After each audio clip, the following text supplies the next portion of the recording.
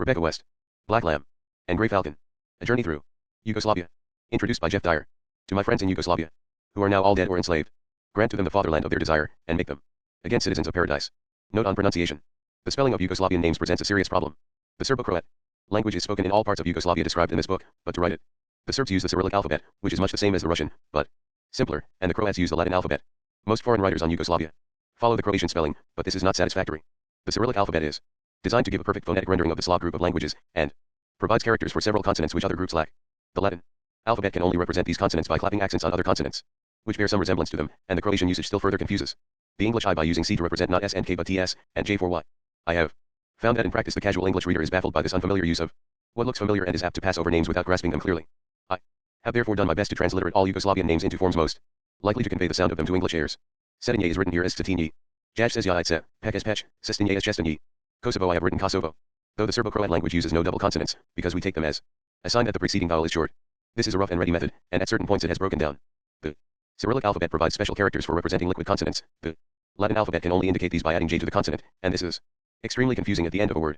In pronouncing Sanjay the speaker says sen, then starts to says a Y sound, and stops halfway. The English reader, seeing Sanjay, pronounces it Senj to rhyme with Penge.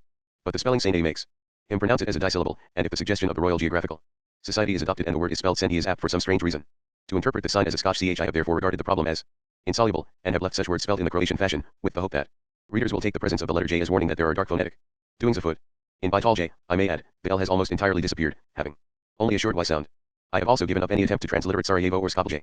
For one thing, Sarajevo is a tragically familiar form, and for another, it is not a pure Slav word, and has the Turkish word saray, a fortress, embedded in it, with the result hardly to be conveyed by any but a most uncouth spelling. It is pronounced something like Sarajevo, with a faint accent on the second syllable, and a short E. As for Skopje, the one way one must not pronounce it is the way the English reader will certainly pronounce it if it is spelled Skopje. The O is short, and all the letters after it are combined into a single sound. I have committed another irregularity by putting an E into the word Trna, so often found in place names. This makes it easier for the English reader to grasp that the vowel sound in the rolled R comes before it and not after. RW. Contents. Introduction. Prologue. Journey. Croatia. Dalmatia. Expedition. Herzegovina. Bosnia. Serbia. Macedonia. Old Serbia. Montenegro.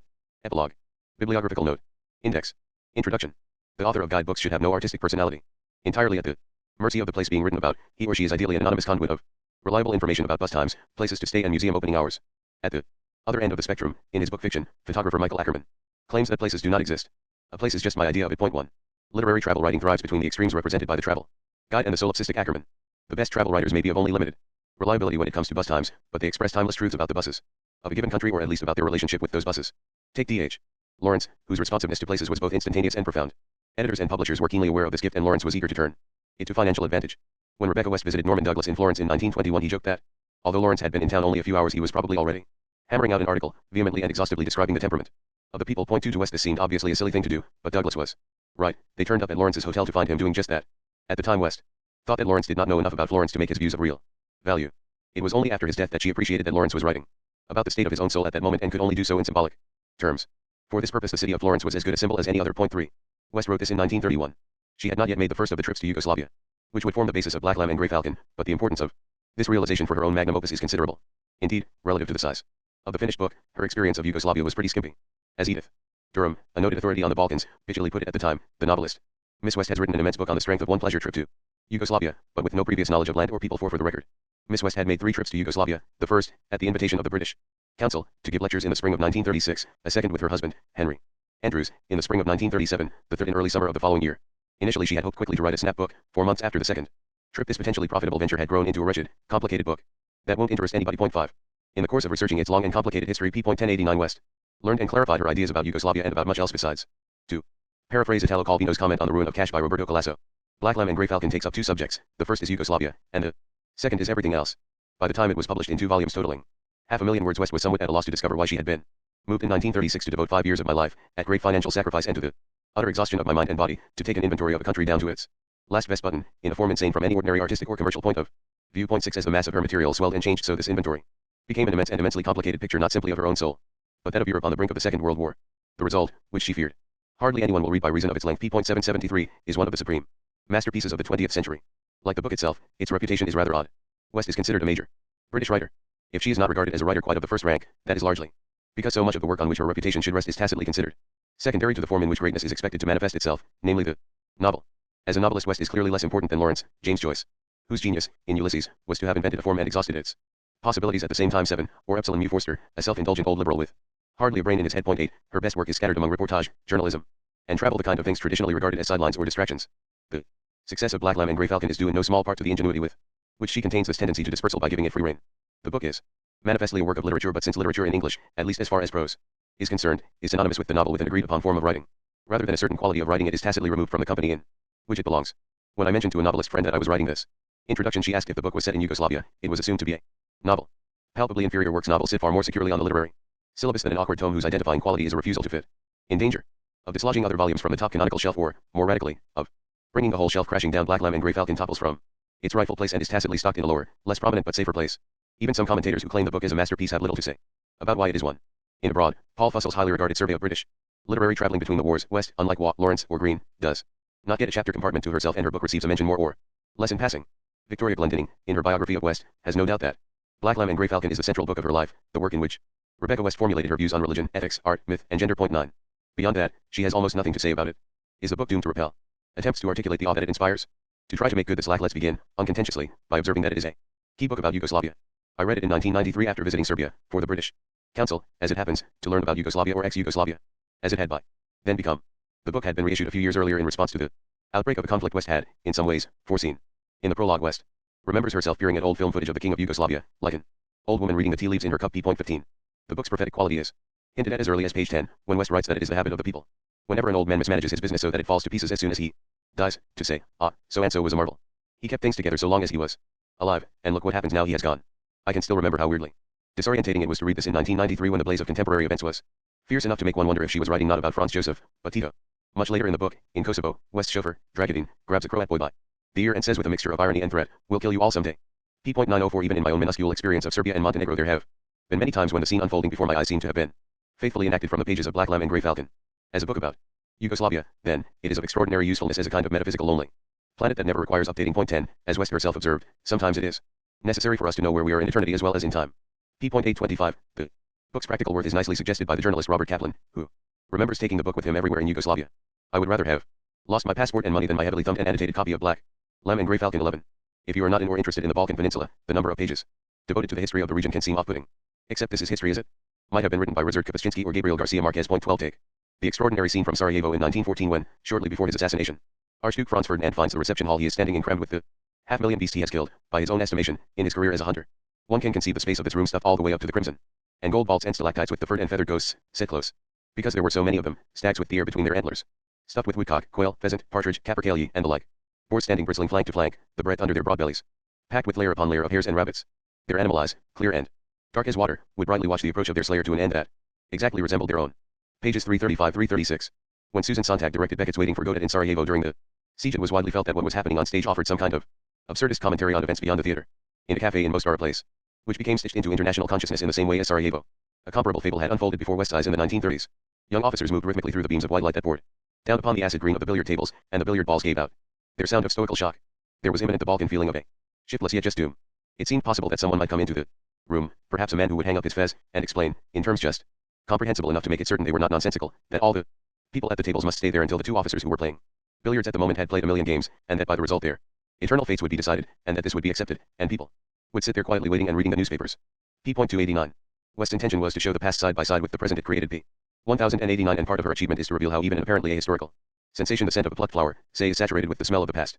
Geography and history, to make the same point rather more sweepingly, cannot always be distinguished from one another, hence the way that certain places imprint the same stamp on whatever inhabitants history brings them, even if conquest spills out one population and pours in another wholly different in race and philosophy. P.747. Impatient readers tempted to skip the historical bits are taking a big risk, because the past, the narrative history, can melt into the immediate present with zero notice. The most spectacular instance comes after a lengthy disquisition, a bit too long. I was thinking on events in Pristina during the reign of Stephen Dushan in the 14th century. After 20 pages or so we learn of his death. In the 49th year of his life, at a village so obscure that it is not now to be identified, he died, in great pain, as if he had been poisoned. Because of his death many disagreeable things happened. For example, we sat in Pristina, our elbows on a tablecloth stained brown and fused, with chicken drumsticks on our plates meager as sparrow bones, and there came towards us a man and a woman, and the woman was carrying on her back the better part of a plough. P.894. Wow, isn't that the boldest jump cut, the most daring time shift, the most outrageous deduction ever? And West does not stop there. The sight of this man and woman prompts her to return to one of the major themes of the book, the vexed relations between men and women. Any area of unrestricted masculinism, where the women are made to do all the work and are refused the right to use their wills, is in fact disgusting, not so much because of the effect on the women, who are always taught something by the work they do, but because of the nullification of the men. p.895. And West does not stop there either. She loops this vision back to the death of Stephen Dushan before leaving the table to go to a lavatory of the Turkish kind. The dark hole in the floor, and something hieratic in the proportions of the place, made it seem as if dung, having been expelled by man, had set itself up as a new and hostile and magically powerful element that could cover the whole earth with dark ooze and sickly humidity. I felt as if the place were soiling me with filth which I would never be able to wash off because it was stronger in its essence than mere mild soap and water. p.89613. And West does not stop there either. Let's loop back for a moment. The book's inexhaustible capacity for self-fueling discussion, for examining the implications of everything that it touches upon, is central to West's structural and stylistic method. Any conclusions she draws are tied to the process, a keyword in the book, by which they are being teased out. Something catches West's attention, the incident of Mozart symphony coming on the radio in a restaurant on page 507, say is conveyed with vivid immediacy. As West articulates and processes this experience, she takes us on a discursive journey into the furthest reaches of speculative thought before returning us to the exact spot or occasion from which we started. Franz Ferdinand's assassin Princip is in this way the active representative of the author's own purpose. He offered himself wholly to each event in order that he might learn in full what revelation it had to make about the nature of the universe. p.378. How, with this in mind, could Black Lamb and Grey Falcon have been anything other than a vast book? Even enthusiastic readers of Robert Fiske's The Great War for Civilization are likely to feel that its impressive bulk is due solely to accumulation, to the mass of material contained in it. Black Lamb and Grey Falcon earns its size as a work of art.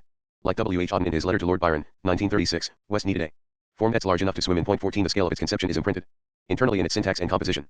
Ostensibly convenient and alluring, the edited selection offered in the essential Rebecca West feels like an aesthetic violation. There is, in fact, something inappropriate about reducing such a book to its essentials.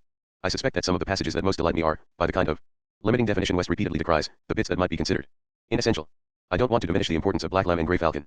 As a book about Yugoslavia, it is predicated on a coincidence between the natural forms and colors of the western and southern parts of Yugoslavia and the innate forms and colors of West's imagination. p.1088, but while many of the parts I value have their origin and they are not unique to that part of the world. A few examples from hundreds: the erotic panic of a horse which rolls the eyes not only in fear but in enjoyment, that seeks to be soothed with an appetite revealing that it plainly knows soothing to be possible, and pursues what it declares it dreads. p.71. The woman who had the beauty of a Burne-Jones, the same air of having rubbed holes in her lovely cheeks with her clenched knuckles. p.58. The Muslims for whom the reward for total abstinence from alcohol seems, illogically enough, to be the capacity for becoming intoxicated without it. p.649. Black Lamb and Grey Falcon is digressive and meandering. You never know what's going to happen next, but this is not to say that it is shapeless. It may sprawl, it is sprawling, but remember, for a start, how what is offered as an account of a single journey has in fact been stitched seamlessly together from 3 separate trips. Over time we have grown familiar with the complex organization of works like Bleak House or Ulysses. In contemporary fiction we admire the intricate interweaving of plot, character, and themes in the novels of Ian McEwan, making different demands on the reader's expectations of order. Black Lamb and Grey Falcon has the unity and fluidity of a sustained improvisation in prose. As with the saxophonist or trumpeter, the controlling factor, the thing that allows West to range so widely without ever losing her way, is tone. The book's bold demonstration of the way that tone can take over some of the load-bearing work of structure is crucial to its innovatory importance. Within an overall constancy of tone, West moves easily between registers. She can be witty. The visit had been extraordinarily pleasant, though it had been nothing at all. And least of all a visit. p.750. She can be playful. Then why did we not bring the book? Asked my husband. Well, it weighs just over a stone, I said. I weighed it once on the bathroom scales. Why did you do that? Asked my husband. Because it occurred to me one day that I knew the weight of nothing except myself and joints of meat, I said, and I just picked that up to give me an idea of something else. p.140. She can be lyrical. As we drew nearer the shore, the water under the keel was pale emerald where the diving sunlight had found sand. p.222 and fantastical at the same time. Beyond the bridge the river widened out into a curve of yellow water lilies, edged with a streak of mirror at each bank, in which willow trees, standing above their exact reflections, amazed us by their shrill green and hetto thousand tails forms. They were like static fireworks. p.1037. As happens when she dismisses a woman she meets in a hotel in Bosnia, West can be abusive and intemperate. She was cruelty, she was filth. p.438. Most surprising of all in a book of such length, West has the gift of brevity. We fell again through Swissish country. p.296. A naked range as black as night, its high ridge starred with snow. p.734. The first heavy pennies of rain. p.510. The progress of this introduction is in danger of being impeded by the quantity of superlatives it has already had to take on board, but room must be made, ultimately, for a brief consideration of West's thought. A few years after Black Lamb and Grey Falcon was published, West sat down to consider a proposal from her American editor, Ben Hughes, that she write a book on the British Empire. It was something she would like to have done, but except for the fancy bits on religion and metaphysics that I would throw in my demented way, she decided there was nothing new she could contribute to such a study. 15. It is, of course, these demented bits that make Black Lamb and Grey Falcon a great book of ideas. In the epilogue, West comments on the way that, in her teens, Ibsen corrected the chief flaw in English literature, which is a failure to recognize the dynamism of ideas. With characteristic vehemence she later decided that Ibsen cried out for ideas for the same reason that men call out for water, because he had not got any. p.1086. To say that West has them by the gallon is an understatement. Black Lamb and Grey Falcon is, along with everything else, a great flood of ideas. As with Lawrence, it is impossible to say where sensation stops and cogitation begins. Observation and metaphysics, thought and responsiveness to the visibility of life. p.235, are all the time flowing into each other. The book's biggest idea is also its simplest, so simple that it should be no more than a preference for the agreeable over the disagreeable. The problem is that only part of us is sane, only part of us loves pleasure and the longer day of happiness, wants to live to our 90s and die in peace, in a house that we built, that shall shelter those who come after us. The other half of us is nearly mad. It prefers the disagreeable to the agreeable, loves pain and its darker night. Despair, and wants to die in a catastrophe that will set back life to its beginnings. And leave nothing of our house save its blackened foundations. p.1102. As West wrote this, Europe was hurtling towards just such a catastrophe, in 1993. When I first read Black Lamb and Grey Falcon, TV screens were full of images of the blackened foundations of houses in the very places she had described. West had enough of the disagreeable in her nature to realize that an affirmation of the agreeable is part of an ongoing personal and political struggle. Her faith in this idea is echoed by Auden in the commentary appended to his sonnet sequence In Time of War, published in 1938 while West was immersed in writing her book. It's better to be sane than mad, or liked than dreaded. It's better to sit down to nice meals than to nasty. It's better to sleep too than single, it's better to be happy. 16. In both cases the modesty of the conclusion is proof of its wisdom and vice versa. Black Lamb and Grey Falcon is a vast, ambitious, and complex book which repeatedly stresses the kinship between homely and universal truths. By making a cake for friends, West insists one is striking a low note on a scale that is struck higher up by Beethoven and Mozart. In Montenegro West encounters a woman who is trying to understand the many hard things that have befallen her. The meeting persuades West that if during the next million generations there is but one human being born in every generation who will not cease to inquire into the nature of his fate, even while it strips and bludgeons him, someday we shall read the riddle of our universe. p. 1013. And if, once or twice a century, a book like this appears, the wait will be only a fraction as long. Jeff Dyer, 2006. 1 Fiction, Michael Ackerman, Kaya Hofverlag, Munich 2001, Unpaginated. 2 Elegy, The Essential Rebecca West, Penguin, Harmonsworth, 1978, p.388. 3 Ibid, p.392. 4 Quoted in Inventing Ruritania by Vesna Goldsworthy, Yale University Press, New Haven, 1998, p.176. 5 Quoted in Rebecca West, Saga of the Century by Carl Rollison, Hodder and Stoughton, London, 1995, p.161. 6 Selected Letters of Rebecca West, edited by Bonnie Kime Scott, Yale, New Haven, 2000, p.169.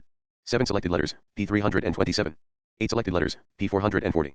9 Rebecca West, Alive, Wadenfeld and Nicholson, London, 1987, p.154. 10 Selected Letters, p.169. 11 Balkan Ghosts, St. Martin's Press, New York, 1993, p.8. For the most up-to-date examination of Black Lamb and Grey Falcon's continuing value as a source of information and as a work of literature, see Tony White's Another Fool in the Balkans, in the Footsteps of Rebecca West. As White himself concedes, the subtitle is somewhat superfluous since any writer visiting the former Yugoslavia is following in the footsteps Rebecca West. Cadogan Guides, London, 2006, p.49. 12 Understandably, then, Black Lamb and Grey Falcon sits no more reliably in history than it does in literature. A.J.P. Taylor admired the book but considered its author a strange mixture of penetration and wrong-headedness. Inaccuracies notwithstanding, West believed that she had provided a complete explanation of the course of history. Quoted by Rollison, p.182 and p.174, respectively. 13 Cf. Don DeLillo's description of the terminal shithouse of the Peloponnese in the names, the walls were splattered with shit, the bowl was clogged, there was shit on the floor, on the toilet seat, on the fixtures and pipes. An inch of exhausted piss lay collected around the base of the toilet, a minor swamp in the general wreckage and mess. In the chill wind, the soft sweet rain, this doleful shed was another plane of experience. It had a history, a reek of squatting armies, centuries of war, plunder, siege, blood feuds. I stood 5 feet from the bowl to urinate, tiptoed. How strange that people use this place, still. It was like an offering to death, to stand there directing my stream toward that porcelain hole. Harvester Press, Brighton, 1983, p.183-4. 14 The English Auden, edited by Edward Mendelson, Faber, London, 1977, p.172. 15 Selected Letters, p.181. 16 The English Auden, p.269. JX un vrai bonheur, un vrai amour, un vrai contrat ou so lal aldern avec. La lune, ou les saisons et de roulant en ordre, ou de brais arbres portant de brais. Fruits, ou de brais poissons habitant les rivières, et de brais oiseaux les cils, ou la. Vrai neige découvert de brais fleurs, ou tout sort est vrai, veritable. JNI. Essai de cette lumière morne, de CES campaigns steriles, sans jour, sans nude, OUNE. Survivant que les bêtes féroces et rapaces, OU les lois de la nature and fonctionnant. Plus. Jean Cocteau, Les Chevaliers de la Table Ronde. Fluellen, I think it is in Macedon where Alexander is born. I tell you, Captain, if you look in the maps of the world, I warrant you shall find, in the comparisons between Macedon and Monmouth, that the situations, look you, is both alike. There is a river in Macedon, and there is also moreover a river at Monmouth, it is called Wyatt. Monmouth, but it is out of my brains what is the name of the other river, but 'tis all one, 'tis alike as my fingers is to my fingers, and there is salmons in both. Shakespeare, King Henry V. Prologue. I raised myself on my elbow and called through the open door into the other wagonlet. My dear, I know I have inconvenienced you terribly by making you take your holiday now, and I know you did not really want to come to Yugoslavia at all. But when you get there you will see why it was so important that we should make this journey, and that we should make it now, at Easter. It will all be quite clear, once we are in Yugoslavia. There was, however, no reply. My husband had gone to sleep.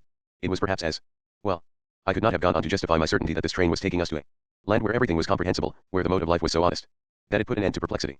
I lay back in the darkness and marveled that I should be feeling about Yugoslavia as if it were my mother country, for this was 1937, and I had never seen the place till 1936. Indeed, I could remember the first time I ever spoke the name Yugoslavia, and that was only 2.5 years before, on October the 9th, 1934. It was in a London nursing home. I had had an operation, in the new miraculous way. One morning a nurse had come in and given me an injection, as gently as might be, and had made a little joke which was not very good but served its purpose of taking the chill off the difficult moment. Then I picked up my book and read that sonnet by Joaquin du Belli which begins Aruki, Cumulus. A fate on Beau Voyage. I said to myself, that is one of the most beautiful poems in the world, and I rolled over in my bed, still thinking that it was one of the most beautiful poems in the world, and found that the electric light was burning and there was a new nurse standing at the end of my bed. 12 hours had passed in that moment. They had taken me upstairs to a room far above the roofs of London, and had cut me about for 3 hours and a half, and had brought me down again, and now I was merely sleepy, and not at all sick, and still half-rooted in my pleasure in the poem, still listening to a voice speaking through the ages, with barest economy that somehow is the most lavish melody, et en quelle saison revoir gele classe de ma pauvre maison, qui ms d'un province, et beaucoup d'avantage. I had been told beforehand that it would all be quite easy, but before an operation, the unconscious, which is really a shocking old fool, envisages surgery as it was in the Stone Age, and I had been very much afraid. I rebuked myself for not having observed that the universe was becoming beneficent at a great rate. But it was not yet wholly so. My operation wound left me an illusion that I had a load of ice strapped to my body. So, to distract me, I had a radio brought into my room, and for the first time, I realized how uninteresting life could be and how perverse human appetite. After I had listened to some talks and variety programs, I would not have been surprised to hear that there are householders who make arrangements with the local authorities, not to empty their dustbins but to fill them. Nevertheless, there was always good music provided by some station or other at any time in the day, and I learned to swing like a trapeze artist from program to program in search of it. But one evening I turned the wrong knob and found music of a kind other than I sought, the music that is above earth, that lives in the thunderclouds and rolls in human ears and sometimes deafens them without betraying the path of its melodic line. I heard the announcer relate how the king of Yugoslavia had been assassinated in the streets of Marseille that morning. We had passed into another phase of the mystery we are enacting here on earth, and I knew that it might be agonizing. The rags and tags of knowledge that we all have about us told me what foreign power had done this thing. It appeared to me inevitable that war must follow, and indeed it must have done, had not the Yugoslavian government exercised an iron control on its population, then and thereafter, and abstained from the smallest provocative action against its enemies. That forbearance, which is one of the most extraordinary feats of statesmanship performed in post-war Europe, I could not be expected to foresee. So I imagined myself widowed and childless, which was another instance of the archaic outlook of the unconscious, for I knew that in the next war we women would have scarcely any need to fear bereavement, since air raids unprecedented by declaration of war would send us and our loved ones to the next world in the breechless unity of scrambled eggs. That thought did not then occur to me, so I rang for my nurse, and when she came I cried to her, "Switch on the telephone. I must speak to my husband at once. A most terrible thing has happened. The king of Yugoslavia has been assassinated." "Oh, dear," she replied. "Did you know him?" "No," I said. "Then what?" she asked. "Do you think it's so terrible?" Her question made me remember that the word idiot comes from a Greek root, meaning private person. Idiocy is a female defect, intent on their private lives. Women follow their fate through a darkness deep as that cast by malformed cells in the brain. It is no worse than the male defect, which is lunacy. They are so obsessed by public affairs that they see the world as by moonlight, which shows the outlines of every object but not the details indicative of their nature. I said, "Well, you know, assassinations lead to other things." "Do they?" she asked. "Do they not?" I sighed, for when I came to look back on it my life had been punctuated by the slaughter of royalties, by the shouting of newsboys who have run down the streets to tell me that someone has used a lethal weapon to turn over a new leaf in the book of history. I remember when I was 5 years old looking upward at my mother and her cousin, who were standing side by side and looking down at a newspaper laid on a table in a circle of gaslight, the folds in their white pouched blouses and long black skirts kept as still by their consternation as if they were carved in stone. There was the Empress Elizabeth of Austria, I said to the nurse, 36 years later. She was very beautiful, wasn't she? She asked. "One of the most beautiful women who ever lived," I said. "But wasn't she mad?" she asked. "Perhaps," I said, "perhaps, but only a little. And at the end, she was certainly brilliantly clever. Before she was 30 she had given proof of greatness." "How?" she asked. To her increasing distress I told her, for I know quite a lot of Habsburg history, until I saw how bored she was and let her go, and leave me in darkness that was now patterned by the lovely triangle of Elizabeth's face. How great she was. In her early pictures she wears the same look of fiery sullenness we see in the young Napoleon. She knows that within her there is a spring of life and she is afraid that the world will not let it flow forth and do its fructifying work. In her later pictures she wears a look that was never on the face of Napoleon. The world had not let the spring flow forth and it had turned to bitterness. But she was not without achievements of the finest sort, of a sort, indeed, that Napoleon never equaled. When she was 16 she came, a Wittelsbach from the country bumpkin court of Munich, to marry the young Emperor of Austria and be the governing prisoner of the court of Vienna, which was the court of courts since the French Revolution had annulled the Tuileries and Versailles. The change would have made many women into nothing. But 5 years later she made a tour of Lombardy and Venetia at Franz Joseph's side, which was in many ways a miracle. It was, in the first place, a miracle of courage, because he and his officials had made these provinces loathsome for their brutality and inefficiency. The young girl sat with unbowed head in theaters that became silent as the grave at her coming, that were black with mourning worn to insult her, and she walked unperturbed through streets that emptied before her as if she were the plague. But when she came face to face with any Italians, there occurred to her always the right word and gesture by which she uncovered her nature and pled, "Look, I am the Empress, but I am not evil. Forgive me and my husband and Austria for the evil we have done you, and let us love one another and work for peace between us." It was useless, of course. Her successes were immediately annulled by the arrests and floggings carried out by the Habsburg officials. It was inevitable that the two provinces should be absorbed in the new kingdom of Italy. But Elizabeth's sweetness had not been merely automatic. She had been thinking like a liberal and like an empress. She knew there was a real link between Austria and Hungary, and that it was being strained by misgovernment. So the next year she made a journey through Hungary, which was also a matter of courage, for it was almost as gravely disaffected as Lombardy and Venetia, and afterwards she learned Hungarian, though it is one of the most difficult of languages, cultivated the friendship of many important Hungarians, and acquainted herself with the nature of the concessions desired by Hungary. Her plans fell into abeyance when she parted from Franz Joseph and traveled for 5 years. But in 1866 Austria was defeated by the Prussians, and she came back to console her husband, and then she induced him to create the dual monarchy and give autonomy to Hungary. It was by this device alone that the Austro-Hungarian Empire was able to survive into the 20th century, and both the idea and the driving force behind the execution belonged to Elizabeth. That was statesmanship. Nothing of Napoleon's making lasted so long, nor was made so nobly. Elizabeth should have gone on and medicined some of the other sores that were poisoning the empire. She should have solved the problem of the Slav populations under Habsburg rule. The Slavs were a people, quarrelsome, courageous, artistic, intellectual, and profoundly perplexing to all other peoples who came from Asia into the Balkan Peninsula early in the Christian era and were Christianized by Byzantine influence. Thereafter they founded violent and magnificent kingdoms of infinite promise in Bulgaria, Serbia, and Bosnia, but these were overthrown when the Turks invaded Europe in the 14th century, and all were enslaved except the Slavs on the western borders of the peninsula.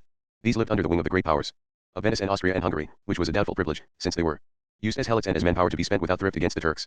Now all of these were under the Austro-Hungarian Empire, the Czechs and the Croats, and the Slovenes and the Slovaks and the Dalmatians, and they were alike treated oppressively, largely because the German Austrians fell to violent, instinctive loathing of all Slavs and particularly of the Czechs, whose great intelligence and ability made them dangerous competitors in the labor market. Moreover, Serbia and Bulgaria had thrown off the Turkish yoke during the 19th century and had established themselves as free states, and the reactionary parties in Austria and Hungary feared that if their Slav populations were given liberty they would seek union with Serbia under Russian protection. Therefore they harried the Slavs as much as they could, by all possible economic and social penalties, tried with a special venom to destroy their languages, and created for themselves an increasing amount of internal disorder which all sane men saw to carry a threat of disruption. It might have saved the empire altogether.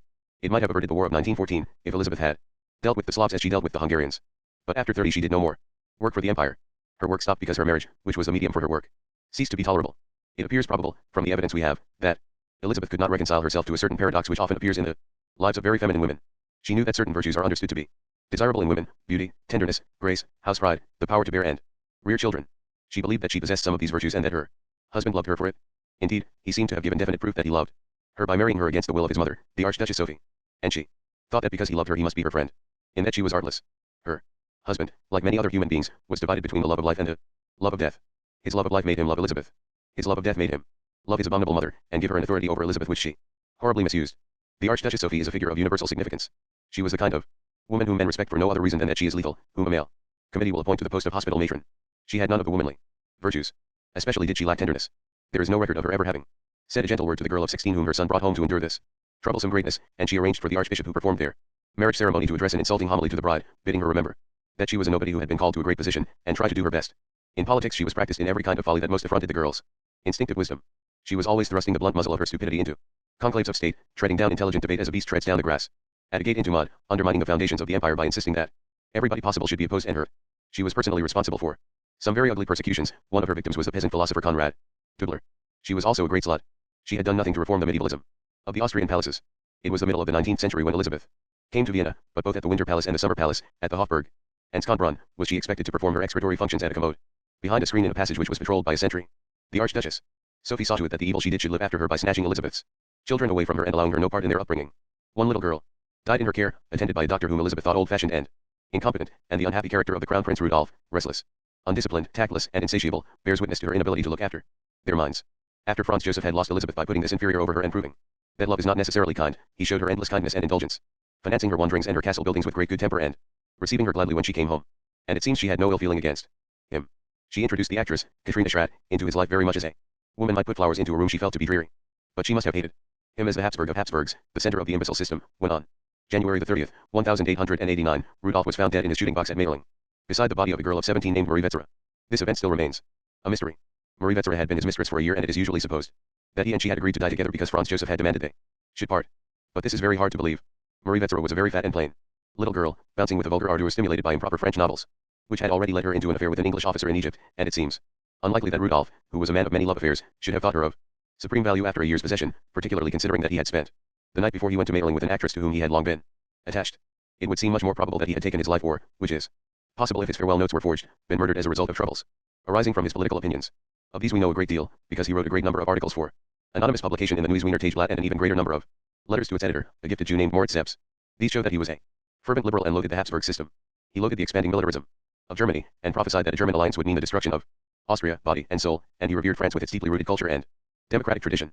He was enraged by anti-Semitism and wrote one of his most forcible articles against a gang of aristocrats who after a drunken orgy had gone round the ghetto of Prague smashing windows, and had been let off scot-free by the police. He was scandalized by the corruption of the banks and law courts, and by the lack of integrity among high officials and politicians, and most of all by the Austro-Hungarian Empire. As a simple onlooker, he wrote, I am curious to know how such an old and tough organism as the Austrian Empire can last so long without cracking at the joints and breaking into pieces. Particularly was he eager to deal with the Slav problem, which had now grown even more complicated. Bosnia and Herzegovina had driven out the Turks and had been cheated of the freedom they had thus won by the Treaty of Berlin, which had given the Austro-Hungarian Empire the right to occupy and administer them. This had enraged the Slavs and given Serbia a grievance, so it was held by reactionaries to be all the more necessary to defend Austrian and Hungarian privileges. Rudolph had shown what he felt early in his career. When Franz Joseph had appointed him colonel, he had chosen to be attached to a Czech regiment with middle-class officers which was then stationed in Prague. Whatever the explanation of mailing, it must have raised Elizabeth's impatience. With Vienna to loathing. The situation was unmitigated waste and ruin. She had never achieved a happy relationship with her son, although there was a strong intellectual sympathy between them. Because of the early alienating influence of the Archduchess Sophie, and the Habsburgs had spoiled what they had not let her save. Rudolf had been forced for dynastic reasons into a marriage with a tedious Belgian princess, an acidulated child with golden hair, small eyes, and the conservative opinions one would expect from a very old member of the Carlton Club. She was literally a child. At the time of her wedding she had not yet shown the signs of womanhood. Owing to a slip in the enormously complicated domestic machinery of the Habsburgs, she and her young bridegroom, who was only 22, had been sent for their honeymoon to a remote castle which had been left servantless and unprepared. This ill-begun marriage had gone from bad to worse, and both husband and wife tortured and were tortured in turn. But it was the Habsburg situation, not merely the specific wrongs the Habsburgs brought on Rudolf, that was his ruin. Chamberlains fussed, spies scribbled, the police bullied and nagged, everybody knew where everybody else was. At every moment of the day, Franz Joseph rose at 4 each morning and worked on official papers for 12 or 14 hours, and not a minute's thought was given to correcting the evils that were undermining the foundations of the empire. Rudolf, as any intelligent member of the family must have done, tried to remedy this. Either he made some too ambitious plan and was detected and killed himself, or was killed, or from discouragement he soused himself with brandy till it seemed proper to die for a plump little hoyden of 17. Now he lay dead, and the Austro-Hungarian Empire was without a direct or satisfactory heir. Elizabeth lived 9 years after her son's death, as drearily as any other of the unemployed. Then, perhaps as a punishment for having turned her back on the Slav problem, the key to Eastern Europe, a Western problem slew her. For the newspaper, my mother and her cousin spread in the gaslight was wrong when it said that the man who killed her, Lucchini, was a madman. It is true that he said that he had killed Elizabeth because he had vowed to kill the first royal person he could find, and that he had gone to Evian to stab the Duke of Orleans but had missed him and had come back to Geneva to get Elizabeth instead, and this is an insane avowal, for no benefit whatsoever could be derived by anybody from the death of either of these people. But, for all that Lucchini was not mad, many people are unable to say what they mean, only because they have not been given an adequate vocabulary by their environment, and their apparently meaningless remarks may be inspired by a sane enough consciousness of real facts. There is a phase of ancient history which ought never to be forgotten by those who wish to understand their fellow men. In Africa during the 4th century a great many Christians joined a body of schismatics known as the Donatists who were wrecking the church by maintaining that only sacraments administered by a righteous priest were valid, and that a number of contemporary priests had proved themselves unrighteous by showing cowardice during the persecutions of Diocletian. They raved.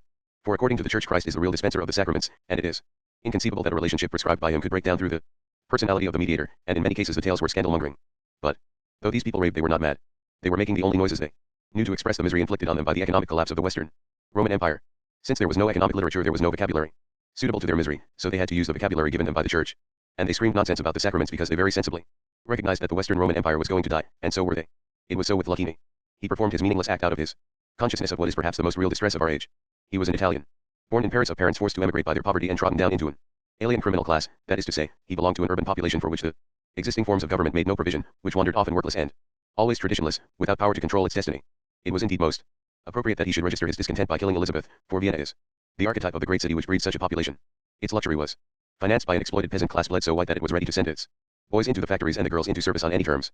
The beggars in the streets of Vienna, who, the innocent suppose, were put there by the Treaty of St. Germain, are descendants of an army as old as the 19th century. Lucchini said, with his stiletto to the symbol of power, "Hey, what are you going to do with me?" He made no suggestions, but cannot be blamed for it. It was the essence of his case against society that it had left him unfit to offer suggestions, unable to form thoughts or design actions other than the crudest and most violent. He lived many years in prison, almost until his like had found a vocabulary and a name for themselves and had astonished the world with the farce of fascism. So Elizabeth died, with a terrible ease. All her life her corsets had deformed and impeded her beautiful body, but they did not protect her from the assassin stiletto that cut clean through to her heart. Even so her imperial rank had insulated her from emotional and intellectual achievement, but freely admitted sorrow. And it would not leave her alone after her death. She had expressed in her will a solemn desire to be buried in the Isle of Corfu, but for all that Franz Joseph had her laid in the Habsburg vault at the Capuchin Church of Vienna, 15th in the row of empresses. The Habsburgs did not restrict themselves to the fields of the living in the exercise of their passion for preventing people from doing what they liked. Rudolf also asked that he might not be buried among his ancestors, but he had to yield up his skeleton. And the Prime Minister himself, Count Toff, called on Marie Wetzer's mother and asked her not to pray beside her daughter's grave, and received many police reports on her refusal to abandon this practice, which seems innocent enough even from the point of view of the court, since the whole of Vienna already knew how the girl had died. This was the kind of matter the Austrian secret police could handle. In the more important matter of keeping royal personages alive they were not nearly so successful. After that Austria became a quiet place in Western eyes. Proust has pointed out that if one goes on performing any action, however banal, long enough, it automatically becomes wonderful. A simple walk down 100 yards of village street is wonderful if it is made every Sunday by an old lady of 80. Franz Joseph had for so long risen from his camp bed at 4 o'clock in the morning and worked 12 or 14 hours on his official papers that he was recognized as one of the most wonderful of sovereigns, almost as wonderful as Queen Victoria, though he had shown no signs of losing in age the obstinacy and lack of imagination that made him see it as his duty to preserve his court as a morgue of etiquette and his empire as a top-heavy anachronism.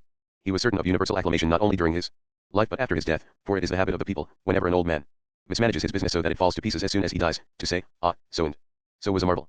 He kept things together so long as he was alive, and look what happens now he has gone. It was true that there was already shaping in his court a disaster that was to consume us all, but this did not appear to English eyes, largely because Austria was visited before the war only by our upper classes, who in no country noticed anything but horses, and Austrian horses were good. The next time the red light of violence shone out, it seemed of no importance, an irrelevant horror. When I was 10 years old, on June 11, 1903, Alexander Abramovich, king of Serbia, and his wife Draga were murdered in the palace at Belgrade, and their naked bodies thrown out of their bedroom into the garden. The queen's 2 brothers and 2 ministers were also killed. The murder was the work of a number of army officers, none of whom was then known outside Serbia, and the main characters were not interesting. Alexander was a flabby young man with pince-nez, who had a taste for clumsy experiments in absolutism, and his wife, who, strangely enough, belonged to the same type as Marie Vetsira, though she had in her youth been far more beautiful, was understood to have the disadvantages of being disreputable, having an ambitious family, and lying under the suspicion of having tried to palm off a borrowed baby as an heir to the throne. There can be no question that these people were regarded with terrified apprehension by the Serbians, who had freed themselves from the Turk not 100 years before and knew that their independence was perpetually threatened by the great powers. The crime lingered in my mind only because of its nightmare touches. The conspirators blew open the door of the palace with a dynamite cartridge which fused the electric lights, and they stumbled about blaspheming in the darkness, passing into a frenzy of cruelty that was half terror. The king and queen hid in a secret cupboard in their bedroom for 2 hours, listening to the searchers grow cold, then warm, then cold again, then warm, and at last hot, and burning hot. The weakly king was hard to kill. When they threw him from the balcony, they thought him doubly dead from bullet wounds and sword slashes, but the fingers of his right hand clasped the railing and had to be cut off before he fell to the ground, where the fingers of his left hand clutched the grass. Though it was June, rain fell on the naked bodies in the early morning as they lay among the flowers. The whole of Europe was revolted. Edward VII withdrew his minister, and most of the great powers followed his example. That murder was just a half-tone square, dimly figured with horror, at the back of my mind, a police news poster or the front page of a tabloid, seen years ago. But now I realize that when Alexander and Draga fell from that balcony, the whole of the modern world fell with them. It took some time to reach the ground and break its neck, but its fall started then. For this is not a strictly moral universe, and it is not true that it is useless to kill a tyrant because a worse man takes his place. It has never been more effectively disproved than by the successor of Alexander Abramovich. Peter Karageorgevich came to the throne under every possible disadvantage. He was close on 60 and had never seen Serbia since he left it with his exiled father at the age of 14. He had been brought up at Geneva under the influence of Swiss liberalism and had later become an officer in the French army. He had no experience of statecraft, and he was a man of modest and retiring personality and simple manners, who had settled down happily at Geneva to supervise the education of his 3 motherless children and pursue mildly bookish interests. It appears to be true that though he had told the conspirators of his readiness to accept the Serbian throne, if Alexander Abramovich vacated it, he had had no idea that they proposed to do anything more violent than force an abdication. After all, his favorite author was John Stuart Mill. The Karageorgevich belief in the sacredness of the dynasty brought him back to Belgrade, but it might have been safely wagered that he would need all the support he could get to stay there. He was entirely surrounded by the conspirators, whose crime he abhorred, and he could not dismiss them, because in sober fact they numbered amongst them some of the ablest and most public-spirited men in Serbia. And with these fierce critics all about him perfectly capable of doing what they had done before, he had to keep order in a new and expanding country, vexed with innumerable internal and external difficulties. But Peter Karageorgevich was a great king. Slowly and soberly he proved himself one of the finest liberal statesmen in Europe, and later, in the Balkan Wars, which drove the Turk out of Macedonia and Old Serbia, he proved himself a magnificent soldier. Never was there worse luck for Europe. Austria, with far more territory than she could properly administer, wanted more and had formed her Drang Knock Hasan, her hasten to the east policy.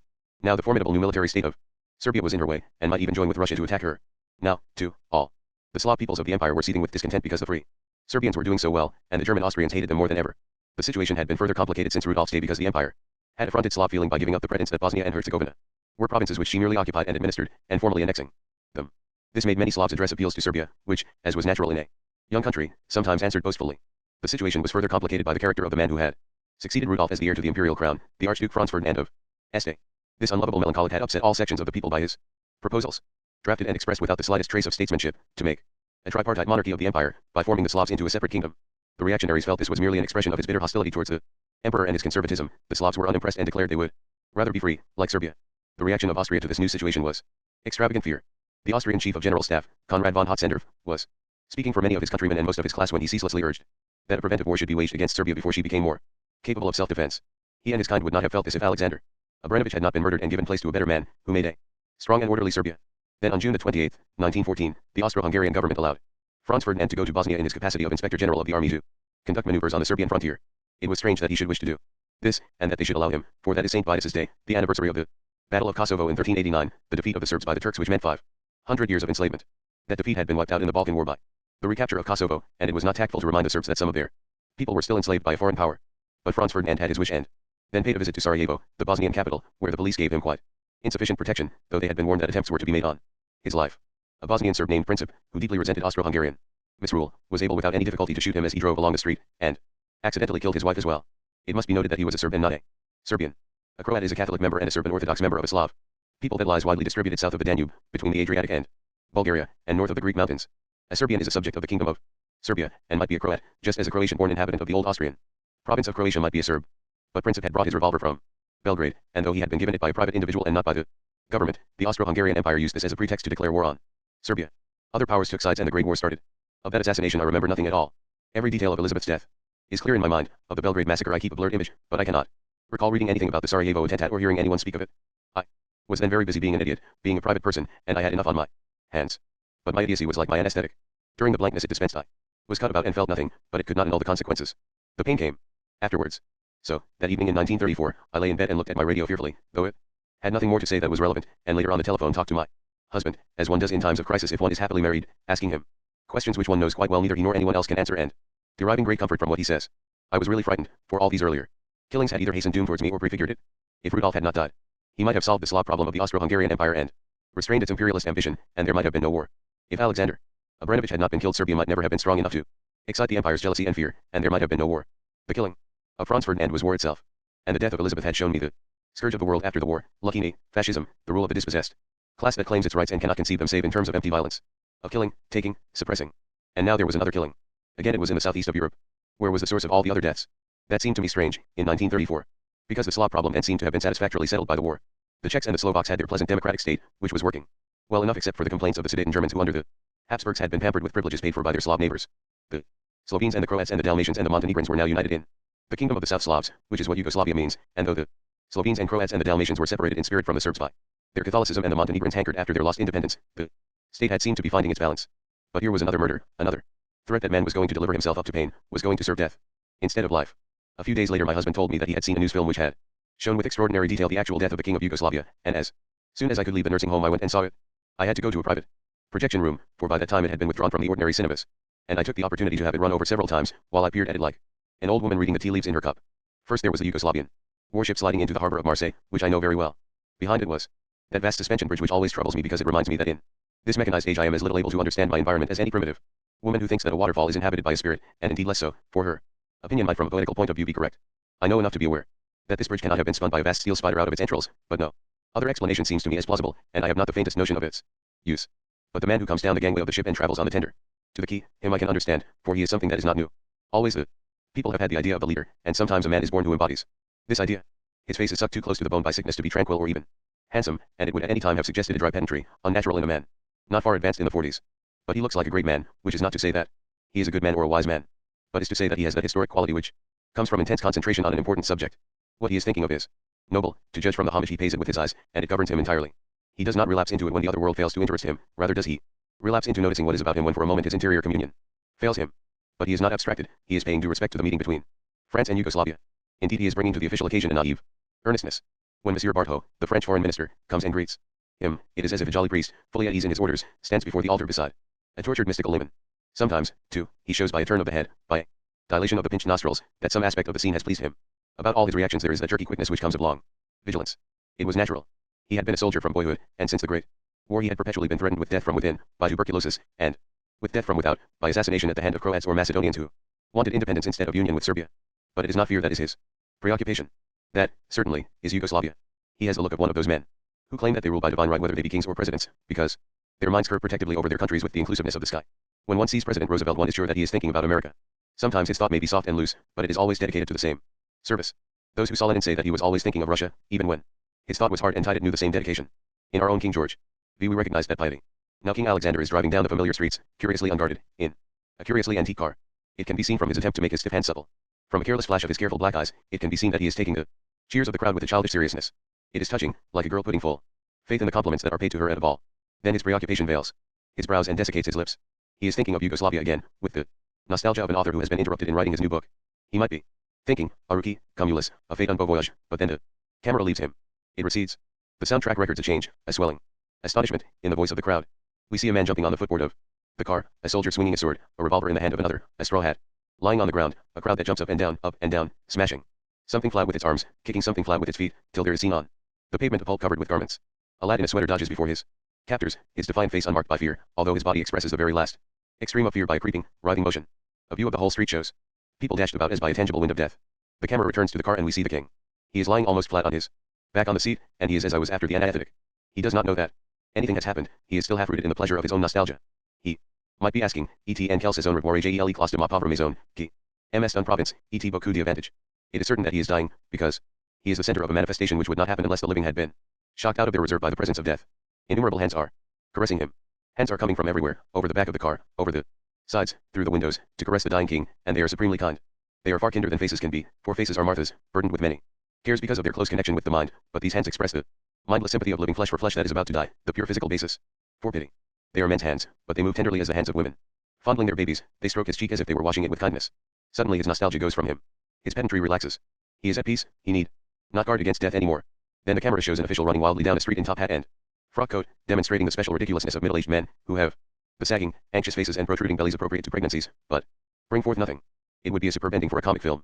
Then we see again the warship and the harbor, where the President of the Republic stands with many men around him, who are all as naively earnest as only one man was when that ship first came into the harbor. Now there is no jolly priest confident that he has the sacred mysteries well in hand. Bartho by now was also dead. All these men look as the king looked at his coming, as if there lay behind the surface of things a reality, which at any moment might manifest itself as a Eucharist to be partaken of not by individuals, but by nations. The coffin containing the man through which this terrible sacrament has been dispensed to France is carried on board, and the warship takes it away from these people, who stand in a vast circle, rigid with horror and reverence. They are intensely surprised that the Eucharist was of this nature, but the king of Yugoslavia had always thought it might be so. I could not understand this event, no matter how often I saw this picture. I knew, of course, how and why the murder had happened. Lucchini has got on well in the world. When he killed Elizabeth, over 40 years ago, he had to do his own work in the world. He had to travel humbly about Switzerland in search of his victims. He had but one little two-edged dagger as tool for his crime, and he had to pay the penalty. But now Lucchini is Mussolini, and the improvement in his circumstances can be measured by the increase in the magnitude of his crime. In Elizabeth the insecure and traditionalist town dweller struck down the symbol of power, but his modern representative has struck down power itself by assuming itself and degrading its essence. His offense is not that he has virtually deposed his king, for kings and presidents who cannot hold their office lose thereby the title to their kingdoms and republics. His offense is that he made himself dictator without binding himself by any of the contractual obligations which civilized man has imposed on his rulers in all creditable phases of history and which give power a soul to be saved. This cancellation of process in government leaves it an empty violence that must perpetually and at any cost outdo itself, for it has no alternative idea and hence no alternative activity. The long servitude in the slums has left this kind of barbarian without any knowledge of what man does when he ceases to be violent, except for a few uncomprehending glimpses of material prosperity. He therefore can conceive of no outlet for his energies other than the creation of social services which artificially and unnaturally spread this material prosperity among the population, in small doses, that keep them happy and dependent, and, for his second string, there is the performance of fantasias on the single theme of brute force.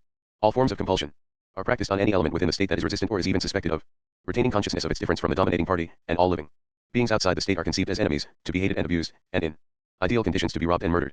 This aggressiveness leads obviously to the establishment of immense armed forces, and furtively to incessant experimentation with methods of injuring the outer world other than the traditional procedure of warfare. These methods, as time went on and Mussolini developed his foreign policy, included camps where Croats and Macedonians who objected to incorporation with Yugoslavia, or who were simply rogues, were trained as terrorists in the use of bombs and small arms and financed to use the results of that training in raids on Yugoslavia in the alleged service of their separatist campaigns. There could be no more convincing proof of the evil wrought on our civilization by the great cities and their spawn, for in not one state in pre-war Europe could there have been found any such example of an institution designed to teach the citizens of another state to murder their rulers. The existence of these camps and the necessity felt by human beings to practice any art they have learned explain the assassination of King Alexander, without properly conveying its indecency. For Italy instructed her satellite, Hungary, to follow her example, and a notorious camp was established near the Yugoslav-Hungarian border at Yankapusta.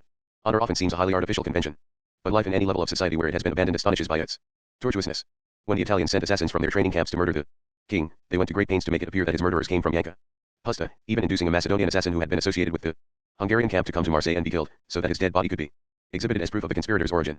It is a measure of the inevitable frivolity of a state governed by fascist philosophy that the crime was entirely wasted, and was committed only because of a monstrous miscalculation.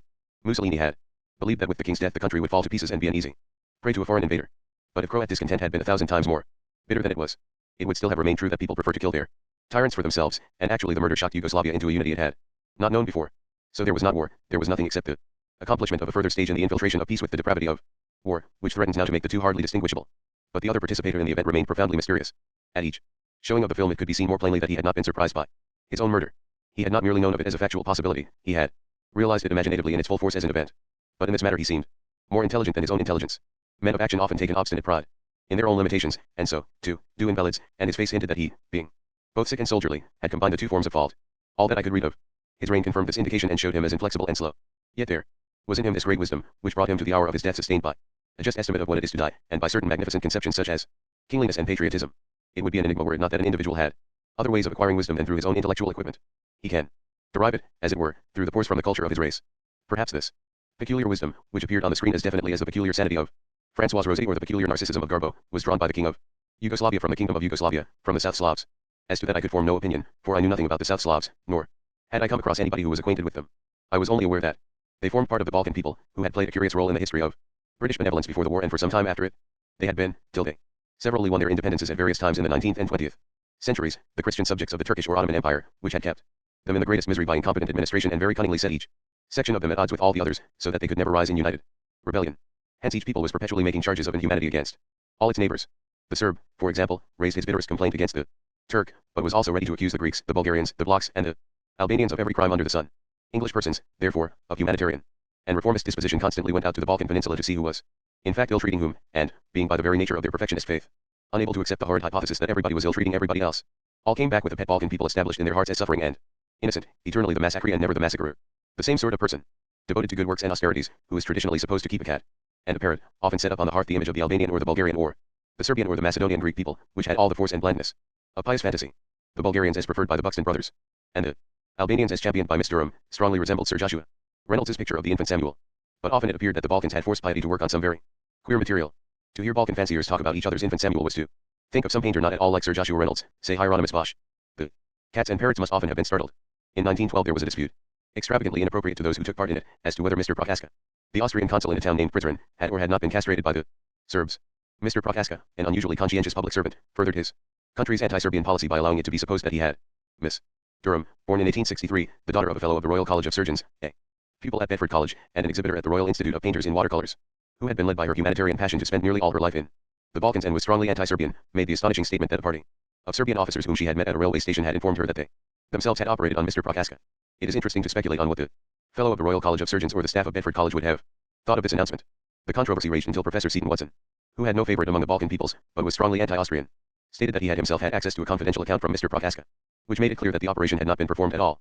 In no other circumstances could one imagine that gentle and elevated character receiving communications which afforded that kind of information. No other cause espoused by liberals so completely swept them off their feet by its own violence.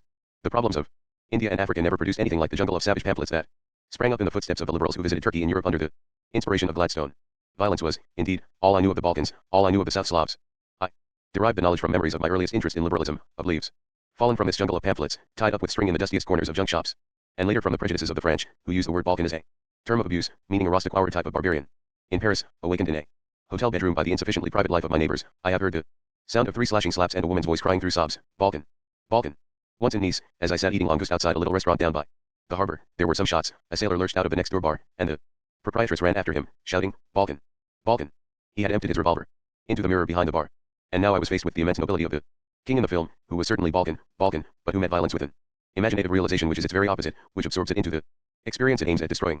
But I must have been wholly mistaken in my acceptance of the popular legend regarding the Balkans, for if the South Slavs had been truly violent they would not have been hated first by the Austrians, who worshipped violence in an imperialist form, and later by the fascists, who worship violence in a totalitarian form. Yet it was impossible to think of the Balkans for one moment as gentle and lamb-like, for assuredly Alexander Andrew Gavrinovich and Franz Ferdinand and his wife had none of them died in their beds. I had to admit that I quite simply and flatly knew nothing at all about the southeastern corner of Europe. And since there proceeds steadily from that place a stream of events which are a source of danger to me, which indeed for 4 years threatened my safety and during that time deprived me forever of many benefits, that is to say I know nothing of my own destiny. That is a calamity.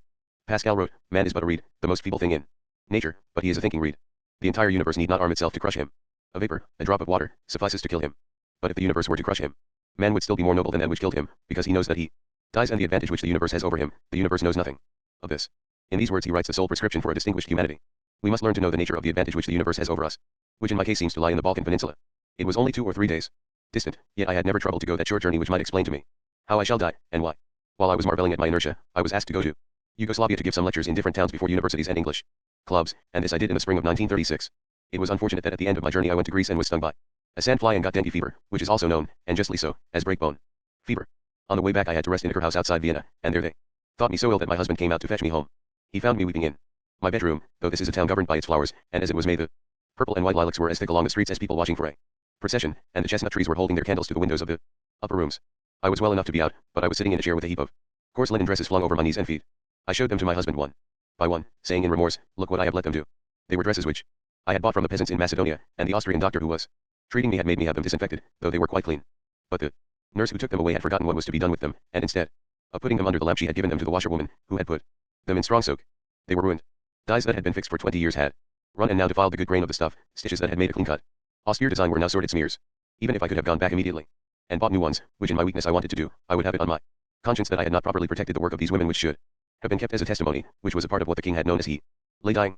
You must not think me stupid, I said to my husband. You cannot understand why I think these dresses important. You have not been there. Is it so wonderful there? He asked. It is more wonderful than I can tell you, I answered. But how? He said. I could not tell him at all clearly. I said, well, there is everything there. Except what we have. But that seems very little. Do you mean that the English have very little? He asked, or the whole of the West? The whole of the West, I said, here too. He looked at the butter-yellow baroque houses between the chestnut trees and laughed.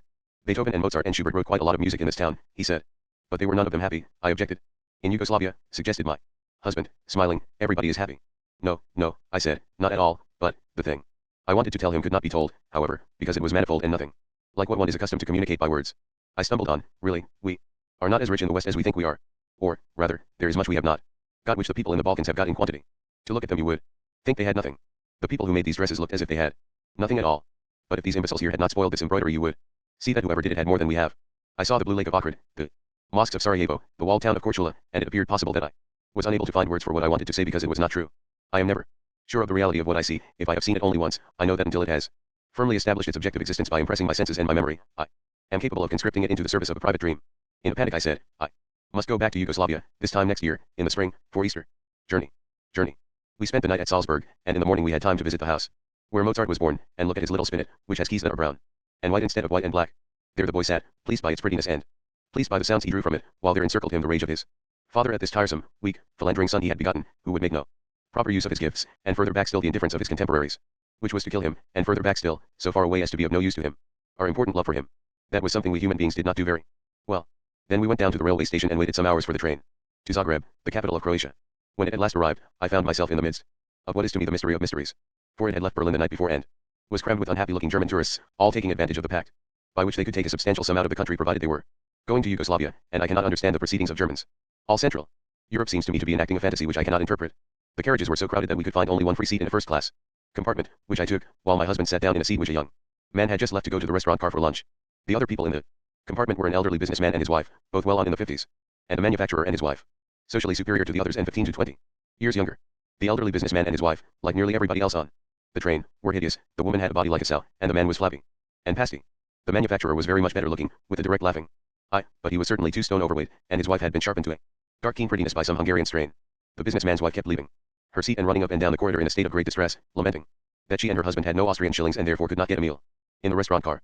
Her distress was so marked that we assumed that they had eaten nothing for many hours, and we gave her a packet of chocolate and some biscuits, which she ate very quickly with an abstracted air. Between mouthfuls she explained that they were traveling to a Dalmatian island because her husband had been very ill, with a nervous disorder affecting the stomach which made him unable to make decisions. She pointed a bitten bar of chocolate at him and said, yes, he can't make up his mind about anything. If you say, do you want to go or do you want to stay? He doesn't know. Grieving and faithful love shone in her eyes. My husband was very sympathetic, and said that he himself had nervous trouble of some sort. He even alleged, to my surprise, that he had passed through a similar period of not knowing his own mind. Sunshine, he said, he had found the only cure.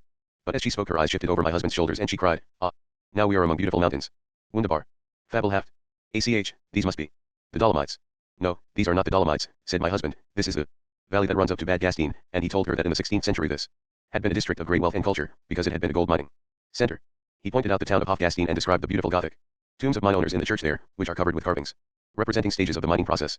Everybody in the carriage listened to this with sudden, proud, exclamatory delight. It was as if they were children, and my husband were reading them a legend out of a book about their glorious past.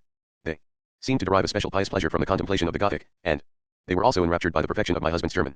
But it is real German, they said, as if they were complimenting him on being good as well as clever. Suddenly the manufacturer said to him, but have you really got first-class tickets? My husband said in surprise, yes, of course we have. Here they are. Then the manufacturer said, then you can keep the seat where you are sitting, for the young man who had it has only a second-class ticket. The others all eagerly agreed. Yes, yes, they said, certainly you must stay where you are, for he has only a second-class ticket. The businessman's wife jumped up and stopped a passing ticket collector and told him about it with great passion and many defensive gestures towards us, and he too became excited and sympathetic. He promised that, as lunch was now finished and people were coming back from the restaurant car, he would wait for the young man and eject him. It was just then that the businessman's wife noticed that we were rising into the snowfields at the head of the pass and cried out in rapture.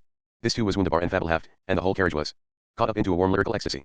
Snow, apparently, was certified in the philosophy as a legitimate object for delight, like the Gothic. For this I liked them enormously.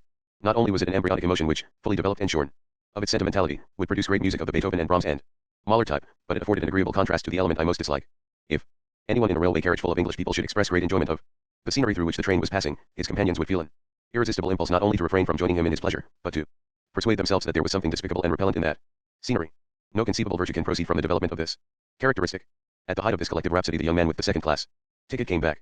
He had been there for a minute or two before anybody, even the ticket collector, noticed his presence. He was standing in the middle of the compartment, not even understanding that his seat had been taken, as my husband was at the window, when the businessman's wife became aware of him. Oh, oh, oh, oh, she cried with frightful significance, and everybody turned on him with such vehemence that he stood stock still with amazement, and the ticket collector had to pull him by the sleeve and tell him to take his luggage and be gone. The vehemence of all four Germans was so intense that we took it for granted that it must be due to some other reason and concern for our comfort, and supposed the explanation lay in the young man's race and personality, for he was Latin and Epicene.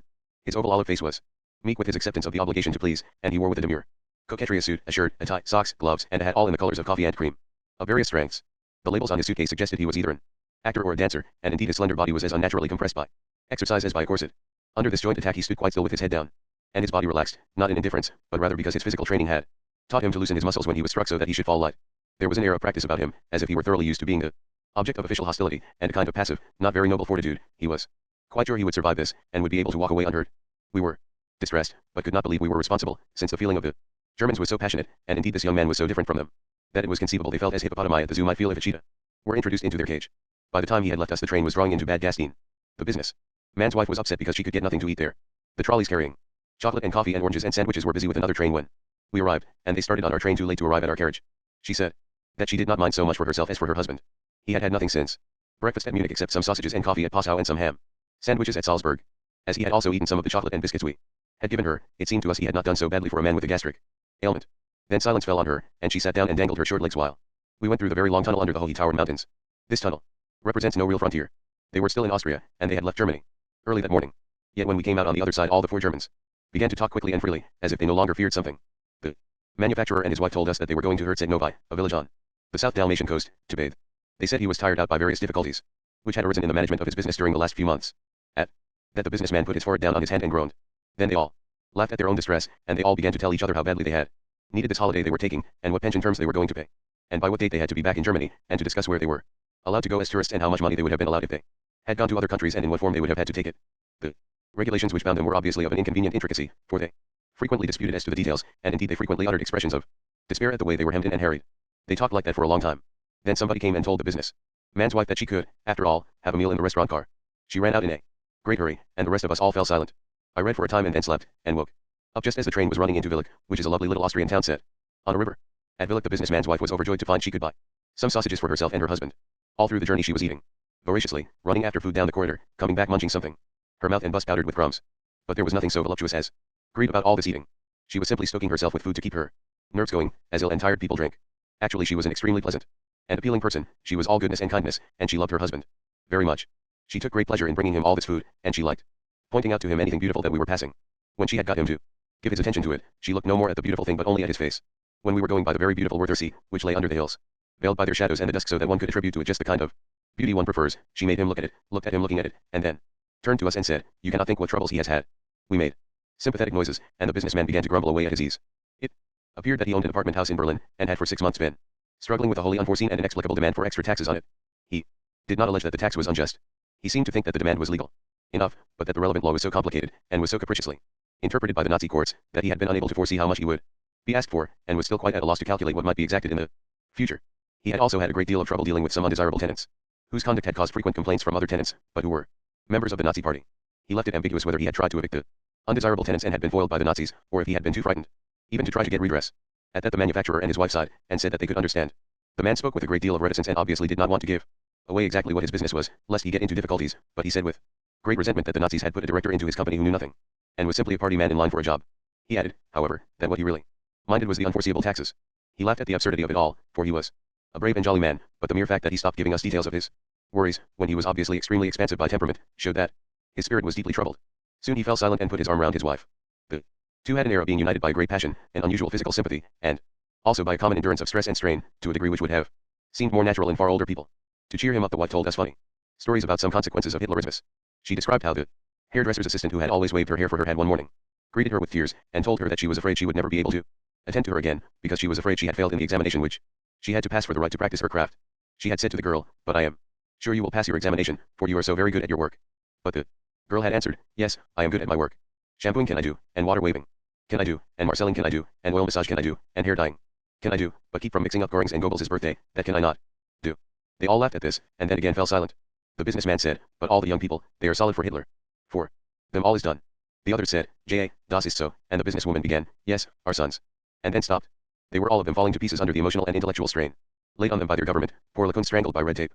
It was obvious that by getting the population into the state the Nazis had guaranteed the continuance of their system, for none of these people could have given any effective support to any rival party that wanted to seize power, and indeed their affairs, which were thoroughly typical, were in such an inextricable state of confusion that no sane party would now wish to take over the government, since it would certainly see nothing but failure ahead. Their misery seemed to have abolished every possible future for them. I reflected that if a train were filled with the citizens of the Western Roman Empire in the 4th century, they would have made much the same complaints.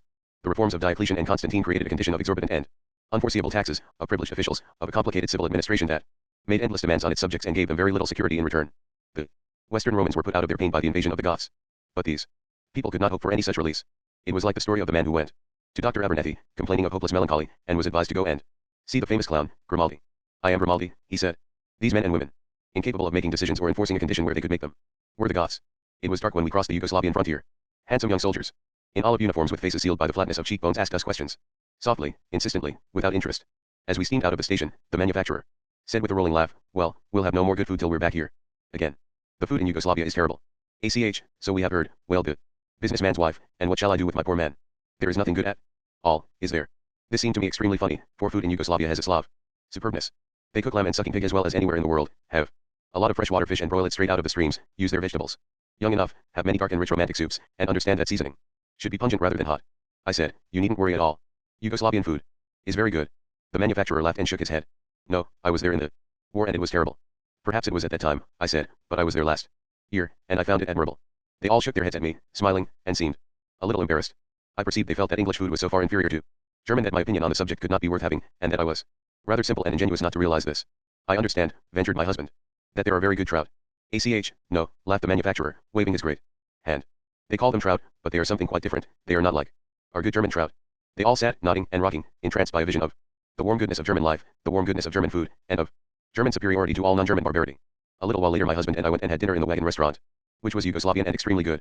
When we came back the businessman was telling how, sitting at his desk in his office just after the war, he had seen the bodies of 3 men fall past his windows, Spartacist snipers who had been on his roof and had been picked off by government troops, how he had been ruined in the inflation, and had even sold his dog for food, how he had made a fortune again, by the refinancing of a prosperous industry, but had never enjoyed it because he had always been afraid of Bolshevism, and had worried himself ill finding the best ways of tying it up safely, and now he was afraid. He had spent the last 23 years in a state of continuous terror. He had been afraid of the Allies, he had been afraid of the Spartacists, he had been afraid of financial catastrophe, he had been afraid of the communists, and now he was afraid of the Nazis. Sighing deeply, he said, evidently referring to something about which he had not spoken, "The worst of life under the Nazis is that the private citizen hasn't any liberty. But the officials haven't any authority either." It was curious that such a sharply critical phrase should have been coined by one whose attitude was so purely passive. For he had spoken of all the forces that had tormented him as if they could not have been opposed, any more than thunder or lightning. He seemed, indeed, quite unpolitically minded. When he complained of the inflation, my husband tried to console him by saying that the sufferings he and others had undergone at that time may have been severe, but they had at least been of immense service to Germany, that Helfrich had been justified in his heroic plan, since it had wiped out the internal debt and cleared the ground for enterprising people to make a new and triumphant industrialism. But the businessman, though he had himself actually been one of those enterprising men, did not show any interest in the idea. He seemed quite unused to regarding anything that the state did as having a cause or any but the most immediate effect. Just then I happened to see the name of a station at which we were stopping, and I asked my husband to look it up in a timetable he had in his pocket, so that we might know how late we were. And it turned out that we were very late indeed, nearly 2 hours. When my husband spoke of this, all the Germans showed the greatest consternation. They realized that this meant they would almost certainly get into Zagreb too late to catch the connection which would take them the 12 hours journey to Split, on the Dalmatian coast, and in that case they would have to spend the night at Zagreb. It was not easy to see why they were so greatly distressed. Both couples were staying in Yugoslavia for some weeks, and the loss of a day could not mean much to them, and they could draw as they liked on their dinars in the morning. The businessman's wife was adding another agony to the strain of the situation. For it was still just possible that we might get to Zagreb in time to bundle into the Split train, and she was not sure if she ought to do that, as her husband was so tired. The necessity for making a decision on this plan caused her real anguish. She sat wringing her poor red hands. To us it seemed the obvious thing that they should simply make up their minds to stay the night, but it was not at all obvious to them. She looked so miserable that we gave her some biscuits, which she crammed into her mouth exactly like an exhausted person taking a pull of brandy. The other two had decided to stay at Zagreb, but they were hardly in a better state. Consciousness of their own fatigue had rushed upon them. They were amazed at it. They groaned and complained. I realized again that I would never understand the German people. The misery of these travelers was purely amazing. It was perplexing that they should have been surprised by the lateness of the train.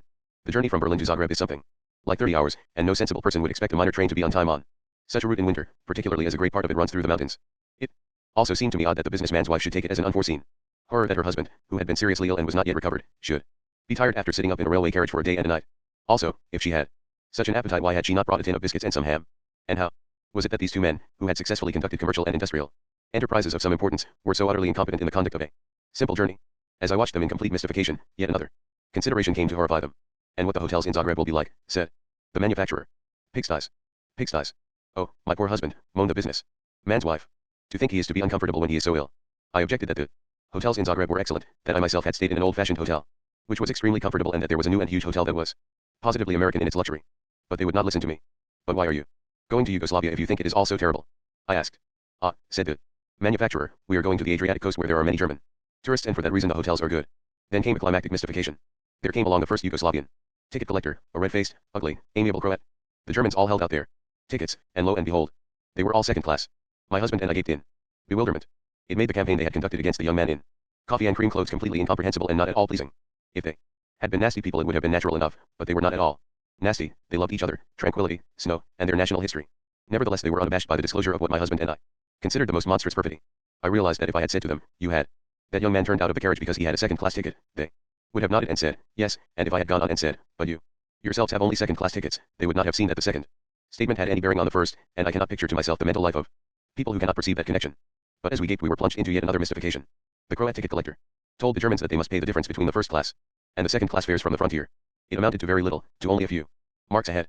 The Germans protested, on the ground that not enough second class carriages had been provided in Berlin, but the Croat explained that that was not his business, nor the Yugoslavian railway companies. The German authorities made up the train, and it was their fault if it were not properly constituted. The Yugoslavian railway company simply accepted the train, and on its line passengers must pay for the seats they occupied. At that the manufacturer winked at him and held out a hand to him with a bribe in it. The Croat was so poor, his hand curved for it in spite of himself. But he explained that he could not settle it that way, because an inspector might come along, and he would lose his job, for on this matter the company was really strict. The manufacturer persisted, smiling. I nearly bounced out of my seat, for the ticket collector was so poor that he was grinning with desire for the money, while his eyebrows were going up in fear.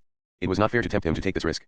I also wondered how these people, who were sure that Yugoslavia was a land of barbarians, dared put themselves on the wrong side of the law within a few hours of crossing the frontier. As I wondered, the ticket collector suddenly lost his temper. His red face became violet, he began to shout. The Germans showed no resentment and simply began to get the money together, yet if anybody had shouted at me like that, I should have shouted back, no matter how much in the wrong I was. In this they showed a marked superiority over me. But in their efforts to make payment they became again flatly incomprehensible. They could pay it in marks, and the amount was much less than the marks they had been allowed to take out of the country, and had in fact taken. Nevertheless they had great difficulty in paying, for the incredible reason that not one of them knew exactly where his money was. They had to turn out pockets and bags and purses, they had to give each other change, they had to do reckonings and correct each other, and they groaned all the time at this inconvenience which was entirely their own fault. I got up and went out into the corridor. It was disconcerting to be rushing through the night with this carriage full of unhappy muddlers, who were so nice and so incomprehensible, and so apparently doomed to disaster of a kind so special that it was impossible for anybody not of their blood to imagine how it could be averted. It added to their eerie quality that on paper these people would seem the most practical and sensible people. Their businesses were, I am sure, most efficiently conducted. But this only meant that since the Industrial Revolution capitalism has grooved society with a number of deep slots along which most human beings can roll smoothly to a fixed destination. When a man takes charge of a factory, the factory takes charge of him. If he opens an office, it falls into a place in a network that extends over the whole world, and so long as he obeys the general trend he will not meet any obvious disaster, but he may be unable to meet the calls that daily life outside the specialist area makes on judgment and initiative. These people fell into that category. Their helplessness was the greater because they had plainly a special talent for obedience. In the routine level of commerce and industry they must have known a success which must have made their failure in all other phases of their being embittering and strange. Now that capitalism was passing into a decadent phase and many of the grooves along which they had rolled so happily were worn down to nothing, they were broken and beaten, and their ability to choose the broad outlines of their daily lives, to make political decisions, was now less than it had been originally. It was inevitable that the children of such muddlers, who would themselves be muddlers, would support any system which offered them new opportunities for profitable obedience, which would pattern society with new grooves in place of the old, and would never be warned by any instinct for competence and self-preservation if that system was leading to universal disaster. I tried to tell myself that these people in the carriage were not of importance, and were not typical, but I knew that I lied. These were exactly like all Aryan Germans I had ever known, and there were 60 millions of them in the middle of Europe. This is Zagreb, cried the Germans, and took all their luggage down from the racks. Then they broke into excessive cries of exasperation and distress because it was not Zagreb, it was Zagreb Sava, a suburb 3 or 4 miles out of the main town. I leaned out of the window. Rain was falling heavily, and the mud shone between the railway tracks. An elderly man, his thin body clad in a tight-fitting, flimsy overcoat, trotted along beside the train, crying softly, Anna, Anna, Anna. He held an open umbrella not over himself but at arm's length. He had not brought it for himself, but for the beloved woman he was calling. He did not lose hope when he found her nowhere in all the long train, but turned and trotted all the way back, calling still with anxious sweetness, Anna, Anna, Anna. When the train steamed out, he was trotting along it for a third time, holding his umbrella still further away from him. A ray of light from an electric standard shone on his white hair, on the dome of his umbrella, which was streaked with several rents, and on the strong spears of the driving rain. I was among people I could understand. Croatia. Zagreb. They were waiting in the rain on the platform of the real Zagreb, our 3 friends. There was Constantine, the poet, a Serb, that is to say a Slav member of the Orthodox Church, from Serbia. There was Valeta, a lecturer in mathematics at Zagreb University, a Croat, that is to say a Slav member of the Roman Catholic Church, from Dalmatia. There was Marko Gregorevich, the critic and journalist, a Croat from Croatia. They were all different sizes and shapes, in body and mind. Constantine is short and fat, with a head like the best-known satyr in the Louvre, and an air of vine leaves about the brow, though he drinks little. He is perpetually drunk on what comes out of his mouth, not what goes into it. He talks incessantly. In the morning he comes out of his bedroom in the middle of a sentence, and at night he backs into it, so that he can just finish one more sentence. Automatically he makes silencing gestures while he speaks, just in case somebody should take it into his head To interrupt. Nearly all his talk is good, and sometimes it runs along in a colored shadow show, like Heine's Florentine Nights, and sometimes it crystallizes into a little story, the essence of hope or love or regret, like a Heine lyric. Of all human beings I have ever met, he is the most like Heine, and since Heine was the most Jewish of writers, it follows that Constantine is Jew as well as Serb. His father was a Jewish doctor of revolutionary sympathies, who fled from Russian Poland about 50 years ago and settled in a rich provincial town in Serbia and became one of the leaders of the medical profession, which has always been more advanced there than one might have supposed. His mother was also Polish Jewish, and was a famous musician. He is by adoption only, yet quite completely, a Serb. He fought in the Great War very gallantly, for he is a man of great physical courage, and to him Serbian history is his history, his life is a part of the life of the Serbian people. He is now a government official, but that is not the reason why he believes in Yugoslavia. To him, a state of Serbs, Slovenes, and Croats, controlled by a central government in Belgrade, is a necessity if these peoples are to maintain themselves against Italian and Central European pressure on the west, and Bulgarian pressure, which might become in effect Central European pressure, on the east. Valletta comes from a Dalmatian town which was settled by the Greeks some hundreds of years before Christ, and he has the strong delicacy and the morning freshness of an archaic statue. They like him everywhere he goes, Paris and London, and Berlin and Vienna, but he is hallmarked as a Slav, because his charm is not associated with any of those defects that commonly go with it in other races. He might suddenly stop smiling and clench his long hands, and offer himself up to martyrdom for an idea. He is anti-Yugoslavian, he is a federalist and believes in an autonomous Croatia. Gregorevich looks like Pluto in the Mickey Mouse films. His face is grooved with grief at the trouble and lack of gratitude he has encountered while defending certain fixed and noble standards in a chaotic world. His long body is like Pluto's in its extensibility. As he sits in his armchair, resentment at what he conceives to be a remediable injustice will draw him inches nearer to the ceiling, despair at an inevitable wrong will crumple him up like a concertina. Yugoslavia is the Mickey Mouse this Pluto serves. He is 10 years older than Constantine, who is 46, and 30 years older than Valletta. This means that for 16 years before the war he was an active revolutionary, fighting against the Hungarians for the right of Croats to govern themselves and to use their own language. In order that the Croats might be united with their free brother Slavs the Serbs, he endured poverty and imprisonment and exile. Therefore Yugoslavia is to him the kingdom of heaven on earth. Who speaks more lightly of it spits on those 16 years of sorrow, who raises his hand against it violates the Slav sacrament. So to him Constantine, who was still a student in Paris when the Great War broke out, and who had been born a free Serb, seems impious in the way he takes Yugoslavia for granted. There is a difference between them that there was between the Christians of the first 3 centuries, who fought for their faith when it seemed a lost cause, and the Christians of the 4th century, who fought for it when it was victorious. And to Gregorevich, Valletta is quite simply a traitor. He is more than an individual who has gone astray, he is the very essence of treachery incarnate.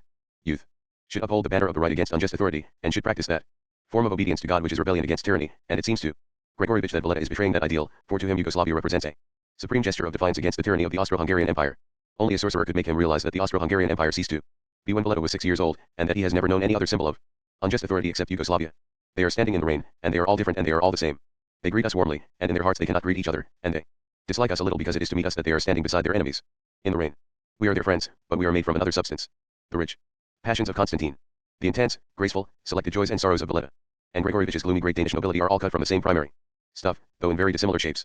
Sitting in our hotel room, drinking wine, they showed their unity of origin. A door opens, they twitch and swivel their heads, and the movement is the same. When these enemies advance on each other, they must move at the same tempo. My husband has not met any of them before. I see him transfixed by their strangeness. He listens amazed to Constantine's beautiful French, which has preserved in it all the butterfly brilliances of his youth, when he was one of Bergson's favorite students, and was making his musical studies with Wanda Landowska. He falls under the spell of Constantine. He strains forward to hear the perfect phrase that is bound to come when Constantine's eyes catch the light, and each of his tight black curls spins on his head, and his lips shoot out horizontally, and his hands grope in the air before him as if he were unloosing the neckcloth of the strangling truth. Now Constantine was talking of Bergson and saying that it was to miss the very essence in him to regard him only as a philosopher. He was a magician who had taken philosophy as his subject matter. He did not analyze phenomena, he uttered incantations that invoked understanding. We students, said Constantine, we were not the pupils of a great professor, we were the sorcerer's apprentices. We did strange things that are not in most academic courses. On Sundays we would talk together in the forest of Fontainebleau, all day long sometimes, reconstituting his lectures by pooling our memories. For, you see, in his classroom it was not possible to take notes. If we bent our heads for one moment to take down a point, we missed an organic phrase, and the rest of the lecture appeared incomprehensible. That shows he was a magician. For what is the essential of a spell? That if one word is left out it is no longer a spell. I was able to recognize that at once, for in my town, which is Shabatz, there were 3 houses in a row, and in one house lived my father who was the greatest doctor in our country, and in the next there lived a priest who was the greatest saint in my country, and in the next there lived an old woman who was the greatest witch in my country, and when I was a little boy I lived in the first of these houses, and I went as I would into the other 2, for the holy man and the witch liked me very much, and I tell you in each of these houses there was magic, so I know all about it as most men do not. A line of light ran along the dark map of Europe we all of us hold in our minds. At one end a Serbian town, unknown to me as Ur, peopled with the personnel of fairy tales, and at the other end the familiar idea of Bergson. My husband, I could see, was enraptured. He loves to learn what he did not know before. But in a minute I could see that he was not so happy. Valletta had said that he was making plans for our pleasure in Yugoslavia, and that he hoped that we would be able to go up into the snow mountains, particularly if we liked winter sports. My husband said he was very fond of Switzerland, and how he enjoyed going over there when he was tired and handing himself over to the care of the guides.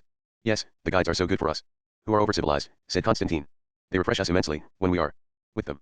For they succeed at every point where we fail. We can be responsible for What we love, our families and our countries, and the causes we think just, but where we do not love we cannot muster the necessary attention. That is just what the guides do, with such a wealth of attention that it amounts to nothing comparable to our attention at all, to a mystical apprehension of the whole universe. I will give you, he said, an example. I made once a most beautiful journey in Italy with my wife. She is a German, you know, and she worships Goethe, so this was a pilgrimage. We went to see where he had lived in Venice and Rome, and she was so delighted, you cannot believe, delighted deep in herself, so that her intuition told her many things. That is the house where he lived, she cried in Venice, jumping up and down in the gondola, and it was so. At length we came to Naples, and we took a guide and went up Vesuvius, because Goethe went up Vesuvius. Do you remember the passage where he says he was on the edge of a little crater, and he slipped? That was much in my wife's mind, and suddenly it was given to her to know by intuition that a certain little crater we saw was that same one where Goethe had slipped, so before we could stop it she ran down to it. I saw, of course, that she might be killed at any moment, so I ran after her. But so did the guide, though she was nothing to him. And then came the evidence of this mystic apprehension which is given by the constant vigilance of a guide's life. Just then this crater began to erupt, and the lava burst out, here and there and here. But always the guide knew where it was coming, and took us to the left or the right, wherever it was not. Sometimes there was barely time for us to be there for more than a second, that was proved afterwards because the soles of our shoes were scorched. For 3/4 of an hour we ran thus up and down, from right to left and from left to right, before we could get to safety, and I was immensely happy the whole time because the guide was doing something I could not have done, which it is good to do. During the telling of this story my husband's eyes rested on me with an expression of alarm. It was apparent from Constantine's tone that nothing in the story had struck him as odd except the devotion of the guide to his charges. Are not her friends very dotty? He was plainly asking himself. Is this how she wants to live? But the conversation took a business-like turn, and we were called on to consider our plans. We must meet so and so and such, of course. It became obvious from certain reticences that the strained relations between Croats and Serbs were making themselves felt over our plans. For so and so, it appeared, would not meet such, and that, it could be deduced, was the reason. Suddenly such reticences were blown away by a very explicit wrangle about why, the editor of a certain newspaper. Oh, you should meet him, he would interest you, said Valeta. Yes, he has a very remarkable mind, admitted Constantine. No, exploded Gregorovitch. They squabbled for a time in Serbian. Then Gregorovitch shrugged his shoulders and said to us, with heavy lightness, why is not an honest man, that is all. He is perfectly honest, said Valeta coldly. Gregorovitch, you are an impossibilist, said Constantine mildly. Let our English guests judge, said Pluto grimly. It appeared that one day some years before, Pluto had rung up Y and reminded him that next week was the centenary of a certain Croat poet, and asked him if he would like an article on him. Y said that he would, and Pluto sent an article 4 columns long, including 2 quotations concerning liberty. But the article had to be submitted to the censor, who at that particular time and in that particular place happened to be Pluto. He sent it back to Y cut by a column and a half, including both quotations. Then, if we would believe it, Y had rung up Pluto on the telephone and been most abusive, and never since then had he accepted one single article from Pluto. Surely, said Pluto, immensely tall and grey and wrinkled, he must have seen that I had to do what I did. To be true to myself as a critic I had to write the article as I did. But to be true to myself as a censor, I had to cut it as I did. In which capacity? Did he hope that I would betray my ideals? As he related this anecdote his spectacles shone with the steady glare of a strong man justly enraged. But that story I could understand. It proceeds not, as might be thought, from incoherence but from a very high and too rigid sense of order. There lingers here a survival of an old attitude towards status that the whole world held, in days which were perhaps happier. Now, we think that if a man takes an office, he will modify it according to what he is as a man, according to his temperament and official standards. But then it was taken for granted that a man would modify his temperament and his ethical standards according to his office, provided it were of any real importance. In the 3rd and 4th centuries Christian congregations were constantly insisting on electing people as bishops who were unwilling to accept the office. Perhaps for some such valid reason as that they were not even Christians, but who seemed to have the ability necessary for the semi-magisterial duties of the episcopacy. Sometimes these men were so reluctant that the congregations were obliged to kidnap them and ordain them forcibly. But once they were installed as bishops, they often performed their duties admirably. They had a sense of social structure. They were aware that bishops, who had by then taken over most of the civil administration that the crumbling Roman Empire could no longer handle, must work well if society was not to fall to pieces. Even so Gregorovitch must have been conscious, all his life, of the social value of patriotic poets and, for the last unhappy 20 years, of censors. Therefore it seemed to him that he must do his best in both capacities, not that he should modify his performances to uphold the consistence of his personality. That I could perfectly understand, but it was so late I did not feel able to explain it to my husband, whom I saw, when I forced open my eyelids, undressing slowly, with his eyes set pensively on the window curtains, wondering what strange city they were going to disclose next day. Zagreb too. But the morning showed us that Zagreb was not a strange city at all. It has the warm and comfortable appearance of a town that has been well aired. People have been living there in physical, though not political, comfort for 1,000 years. Moreover, it is full of those vast toast-colored buildings, barracks, and law courts and municipal offices, which are an invariable sign of past occupancy by the Austro-Hungarian Empire, and that always means enthusiastic ingestion combined with lack of exercise in pleasant surroundings, the happy consumption of coffee and whipped cream and sweet cakes at little tables under chestnut trees. But it has its own quality. It has no grand river, it is built up to no climax, the hill the old town stands on is what the 18th century used to call a moderate elevation. It has few very fine buildings except the Gothic cathedral, and that has been forced to wear an ugly 19th century overcoat. But Zagreb makes from its featureless handsomeness something that pleases like a Schubert song, a delight that begins quietly and never definitely ends. We believed we were being annoyed by the rain that first morning we walked out into it, but eventually we recognized we were as happy as if we had been walking in sunshine through a really beautiful city. It has, moreover, the endearing characteristic, noticeable in many French towns, of remaining a small town when it is, in fact, quite large. 150,000 people live in Zagreb, but from the way gossips stand in the street it is plain that everybody knows who is going to have A baby and when. This is a lovely spiritual victory over urbanization. There was a wide marketplace, where under red and white umbrellas peasants stood sturdy and square on their feet, and amazed us by their faces, which are as mobile and sensitive as if they were the most cultivated townspeople. The women wore, and were the first to do so I have ever seen anywhere in the world, neither skirt nor trousers, but two broad aprons, one covering the front part of the body and one the back, and overlapping at the sides, and underneath showed very brave red woolen stockings. They gave the sense of the very opposite of what we mean by the word peasant when we use it in a derogatory sense, thinking of women made doltish by repeated pregnancies and a lifetime spent in the service of oafs in villages that swim in mud to the thresholds every winter. This costume was evolved by women who could stride along if they were 8 months gone with child, and who would dance in the mud if they felt like it, no matter what any oaf said. They lived under no favor, however. They all spoke some German, so we were able to ask the prices of what they sold, and we could have bought a sackful of fruit and vegetables, all of the finest, for the equivalent of 2 shillings, a fifth of what it would have fetched in a western city. This meant desperate, pinching poverty, for the manufactured goods in the shops are marked at nearly western prices. But they looked gallant, and nobody spoke of poverty, nobody begged.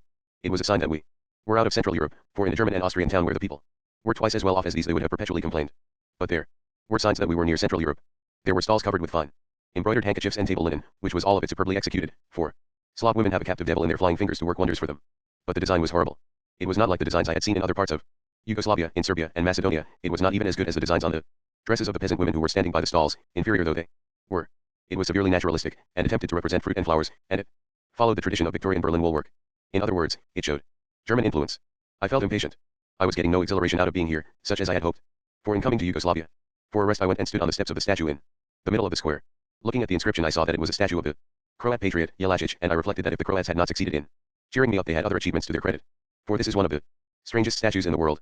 It represents Jelačić as leading his troops on horseback and brandishing a sword in the direction of Budapest, in which direction he had indeed led them to victory against the Hungarians in 1848, and this is not a new statue erected since Croatia was liberated from Hungary.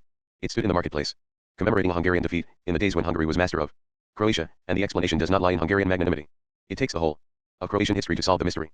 The Croats were originally a Slav tribe who were invited by the Emperor Heraclius to free the Dalmatian coast and the Croatian hinterland from the Avars, one of the most noxious pillaging hordes who operated from a center on the Danube far and wide. They created an early currency crisis by collecting immense tributes in gold, year after year, from all surrounding peoples. That was well on into the decadence of the Western Roman Empire, in the 7th century. They then stayed on as vassals of the empire, and when its power dissolved they declared themselves independent, and they had their own kings who acknowledged the suzerainty of the Pope.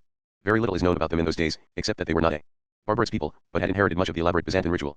The last of their kings was crowned about the time of the Norman conquest. He left no kin, and civil war followed among the Croat nobles. For the sake of peace they recognized as their sovereign Koloman, king of Hungary, who asserted the triple claim of conquest, election, and inheritance. The last was doubtful, but the other two were fair enough. It is a thing to be noted, the age of legalism in these parts. It is our weakness to think that distant people became civilized when we looked at them, that in their yesterdays they were brutish. Koloman was crowned Rex Hungario Croto Dalmato. For 2 centuries, the two kingdoms led an independent and co-equal existence under the same crown. Their peoples were not likely to assimilate. They were racially unrelated. The Hungarians or Magyars are a people of far Asiatic origin, akin to the Finns, the Bulgars, and the Turks, and the Croats are Slav, akin to the Serbs, the Russians, the Poles, and the Czechs.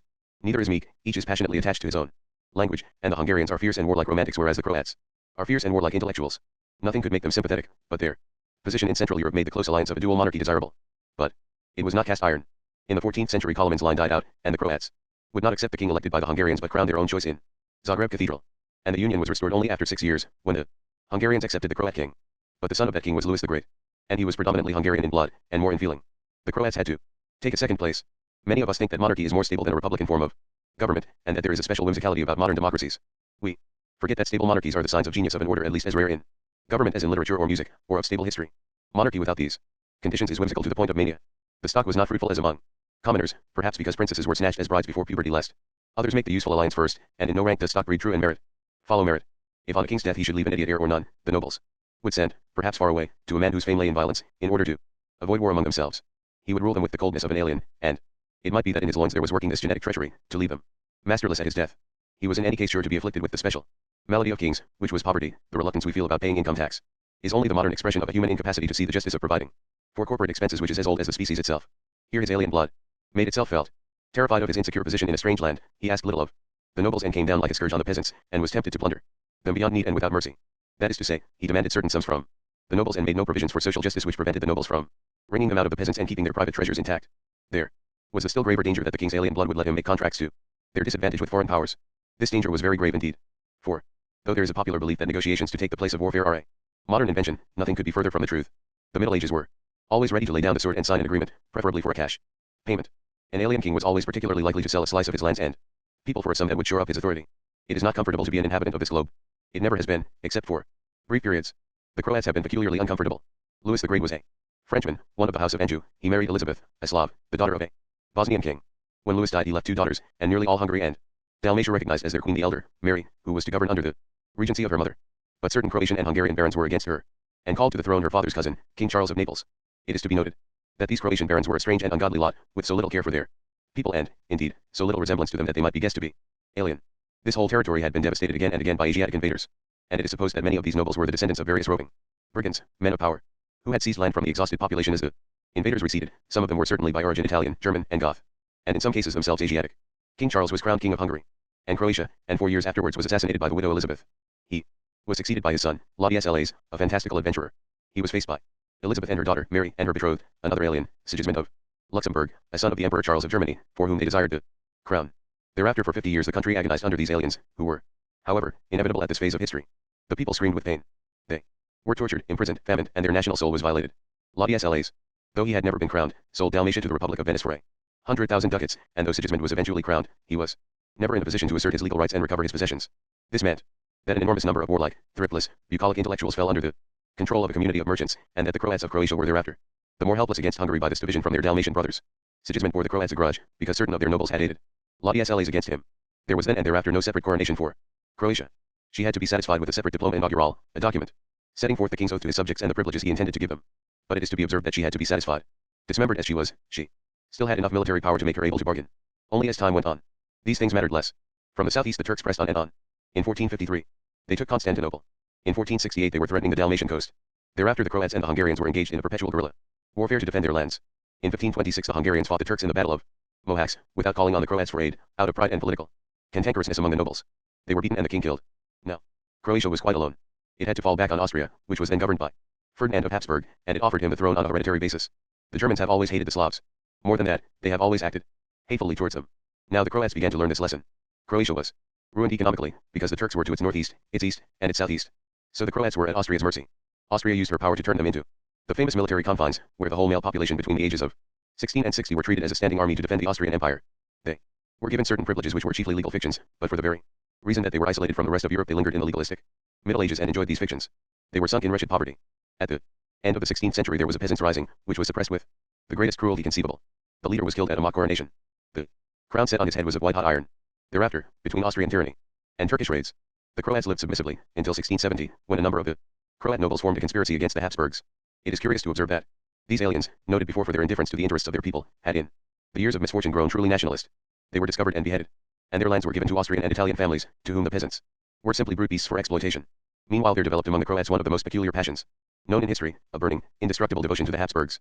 Because of the historic union with Hungary they sent their ban, which is to say their governor, to sit in the Hungarian Diet, while it sat in exile and when it sat again in Budapest, after the Turks had been driven out. But they had their independence, they ratified separate treaties, and nobody said them nay. They used this power to put the Habsburgs firmly on the throne. When Charles VI had no son he put forward the pragmatic sanction, which declared that the House of Habsburg could inherit through the female line, and gave the succession to his daughter Maria Theresa. If this had been resisted by the highly militarized state of Croatia other parts of the empire might have followed suit. But the Croats eagerly accepted. They received a characteristic return. The aristocracy of Hungary was lawless and disobedient, after 150 years of demoralization under Turkish rule.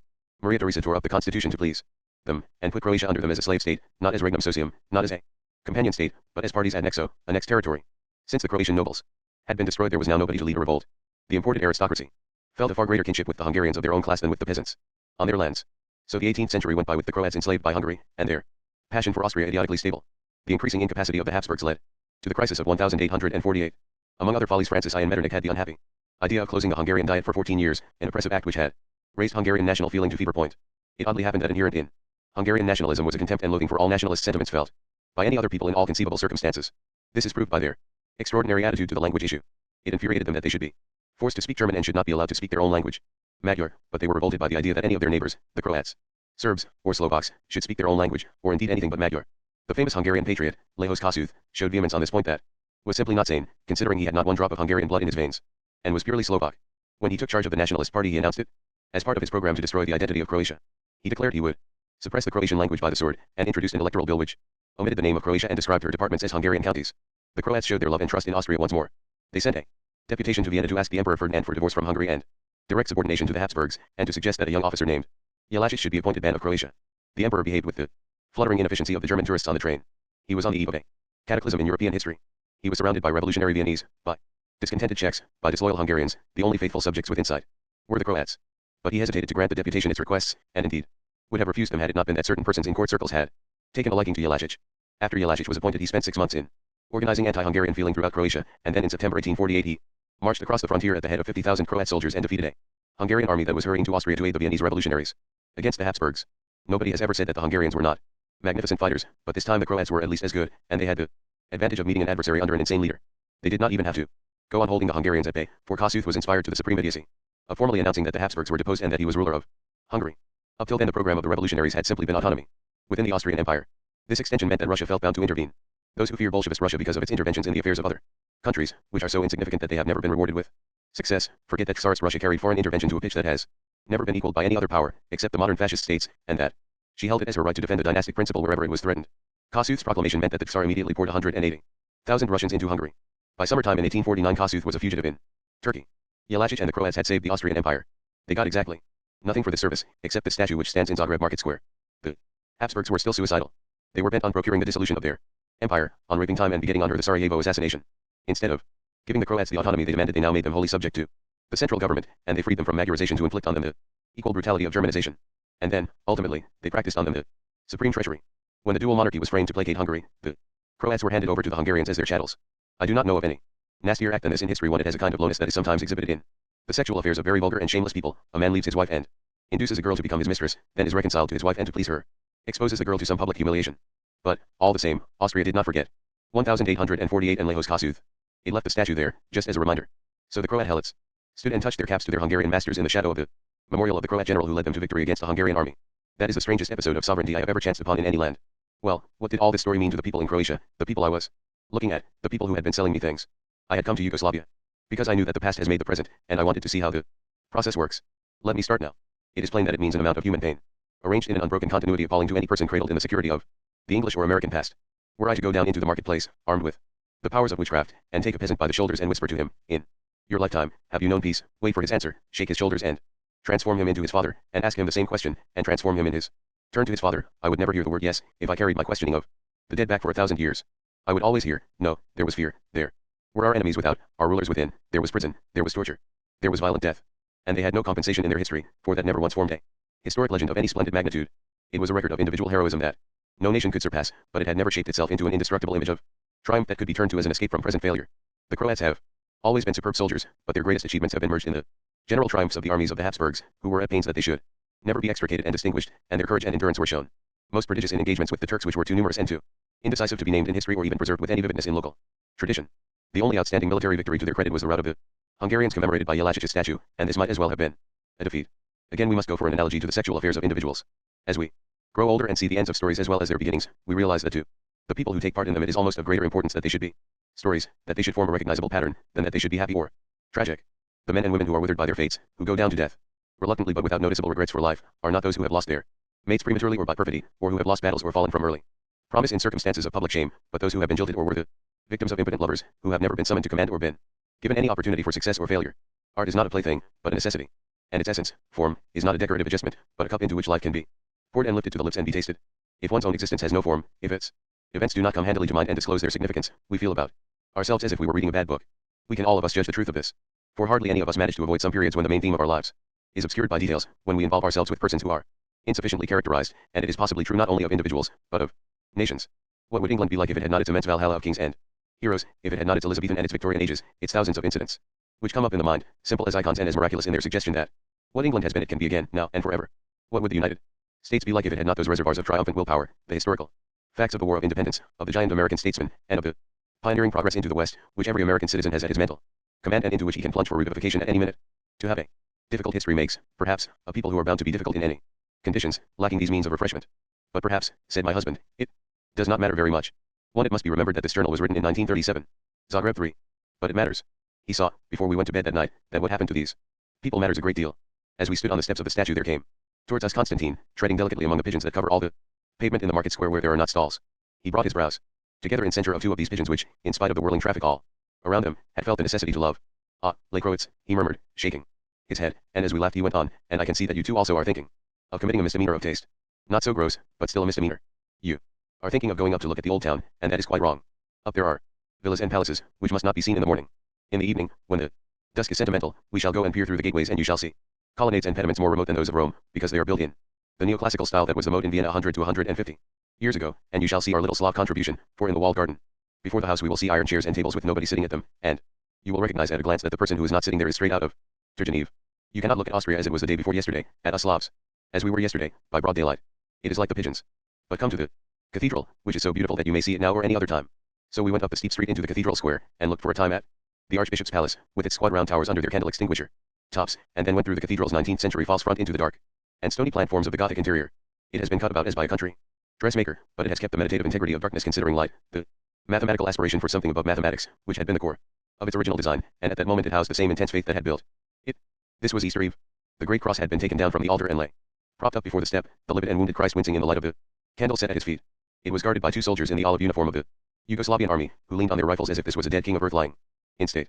As I looked at them, admiring the unity enjoyed by a state which fights and believes it has a moral right to fight, and would give up either fighting or religion if it felt the two inconsistent, I saw that they were moved by a deep emotion. Their lips were drawn outward from their clenched teeth, they were green as if they were seasick. Are they tired? Do they have to guard the cross for a long time? I asked cautiously. No, said Constantine, not for more than an hour or 2. Then others. Come. Then they are really looking like that, I pressed, because it is a great thing for them to guard the dead Christ. Certainly, he replied. The Croats are such Catholics as you never did see, not in France, not in Italy, and I think you ask that question because you do not understand the Slavs. If we did not feel intensely about guarding the dead Christ, we should not put our soldiers to do it, and indeed they would not do it if we put them there. They would go away and do something else. The custom would have died if it had not meant a great deal to us. For a long time we watched the wincing Christ and the 2 boys with bowed heads, who swayed very slightly backwards and forwards, like candle flame in a room where the air is nearly still. I had not been wrong. In Yugoslavia there was an intensity of feeling that was not only of immense and exhilarating force, but had an honorable origin, proceeding from realist passion, from whole belief. We were to learn after that something about the intellectual level of Croatia. In a restaurant beside the cathedral people awaited us for lunch, a poet and playwright, author of dramas much larger than life, larger even than art, which make Othello seem plotless and light-minded, who looks like Mr. Pickwick, and his wife, who had the beauty of a Burne-Jones, the same air of having rubbed holes in her lovely cheeks with her clenched knuckles. They looked up at us absently, said that they had found the poems of Bondus Allurist in an anthology of English poems and thought him one of the greatest poets, and, while ordering us an immense meal of which goose liver and applesauce were the centerpiece, threw over us the net of an extremely complicated conversation about literature. We think, said the playwright, that the greatest writers of recent times are Joseph Conrad, Maxim Gorky, and Jack London. We blanched. We thought that in fact these people could have no taste, if they could think both Vaughan and Jack London great. We were wrong. The playwright was actually a real poet, and he did not expect anything but poetic forms to satisfy the highest canons of art. Writers like Shaw and Wells and P.I.N.G. did not seem to him artists at all. They wrote down what one talks in cafes, which is quite a good thing to do if the talk is good enough, but is not serious, because it deals with something as common and renewable as sweat. But pure narration was a form of great importance, because it gathered together experiences that could be assimilated by others of poetic talent and transmuted into higher forms. And he liked Conrad and Jack London and Maxim Gorky because they were collecting experiences which were rare, which they had investigated thoroughly by undergoing them themselves, and which they had tested with an abnormal sensitiveness. But the playwright and his wife had been wondering whether Conrad was not in a class alone, because of the feeling of true tragedy that ran through his works. It never blossomed into poetry, but was it not so definitely the proper subject matter of poetry that he might claim to be, so to speak, on the commissariat of the poetic army?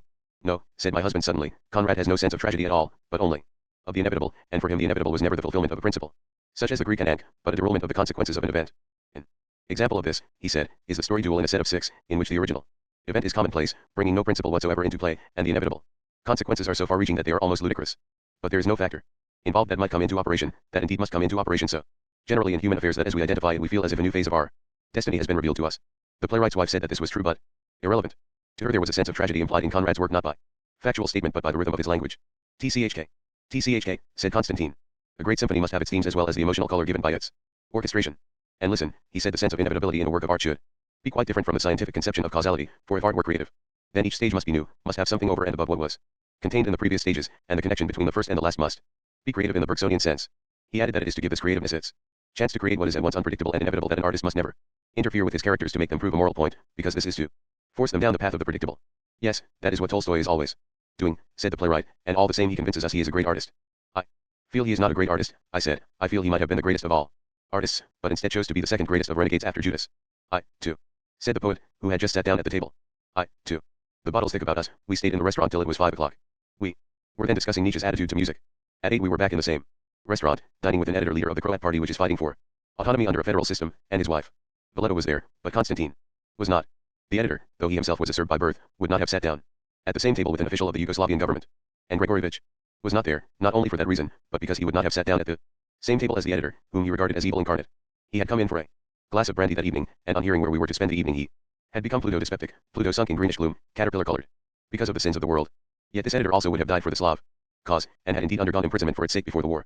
He is still facing grave danger, for he was running his movement from the point of view of an English pre-war liberal, who abhorred all violence, and he not only attacked the Yugoslavian government for the repressive methods it used against Croatia, but also those Croats who used violence against the government and who accepted Hungarian and Italian support for terrorism. He does not mind us risking the loss of his only friends. He is a great gentleman, an intellectual and a moralist, and has carved himself, working against the grain of the wood, into a man of action. As we talked of the political situation, there ran to our table a beautiful young Russian woman, who could be with us only half an hour because she was supervising a play of hers about Pushkin which had been put on at the National Theatre a few nights before and was a failure. She brought the news that this amazing Easter had now produced a blizzard on her golden hair and perfect skin and live body in its black dress. Snowflakes were melting, her blood running the better for it, and failure was melting on her like a snowflake also, leaving her glowing. They are hard on my play, she cried, choked with the ecstatic laughter of Russian women. Cens pa. Bien, cens pa mal, say mediocre. The editor, smiling at her beauty and her comic quality, tried to upbraid her for her play. The drama, he said, was a great mystery, one of the most difficult forms of art. All men of genius have tried their hand at a play at some time, and he had read most of them. These people, I realized, could make such universal statements. Both the editor and his wife knew, and knew well, in addition to their native Serbo-Croat, English, French, German, Italian, Russian, Latin, and Greek. Nearly all these dramas, the editor continued, were bad. The drama demanded concentration on themes which by their very nature tempted to expansion, and only people with a special gift for craftsmanship could handle this problem. And one enormously increased this difficulty if, as she had done, one chose as one's theme a great man, for what could be more obstinately diffused than the soul of a great man?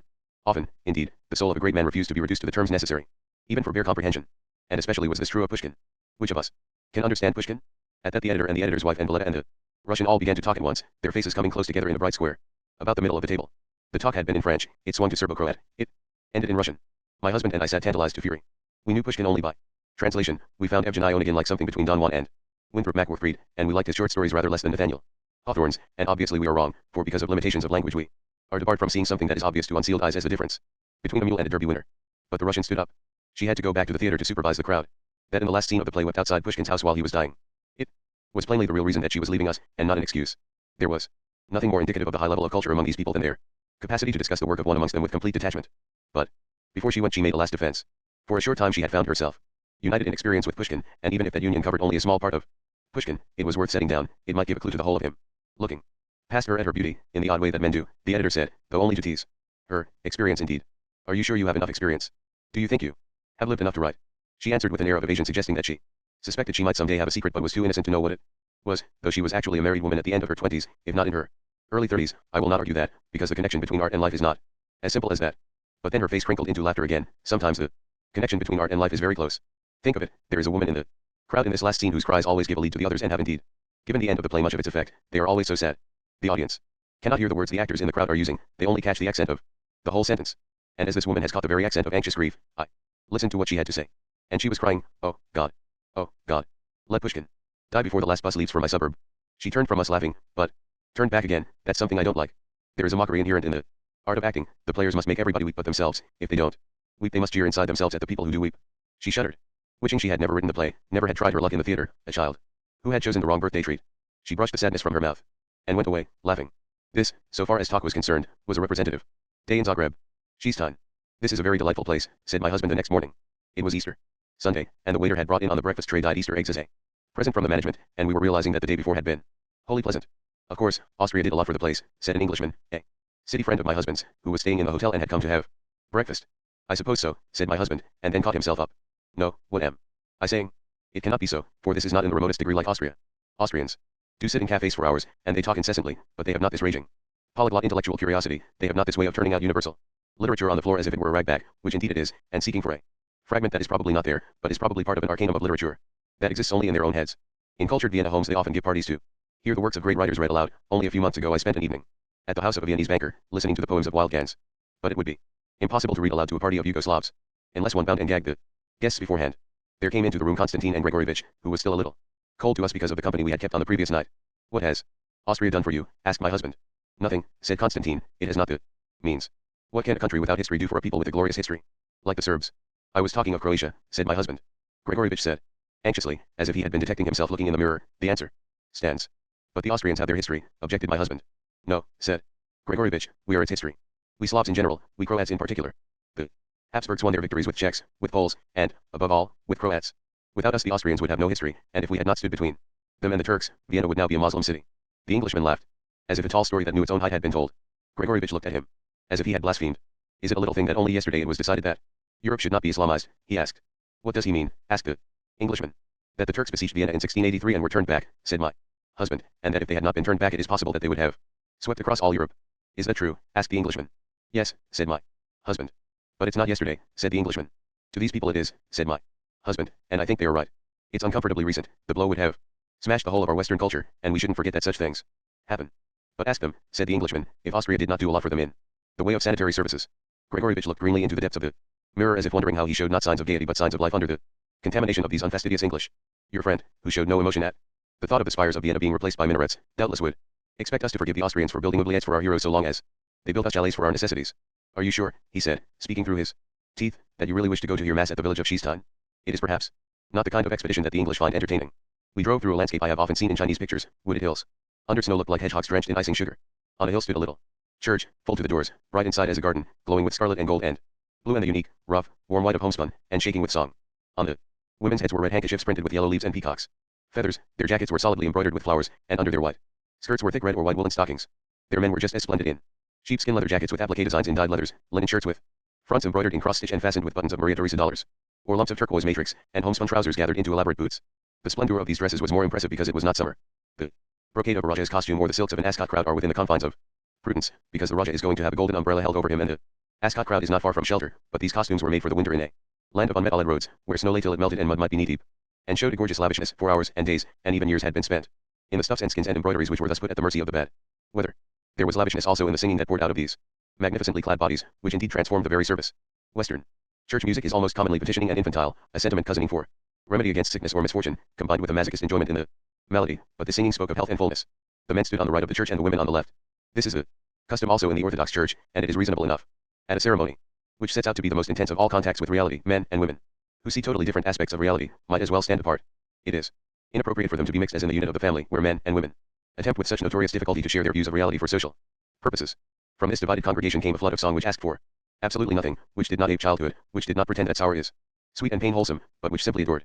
If there be a God who is found of all goodness, this is the tribute that should logically be paid to him. If there be only goodness, it is still a logical tribute. And again, the worship, like their costume, was made astonishing by their circumstances. These people, who had neither wealth nor security, nor ever had them, stood before the Creator, and thought not what they might ask for but what they might give. To be among them was like seeing an orchard laden with apples or a field of ripe wheat, endowed with a human will and using it in accordance with its own richness. This was not simply due to these people's faith. There are people who hold precisely the same faith whose worship produces an effect of poverty. When Heine said that Amiens Cathedral could have been built only in the past, because the men of that day had convictions, whereas we moderns have only opinions, and something more than opinions are needed for building a cathedral, he put into circulation a half-truth, which has done a great deal of harm. It matters supremely what kind of men hold these convictions. This service was impressive because the congregation was composed of people with a unique sort of healthy intensity. At the end we went out and stood at the churchyard gate, and watched the men and women clumping down a lane to the village through the deep snow, with a zest that was the generalized form of the special passion they had exhibited in the church. I had not been wrong about what I had found among the Yugoslavs. Are they not beautiful, the costumes of Croatia? Asked Gregorevich, his very spectacles beaming, his whole appearance made unfamiliar by joy.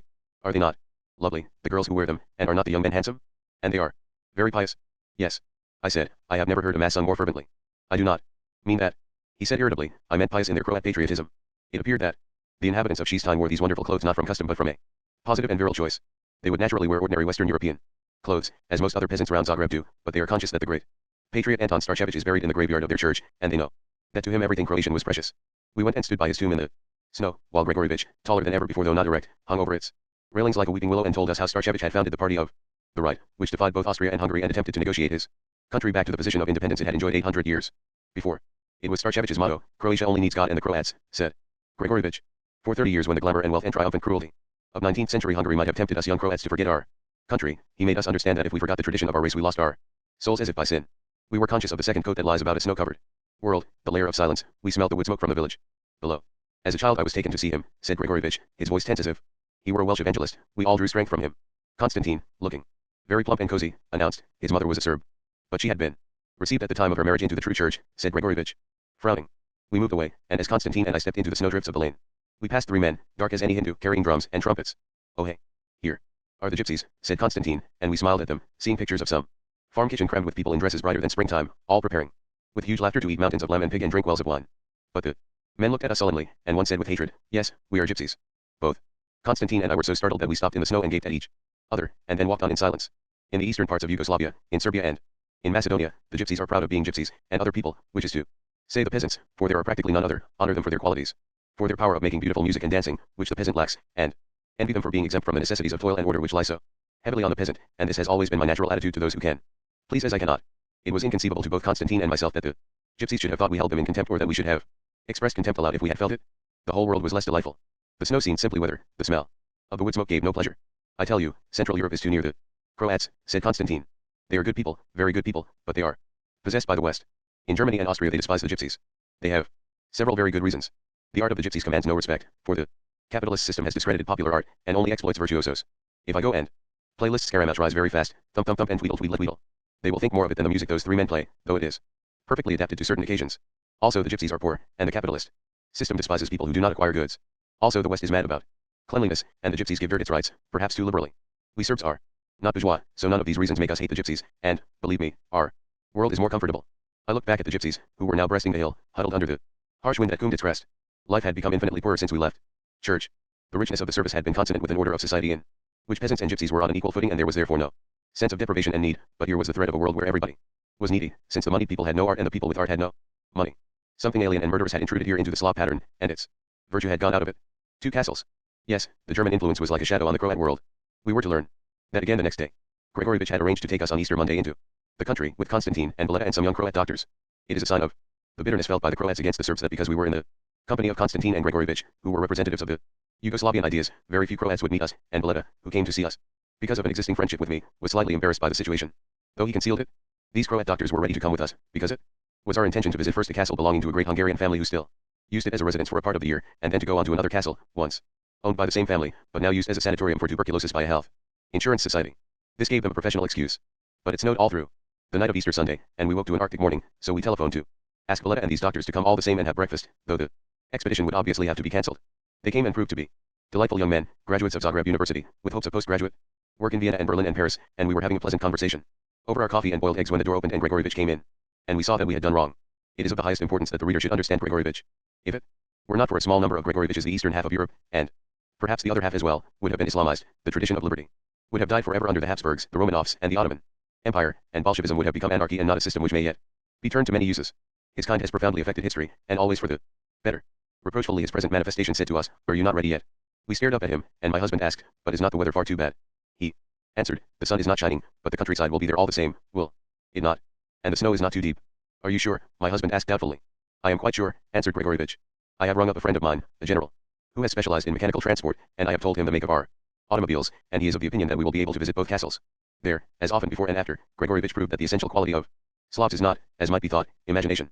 He is characteristically, and in an endearing way, a Slav, but he has no imagination at all. He cannot see that the factual elements in an experience combine into more than themselves. He would not, for example, let us go to the theater at Zagreb. No, I will not get you tickets, he said, with a repressed indignation, like a brawl in a crypt. I will not let you waste your money in that way. Since you cannot follow Serbo-Croat easily even when it is spoken slowly, and your husband does not understand it at all, what profit can it be for you to go to our theater?" He envisaged attendance at a play as an attempt to obtain the information which the author has arranged for the characters to impart to the audience by their words and actions, and that the actions could be used as a basis for guesswork to the words, that the appearance of the actors, the inflections of their voices, and the reactions they elicited from the audience, could throw light not only on the play but the culture of which it was a part was beyond his comprehension. So, now he conceived of an expedition to the country as being undertaken for the purpose of observing the physical and political geography of the district, and this could obviously be pursued in any climatic conditions save those involving actual physical discomfort. Nevertheless the Slav quality of passion was there, to disconcert the English or American witness, for it existed in a degree which is found among Westerners only in highly imaginative people. As he stood over us, grey and grooved, and Plutoish, he palpitated with the violence of his thought, "These people will go away without seeing the Croatian countryside, and some day they may fail Croatia for the lack of that knowledge." His love of Croatia was a volcanic ardor, and its fire was not affected by his knowledge that most of the other people who loved Croatia were quite prepared, because he favored union with the Serbs, to kill him without mercy in any time of crisis. We rose, abashed, and filed out to the automobiles, and indeed at first the weather was not too bad. We went out of the town in a light drizzle, passing a number of women who were hurrying to market. They wore red kerchiefs on their heads, red shawls and white skirts, and carried red umbrellas in one hand, while with the other they pulled their skirts high over their red woolen stockings, so high that some showed their very clean white drawers of coarse linen edged with elaborate broderie. Anglaise. There was a Brapel-like humor about their movements, as if they were stylizing their own struggles with nature. Their faces showed that there was nothing brutish about them. This was very marked among the old women. Slavs grow old more beautifully than the people of other races, for with the years their flesh clings closer to the bone instead of sagging away from it. This ribbon of laughing peasants ran beside us in an unbroken comic strip, right out into the country, where they exercised their humor with extreme good temper, for the automobiles raised fans of liquid mud on each side of them, and everyone we met had to jump some distance into deep snow to keep their clothes dry and clean. But they all made a joke of it. In one village, where the plaster houses were all painted a deep violet which was given great depth and vibrancy by the snow and the gray sky, a lovely young girl laughingly put her umbrella in front of her and mocked us and herself with clownish gestures that were exquisitely graceful and yet very funny. Then we saw nobody on the roads. The snow began to fall thickly and to lie. People at the door of a cottage smiled, waved, shivered theatrically, and banged the door. We passed through a broad valley paved with the dark glass of floods. In the driving snow, birchwood looked like a company of dancing naked nymphs. Then there was another Chinese landscape of wooded hills furred with snow that went on. For a long time, they were unwinding the whole scroll for us to see. Here and there, the scroll was damaged. The painting of the wood stopped abruptly, and we could see nothing but the silk on which the artist worked. The hills were hidden, and there was nothing but the mist. Sometimes it parted and we saw a gross-towered, butter-colored schloss. They told us what Austrian or Hungarian family had lived there, and what it was now: a textile factory, a canning plant, a convalescent home. It grew colder. We stopped in a little town and went into the hotel, and warmed ourselves with plum brandy, which is the standard odd-time drink in Yugoslavia. The landlord spoke to us proudly of the place, telling us they had a beautiful memorial to some Croat patriots in the marketplace, and that not far away they had found a skeleton of a prehistoric man. We said that we knew how that had happened. The poor man had been taken for a nice drive in the country by Gregorevich. This delighted Gregorevich. It was pathetic to see how pleased he was because the young Croats could lay aside their hatred of Yugoslavia and joke with him for a little. He was very happy indeed when, because he had pretended to be aggrieved, we drank another round of plum brandies to his honor. Then we started out again, into hillier country where the snow was still deeper. At the top of a hill our automobile stuck in a snowdrift. Peasants ran out of a cottage nearby, shouting with laughter, because machinery had made a fool of itself, and dug out the automobile with incredible rapidity. They were doubtless anxious to get back and tell a horse about it. Thereafter the snow was so thick on the wooded hills that the tree trunks were mere lines and the branches were finer than any lines drawn by a human hand. No detail was visible in the houses of the villages at the base of the hills. They were blocks of soft black shadow edged with the pure white fur of the snow on the roofs. Above the hills there was a layer of mist that drew a dull white smudge between this pure black and white world and the dark gray sky. There was no color anywhere, except certain notes of pale bright gold made by three things.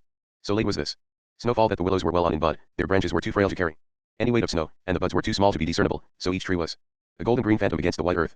There were also certain birds that were flying over the fields, bouncing in the air as if they were thrown by invisible giants at play. Their breasts were pale gold, and where the snow had been thickest on the banks of the road it had fallen away in a thick crust, showing primroses. They were the same color as the birds' breasts. Sometimes the road ran over a stream, and we looked down on the willows at its edge. From this aspect the snow there, green gold branches supported, looked like a white body prostrate in woe, an angel that had leaped down in suicide from the ramparts of the sky.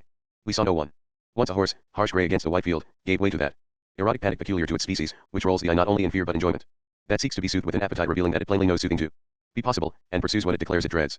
It leaped the low hedge and fled along the road before us, and out of a farm on the further side of the field there ran a man, splendid in a sapphire sheepskin jacket, who remembered to close the door behind him as carefully as if it were not merely an extreme of temperature he were shutting out, but an actual destroying element of fire. When he caught the horse and dragged it off the road, our chauffeur shouted our thanks and regrets to him, but he made no answer. He stood still with the horse pressing back its head against his shoulder, in voluptuous exaggeration of its distress, and from the contraction of the man's brows and his lips it could be seen that he was barely conscious of the situation which he was remedying, and could think of nothing but the intense cold. To the eye the world seemed unified by the spreading whiteness of the snow, yet actually each horse, even each person, was shut off from all others in an abnormal privacy by this pricking, burning icy air. We passed through a village, still as midnight at midday, and stone blind, every door and window closed. Think of it, said Valletta, in all those cottages there are sitting nothing but dukes and duchesses, barons and baronesses. The peasants here had received an emperor handsomely when by the stupidity of his nobles he had found himself tired and wounded and humpy and alone after a day's hunting, and he ennobled the whole village by patents of perfect validity. And a little further on was our journey's end. We got out of the automobile and found ourselves at a lodge gateway with extravagant stables behind it, and what were recognizably grounds beyond, the kind of grounds that were made in England during the 19th century. After the Georgian and Regency schools of landscape gardening, shrubby and expensive and feudal, these sloped to the base of an extremely steep sugar-loaf hill, which had something like Baliol on the top of it. As we gaped the mist swooped on us, and all was suddenly veiled by the whirling confetti of a gentle snowstorm. Not unnaturally, nobody was about. What can have happened to them all? Asked Gregorevich. He went and pounded on the door of the porter's lodge, and when an astonished face appeared at the upper windows he demanded, and where is Nikolai? Why is Nikolai not here to meet us? He is up at the castle, said the porter. He did not think you would be coming. Thought we were not coming, exclaimed Gregorevich. What made him think we were not coming? It had distressed him very much to find that Valletta and the Croats and my husband and I seemed unable to grasp the common sense point of view that if one wanted to see a castle one went and saw it, no matter what the weather, since the castle would certainly be there, no matter what the weather, but he had excused it because we were by way of being intellectuals and therefore might be expected to be a little fanciful. Here, however, were quite simple people who were talking the same sort of nonsense. He said testily, well, we will go up and find him for ourselves. We climbed the sugar-loaf hill by whimsically contrived paths and stone steps, among fir trees that were striped black and white like zebras, because of the branches and the layer of white snow that lay on each of them, while the porter, who was now invisible to us through the snow, cried up to the castle, Nikolai, Nikolai, they have come. I was warm because I was wearing a squirrel coat, but all the men were shaking with cold, and we were all up to our knees in snow. At last we came to a walk running round some ramparts, and Nikolai, who was a very handsome young peasant with golden hair and blue eyes framed by long lashes, dropped the broom with which he had been trying to clear a path for us and ran towards Gregorevich, crying, how brave you are to make such a journey in this weather. Lord above us, said Gregorevich, what does everybody mean? Open the door. Open the door. When the door was opened the point of this fierce Arctic journey proved to be its pointlessness. For indeed there was nothing in the castle to match the wildness of the season, of the distraught horses and the wavering birds, of Gregorevich and his people. A fortress 600 years old had been encased in a vast building executed in that baronial style which owed so much more to literary than to architectural Inspiration, having been begotten by Sir Walter Scott, and though the family which owned it had been unusually intelligent, and free-minded to the point of being Croatian patriots, their riches had brought them under the cultural influence of the Austro-Hungarian Empire. So there were acres of walls covered from floor to ceiling with hunting trophies. These never, in any context, give an impression of fullness. I remembered the story of the old Hungarian count who was heard to mutter as he lay dying, and then the Lord will say, Count, what have you done with your life? And I shall have to say, Lord, I have shot a great many animals. Oh, dear. Oh, dear. It doesn't seem enough. Nobody but the fool despises hunting, which is not only a pleasure of a high degree, but a most valuable form of education in any but a completely mechanized state. Marmont, who was one of Napoleon's most intelligent marshals, explains in his memoirs that he was forced to hunt every day from 2 o'clock to nightfall from the time he was 12, and this put him into such perfect training that no ordeal to which he was subjected in all his military career ever disconcerted him. But as a sole offering to the Lord it was not enough, and it might be doubted if this was the right kind of hunting. These trophies spoke of 19th century sport, which was artificial, a matter of reared beasts procured for the guns by peasants, and so essentially sedentary that the characteristic sportsmen of the age, commemorated in photographs, had a remarkable paunch. There was also a clutterment of the most hideous furniture of the sort that was popular in the Austro-Hungarian Empire in the second half of the 19th century. Walloping stuff bigger than any calculations of use could have suggested, big in accordance with the vulgar idea that bigness is splendid, and afflicted with carving that made even the noble and austere substance of wood ignoble as fluff. It would have been interesting to know where they had put the old furniture that must have been displaced by these horrors. One of the most beautiful exhibitions in Vienna, the Mobilian Depot, in the Maria-Hilfe-Strasse, was composed chiefly of the Maria Theresa and Empire furniture which the Emperor Franz Joseph and the Empress Elizabeth banished to their attics when they had refurnished their palaces from the best firms in the Tottenham Court Road. There were also a great many bad pictures of the same era, enormous flushed nudes which would have set a cannibal's mouth watering, immense and static pictures, showing what historical events would have looked like if all the personages had been stuffed first, and one of the family had overindulged in the pleasures of amateur art. She herself had been a woman of enormous energy, a fashionable portrait painter had represented her, full of the uproarious Shire horse vitality common to the women, admired by Edward VII, standing in a pink satin ball dress and lustily smelling a large bouquet of fat roses in a massive crystal vase, apparently about to draw the flowers actually out of the water by her powerful inhalations. This enormous energy had covered yards of the castle walls with pictures of Italian peasant girls holding tambourines, lemon branches, or empery, which exactly represented what is meant by the French word niaiserie. There were also some portraits of male members of the family, physically superb, in the white and gold uniform of Hungarian generals, solemnized and uplifted by the belief that they had mastered a ritual that served the double purpose of establishing their personal superiority and preserving civilization as they knew it. It was as pathetic to see them here as it would be to go into the garret of a starving family to see the picture of some of its members who had been renowned on the stage as players of kings and emperors. It might be said that though all these things were poor in themselves, they represented a state superior to the barbaric origins of Croatian society.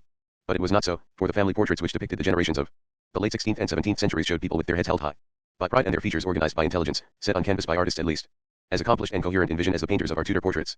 They gave documentary proof that German influence had meant nothing but corruption. The corruption was profound. I left my companions at one point and turned back to a bedroom, to look again from its windows on an enchanting view of a little lake, now a pure sheet of snow, which lay among some groves below the Sugarloaf Hill. I found Gregorevich sitting on the windowsill, with his back to the view, looking about him at the hideous pictures and furniture with a dreamy and absorbed expression. It would be very pleasant to live this way, he said, without envy, but with considerable appetite. This was the first time I had heard him say anything indicating that he had ever conceived living any life other than his own, which had been dedicated to pain and danger and austerity, and I could be sure that it was not the money of the people who lived in the castle, not the great fires that warmed them, or the ample meals they ate, it was their refinement that he envied, their access to culture. I had never thought before what mischief a people can suffer from domination by their enemies. This man had lived his whole life to free Croatia from Hungarian rule. He had been seduced into exalting Hungarian values above Croatian values by what was an essential part of his rebellion.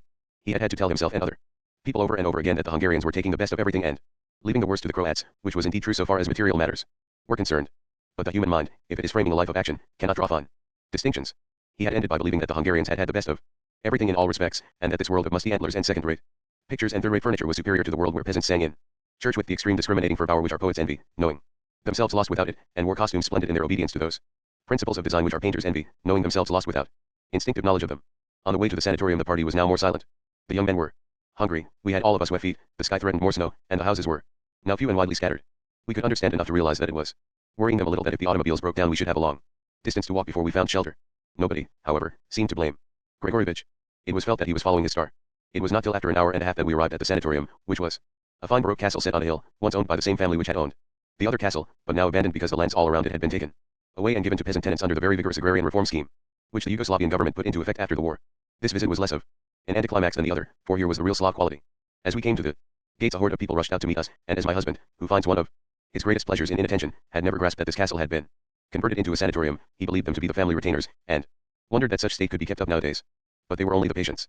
They rushed out, men and women and children, all mixed together, some wearing ordinary Western costume, and some in peasant costume. Some of the men wore the Moslem fez, for the health insurance society which manages the sanatorium draws its members from all over Yugoslavia. They looked strangely unlike hospital patients. There was not the assumption of innocence which is noticeable in all but the wilder inmates of an English institution, the tramps and the eccentrics, not the pretense that they like starched sheets as a boundary to life, that the authority of doctors and nurses is easy to accept and reasonable in action, that a little larking is the only departure from hospital routine they could possibly desire, that they were as Sunday school Children mindful of their teachers. These people stood there, dark, inquisitive, critical, our equals, fully adult. This was, of course, partly due to their racial convictions. Many of them came from parts of Yugoslavia where there is still no trace of a class system, where there are only peasants. They had therefore not the same sense that in going into hospital a worker placed himself in the hands of his superior, and that he must please him by seeming undangerous. But also, as it appeared when he went into the doctor's room, the theory of illness was not the same as in a Western European hospital. We found there the superintendent, who was a Serb though long resident in Croatia and Croat in politics, and his 3 Croat assistants who all had an oddly undicled air to English eyes. I do not mean that they looked unbusinesslike, on the contrary, each of them had a sturdy air of competence and even power. But there was in their minds no vista of shiny hospital corridors, leading to Harley Street and the peerage, with blameless tailoring and courtesy to patients and the handling of committees as subsidiary obligations, such as appears before most English doctors. There was no sense that medical genius must frustrate its own essential quality, which is a fierce concentration on the truth about physical problems, by cultivating self-restraint and a conventional blankness which are incompatible with any ardent pursuit. These people had an air of pure positiveness which amounted to contentiousness. They might have been bullfighters. They were bullfighters, of course. The bull was tuberculosis. The formalities of our reception were got over in a minute. Had I been visiting a sanatorium in England, cold and with wet feet, I would have had to go to the matron's room, and time would have been wasted. Here we shook hands, hurried to the radiators, sat down on them, took off our shoes, and pressed our stocking soles against the warm iron, while the doctors talked their Tauromachy around us. Did we know that tuberculosis was the scourge of southern Slavs? It had to be so, because the country was being rapidly industrialized. Peasants came to the town blankly ignorant of hygiene, drawn by wages that looked high on paper and were in fact far too low to buy proper housing or clothing, and there was still so little hospital treatment that a tuberculosis case was as likely as not to remain untreated and spread infection. And this was not because they were Balkans. They said that with a sudden leap of fire to their eyes, which could be understood by anyone who has heard Germans or Austrians use the adjective Balkan, with a hawking excess of gross contempt.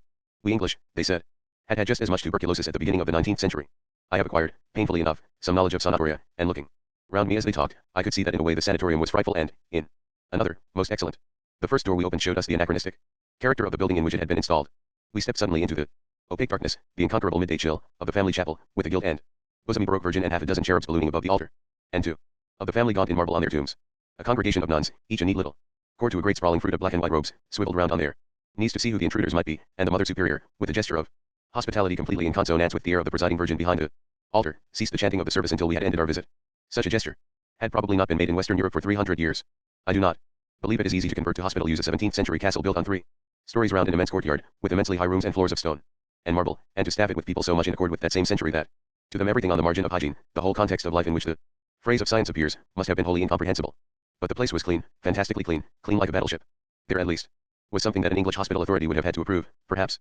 However, the only thing he could. The patients within doors were shocking to Western theories as they had been when they had met us out of doors on our arrival. They were evidently preoccupied with the imaginative realization of their sickness, and no one was attempting to interfere with them in their pleasure. This was a visiting day, and in what had been the grand drawing room of the ladies of the castle, a large apartment adorned with sugary, Italianate, late 19th century murals representing the islands of the blessed, women sat holding their handkerchiefs to their lips with the plangent pathos of La Dame auxiliary camellias, and men assumed the sunrise mixed with sunset glamour of the young Keats, while their families made no attempt to distract them from these theatrical impersonations but watched with sympathy, as audiences should. The patients who had no visitors were resting, and when we went into the wards they were lying on their beds, the quilts drawn over their mouths, the open windows showing a firmament unsteadily yet regularly cleft by the changing stripes of snowfall.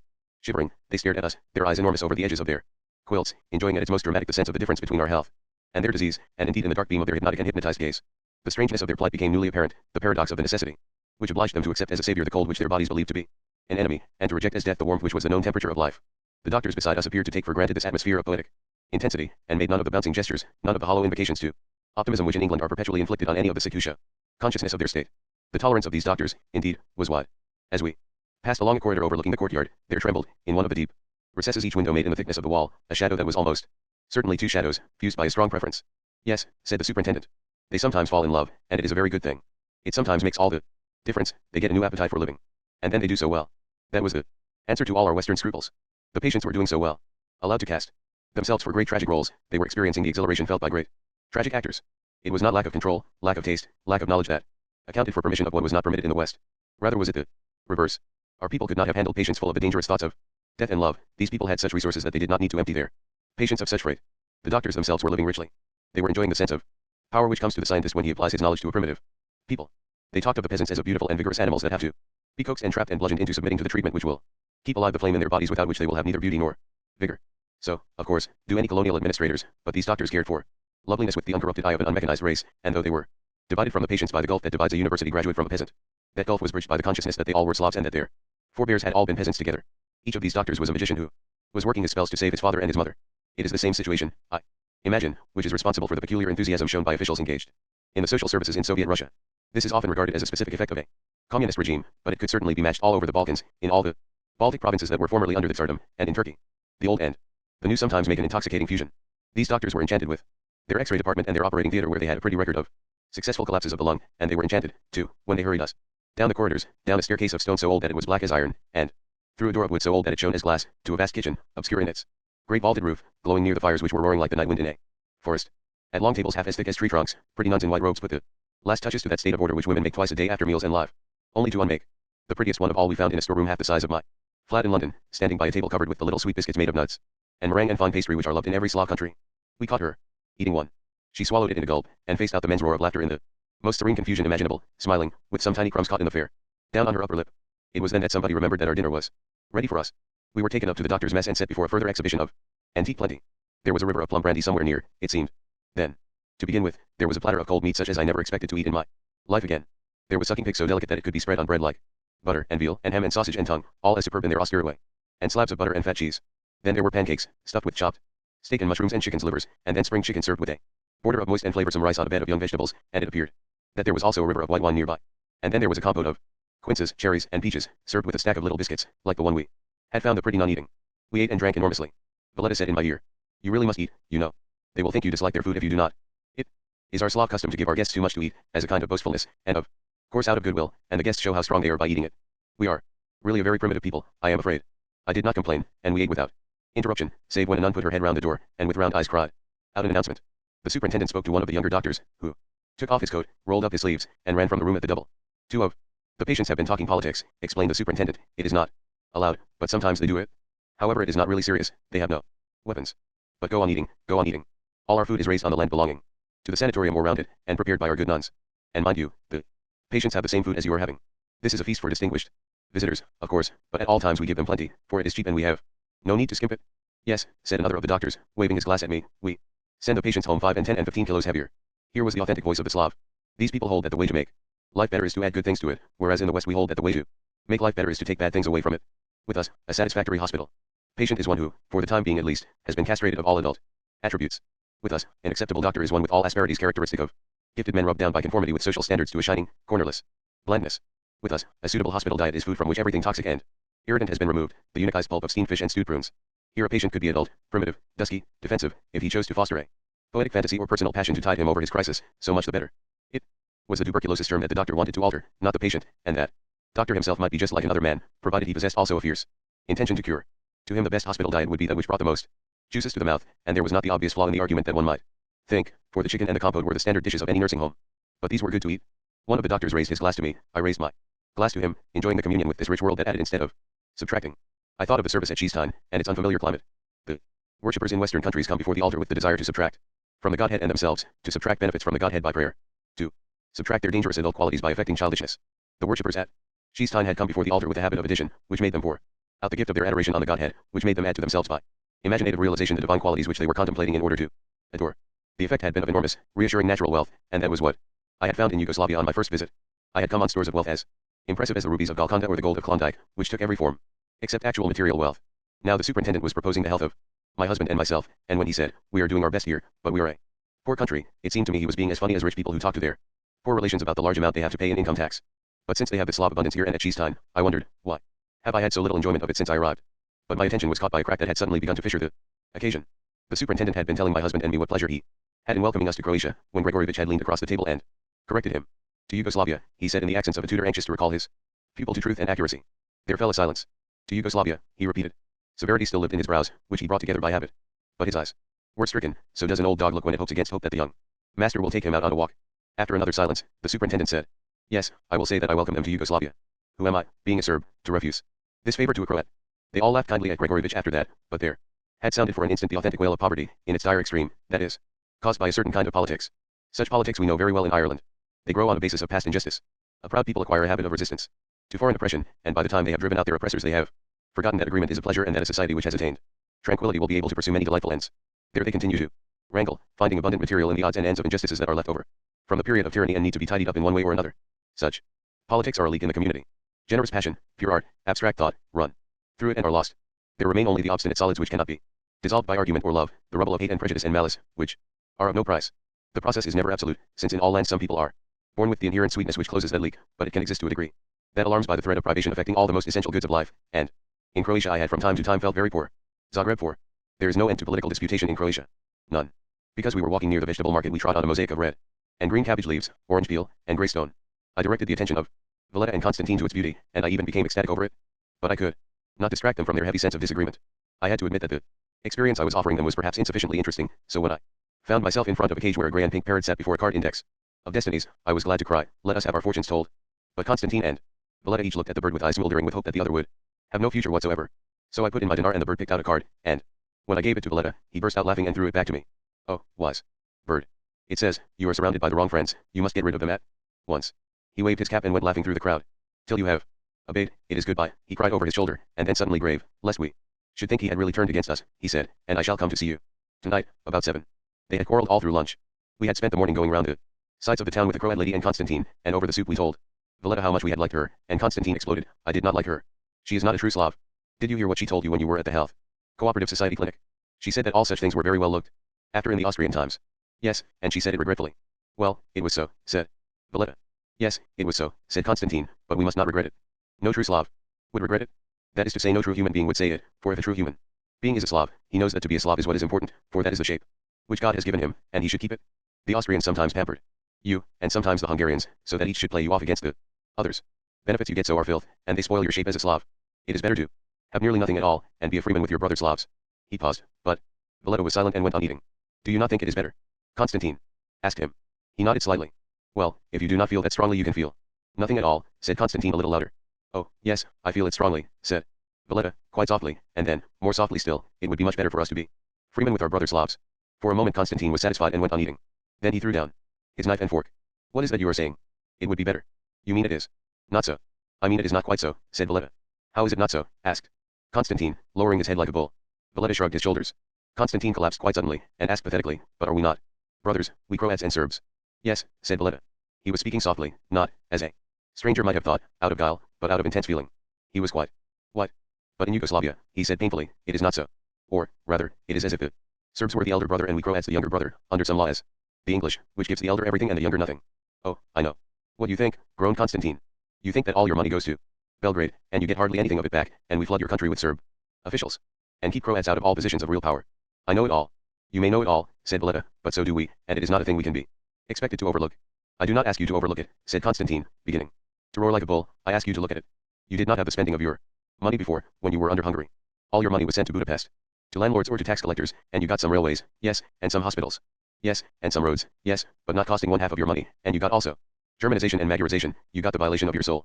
But now you are a part of Yugoslavia, you are a part of the kingdom of the South Slavs, which exists to let you keep your soul, and to guard that kingdom we must have an army and a navy to keep Hungary and Italy in their places, and we must give Serbia many things she did not have because Serbia was fighting the Turk when you were standing safe behind us, and we must do much for Bosnia, because the Hungarians did nothing there, and we must do everything for Macedonia, because the Turks were there till 1912, and we must drain marshes and build schools and make military roads, and it is all for you as well as for us, but you will not see it.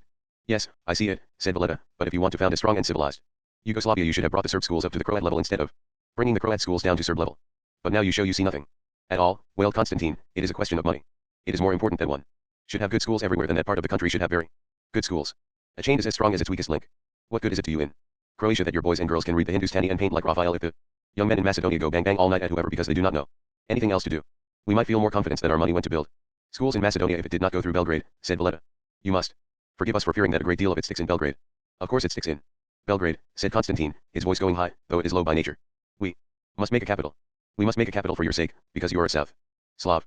All Western Europeans despise us because we have a little capital that is not chic. They are wrong, for there is no reason why we should have a big capital, for we are a peasant state. But you must give these people what they want, and they are like children. It is the big shining thing that impresses them. Do you not remember how, before the war, the Austrian ministers treated us like dirt, because Vienna is a place of baroque palaces and we had nothing but our poor town that had a Turkish garrison? Till 50 years ago, though it meant nothing, for at the appointed time we came down on them like a hammer on nutshells. If it were only ministries and hotels that were being built in Belgrade, we Croats might approve, said Valletta, but we understand that there are many private houses which are being built for people who have been connected with politics. It is not true, I swear it is not true, cried Constantine. Are you telling me, asked Valletta, that all Serb officials are honest? Constantine rocked in his seat. I am all for honesty, he said, giving the H its guttural sound. I am a very honest man. And that is true. During his life he has had the unquestioned administration of much money, and never has one penny stuck to his fingers. And I admit, he continued heavily, that in our Serbia there are sometimes people who are not honest. But how could we do? There are not enough people in our country to take on the administration, so many of us were killed in the war. 90%, he wailed, 90% of our university students were killed in the war. And that, too, I learned afterwards, is true. Then why do you not draw on us Croats for officials? Asked Valletta. There are many Croats whom nobody in the world would dare to call untrustworthy. But how can we let you Croats be officials? Spluttered Constantine. You are not loyal. And how? Asked Valletta, white to the lips, can we be expected to be loyal if you always treat us like this? But I am telling you, grieved Constantine, how can we treat you differently till you are loyal? It is an absolute deadlock, and the statement of it filled the heart with desolation. Constantine pushed away his plate and said, Valletta, I will tell you what is the matter with you. But we can see nothing the matter with either of you, I intervened.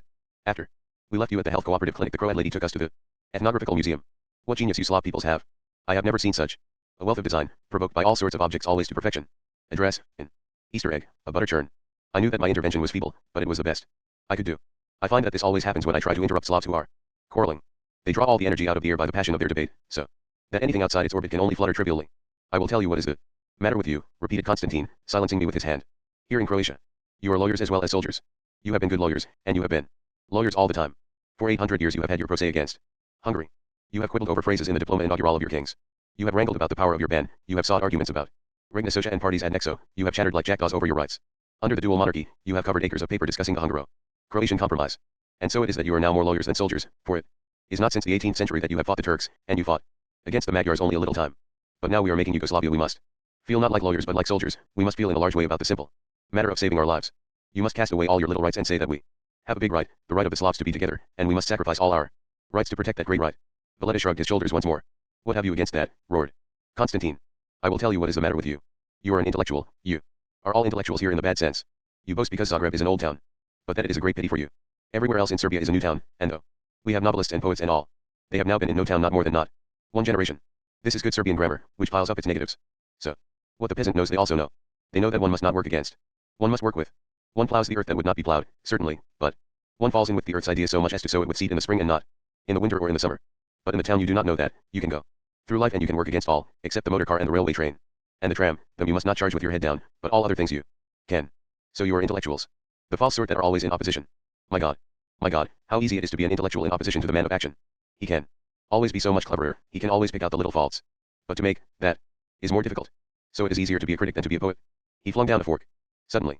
But I should say it is easier to be a bad critic. To be a good critic you must make sometimes and know how it is in your own self to make well or badly. That is why I am a great critic. I am also a great poet. But you are not poets, you Croats, you do not make. You are always little and clever, you are always in opposition winning points as if it were a game. He flung himself on his jam pancakes like a hungry lion. Then, with his mouth full, roared again, all of you in Zagreb are the same. I have been in the cafes every night and the Croats all say to me, it is disgusting, the trade pact you in Belgrade have made with Italy. And who are the Croats, who took Italian help to kill our king, who are howling always that your peasants are so poor, to attack us if we swallow our pride and for the sake of getting the peasants a little money make a trade pact with the Italians. ACH, in all your little ways you are very terrible. For a time Valletta did not answer. It is a considerable part of the Croat argument that Croats do not shout in restaurants and do not speak at all with their mouths full. You would say we were well governed here, he asked presently. You would say that nobody is arrested without cause and thrown into prison and treated barbarously. You would say that nobody has been tortured in Croatia since it became Yugoslavia. He was trembling, and such sick horror passed across his face that I am sure he was recollecting atrocities which he had seen with his own eyes, at which his own bowels had revolted. Constantine nearly cried. Ah, God, it is their fault, he pled, indicating my husband and myself with his thumb. These English are hypocrites, they pretend you govern people without using force, because there are many parts of the empire where they govern only people who want to be governed. It is not necessary to use force in Canada and Australia, so they pretend that there is the general rule. Though in India where the people do not want to be governed many people are beaten and imprisoned. And for that I do not blame the English. It must be done if one race has to have power over another, that is why it is wrong for one race to have power over another, and that is why we must have a Yugoslavia, a self-governing kingdom of the South Slavs, and why we should make all possible sacrifices for Yugoslavia. I see the argument, said Valletta, we are to let Serbs torture us Croats. Because under Yugoslavia we are not to be tortured by the Italians and Hungarians. Oh, God, cried Constantine, I am glad that I am not a Croat, but a Serb, for though I myself am a very clever man, the Serbs are not a very clever people, that has not been their business has been to drive out the Turks and keep their independence from the Austrians and the Germans, so their strong point is that they can open doors by butting them with their heads. Believe me, in such a position as ours that is more important. But, my God, do you know what I feel like doing when I talk to you Croats? I feel like rolling up my coat and lying down in the middle of the street, and putting my head on my coat, and saying to the horses and motor cars, drive on, I am disgusted. What is so horrible in this conversation is that you are never wrong, but I am always right, and we could go on talking like this forever, till the clever way you are never wrong brought death upon us. Some have died already, said Valletta. Zagreb. The rest of the afternoon was to prove to us that Constantine was to some extent right, and that the Croat is weakened by Austrian influence as by a profound malady. When Valletta had left us in front of the parrot's cage, Constantine said, now we must hurry, for we have two things to do this afternoon. We must see the treasury of the cathedral and then we must go to the dancer who has promised to dance for us in her apartment. He walked beside us very glumly, looking at the pavement, and then burst out, I do not know why you trouble yourself with that young man, he is not of importance, he is quite simply a Croat, a typical Croat. After a silence we came to the square in front of the cathedral. He burst out again, they do appalling things and they make us do appalling things, these Croats. When God works through the Croats, he works terribly. I will tell you what once happened in the war. There was a hill in Serbia that we were fighting for all night with the Austrian troops. Sometimes we had it, and sometimes they had it, and at the end we wholly had it, and when they charged us we cried to them to surrender, and through the night they answered. The soldiers of the empire do not surrender, and it was in our own tongue they spoke. So we knew they were our brothers the Croats, and because they were our brothers we knew that they meant it, and so they came against us, and we had to kill them, and in the morning they all lay dead, and they were all our brothers. Just then, the face of the cathedral rose pearly brown above us. Constantine tiptoed to the sacristan and said that we wanted to see the treasury, and there began a scurrying quest for the key. A sacristan in ordinary breeches and shirt sleeves was carrying away the tubs of oleanders that had decorated the altar during Easter. His face was pursed with physical effort and an objection to it, and the oleander branches waved about him like the arms of a vegetable Sabina. They are a long time seeking the key, said Constantine wearily, leaning against a pillar and looking up to its high flowering. I would not have you think that the Croats are not good people. All Slavs are good people. They were the best soldiers in the Austro-Hungarian Empire. All said so, on all the fronts. Hey, what is this? A priest had come to say that the key had to be sent for, that it would come soon. He then ran towards a little door, through which 5 or 6 other people ran constantly during the next quarter of an hour, on errands connected with the finding of the key. Now I as a Serb do not think it is as important that the key should be found quickly as you English would do, said Constantine, but I would point out to you that in Zagreb also the key is not found in the quick English tempo. Yet I am sure that here they say to you all day, we are not as the Serbs in Belgrade, here we are businesslike, we do things as they are done in Vienna, and it was true. So they had said to us constantly in the banks and hotels and museums. At last a priest came with the key in his hand, and took us up a stone staircase to the treasury, which had an enormous safe door, affixed after the theft of a 10th century ivory diptych, which was discovered some years later in the museum at Cleveland, Ohio. The safe door took quite a long time to open, it was so very elaborate. Then the priest went in and immediately ran out with a chalice of which he was evidently very proud, though it was not very distinguished late 16th century work. For some reason all Croat priests both in Croatia and Dalmatia have a special liking for dull Renaissance work. Byzantine work they value for its antiquity only, and its lavish use of precious metals, and medieval work they usually despise for its uncouthness. The priest was quite ecstatic about this chalice, which he put down on a little rickety table on the landing outside the treasury, and made us stand and admire it for some time. Then he said that we must see the jeweled mitre of a 16th century bishop, and he showed us into the treasury. After we had looked at the silver we were shown the diptych, which is pleasing but not satisfying, because it lacks spaciousness. The figures are the right hieroglyphics, they could spell out a magic message, but they do not, because they are so crowded it is like a poem printed with the words run together. We were shown also the sham diptych which was substituted by the thief for the real one, so that the theft went undetected for some days. This was a surprising story, for though the copy reproduced all the details of the original, it was with such infidelity, such falsity of proportion and value, that the two were quite unlike in effect. It is possible that the copy was carved in some center of craftsmanship, perhaps in Italy, by somebody who had never seen the original but worked from a photograph. While we were discussing this the priest uttered a sharp cry and ran out of the room, while Constantine burst into laughter. He explained, he has remembered that he has left the chalice on the table outside. I said, but why do you laugh? It is a thing that any of us might have done. But it is not, said Constantine. Your husband would not have done it at all, because he is English. You might or might not have done it, because you are a woman, and so of course you have no very definite personality. But I would have been sure to do it, and the priest was sure to do it. But because I am a Serb I know I am sure to do it, while because he is a Croat he thinks he is like a German or an Englishman and will not do it. Of course I must laugh. It is the same funny thing as about the key. When the priest came back he showed us the illuminated psalters and Bibles, and in one of them we fell on the record of what is always pleasing, a liberal and humanist soul which found perfect satisfaction and a refuge from troubled times in the church. On the margins of his holy book he painted towns set on bays where it would be good to swim, meadows where spring had smiled 400 years and was not tired, and rosy nudes with their flesh made sound by much passive exercise. We would have thought that the man who painted so was at ease with the world had we not turned a page and found proof that he was nothing of the kind. With unbroken sweetness but in perplexed misery, he painted a hunter lying asleep in the wood's end. Peopled the glades with his dream. The hunter is spitted before a lively fire by hinds, who sniff in the good roasting smell, while hares chase hounds lay their mouth with fright and cram their limp bodies into baskets, and by every stroke of the brush it is asked, what are blue seas and the spring and lovely bodies so long as there are pain and cruelty? He spoke to us for 1 second out of the past and instantly returned there, for the priest preferred that we look at his vestments rather than at his books. And indeed they are very beautiful, said Constantine. They were of embroidered damask and stamped velvet, for the most part of Italian provenance, some as old as the 16th century. But how poor they look. I said. You are hard to please, he said. No, I am not, I said, but compared to the design we saw in the ethnographical museum these seem so limited and commonplace. I was not flattering Constantine. These designs on the vestments were of that Renaissance kind which, if one sees them in a museum and tries to draw them, distress one by their arbitrariness. They partake neither of naturalism nor of geometrical pattern, they often depict flowers set side by side to make harmonies of color and united by lines whose unpleasant lack of composition is disguised by those harmonies. The designs in the Slav embroideries are based on sound line, on line that is potent and begets as it moves, so that in copying it the pencil knows no opposition. It is, as Constantine would say, working with. Also the Slav designs have great individuality while keeping loyal to a defined tradition, whereas the Italian designs follow a certain number of defined models. You are right, said Constantine benignly. We are a wonderful people. That is why we want to be Slavs. And nothing else. All else is too poor for us. But now we must go to the dancer, she is having the accompanist specially for us, so we must not be late. The dancer lived on the top floor of a modern apartment house. The blonde floor of her practice room shone like a pool under the strong light from the great windows. And though her accompanist had not yet come, she was swaying and circling over it, like a bird flying low over the water, as swallows do before rain. She turned at the end of the room and danced back to greet us. She had that vigorous young beauty that seems to carry its keen cold about with it. Her eyes were bright and her cheeks glowed as if she were not really here, as if she were running on her points up the cornices of a snow peak to a fairy ice palace. She had the most relevant of beauties.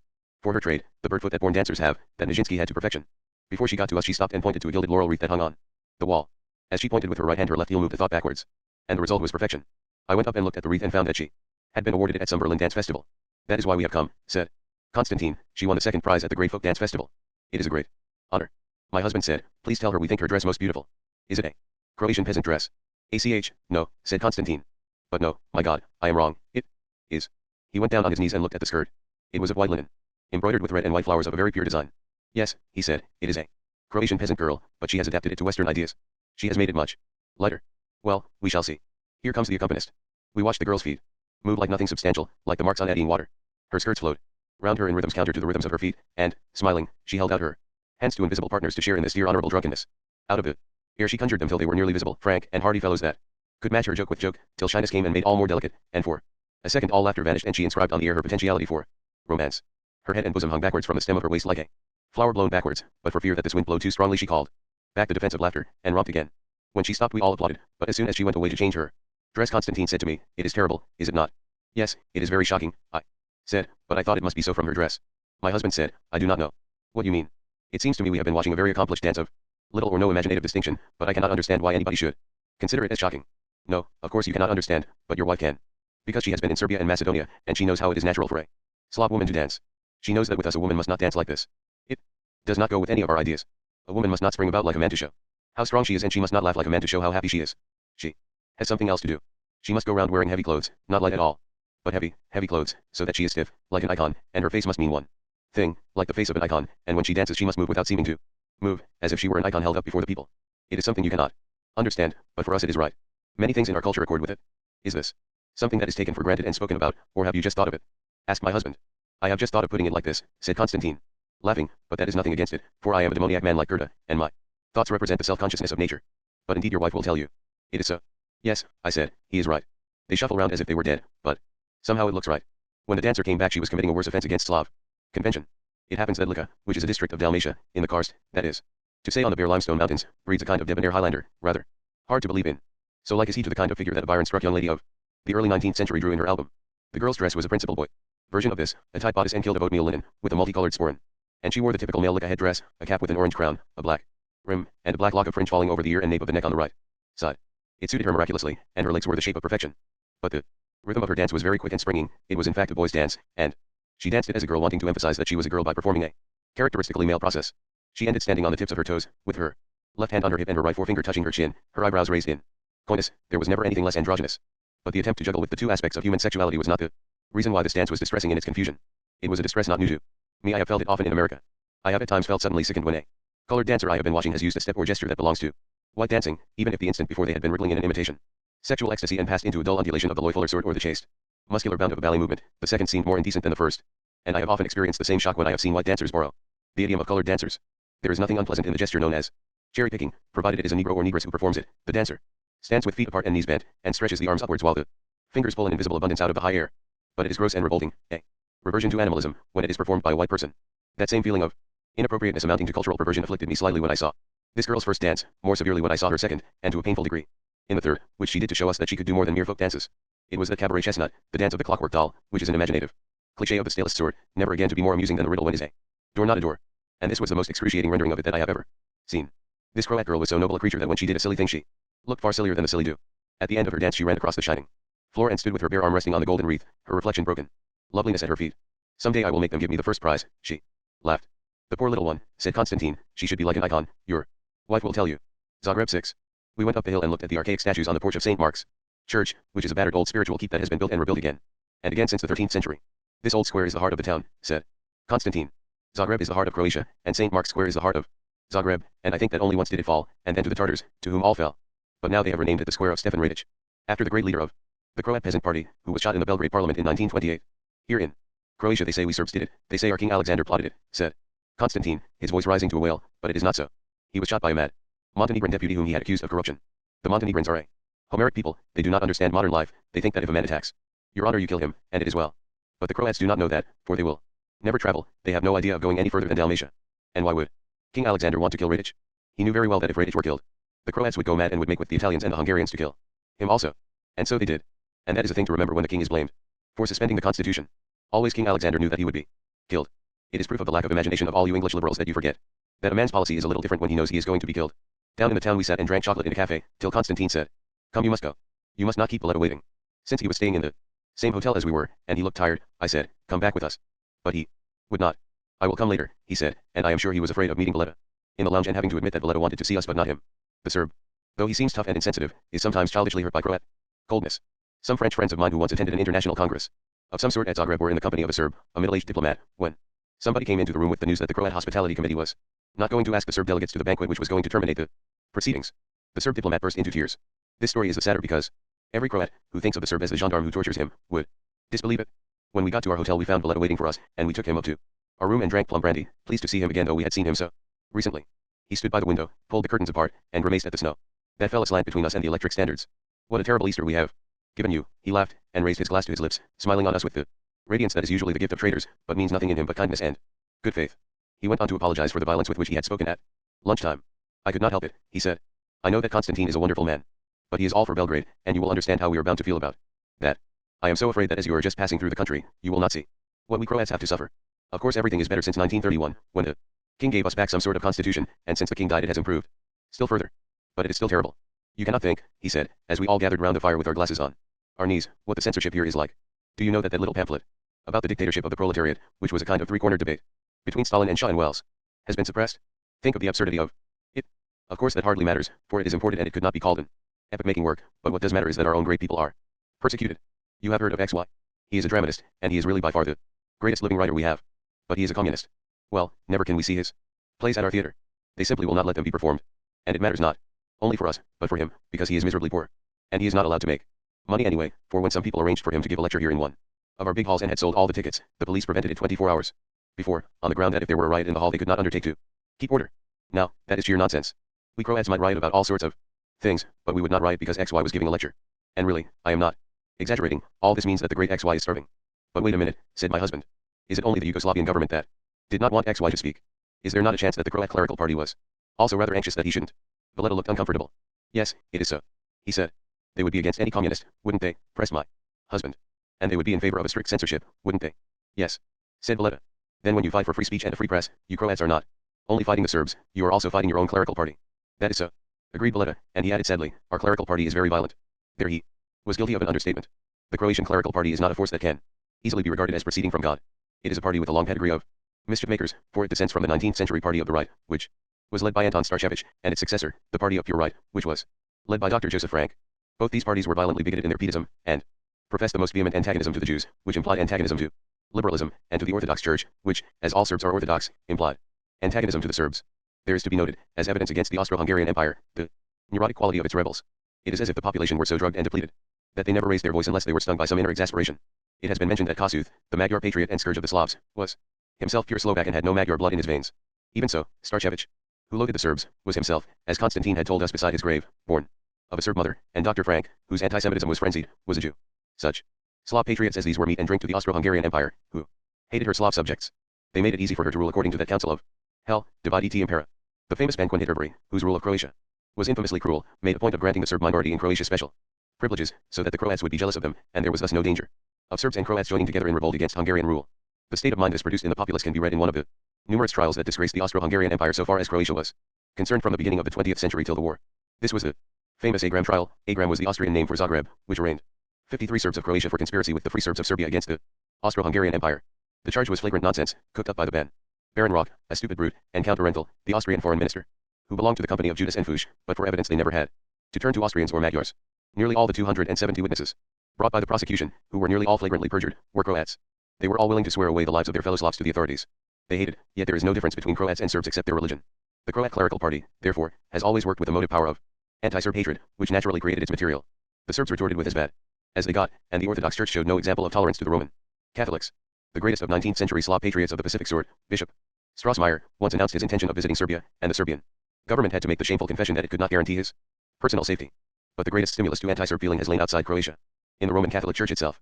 During the last 60 years or so the Vatican has become more and more ultramontane, more and more predominantly Italian in personnel, and since the War of 1914 it has become more and more terrified of communism. Can the Roman Catholic Church really be expected to like Yugoslavia? To like a state in which Croats, who used to be safely amalgamated with Catholic Austrians and Hungarians, are outnumbered by Orthodox Serbs, who are suspected of having no real feeling of enmity towards Bolshevist Russia? There are two indications, one small and one massive, of the Roman Catholic attitude to Yugoslavia. In all Slav countries there have been for many years gymnastic societies for young Slavs, called Sokals, or the Hawks, after an original made in Czechoslovakia, where boys and girls are given physical training and instructed in their nationalist tradition and the duties of a patriot. These are, indeed, the models from which the Italian fascisti copied the Balilla and avant-gardisti. After the war, the Roman Catholic Church started rival societies called the Eagles in both Croatia and Slovenia. It is extremely difficult to see what motive there can have been behind this move except to weaken the state loyalty of the Roman Catholic Yugoslavs. The Church could not possibly fear that the Sokals would interfere with the religious views of their members, for the Czech and Croatian Sokals had always been predominantly Catholic. The more important indication of the pro-Italian and anti-Slav attitude of the Roman Catholic Church is her callousness towards the unhappy Slovenes who were incorporated in Italy under the peace treaty. These 600,000 people are the worst treated minority in Europe except the German Tyrolese. Have bugs a nationality when they infest a dwelling? That is the historical and moral position of the Slovenes living within our borders, once said the Popolo d'Italia. The 1929 Concordat which Pope Pius XI signed with Mussolini did not adequately protect the religious rights of the Slav minority, and the Slovenes no longer enjoy the right, which they prized highly, of using the Slovene liturgy in the churches. The Slav so loves his language that this was a gesture of hostility to the Slav soul. It is, therefore, not sensible to trust the Roman Catholic Croat to like and understand the Orthodox Serb, or even to discourage the artificial hatred that has been worked up between them in the past. Do you not think, Valletta, said my husband, that the Belgrade government knows this, and therefore bargains with the Church, giving it assistance in its anti-communist campaign on condition that it keeps the anti-Serb and Croatian separatist movement within bounds? Valletta hesitated. It may be so, he said, his long fingers fiddling with the fringe of a cushion. And there is another thing, said my husband, there is the present Concordat one. He paused.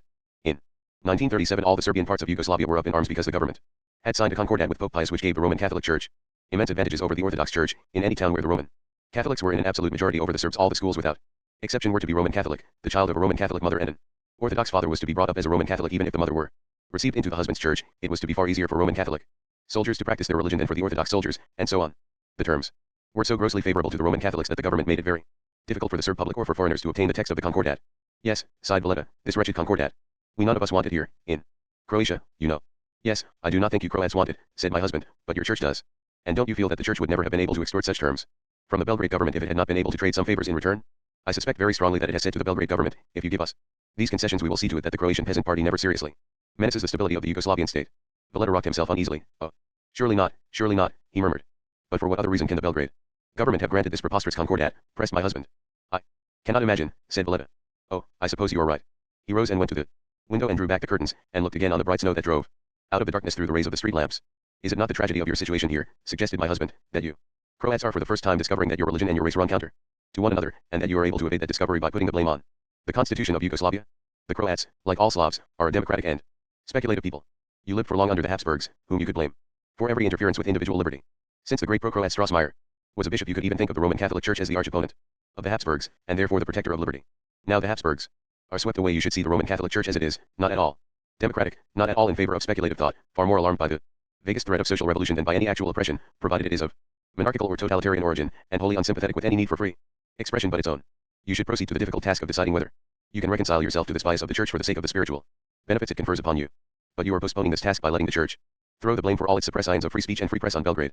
It is possible that you are right, said Valletta, coming back and taking his seat by the fire. Nothing is ever clear-cut here. Do you never get down to a discussion of first principles? Asked my husband. This business of social revolution, how is it regarded by the Croat politicians such as Maček of the Croat Peasant Party? We never speak of such things, it is too soon, said Valletta. But if they want to become a separate autonomous canton, surely they must have some idea of the kind of society they want to found. No, answered Valletta, it is felt that it would be premature to discuss such things. Oh, I know it is wrong and naive and foolish, but that is how our people feel. That is how they had always felt, the Croat leaders. There lay on the table a wad of papers which was the result of my efforts, practiced over some weeks, to discover what opinions had been held by the greatest of Croat leaders, the murdered Stefan Radic. Those efforts had been fruitless, except so far as they provided a proof of the essential unity of the Slavs. For Radic was the spit and image of Tolstoy. He talked nonsense as often as not, but nobody minded. They all listened and felt exalted.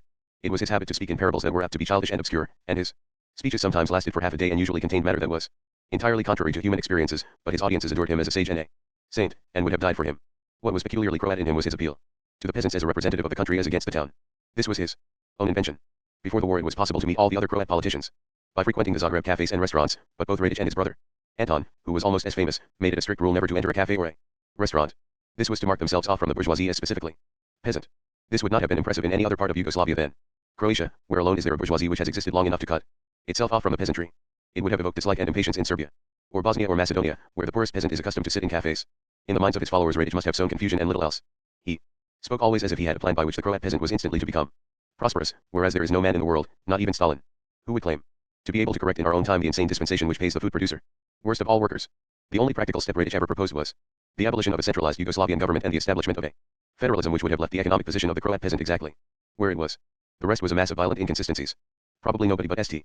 Augustine has contradicted himself so often or so violently. He was pro-Habsburg. At the outbreak of the war he made a superb speech calling on the Croats to defend their emperor, and his sentiments did not really change after the peace. But he constantly preached that the Croats should form a republic within the Kingdom of Yugoslavia, on the grounds that the proletariat was better off in a republic than in a monarchy. Not only was he simultaneously pro-Habsburg and Republican, he had friendly correspondence with Lenin and made a triumphal progress through Russia. Though he expressed sympathy with Bolshevist ideas, he had stern race theories, which made him despise many of the inhabitants of the southern parts of Yugoslavia and reproach the Serbs bitterly for admitting to government posts such people as Vlachs, an ancient and quite respectable shepherd tribe of the Balkans. It is said, however, that he made the visit to Russia not from any ideological motive but because like all Slavs he loved to travel, and though he had lived in Vienna and Berlin and Paris, where he had taken university degrees, for no more than Tolstoy was he a piece of peasantry straight out of the oven, and had visited London and Rome, he had never been in Moscow. Whatever the reason may have been, the visit did not help him to give a definition to the Croat mind, particularly as shortly afterwards he became a close friend of King Alexander of Yugoslavia, whom he alternately reproached for his interference with parliamentarianism and urged to establish a military dictatorship. Meanwhile he robbed the Croats of any right to complain that the Serbs refused to let them take any part in the government by ordering the Croat deputies to abstain from taking their seats in the Belgrade parliament, when the wiser course would have been to leave them as an obstructionist and bargaining body. Some idea of Radic can be formed by an effort to imagine an Irish politician with Parnell's personal magnetism, who was at one and the same time an agrarian reformer, a Stuart legitimist, a Republican, a communist sympathizer, an advocate of the Aryan race theory, and a close friend of the King of England, to whom he recommended liberalism and fascism as he felt like it, and who withdrew the Irish members from St. Stephen's while himself constantly visiting London. It is no wonder that his party, even under his successor, Maček, has formed only the vaguest programs. Nothing, said Valletta, has any form here. Movements that seem obvious to me when I am in Paris or London become completely inconceivable when I am here in Zagreb. Here nothing matters except the Croat-Serb situation. And that, I own, never seems to get any further. But this is something very serious, said my husband, for a movement might rush down on you here, say from Germany, and sweep away the Croat-Serb situation and every other opportunity for debate. You are perfectly right, said Valletta. I know it very well. But I do not think anything can be done.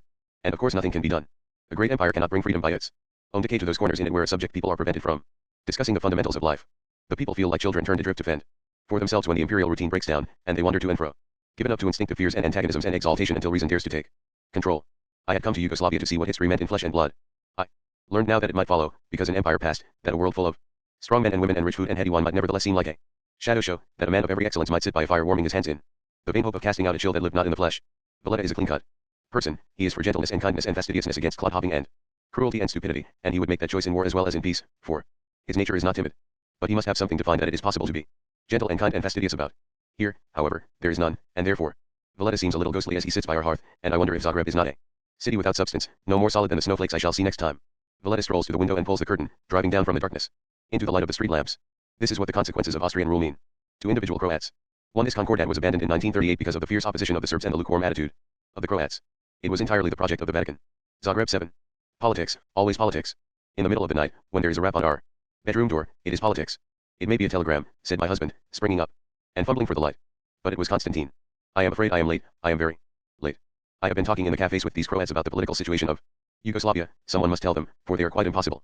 But I must tell you that I will be leaving tomorrow for Belgrade, very early, earlier than you will go to Sushak, for they have telephoned to me and say that I must go back. They need me, for there is no one who works so well as me.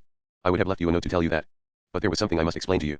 I have spoken not such good things of Radic who was killed and of Maček who is alive. You had better put on your dressing gown, for I will be some time explaining this to you, but I want to make you understand that though they are not at all clever men and cannot understand that there must be a Yugoslavia, they are honest. They would neither of them take money from the Italians and Hungarians. They and their followers would spit on such men as go to be trained in terrorism at the camps in Italy and Hungary. These were quite other men, let me tell you. Nevertheless we had woken as early as it was light, and my husband said to me, we have never seen Mestrovich's statue of the great Croat patriot, Bishop Strossmayer. It is in the public garden just outside this hotel. Let us go and look at it. Now.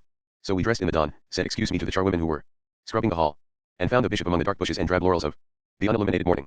But his beauty, even under the handling of one whose preference for rude strength must have been disconcerted by its delicacy, was a light by itself. Mestrovich had given up his own individuality and simply reproduced the bishop's beauty, veiling it with a sense of power, and setting horns in the thick wavy hair, after the manner of Michelangelo's Moses. I would like to know if Mestrovich ever saw his model. He probably did, for Strossmayer lived until he was 90 in the year 1905. This dazzling creature had then completed 56 years of continuous heroic agitation for the liberation of the Croats and as the fearless denunciator of Austro-Hungarian tyranny. Because of his brilliant performances as a preacher and a scholar, he was at 34 made the Bishop of Jakovo, a see which included a vast stretch of the Slav-inhabited territory of the empire, and he immediately declared himself as a passionate pro-Croat. It is an indication of the wrong suffered by the Croats that the revenues of this bishopric were enormous, though the poverty and ignorance of the peasants were so extreme that they shocked and actually frightened travelers. He amazed everyone by spending these enormous revenues on the Croats, while Hungary was trying to Magyarize the Croats by forbidding them to use their own language, and, as far as possible, deprived them of all but the most elementary education. He financed a number of secondary schools and seminaries for clerics, where the instructions were given in Serbo-Croat. He endowed many South Slav literary men and philologists, both Croats and Serbs, and, what was most important, he insisted on the rights of the Croats and the Slovenes to use the Slav liturgy instead of the Latin. This last was their ancient privilege, for which they had bargained with Rome at the time of their conversion by Cyril and Methodius in the 9th century, when they were a free people. He founded the University of Zagreb, which was necessary not only for educational reasons but to give the Croats a proper social status, for in the Austro-Hungarian Empire, as in Germany and in the United States, graduation at a university has a class value. It is the mental equivalent of a white collar. Since the Croats had a university, they could not be despised as peasants. He was able to raise pro-Slav feeling in the rest of Europe, for he was the friend of many distinguished Frenchmen, and he was the admired correspondent of Lord Acton and Mr. Gladstone. In all this lifelong struggle he had the support of no authority. He stood alone. Though Pope Leo XIII liked and admired him, the Ultramontane party, which wanted to dye the church in the Italian colors, loathed him because he was one of the three dissensions who voted against the doctrine of papal infallibility. On this matter he was of the same mind as Lord Acton, but was at odds with his nearer Catholic neighbors. These hated him because he defended the right of the Slavs to have their liturgy said in their own tongue. They also found him lamentably deficient in bigotry. When he sent a telegram of brotherly greetings to the head of the Orthodox Church in Russia on the occasion of the millenary of the Slav apostle Methodius, his fellow Catholics, particularly the Hungarians, raged against this as an insult to the Holy See. The sense of being part of a universal brotherhood, of being sure of finding a family welcome in the furthest land, is one of the sweetest benefits offered by the Roman Catholic Church to its members. He had none of this enjoyment. He had only to leave his diocese to meet coldness and insolence from those who should have been his brothers. The Austro-Hungarian Empire could not persecute Strossmayer to his danger. The Croats loved him too well, and it was not safe to have a belt of disaffected Slavs on the border of Serbia, the free Slav state. But it nagged at him incessantly. When he went to open the Slav Academy in Zagreb, the streets were thronged with cheering crowds, but the government forbade all decorations and illuminations. It took him 15 years to force on Vienna the University of Zagreb. The statutes were not sanctioned till 5 years after the necessary funds had been collected. During the negotiations which settled the terms on which Croatia was to submit to Hungary, after Hungary had been given a new status by Elizabeth's invention of the dual monarchy, Strossmayer was exiled to France. At the height of the trouble over his telegram to the Orthodox Church about Methodius, he was summoned to Slavonia, a district of Hungary, where the Emperor Franz Joseph was attending maneuvers, and Franz Joseph took the opportunity to insult him publicly, though he was then 70 years of age. This was a bitter blow to him, for he loved Austria, and indeed was himself of Austrian stock, and he wished to preserve the Austro-Hungarian Empire by making the Croats loyal and contented instead of rebels who had the right on their side. Again and again he warned the Emperor of the exact point at which his power was going to disintegrate, of Sarajevo. He told him that if the Austrians and Hungarians misgoverned Bosnia, they would increase the mass of Slav discontent within the empire to a weight that no administration could support, and the Habsburg power must fall. But what is marvelous about this career is not only its heroism but its gaiety. Strossmayer was a child of light, exempt from darkness and terror. In person he resembled the slim, long-limbed, and curled Romeo in Delacroix's Romeo and Juliet, and the Juliet he embraced was all grace. The accounts given by European celebrities of the visits they had to him read richly. The foreigner arrived after a night journey at a small station, far on the thither side of civilization, and was received by a young priest followed by a servant described as a pandur with long mustachios, dressed in the uniform of a hussar, who put him into a victoria drawn by 4 dappled greys of the Levizaner strain, which is still to be seen in the Spanish riding school at Vienna. 22 miles they did in 2 hours and a half, and at the end, near a small market town, reached a true palace. It was 19th century made, and that was unfortunate, particularly in these parts. There is a theory that the decay of taste is somehow linked with the growth of democracy, but it is completely disproved by the Austro-Hungarian Empire, which in its last 80 years grew in fervor for absolutism and for Messrs. Maple of Tottenham Court Road. But there was much here worthy of any palace. There was a magnificent avenue of Italian poplars, planted by the bishop in his young days. There was a superb park, landscaped by the bishop himself. There were greenhouses and winter gardens, the like of which the eastward traveler would not see again until he had passed through Serbia and Bulgaria and Romania and had found his way to the large estates in Russia. The guest breakfasted by an open window admitting the perfume of an adjacent acacia grove, on prodigious butter and cream from the home farm, on Viennese coffee, and rolls made of flour sent from Budapest. Later he was taken to worship in the cathedral which the bishop had built, where peasants proudly wearing Slav costumes were hearing the Slav liturgy. Then there was the return to the palace, and a view of the picture gallery, hung with works of art which Strossmayer had collected in preparation for the museum at Zagreb.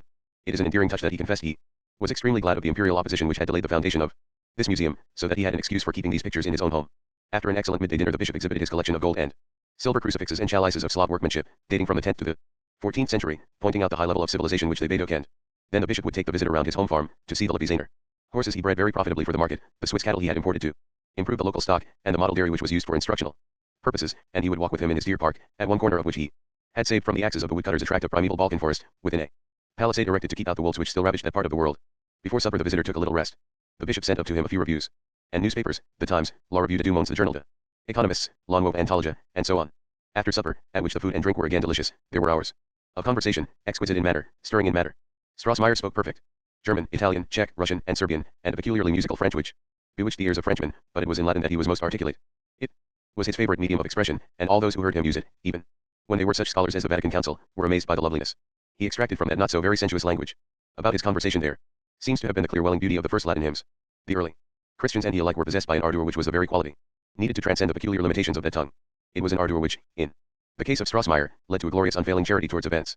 He spoke of his beloved Croats, of the victories of their cause, of his friendships with great men, as a lark might sing in mid-air, but of his struggles with Rome and the Habsburgs he spoke with equal joy, as a triumphant athlete might recall his most famous contests. His visitors, who had traveled far to reassure him in his precarious position, went home in a state of reassurance such as they had never known before. This is not a character in life as we know it, it belongs to the world that hangs before us just so long as the notes of a Mozart aria linger in the ear. According to our dingy habit, which is necessary enough, considering our human condition, we regard him with suspicion, we look for the snake beneath the flower.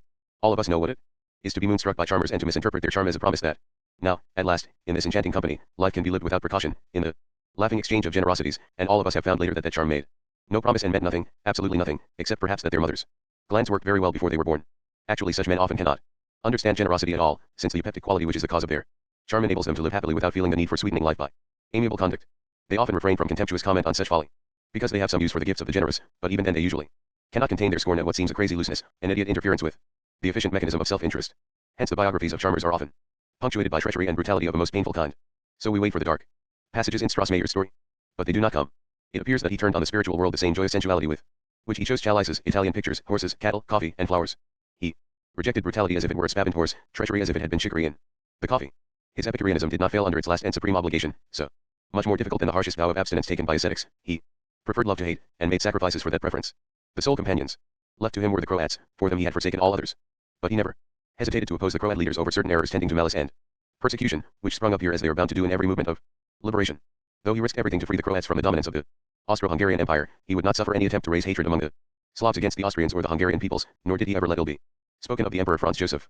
Nor, though he was a most fervent propagandist for the Roman Catholic faith, would he have any hand in the movement to persecute the Orthodox Church which set the Croat against the Serb. He set himself another problem of enormous delicacy in his opposition to anti-Semitism, which was here an inevitable growth, since the feudal system kept the peasants bound to the land and thereby gave the Jews a virtual monopoly of trade and the professions. For 36 years, smiling, he dared deny his friends all titbits to feed the beast in their bosoms, and lived in peril of making them his enemies, though he loved friendship above all things. Out of the political confusion of Croatia which makes for the endless embitterment and impoverishment I have described, this creature had derived sweetness and well-being. That is one of the most beautiful lives recorded in modern history, said my husband. We left the lovely statue smiling under the heavy rain. On the railway station we found the good Gregorevich and Valetta waiting to say goodbye to us. They stood side by side on the platform, these two enemies, the early morning rain dripping on their turned-up coat collars. Valetta laughed and wriggled as the drops of water trickled down his neck, but Gregorevich merely bowed beneath the torrents. Nothing is as it used to be, he said stoically, even the seasons are changed. We did not wonder that he correlated his political disappointments with the weather. The previous day we had seen him link them with phenomena fated. It might have been imagined, to be connected with absolutely nothing, to be themselves alone. We had gone, Constantine and my husband and myself, to take tea with Gregorevich at his little flat on the hill beyond the cathedral. His apartment and his family were the work of that god whose creations Chekhov described. Gregorevich's wife was nearly as tall and quite as thin as he was, and every minute or so she put her hand to her head in a gesture of apprehension so uncontrolled that it disturbed her front hair, which rose in that tangled palisade called a transformation, familiar to us on the brows of 19th-century minor royalties, and finally fixed it at an angle of about 60 degrees to her fine and melancholy features. This would have been comic had she not been a creature molded in nobility, and had it not been probable that that gesture had become a habit in the early days of her marriage, when Gregorevich was as young as Valetta, and there was a Hungarian band in Zagreb, and every knock at the door might mean, and more than once had meant, that police officers had come to arrest him. There was also a daughter, very short, very plump, very gay, an amazing production for the Gregoreviches. It was as if two very serious authors had set out to collaborate and then had published a limerick. We had heard about her. She wanted to marry a young officer, but could not because army regulations forbade him to take a bride with a dowry below a certain sum, and the bank in which Gregorevich had put his savings declared a moratorium. But she laughed a great deal, and wore a dress printed with little yellow flowers. That was not all in the little flat. There was also a small white poodle, which was pretty and neatly clipped, but old and careworn. It barked furiously when we entered. On Sunday afternoon it was evidently accustomed to repose itself and considered visitors a disorderly innovation. Quivering with rage, it watched while we were shown the sitting room and the little library which opened off it through an arch. These rooms were full of heavy Austrian furniture with stamped leather cushions and embroidered mats, and they were suffused with a curious nostalgia, as if far older people were living in them than was the case. In the library several tables were entirely covered with thousands of typewritten pages. There must have been at least 3/4 words. Gregorevich told us that this was the typescript of his book on his war experiences. But it was only half finished, and now he had begun to doubt if it was morally justifiable to write it. To make conversation, since everybody was very silent, my husband looked at the bookshelves and seeing that many of the volumes were well worn, said, "I suppose you love your books very much." Gregorevich thought for some time and then said, "No." The conversation dropped again. Cried Constantine, pointing his forefinger. We all wheeled about, and saw that the poodle was relieving itself on the carpet. The poor creature was making the only protest it could concerning its shattered repose, but it must be admitted that the spectacle was extremely obscene, for its froth of white curls over its clipped limbs recalled a ballerina. Gregorevich and his wife started forward with tragic faces. The dog got up on its hind legs and clung onto Gregorevich's hand, barking in weak defiance, putting his case about the sacredness of Sunday afternoon. But Gregorevich inclined from his great height a face of solemn censure, as if it were a child or even a man who were at fault, while his wife beat the poodle with a small stick which had been brought from the hall by the daughter, who was now no longer laughing. Gregoryvich's expression reminded me of the word Saint Augustine, once addressed to a Donatist bishop whom he was persecuting. If you could see the sorrow of my heart and my concern for your salvation, you would perhaps take pity on your own soul. The dog was put out into the passage, but the incident could not be considered as ended. There remained in the middle of the carpet the results of its protest. We endeavored to take the matter lightly, but we found that the Gregoryviches were evidently hurt by our frivolity. It was as if we had chanced to be with them when a son of theirs had returned home drunk or wearing the badge of the Croat separatist party, and we had tried to tamper with the horror of the moment by laughter. The atmosphere was tense beyond bearing, so Constantine, who had assumed an air of gravity, walked to the piano in the manner of an official taking charge in an emergency, and played a majestic motet by Bach, which recognizes the fact of tragedy, and examines it in the light of an intuitive certainty that the universe will ultimately be found to be reasonable. The Gregoryviches, who had sunk into two armchairs facing each other, sat with their arms and legs immensely extended before them, nodding their heads to the music and showing signs of deriving sober comfort from its message. There entered presently with a brush and dustpan an elderly servant, in peasant costume, who was grinning from ear to ear at the joke the dog's nature had played on the gentry. As she proceeded with her task, Constantine passed into the calmer and less transcendental music of a Mozart sonata, suitable to the re-establishment of an earthly decorum, and when she left the room he played a brief triumphal passage from Handel and then rose from the piano. Madame Gregorevich bowed to him, as if to thank him for having handled a social catastrophe with the tact of a true gentleman, and he acknowledged the bow very much as Heine might have done. She then began to converse with me on general topics, on the exceptionally severe weather and its effect on the social festivities of Zagreb. Meanwhile her husband took mine aside, ostensibly to show him a fine print representing the death of an early Croatian king, but really to murmur in a voice hoarse with resentment that he had owned both the poodle's father and grandmother, and that neither of them would ever have dreamed of behaving in such a way. Nothing, man or beast, is as it was. Our ideals, think what has happened to our ideals, what has happened to our patriots. But for dear Valetta it is not all politics. He is a man of letters, he is a poet. What he could give the world, if there could only be peace in Croatia. But how is there to be peace in Croatia? It is said by some that it could be imposed overnight, if the Serbs of Yugoslavia could nerve themselves to grant federalism on the Swiss model. That would change the twilight character of Croatian history, it would give the Croats a sense of having at last won a success, it would give their national life a proper form. That, however, could never be a true solution. But supposing Croatia got her independence, and the peasants found they were still poor, surely, there would be a movement towards some form of social revolution, and surely then the bourgeoisie and the conservatives among the peasants would try to hand their country over to some foreign power, preferably Nazi or fascist, for the sake of stability. Surely, too, the Roman Catholic Church would be pleased enough if Croatia left its union with Orthodox Yugoslavia. And if that happened there would be no more peace in Croatia. For either Gregorevich or Valetta. They were both true Slavs, and they would neither of them be able to tolerate foreign domination, firstly because it was foreign, and secondly because it was fascist. Suddenly they looked to me strange and innocent. Like King Alexander of Yugoslavia in the first part of the film, as he was in the boat, and on the quay at Marseille. I pulled down the window so that I could see them better, my two dear friends who were each other's enemies, who might yet be united to each other, far more closely than they could ever be to me, by a common heroic fate. Such a terrible complexity has been left by the Austro-Hungarian Empire, which some desire to restore, such a complexity, in which nobody can be right and nobody can be wrong, and the future cannot be fortunate. Dalmatia. Sushak. The train went through a countryside dark with floods, and then there was no countryside, but something like an abstract state of ill-being, a mist that made the land invisible but was not visible itself. Then we pulled up to mountains that were deep under new snow. Here trees became curious geometrical erections, white triangles joined each branch tip to the trunk. I saw one branch break under its burden and fall in a scattery powder of what had wrecked it. Valleys that I had seen in summertime, and knew to be rocky deserts strewn with boulders the size of automobiles, were level as lakes and swans down white. I grumbled at it, for I had wanted my husband to see the crocuses that I had seen the year before lying under the trees like dapples of mauve sunshine, and all the red anemones springing among the lion-colored stones. I kept on saying, it will be all right when we get to Dalmatia, when we come to the coast. But in the early afternoon we caught sight of the Adriatic across barren, snow-streaked hills, and it looked like one of the bleaker Scottish lochs. Sky and islands, and sea alike were bruise-colored. Well, I will own it. The grimness of the day was not all to blame. No weather can make the northern Dalmatian coast look anything but drear. The dreariness is so extreme that it astounds like luxuriance, it gluts the mind with excess of deprivation. The hills are naked. That exclusion of everything but rock that we English see only in a quarry face is here general. It is the landscape. Tracks lead over this naked rock.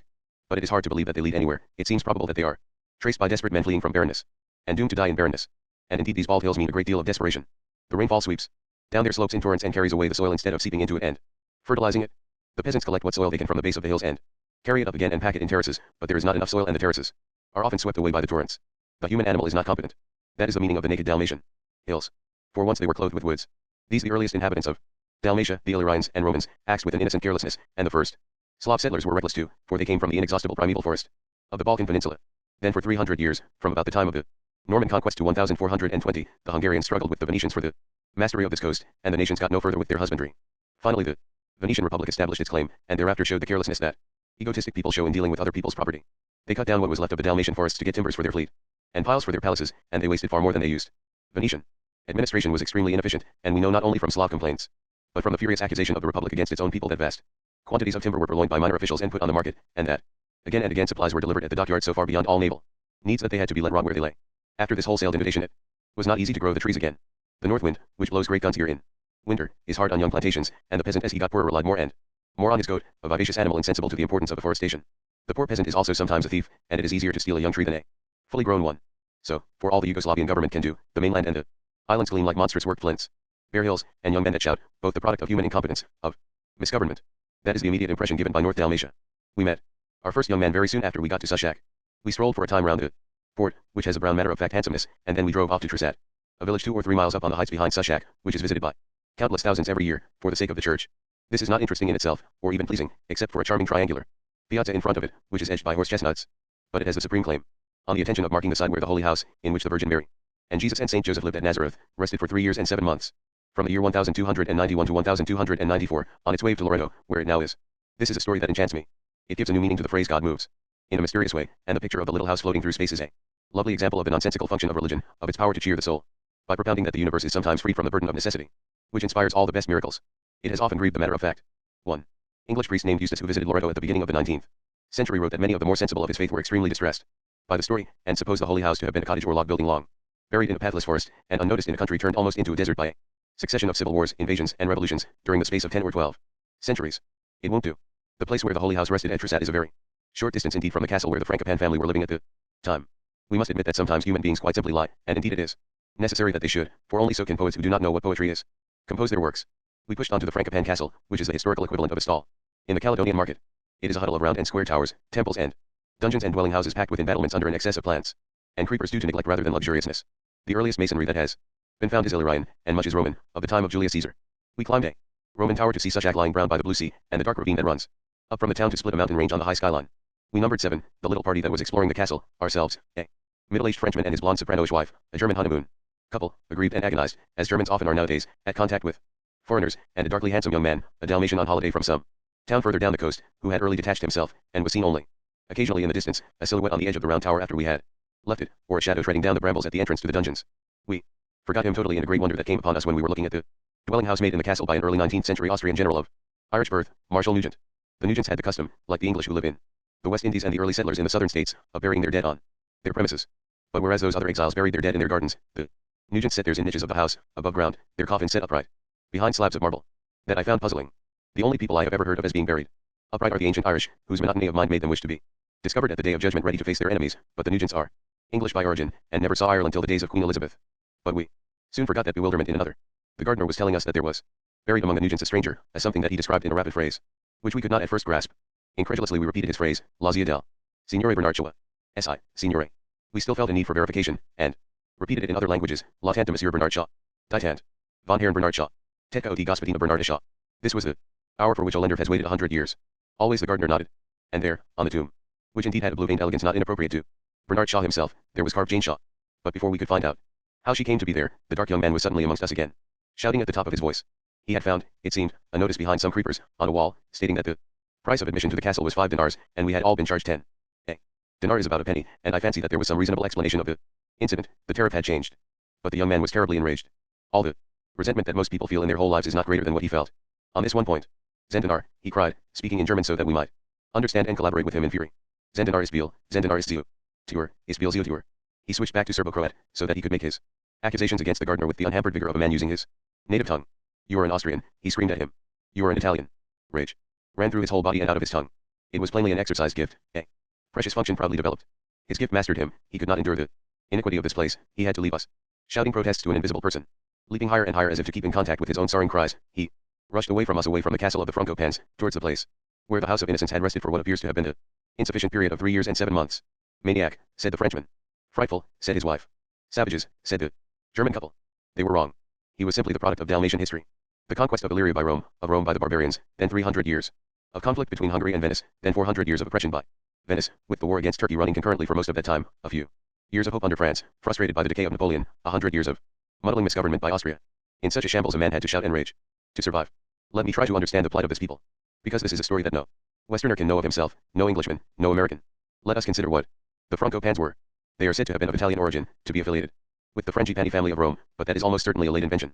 They were typical Dalmatian nobles, of unknown origin, probably aliens who had come down on the Slavs when these were exhausted by barbarian invasions, and were themselves of barbarian blood. Certainly they owed their ascendancy not to virtue, nor to superior culture, but to unusual steadfastness in seeing that it was always the other man who was beheaded or tossed from the window or smothered. They lived, therefore, in an agony of fear. They were liable to armed attack by Vienna or Hungary, if ever they seemed to be favoring one rather than the other. Their properties were temptations to pirates. Their followers, and even their own families, were themselves living in continual fear, and were therefore apt to buy their safety by betraying their overlord to his strongest enemy, so overlords could trust nobody. We know a great deal about one Count Ivan Frankopan, in the 15th century. He was the eldest of 9 sons, the other 8 all conspired against him. To protect himself he used a device common in that age of legalist division. He made the Venetian Republic his heir. Thus it was not to the advantage of his brothers, or any other private person, to assassinate him. But when he seized the fortresses of 2 of his brothers he found that they were protected by a similar testamentary precaution. They had made the Count of Hungary their heir. He fled across the sea to an island named KRK, which was his. Then he went mad. He conceived the idea that he must have an infinite amount of money to save him from disaster. He robbed his peasants of their last coins. He murdered refugees who landed on his island in flight from the Turk, for the sake of their little stores. The Venetian commissioner was seated the island by its horrified inhabitants on condition that he take the poor lunatic away. The bare hills around the castle told us what followed that, 4 centuries of selfish exploitation. Then, with the French occupation, there was hope. The gardener showed us with pride a neat 19th century neoclassical temple, built with the fidelity to antique classicism that does not deceive the eye for an instant. So obvious is it that the builders belonged to a later civilization that had learned to listen to orchestral music and to drink tea from fine cups. There is a cross at the apex of the pediment, and 2 well-bosomed matrons sit on its slopes, one decapitated by an idiot bomb dropped by one of D'Annunzio's planes when he was holding such acts. Neighbor, fume. Across the frieze of this temple is written Mir Unica, which I translated to my husband perhaps more often than was absolutely necessary, for I am delighted with my minute knowledge of the Serbian language.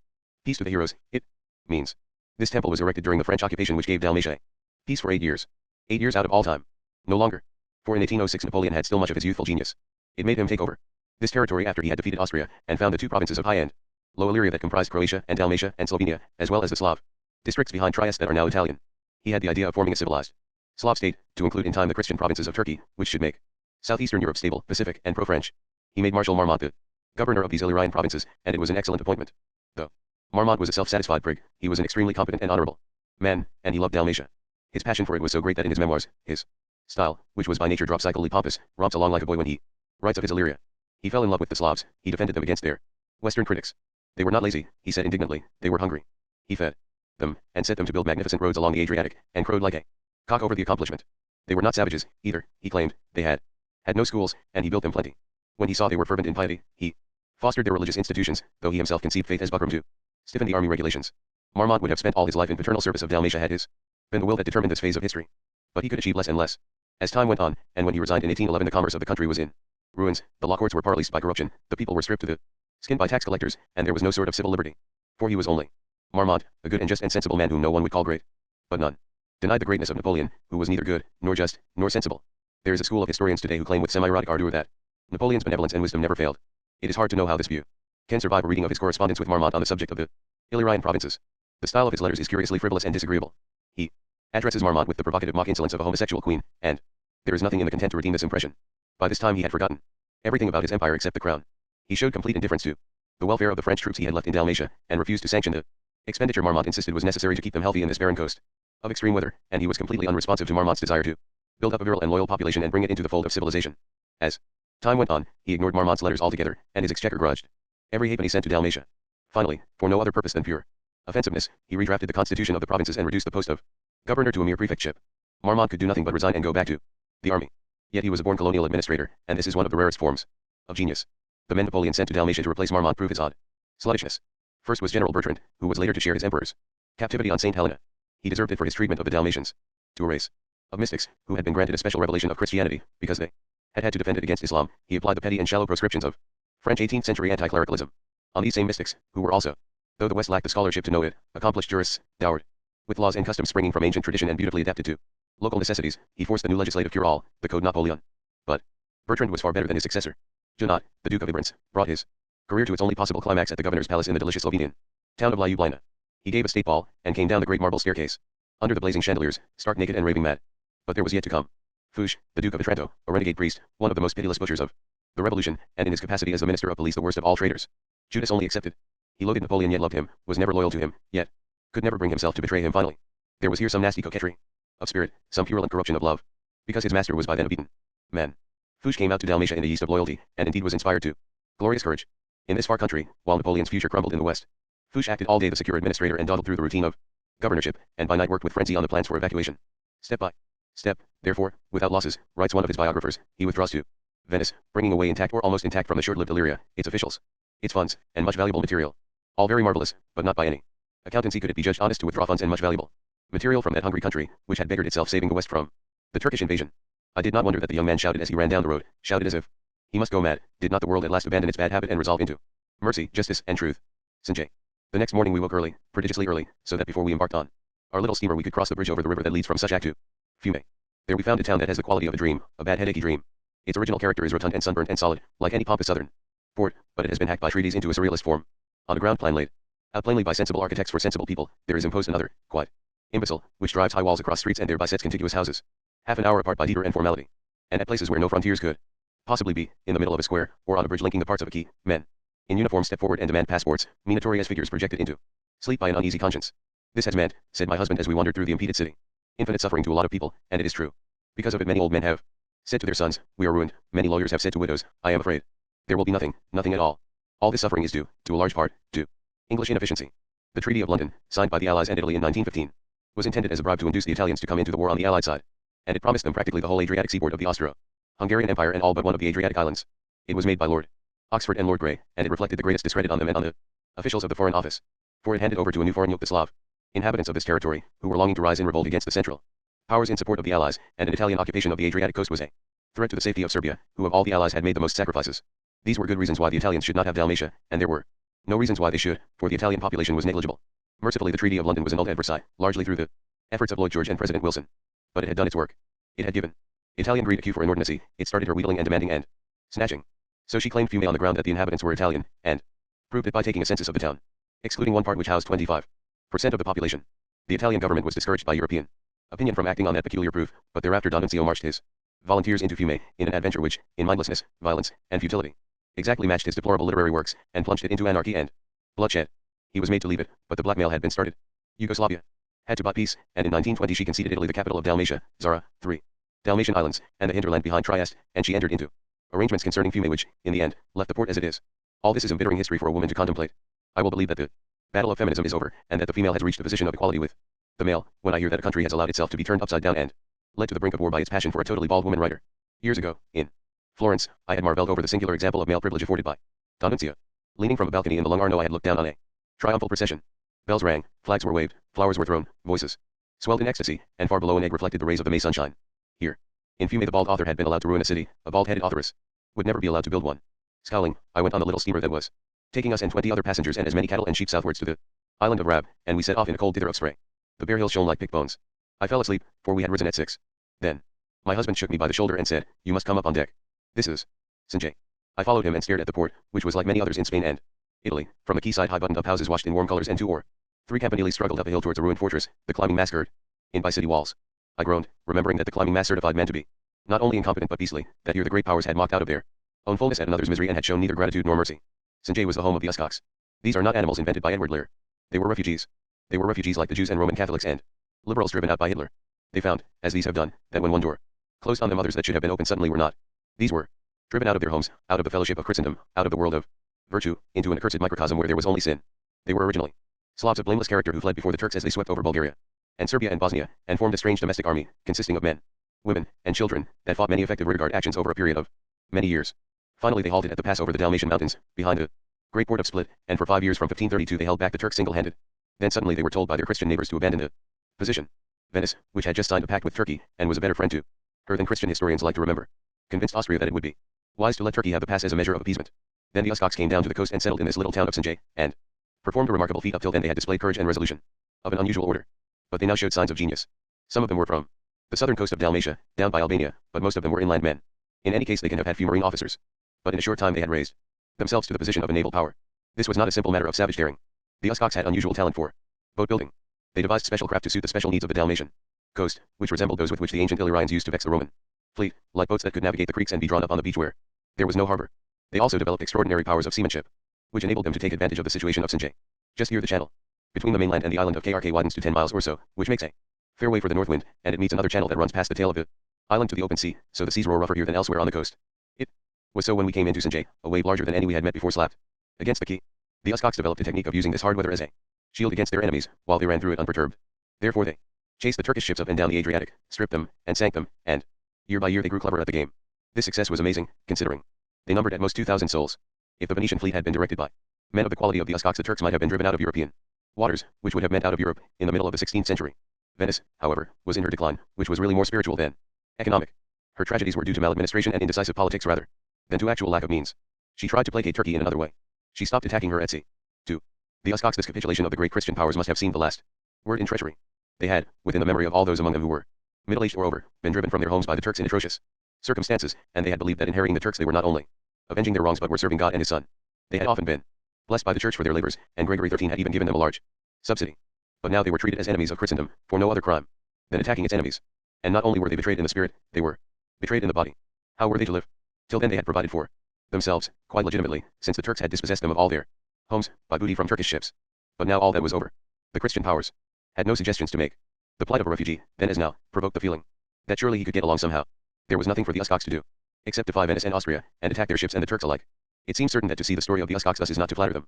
For nearly 30 years they lived in such a state of legitimate and disciplined warfare that they attacked only Turkish ships. It is not until 1566 that there is the first record of an Uscox attack on a Christian ship. Thereafter, of course, the story is very different. They became gangsters of the sea. They developed all the characteristics of gunmen. A loyalty that went unbroken to the death, unsurpassable courage, brutality, greed, and, oddly enough, thriftlessness. Just as a Chicago racketeer who has made an income of 5 figures for many years will leave his widow penniless, so the Uscox, who helped themselves to the richest loot the sea ever carried, always fell into penury if they survived to old age. Also they were looted, as thieves often are, by the honest.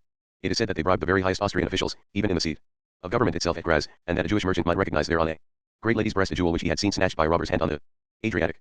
Because of this traffic, it is alleged, the Austrians did little to restrain the Uscox after they had become pirates. In any case it is certain that Venetian officials often bought the Uscox prizes from them and marketed them at a profit in Venice. In a very short time the moral confusion of these people was complete.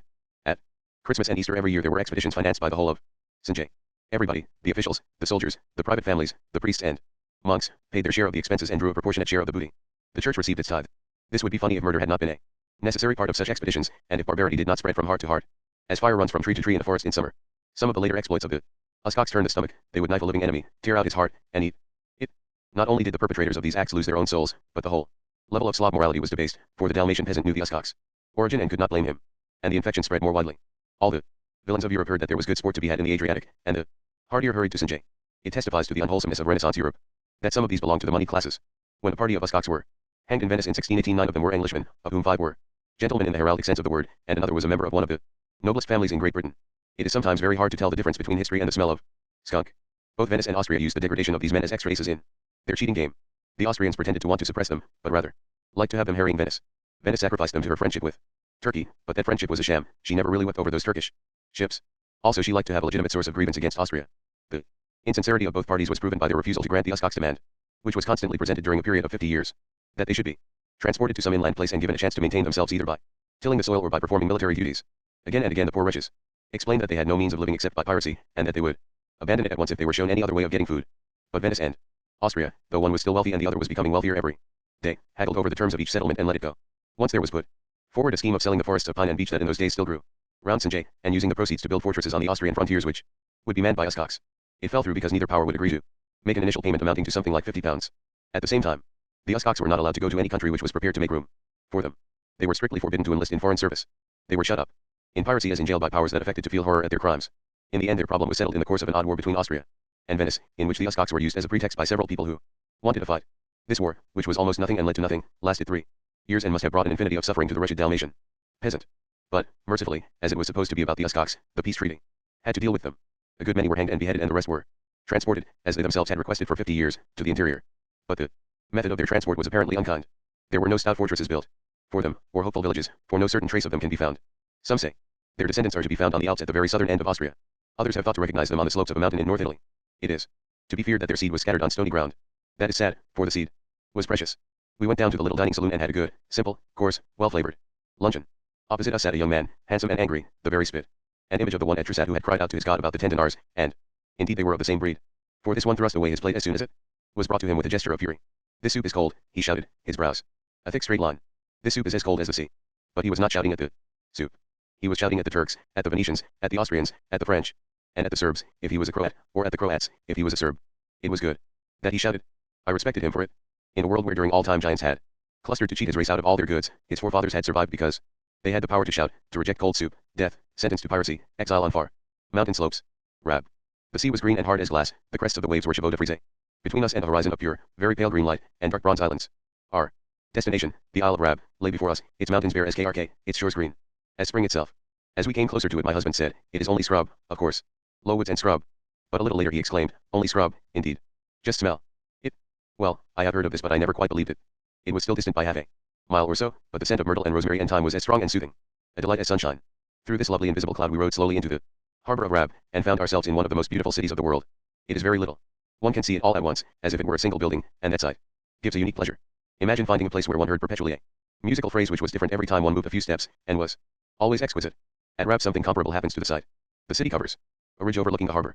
It is built of stone which is sometimes silver, sometimes at high noon and sunset, rose and golden, and in the shadow sometimes blue and lilac, but is always fixed in restraint by its underlying whiteness. It is dominated by 4 campaniles, set at irregular intervals along the crest of the ridge. From whatever point one sees it, these campaniles fall into a perfect relationship with each other and the city.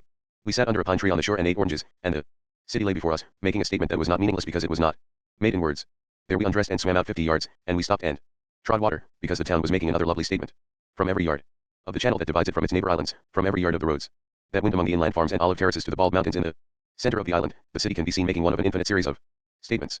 Yet it achieves this expressiveness with the simplest of means, a gray horizontal oblong with 4 smaller vertical oblongs rising from it. Euclid never spoke more simply. This island is within sight of the barbarized home of the Franco-Pans, is set in a sea polluted by the abominations of the Turks and the Uscox. It is therefore astonishing that there is nothing accidental about the beauty of Rab, that in the fissure of this bare land there should be art and elegance of the most refined and conscious sort. Though Rab is no larger than many villages, it is a city, a focus of culture, a fantasy made by man when he could do more with his head and hands than is absolutely necessary for survival.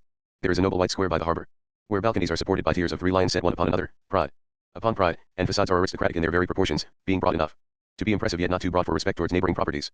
From this square streets run up to the ridge of the town or along its base, and the richness of the doorways and windows and columns makes each seem a passage in some private magnificence.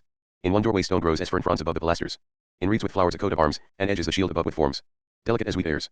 Above another doorway, opening into a cloistered garden, cupids hold ropes of laurel flowing from a shield and helmet on which an eagle broods. One cupid holds forth his rope of laurel with a gesture that expresses the ambition of the Renaissance. To humanity be the kingdom, the power, and the glory. Each of these doorways has begun to feel the weight of 5 centuries. In the first the columns are straddling apart, in the second a stone has fallen and left a gap through which a flower pokes a scarlet head. But this shabbiness, which is not at all tainted by dirt, is very much what a great emperor might permit in the homelier parts of his palace.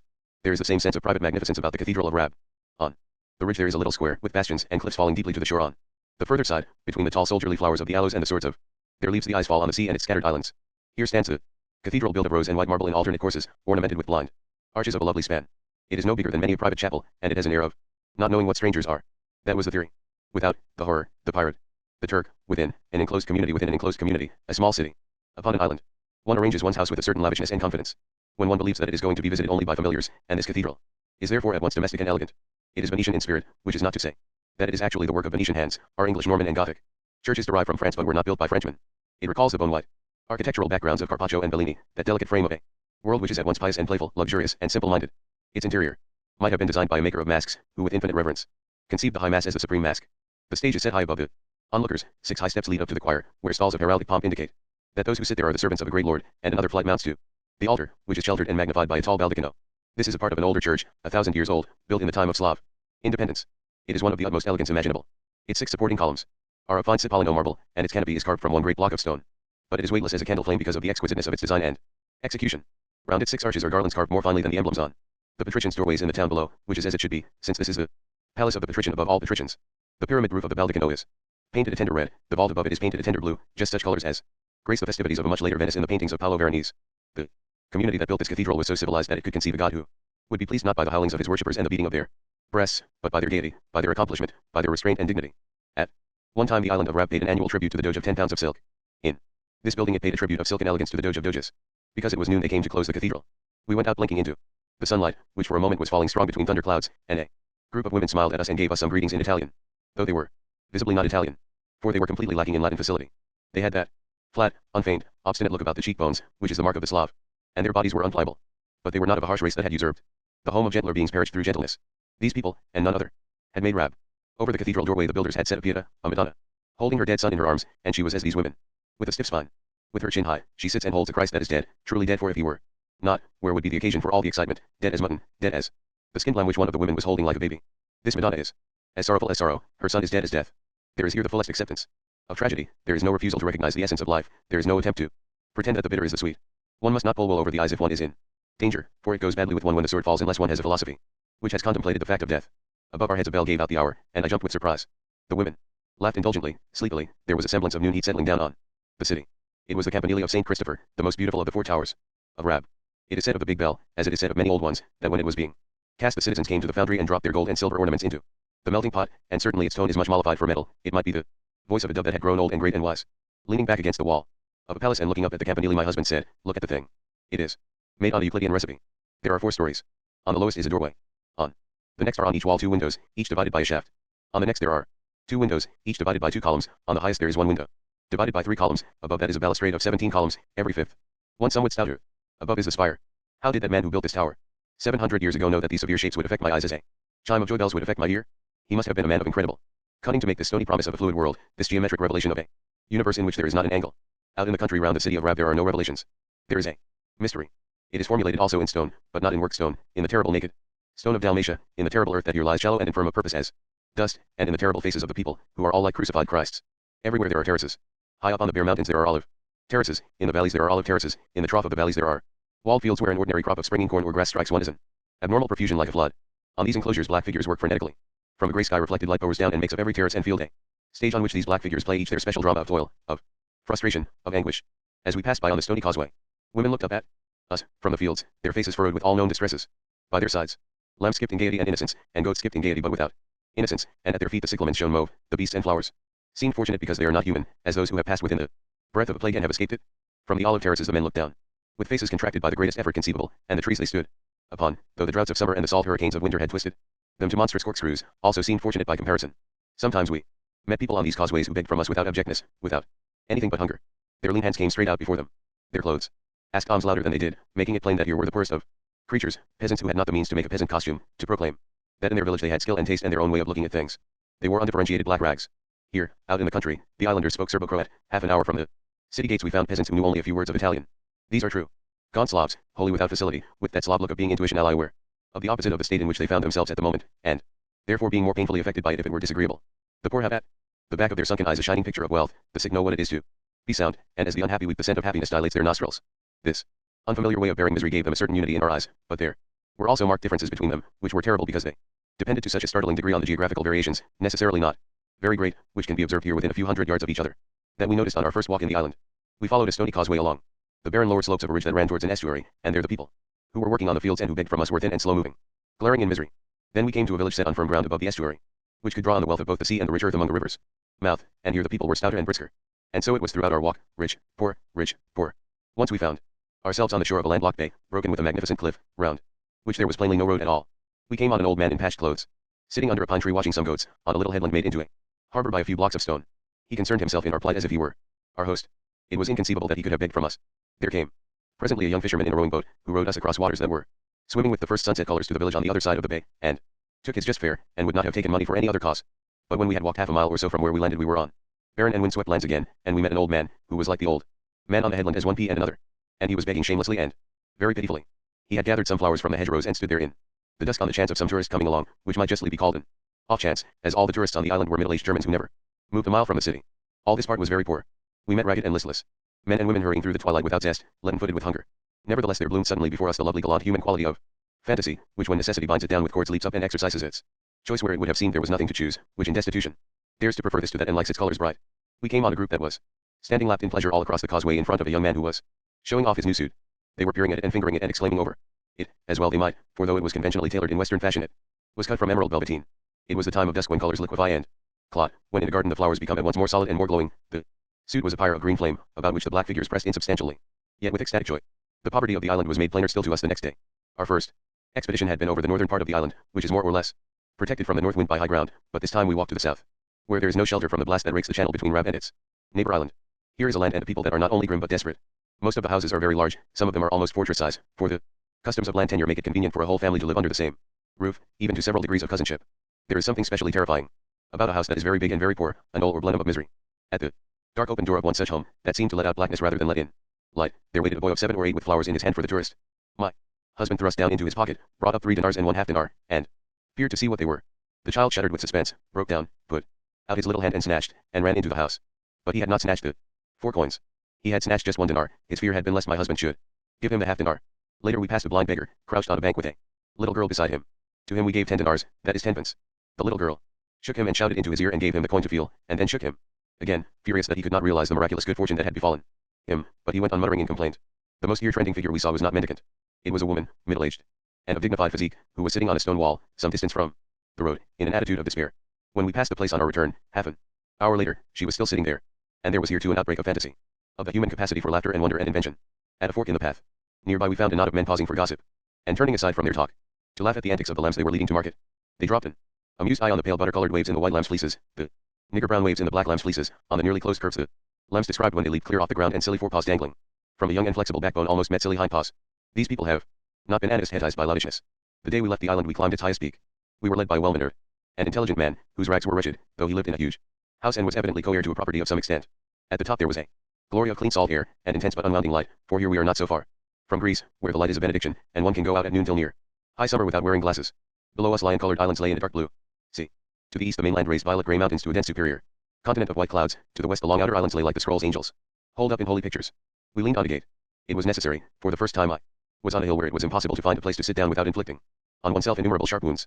As we rested we tried to account for the state of the island. There is no apparent reason why it should be so poor. There is plenty of fish in this part of the Adriatic, including very good mackerel. There are many parts of the island where oil and wine and corn can be produced, and sheep and swine can be raised. It is said that the population is too lazy to work. There was in the city of Rab a Viennese Jew who managed a photographic store, and he told us that they would rather beg than put their hands to a plow, he had said, but his spectacles gleamed with smug pleasure as he spoke, and he was expressing nothing but adherence to the disposition of the German subjects of the Austrian Empire to hate and despise all subjects of other races. A Serb doctor who was working in Rab told us that the islanders could not be expected to work on the food they got, and I remembered that Marmont wrote in his memoirs that the laziness of the Dalmatians was notorious, but entirely disappeared when he set them down to build roads on regular and adequate rations. The reason for the island's melancholy lies not in its present but in its past. It is only now, since the war, since Dalmatia became a part of a Slav state, that it has had a chance to enjoy the proper benefits of its economic endowment, and since then there have been such overwhelming catastrophes in the world market that no community could live without tragic discomfort unless it could fall back on accumulations which it had stored in earlier days. That Rab has never been able to do. Some of the factors which have hindered her have been real acts of God, not to be circumvented by man. She has been ravished by plague. But for the most part what took the bread out of Rab's mouth was empire. The carelessness and cruelty that infects any power when it governs a people not its own without safeguarding itself by giving the subjects the largest possible amount of autonomy, afflicted this island with hunger and thirst. Venice made it difficult for Dalmatian fishermen to make their profit in the only way it could be made before the day of refrigeration. The poor wretches could not salt their fish, because salt was a state monopoly and was not only extremely expensive, but badly distributed. Moreover, Venice restricted the building of ships in Dalmatia. It was her definite policy to keep the country poor and dependent.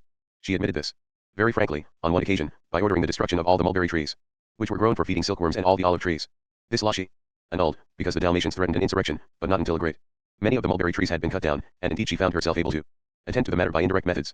Almost all Dalmatian goods, except corn, which paid an export duty often %, had to be sold in Venice at prices fixed by the Venetians, but any power that Venice wanted to propitiate, Austria, Ancona, Naples, Sicily, or Malta, could come and sell its goods on the Dalmatian coast, an unbalanced arrangement which ultimately led to grave currency difficulties. All these malevolent fiscal interferences created an unproductive army of douaniers, which in turn created an unproductive army of smugglers. This was cause enough that Rab should be poor, but there was a further cause, which made her poorer still. It is not at all inappropriate that the men and women on these Dalmatian islands should have faces which recall the crucified Christ. The Venetian Republic did not always fight the Turks with arms. For a very long time they contented themselves with taking the edge off the invaders' attack by the payment of immense bribes to the officials and military staff of the occupied territories. The money for these was not supplied by Venice. It was drawn from the people of Dalmatia. After the fish had rotted, some remained sound. After the corn had paid its 10%, and the wool and the wine and the oil had been haggled down in the Venetian market, some of its price returned to the vendor. Of this residue the last ducat was extracted to pay the tribute to the Turks. These people of Dalmatia gave the bread out of their mouths to save us of Western Europe from Islam, and it is ironical that so successfully did they protect us that those among us who would be broad-minded, who will in pursuit of that end stretch their minds till they fall apart in idiocy, would blithely tell us that perhaps the Dalmatians need not have gone to that trouble, that an Islamized West could not have been worse than what we are today. Their folly is certified for what it is by the mere sound of the word Balkan with its suggestion of a disorder that defies human virtue and intelligence to accomplish its complete correction. I could confirm that certificate by my own memories. I had only to shut my eyes to smell the dust, the lethargy, the rage, and hopelessness of a Macedonian town, once a glory to Europe, that had too long been Turkish. The West has done much that is ill. It is vulgar and superficial and economically sadist, but it has not known that death in life which was suffered by the Christian provinces under the Ottoman Empire. From this the people of Rab had saved me, I should say, are saving me. The woman who sat on the stone wall was in want because the gold which should have been handed down to her had bought my safety from the Turks. Impotent and embarrassed, I stood on the high mountain and looked down on the terraced island where my saviors, small and black as ants, ran here and there, attempting to repair their destiny. Split, alone of all cities in Dalmatia, has a Neapolitan air. Except for a few courtyards in its private houses, it does not exhibit the spirit of Venice, which is at once so stately and so materialist, like a proud ghost that has come back to remind men that he failed for a million. It recalls Naples, because it also is a tragic and architecturally magnificent sausage machine, where a harried people of mixed race have been forced by history to run for centuries through the walls and cellars and sewers of ruined palaces, and have now been evicted by a turn of events into the open day, neat and slick in uniform, taking to modern clothes and manners with the adaptability of oil, though at the same time they are set apart forever from the rest of the world by the arcana of language and thoughts they learned to share while they scurried for generations close pressed through the darkness. Split presents its peculiar circumstances to the traveler the minute he steps ashore. We left the great white liner, the King Alexander, that had brought us through The night from Rab, and the history of the place was on our right and our left. On the left was the marine market, where fishing boats are used for stalls. Men who must be a mixture of sailor and retailer bring goods over from the islands, take their boats, head on to the quay, and lay out their wares in little heaps on the prows. Pitiful little heaps they often are, of blemished apples, rags of vegetables, yellowish boards of dried fish, but the men who sell them are not pitiful. They look tough as their own dried fish, and stand by with an air of power and pride. This coast feeds people with other things than food. It grudges them the means of life, but lets them live. On our right was a row of shops, the cafes and rubbish areas which face any port. The houses that rise above them were squeezed between the great Corinthian columns in the outer gallery of Diocletian's palace. For split is Diocletian's palace, the palace he built himself in 305, when, after 20 years of imperial office, he abdicated. The town has spread beyond the palace walls, but the core of it still lies within the four gates. Diocletian built it to be within suburban reach of the Roman town of Saloni, which lies nearby on the gentle slopes between the mountains and the coastal plain. The site had already been occupied by a Greek settlement, which was called Espalaton, from a fragrant shrub still specially abundant here. In the 7th century the Avars, that tribe of barbarian marauders, who were to provoke a currency crisis in the Middle Ages because they looted so much gold from Eastern and Central Europe and hoarded it, came down on Dalmatia. They swept down on Saloni and destroyed it by fire and sword. The greater part of the population was killed, but some had time to flee out to the islands, which gave them the barest refuge. What they suffered in those days from cold and hunger and thirst is still remembered in common legend. In time they crept back to the mainland, and found nothing left more habitable than the ruins of Diocletian's palace. There they made shelters for themselves against the day when there should be peace. They are still there. Peace never came. They were assailed by the Huns, the Hungarians, the Venetians, the Austrians, and some of them would say that with the overcoming of those last enemies they still did not win peace, and during these centuries of strife the palace and the fugitives have established a perfect case of symbiosis. It has housed them, they are now its props. After the war there was a movement to evacuate Split, and restore the palace to its ancient magnificence by pulling down the houses that had been wedged in between its walls and columns, but surveyors very soon found out that if they went all Diocletian's work would fall to the ground. The people that go quickly and darkly about the streets have given the stone to help it gave them. I would like to go into the palace at once, said my husband, and I greatly wish we could have brought Robert Adams' book of engravings with us. That thought must occur to many people who go to Split. Adams' book on Diocletian's palace is one of the most entertaining revelations of the origins of our day, pretty in itself and an honor to its author. He came here from Venice in 1757, and made a series of drawings which aimed at showing what the palace had been like at the time of its building, in order to obtain some idea of the private edifices of the ancients. The enterprise took a great deal of perseverance and courage, for all idea of the original plan had been lost centuries before. He had to trace the old walls through the modern buildings, and was often hindered by the suspicions of both the inhabitants and the authorities. The Venetian governor of the town was quite sure he was a spy and wanted to deport him, but the commander-in-chief of the Venetian garrison, who happened to be a Scotsman, and one of his Croat officers were sufficiently cultured to recognize Adam for what he was, and they got him permission to carry on his work under the supervision of a soldier. The indirect results were the best of Georgian architecture, with its emphasis on space and variety and graceful pomp. Often when we look at a facade in Portman Square or a doorway in Portland Place, we are looking at Roman Dalmatia. The direct result was this book of enchanting drawings, some of them engraved by Bartolozzi, which, though serviceably accurate, are beautiful examples of the romantic convention's opinion that an artist should be allowed as much latitude in describing a landscape as an angler is allowed in describing a fish. The peaks of Dalmatia are shown as monstrous fencers lunging at the black enemy of the sky. The Roman cupolas and columns have the supernatural roundness of a god's attack of mumps. Vegetation advances on ruins like infantry, and peasants in fluent costumes ornament the foreground with fluent gestures. One poor woman, whom I specially remember bringing every part of her person into play, including her bust, in order to sell a fowl to two turbaned Jews, who like herself are plainly Veronese characters in reduced circumstances. In the corner of certain drawings are to be seen Adam himself, and his French assistant, Claricio, sketching away in their dashing trick horns and reading gods, very much as one might imagine the two young men in Così fan tutte. It is delightful to find a book that is a pretty book in the lightest sense, that pleases like a flower or a sweetmeat, and that is also the foundation for a grave and noble art which has sheltered and nourished us all our days. Yes, I said to my husband, it is disgusting that one cannot remember pictures and drawings exactly. It would have been wonderful to have the book by us, and see exactly how the palace struck a man of 2 centuries ago, and how it strikes us, who owe our eye for architecture largely to that man. Then why did we not bring the book? Asked my husband. Well, it weighs just over a stone, I said. I weighed it once on the bathroom scales. Why did you do that? Asked my husband. Because it occurred to me one day that I knew the weight of nothing except myself and joints of meat, I said, and I just picked that up to give me an idea of something else. Well, said my husband. It makes me distrust Fabre and all other writers on insect life when I realize how mysterious your proceedings would often seem to a superior being watching them through a microscope. But tell me, why didn't we bring it, even if it does weigh a little over a stone? We have a little money to spare for its transport. It would have given us pleasure. Why didn't we do it? Well, it would have been no use, I said. We couldn't have carried anything so heavy as that about the streets. Yes, we could, said my husband. We could have hired a wheelbarrow and pushed it about from point to point. But people would have thought we were mad. I exclaimed. Well, would they? Countered my husband. That's just what I'm wondering. In fact, it's what made me pursue the subject. These slobs think all sorts of things natural that we think odd. Nothing seems to worry them so long as it satisfies a real desire. I was wondering if they could take a thing like this in their stride. Because after all we feel a real desire to look at Adam's book here. I don't know, I said, but there is Philip Thompson standing in the doorway of our hotel, and we can ask him. Philip Thompson teaches English to such inhabitants of Split as wish to learn it. He is a fine-boned, fastidious, observant being, very detached except in his preference for Dalmatia over all other parts of the world, and for Split over all other parts of Dalmatia. We had morning coffee with him, good unnecessary elevenses, in the square outside our hotel, a red stucco copy of a Venetian piazza, with palm trees in it, which is quite a happy effort, and we put the question to him. Oh, but they think it very odd here, if you went about the streets trundling a book in a wheelbarrow and stopping to look at the pictures in it. Very odd indeed, said Philip. You evidently Don't understand that here in Split we are very much on parade. We're not a bit like the Serbs, who don't care what they do, who laugh and cry when they feel like it, and turn cartwheels in the street if they want exercise. That's one of the reasons we don't like the Serbs. To us it seems self-evident that a proud man must guard himself from criticism every moment of the day. That's what accounts for the most salient characteristic of the Splitjani, which is a self-flaying satirical humor. Better laugh at yourself before anybody else has time to do it. But formality is another result. I suppose it comes of being watched all the time by people who thought they were better than you, the Dalmatians, the Hungarians and the Venetians and the Austrians. But all this, Philip continued, brings to light one very strange thing about Split. Did you notice how I answered you offhand? As if Split had a perfectly definite character, and I could speak for the whole of its inhabitants. Well, so I could. Yet, that's funny, for the old town of Split was a tiny place, really not much more than a palace and a small overflow round its walls, and all this town you see stretching over the surrounding hills and along the coast is new. A very large percentage of the population came here after the war, some to work, some as refugees from the Slav territories which have been given to Italy. Do you see that pretty dark woman who is just crossing the square? She is one of my star pupils and she belongs to a family that left Zara as soon as it was handed over to the Italians, like all the best families of the town. Now Zara has quite a different history, and, from all I hear, quite a different atmosphere. But this woman and her family, and all the others who migrated with her, have been completely absorbed by Split.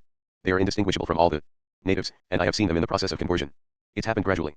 But surely, it's a curious victory for a system of manners that, so far as I can see, has nothing to do with economics. For people here are not rich, yet there is considerable elegance. This is, indeed, not a rich city. Later we lunched with Philip in a restaurant which, though small, was not a mere bistro, which was patronized by handsome and dignified people who were either professional or commercial men. For the sweet course we were given to a piece of palet skinken, those pancakes stuffed with jam which one eats all over Central Europe. The Balkans inherited the recipe from the Byzantines, who ate them under the name of palakoutas. We could eat no more than one, for the meal, as almost always in these parts, had been good and abundant. Shall I put the palet skinken in paper for the Herrschaft to take home with them? Asked the waiter. We thought not. But the waiter doubted our sincerity. Is it because they are strangers, he asked Philip, and do not know that we are always delighted to do this sort of thing for our clients? Down in the new hotels, I fully understand, they would be disagreeable about it, such institutions being, as we know, founded on extravagance and ostentation. But here we are not like that. We know that what God gave us for food was not meant to be wasted, so the Herrschaft need not be shy. I do not think that they are refusing your kind offer because they are shy, said Philip resourcefully. You see, they are staying at one of the big hotels, and they will have to dine there anyway, so really the palet skinken would be of very little use to them. The waiter accepted this, and went away, but soon came back. But if the Herrschaft took them away with them, he insisted, then they would not order a whole dinner. They could just take the soup and a meat dish, and afterwards they could go upstairs and have these instead of dessert. Thank you very much for your kind thought, said Philip, still not at a loss. I think, however, that my friends are in pension. But it would be nice, said the waiter, if the lady felt hungry in the night, for her to be able to put out her hand and find a piece of cold palet skinken by her bed. I shall never think he was right, but his kindly courtesy was something to be remembered, and his sense, not hysterical but quietly passionate, of economy is a prime necessity. In Diocletian's palace, throughout the ages, a great many very well-mannered people must have learned to draw in their belts very tight upon occasion. And certainly they would be encouraged to be mannerly by their surroundings, which, even today, speak of magnificent decorum. It is not, of course, remarkable as an example of Roman architecture. It cannot hold a candle to the baths of Caracalla, or the Forum, or the Palatine. But it makes an extraordinary revelation of the continuity of history. One passes through the gate that is squeezed between the rubbish areas on the quayside straight into antiquity. One stands in the colonnaded courtyard of a 4th century Roman palace. In front is the entrance to the imperial apartments, to the left is the temple which was Diocletian's mausoleum, now the cathedral, and to the right is the temple of Aesculapius, just as a schoolboy learning Latin and as old ladies who used to go to the Royal Academy in the days of Almatadma would imagine it. Only the vistas have been filled in with people.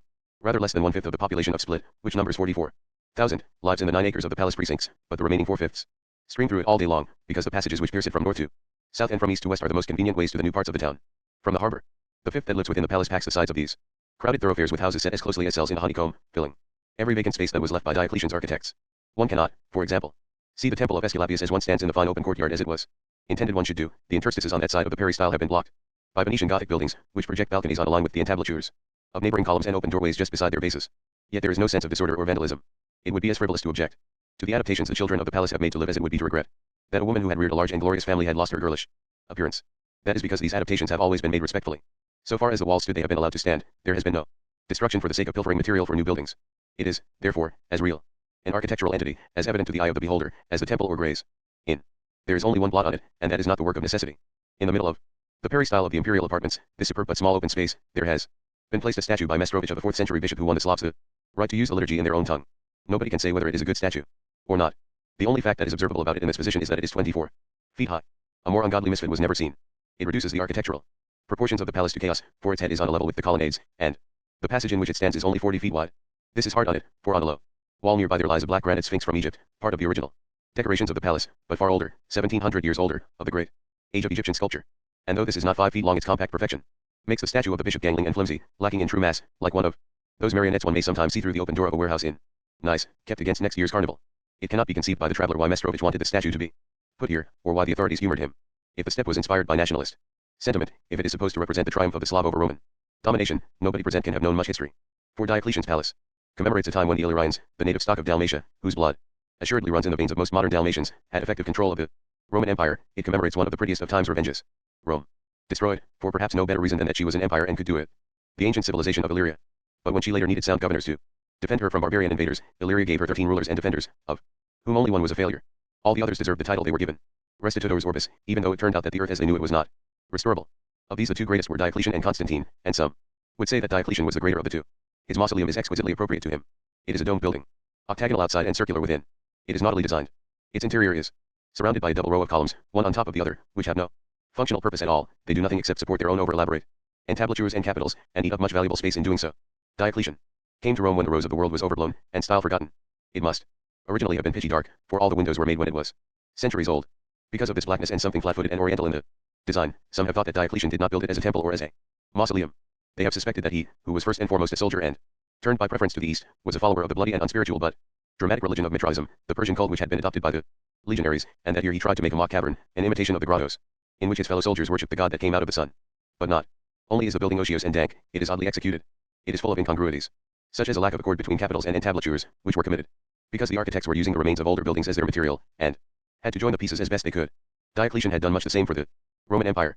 He took the remains of a social and political structure and built them into a new and impressive-looking edifice. In this palace of old oddments put together to look like new, this imperial expert in makeshifts must have had some better moments. His edicts show that he was far too intelligent not to realize that he had not made a very good job of his cobbling. He was a great man wholly worsted by his age. He probably wanted real power, the power to direct one's environment towards a harmonious end, and not fictitious power, the power to order and be obeyed. And he must have known that he had not been able to exercise real power over Rome. It would have been easier for him if what we were told when we were young was true, and that the decay of Rome was due to immorality. Life, however, is never as simple as that, and human beings rarely so potent. There is so little difference between the extent to which any large number of people indulge in sexual intercourse, when they indulge in it without inhibitions, and when they indulge in it with inhibitions, that it cannot often be a determining factor in history. The exceptional person may be an ascetic or a debauchee, but the average man finds celibacy and sexual excess equally difficult. All we know of Roman immorality teaches us that absolute power is a poison, and that the Romans, being fundamentally an inartistic people, had a taste for pornography which they often gratified in the description of individuals and families on which that poison had worked. Had general immorality been the cause of the decay of the empire, Diocletian could have settled it. He was a good bullying soldier. But the trouble was pervasive and deep-rooted as couch grass. Rome had been a peasant state, it had passed on to feudal capitalism, the landowners and the great industrialists became tyrants. Against this tyranny the bourgeoisie and the proletariat revolted. Then the bourgeoisie became the tyrants. They could bribe the town proletariat with their leavings, but the peasants became their enemies. The army was peasant, for country stock is healthier. Therefore, in the 3rd century, there was bitter strife between the army and the bourgeoisie. Then came the Illyrian emperors, restitutores orbis. Order, it was said, was restored. But this, the greatest of the Illyrian emperors, must have known that this was not true, that, on the contrary, disorder had been stabilized. His edicts had commanded in the peremptory tone of the parade ground that every man in the empire should stay by his post and do his duty, fulfilling this and that public obligation and drawing this and that private reward. There was genius in his plan. But it was a juggler's feat of balancing, no more. It corrected none of the fundamental evils of Roman society. This could hardly be expected, for Diocletian had been born too late to profit by the discussion of first principles which Roman culture had practiced in its securer days. He had spent his whole life in struggles against violence which led him to a preoccupation with compulsion. He maintained the empire in a state of apparent equilibrium for 21 years. But the rot went on. The roads fell into ruin. The land was vexed with brigands and the sea with pirates. Agriculture was harried out of existence by demands for taxation in kind and forced labor, and good soil became desert. Prices rose and currency fell, and to keep up the still enormously costly machinery of the central administration, the remnants of the moneyed class were skinned by the tax collector. The invasion of the barbarians was an immediate danger, but only because the empire was so internally weakened by its economic problems. Of these nobody knew the solution at the beginning of the 4th century. And indeed they have not been solved now, in the middle of the 20th century. For some strange reason many have written of Diocletian's resignation of imperial power and retirement to his native Illyria as if it were an unnatural step which required a special explanation. Some of the pious have thought that he was consumed by remorse for his persecution of the Christians, but nothing could be less likely. Immediately after his election as emperor he had chosen to share his power with an equal and two slightly inferior colleagues, in a system which was known as the Tetrarchy, and it was one of his colleagues, Galerius, who was responsible for what are falsely known as the persecutions of Diocletian. But nothing could be more comprehensible than that he should, just then, have wanted rest and his own country. He was 59, and had been exceedingly ill for a year, and he had 21 years of office behind him. He had had a hard life. He had come from a peasant home to enlist in one of the 2 Dalmatian legions, and since then he had borne an increasing burden of military and legislative responsibility. Violence must have disgusted such an intelligent man, but he had had to avail himself of it very often. In order to be chosen Caesar by the military council he had had to whip out his sword and drive it into the breast of a fellow officer who might have been a rival. So often, indeed, had he had to avail himself of violence that he must have feared he would himself become its victim at the end. A society which is ruled by the sword can never be stable, if only because the sword is always passing from hand to hand, from the aging to the young. In the halls of his palace, which must have been extremely cold and sunless, as they were lit only by holes in the roof, he cannot have found the peace he sought. The disorder of the world increased. The members of the Tetrarchy wrangled, some died, and were replaced by others not less contentious. They split the empire between their greeds, and suddenly, improbably, they dipped their fingers into Diocletian's blood. He had a wife called Prisca and a daughter called Valeria, who were very dear to him. Both had become Christians. We know of no protest against this on the part of Diocletian. Valeria's hand he had disposed of in circumstances that bring home the psychological differences between antiquity and the modern world. When he had been chosen as emperor, he had elected to share his power first with Maximian alone, then with two other generals, Galerius and Constantius Chlorus. When these two last were admitted to the sovereign authority, Diocletian adopted Galerius and Maximian, adopted Constantius Chlorus, and each adopted father gave his daughter to his adopted son, though this meant that each had to repudiate his existing wife. The marriage of Valeria must have been sufficiently horrible, for Galerius was a brute whose violence precipitated him from disaster to disaster, and he was bitterly anti-Christian. But she found solace in caring for his illegitimate son, Candidinus. And at last Galerius died, issuing on his deathbed an edict which put an end to the persecution of the Christians. She might have then enjoyed some happiness had she not been left a very rich woman. This made Galerius' successor, Maximandea, want to marry her, although he had a wife. When she refused, he brought fraudulent legal proceedings against her. All her goods were confiscated, her household was broken up, some of her women friends were killed, and she and the boy Candidinus were sent into exile in the deserts of Syria. It is only in some special and esoteric sense that women are the protected sex. From these dark halls Diocletian appealed for mercy to the man whom his own invention of the Tetrarchy had raised to power. He entreated Maximandea to allow Valeria to come back to Espalaton. He was refused. But later it seemed that Valeria was safe, for Maximandea died, and she and Candidinus were able to take refuge with another of the four Caesars, Licinius, who first received them with a kindliness that was natural enough, since he owed his advancement to the dead Galerius. It looked as if they would find permanent safety with him.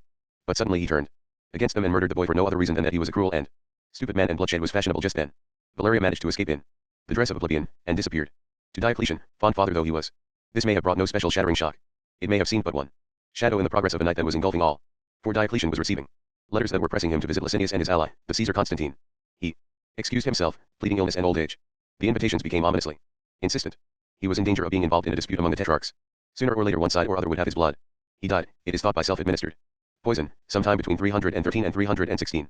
The earlier date is to be hoped for. In that case he would not have heard that in 314 his daughter was found in hiding at Salonika and there beheaded and thrown into the sea.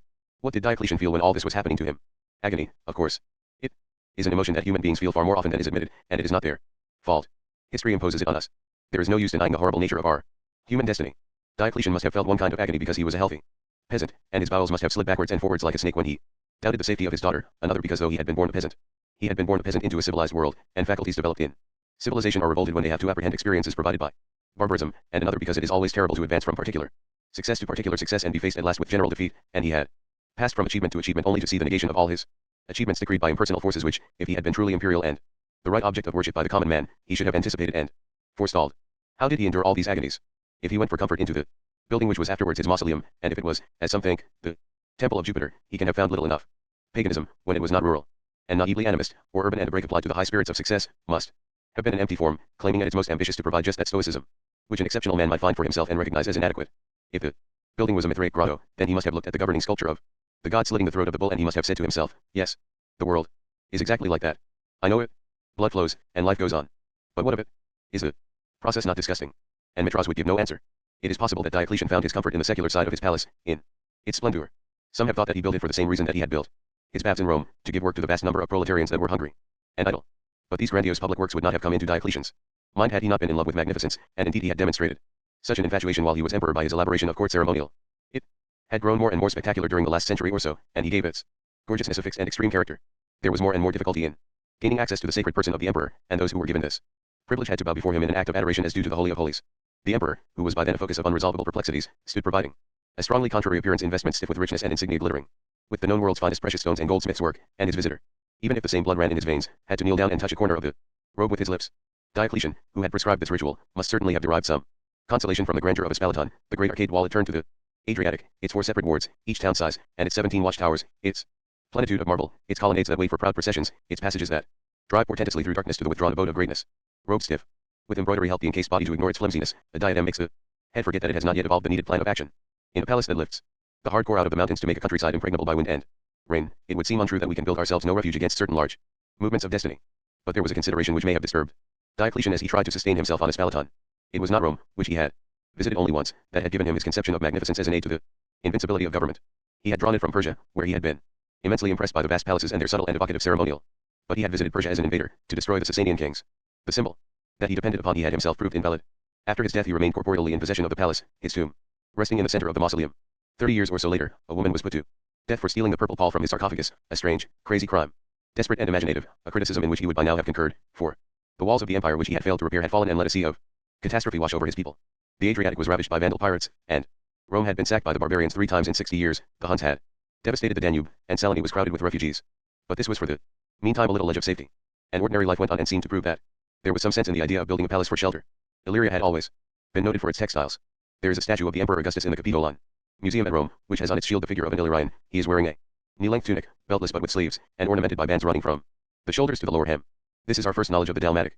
In the 3rd century the Pope ordered that all martyrs should be buried in it, and it is still worn by all deacons and officiating bishops in the Western Church, and by English kings at their coronation. No matter what bestial tricks history might be playing, there were always looms at work in Illyria. A considerable corner of Espalaton was taken up by a large factory, operated by female labor, which turned out uniforms for the Roman army as well as civilian material. But other events proved that a palace is no shelter at all. In the middle of the 5th century there arose a Dalmatian of genius, Marcellinus, who served the army loyally, on condition that he was allowed to rule Dalmatia as an independent kingdom owing allegiance to the emperor. It is possible that the empire might have survived as a federation of such states, modest in extent and governed by men of local ambitions on the old Roman principles of efficiency and public spirit. Marcellinus took up his residence in Diocletian's palace, and with his courage and wisdom and energy in the defense of his people filled it again with recognizable majesty. But after 13 years of benign brilliance he went in the service of the emperor to Sicily, for the purpose of leading an expedition against the Vandals in Africa, and there he was murdered by order of Ricimer, a German general who was one of the barbarians who were destroying Rome from within. They had no use for local potentates who would build up the empire by raising their territories to military and economic strength. They wanted it as a defenseless field of exploitation for an international army. The last of the restitutors Orbis had not found safety where he might accomplish his work. A few years later his nephew, who was called by that name, Julius Nepos, Julius, the nephew, and had ruled Dalmatia in his uncle's place, was called to be emperor of the West. It was not an encouraging invitation. Cocky, come and be killed. But since it was issued by the emperor of the East he did not dare to refuse. He had at once to oust a competitor, whom he consoled for his defeat by making him bishop of Saloni. Chroniclers with a sense of the picturesque describe him tearing off his rival's imperial insignia and delivering him over to a barber who cut his tonsure and a priest who gave him the episcopal consecration. It was a practical step, since it prevented his rival avenging himself. Julius the nephew had no chance to show his quality, for he was faced by an infinity of hostile barbarians, within and without the empire, and he made a fatal error by summoning his Dalmatian commander-in-chief, Orestes, to govern Gaul. This Orestes was an Illyrian adventurer who had at one time been secretary to Attila the Hun. It can never have been a satisfactory reference. But he had established himself in the Roman order by marrying a patrician's daughter, and he was able to turn on his master and declare his own son Romulus emperor. Julius the nephew went back to Espalaton and there lived for 5 years. Meanwhile Orestes was murdered by a barbarian general, Odoacer, who formed a curious plan of supporting the cause of Romulus, whose youth and beauty he much admired, and acting as the power behind the throne. In 482 Dalmatian counts, Victor and Ovida, one a Romanized Illyrian and the other a barbarian, made their way into Diocletian's palace and treacherously killed Julius. He was the last legitimately elected emperor of the West. His assassins had been moved by the hope of pleasing Odoacer. The barbarian Ovida wished to make himself king of Dalmatia, and he needed imperial support. But Odoacer was as hostile to regional rulers as the other murderer, Ricimer, and at the end of a punitive war on Dalmatia he killed Ovida with his own hand. Later he himself was killed by Theodoric, king of the Ostrogoths, who after signing a treaty with him invited him to a banquet and then ran him through with a sword, and massacred all his men. Murder. Murder. Murder. Murder. It was about this time that the sarcophagus of Diocletian disappeared. For about 170 years it was visible, firmly planted in the middle of the mausoleum, described by intelligent visitors. Then it suddenly is not there anymore. It is suggested that a party of revengeful Christians threw it into the sea, but that is an action comprehensible only in a smoldering minority, and Christianity had been the official religion of the Roman Empire since the time of the emperor's death. Nor can it be supposed that the sarcophagus was destroyed by the Avar invaders, for they did not reach the coast until a couple of centuries later. Probably the occasion of its disappearance was far less dramatic. The everyday routine of life persisted in Espalaton, however many barbarians committed murder. In the textile factory the shuttles crossed and recrossed the loom. Without doubt it continued to be necessary that Diocletian's mausoleum should be cleaned and repaired, and it may well have happened that one day the owner of a yard nearby said, "Yes, you can put it down." There, watching it reverently, and wondering that he should be the guardian of such a holy thing. It may be also that the workmen who laid it down did not come back, that there was a threat to the city from land or sea which called them and the authorities, who employed them and the owner of the yard himself to the defense. Soon it might be that people would say of the sarcophagus, "I wonder when they will come and take it back," but continued unrest may have made it advisable that the treasures of the temple should be kept dispersed. Later it might be that a break in a chain of family confidences, due to violent death or flight or even sudden natural death, would leave the sarcophagus unidentified and only vaguely important. Someday a woman would say of it, "I really do not know what that is. It is just something that has always been here, and it is full of old things." She spoke the truth. It was full of old things, the bones of Diocletian the man, the robes of Diocletian the emperor, the idea of a world order imposed on the peoples by superior people, who were assumed to know, because they could act. Espalaton, the palace of the great restorer of the earth, had passed away. It had become split, a city lived in by common people, who could establish order within the limits of a kitchen or a workshop or a textile factory, but had been monstrously hindered in the exercise of that capacity by the efforts of the superior people who establish world order. I have no doubt that one day Diocletian's sarcophagus will turn up in the cellars of some old and absent-minded family of Split, and in the cellars of the Dalmatian mind, the foundation on which its present philosophy is built, the old emperor is to be found also. We in England have an unhistoric attitude to our lives, because every generation has felt excitement over a clear-cut historical novelty, which has given it enough to tell its children and grandchildren without drawing on its fathers and grandfathers' tales. In all these impressive events the central government has played a part which was, at any rate, not tragically disgraceful, at least so far as our own country is concerned, and was often very creditable. We think of the national organization that controls the public services throughout the country as ambitious on the whole to give the common man every opportunity to exercise his ability for keeping order in his own sphere. It would not be so, however, if the last clear-cut event in English history had been the departure of the Roman legionaries in 420, and if there had followed a period of internal disorder which the Battle of Hastings had perpetuated to our own day, by inaugurating a series of attempts at invasion and settlement by imperialistic continental powers.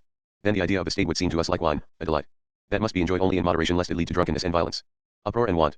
We would know that some degree of national organization is necessary, and that dominance is the most exquisite of luxuries, but we would think of kings and statesmen as mischief makers whose failure drove us from time to time out of our houses into ditches, to feed on roots and berries. The difference in our attitude can be computed if we try to imagine what our reaction to the word queen would be, if we had had no Victoria or Elizabeth, or even Anne, and that Boadicea had had a determining effect on English history. So it is with the Splitani, and indeed with all Dalmatians. They are aware of Diocletian's failure to restore the earth, and what it cost them.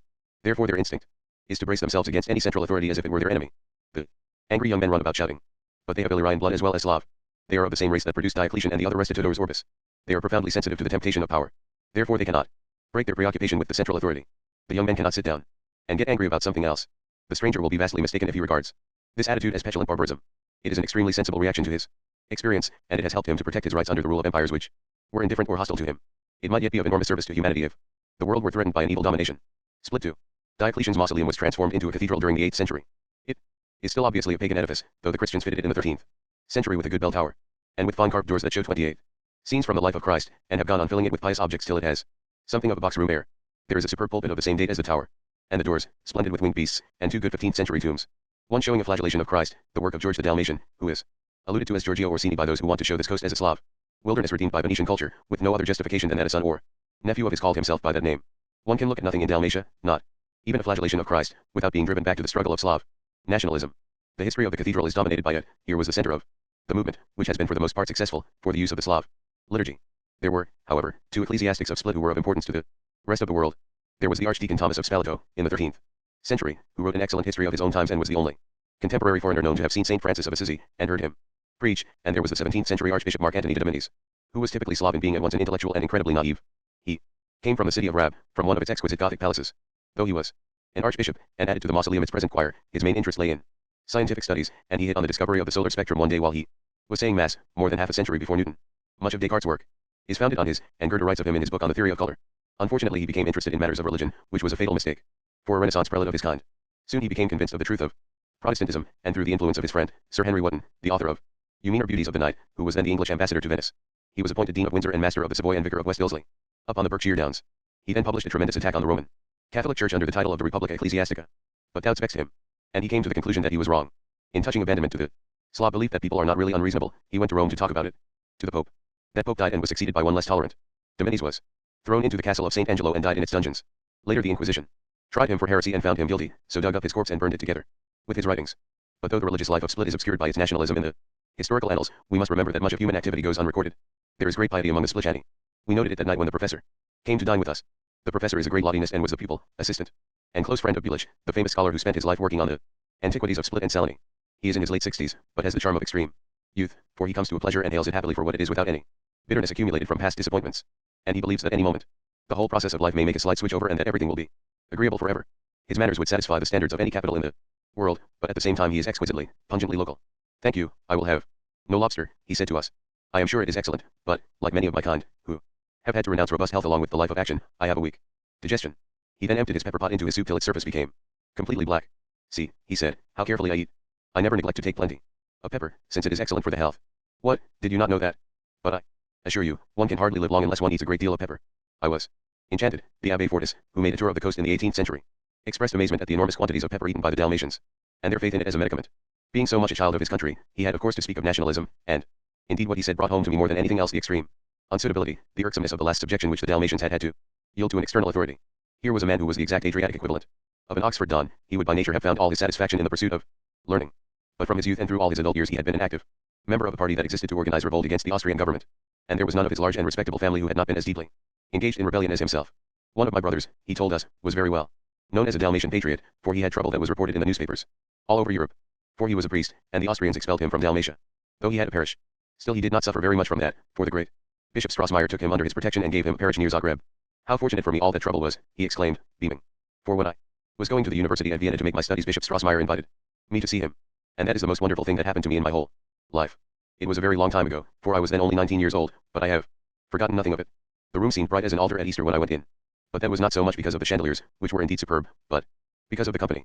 There was Bishop Strassmeyer himself, who was amazing in his handsomeness and elegance, and also there were at least 20 other people, who were all notable, great aristocrats of our race, or scholars, or artists, or foreigners of eminence, or women of superb beauty and great distinction.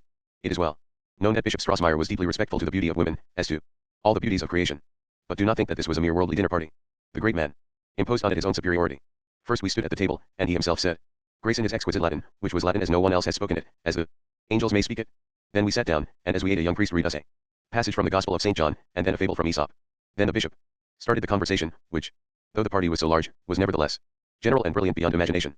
It was his own doing, of course, yet it did not seem so. It all appeared to happen quite naturally. It was as if the birds in a wood should start singing and their notes should combine to form utterances of a wisdom unsurpassed by the philosophers. Alas, it is terrible that such a perfect thing should have been, and should be no longer. I suppose all the people who were there are dead, except some of the women, for I was much the youngest man there. But that feeling over what is gone the ancients knew well, and expressed better than we can.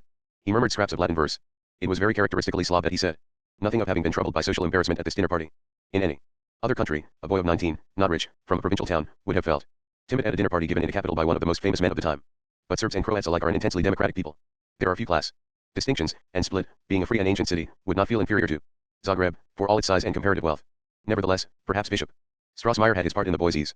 I speak foolishly, said the professor, when he started to talk again, if I imply that the Bishop Strassmeyer was an inspiration to me, for, to tell the truth, I have never been inspired. I have committed no great action, nor have I needed to. For the Austrian government never persecuted us in the grand manner, it never called on us to be heroes, it merely pricked us with pins, and all we had to do was to be gentlemen and philosophers. My worst time was during the war, and that was not so bad. It appeared that as soon as Austria declared war on Serbia, all the men in Split who had shown signs of hostility to the Austrian government, which is to say all prominent or even respectable citizens, were arrested and sent on tour through Austria and Hungary to be shown off publicly as Serbian prisoners of war. I who know German as my own tongue, said the professor, had to stand there while they described me as an Orthodox priest. That was because of my beard.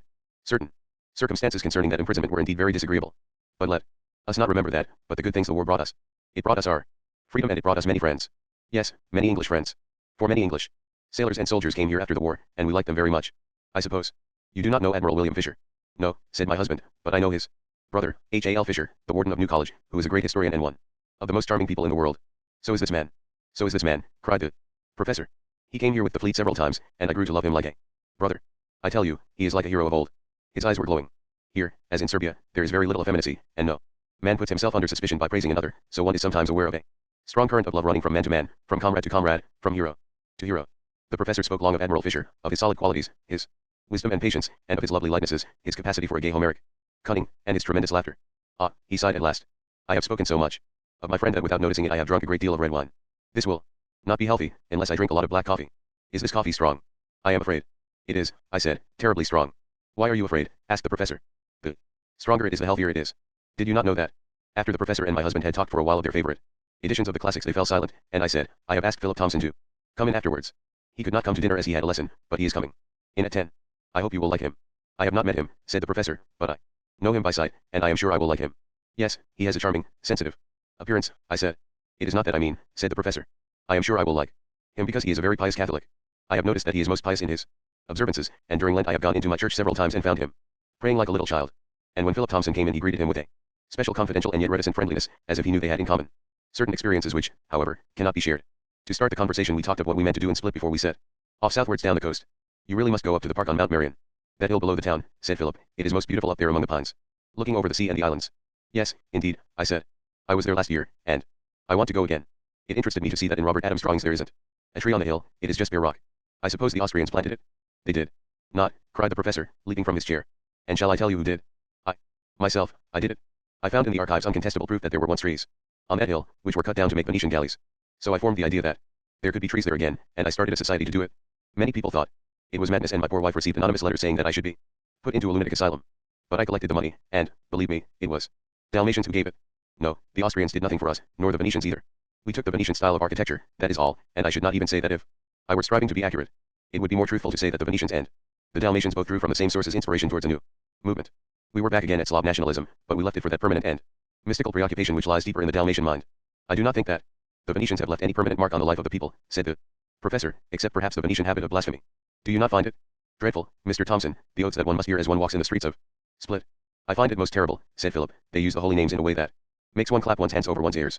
They shook their heads gravely, and I saw the unusual spectacle of a foreigner born to the Catholic faith matching in fervor an English convert.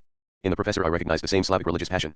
that had made dark and glowing the voices of the men and women singing mass at Sheastine, but it seemed to me that in him it was not only sweetened by the great sweetness of his personality, but also that it was given a special intensity by the long, dolorous life of his town, and its reflections upon its tragedy, its refusal to take the sorrow and waste of it at their face value. It is not to be doubted, as one goes about Split, that this walled city has such a life, far more concentrated than the life of our diffuse western towns, and that it has been engaged in a continuous effort to find a noble interpretation of its experience through piety. The professor took us the next morning to the golden gate of the palace, which is most recognizably what it was in the days of Diocletian, a very handsome, creeper-hung matter of niches and pillarets and a narrow door, which modern times have pierced with an unending thread of neat and supple splijani. Hurrying down to the harbor.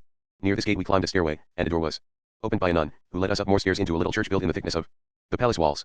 It is about 1100 years old, and though it is defaced by hideous bondiusaries of the modern Roman Catholic Church, it remains infinitely touching because of its slender stone screen, because of the carvings on that screen, which write in shapes as fresh as do the faith of a people that they have found a beneficent magic to banish the horrors of life. Beside us the nun spoke on and on to the professor, her voice filled with amazement, in words that also were as fresh as dew. She was telling him that the Mother Superior of that tiny order which guards this Church of St. Martin was growing very old and very sick, but was showing great fortitude.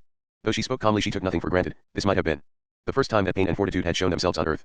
She was among those who will not suffer any event merely to happen, who must examine it with all the force of the soul and trace its consequences, and seek, against all probability, an explanation of the universe that is as kind as human kindness.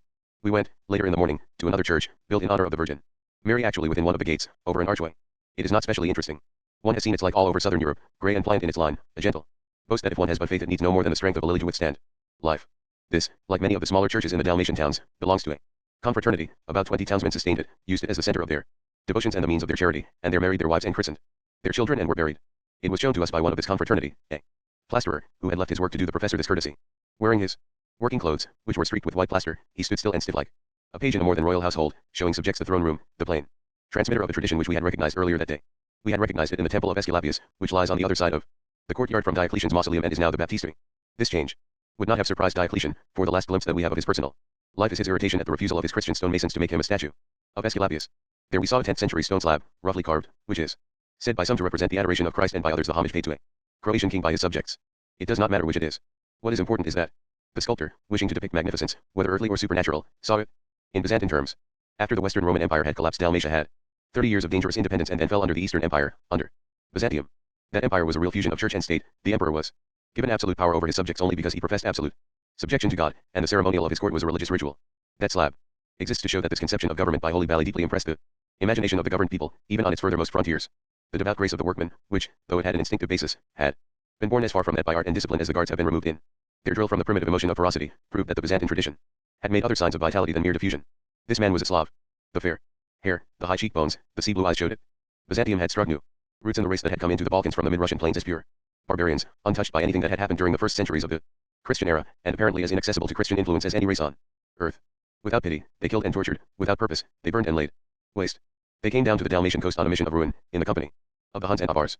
But it happened that the Huns and the Avars turned on and reduced them to slaves, and they rose in revolt. Angry young men ran about shouting. They were heard by the Byzantine Emperor Heraclius, who promised that if they drove the Huns and Avars out of Illyria they might settle the land as vassals of the empire. He imposed a further condition, that they must adopt Christianity. Who could have foretold that out of this marriage of convenience between the Slav people and the church would flower a great passion? Who could have foretold that a horde of murderers and marauders would be also addicts to spiritual pursuits and the use of the intellect, believers in magic and the existence of a reality behind appearances? Who would perform any ritual and carry on any argument that promised a revelation of the truth? History sometimes acts as madly as heredity, and her most unpredictable performances are often her most glorious. Sullen. This was the grimmest Easter, and when the professor took us up to the remains of the great Roman city, Saloni, which should be one of the prettiest sights in the whole world, it was nothing of the sort. Its pillars and steps and sarcophagi lie among rich grass and many flowers under the high olive terraces overlooking the sea and its many islands, the very spot which Horace would have liked to visit with a footman carrying a lunch basket behind him. It is one of the disharmonies of history that there is nothing that a Roman poet would have enjoyed more than a Roman ruin, with its obvious picturesqueness and the cue it gives for moralizing.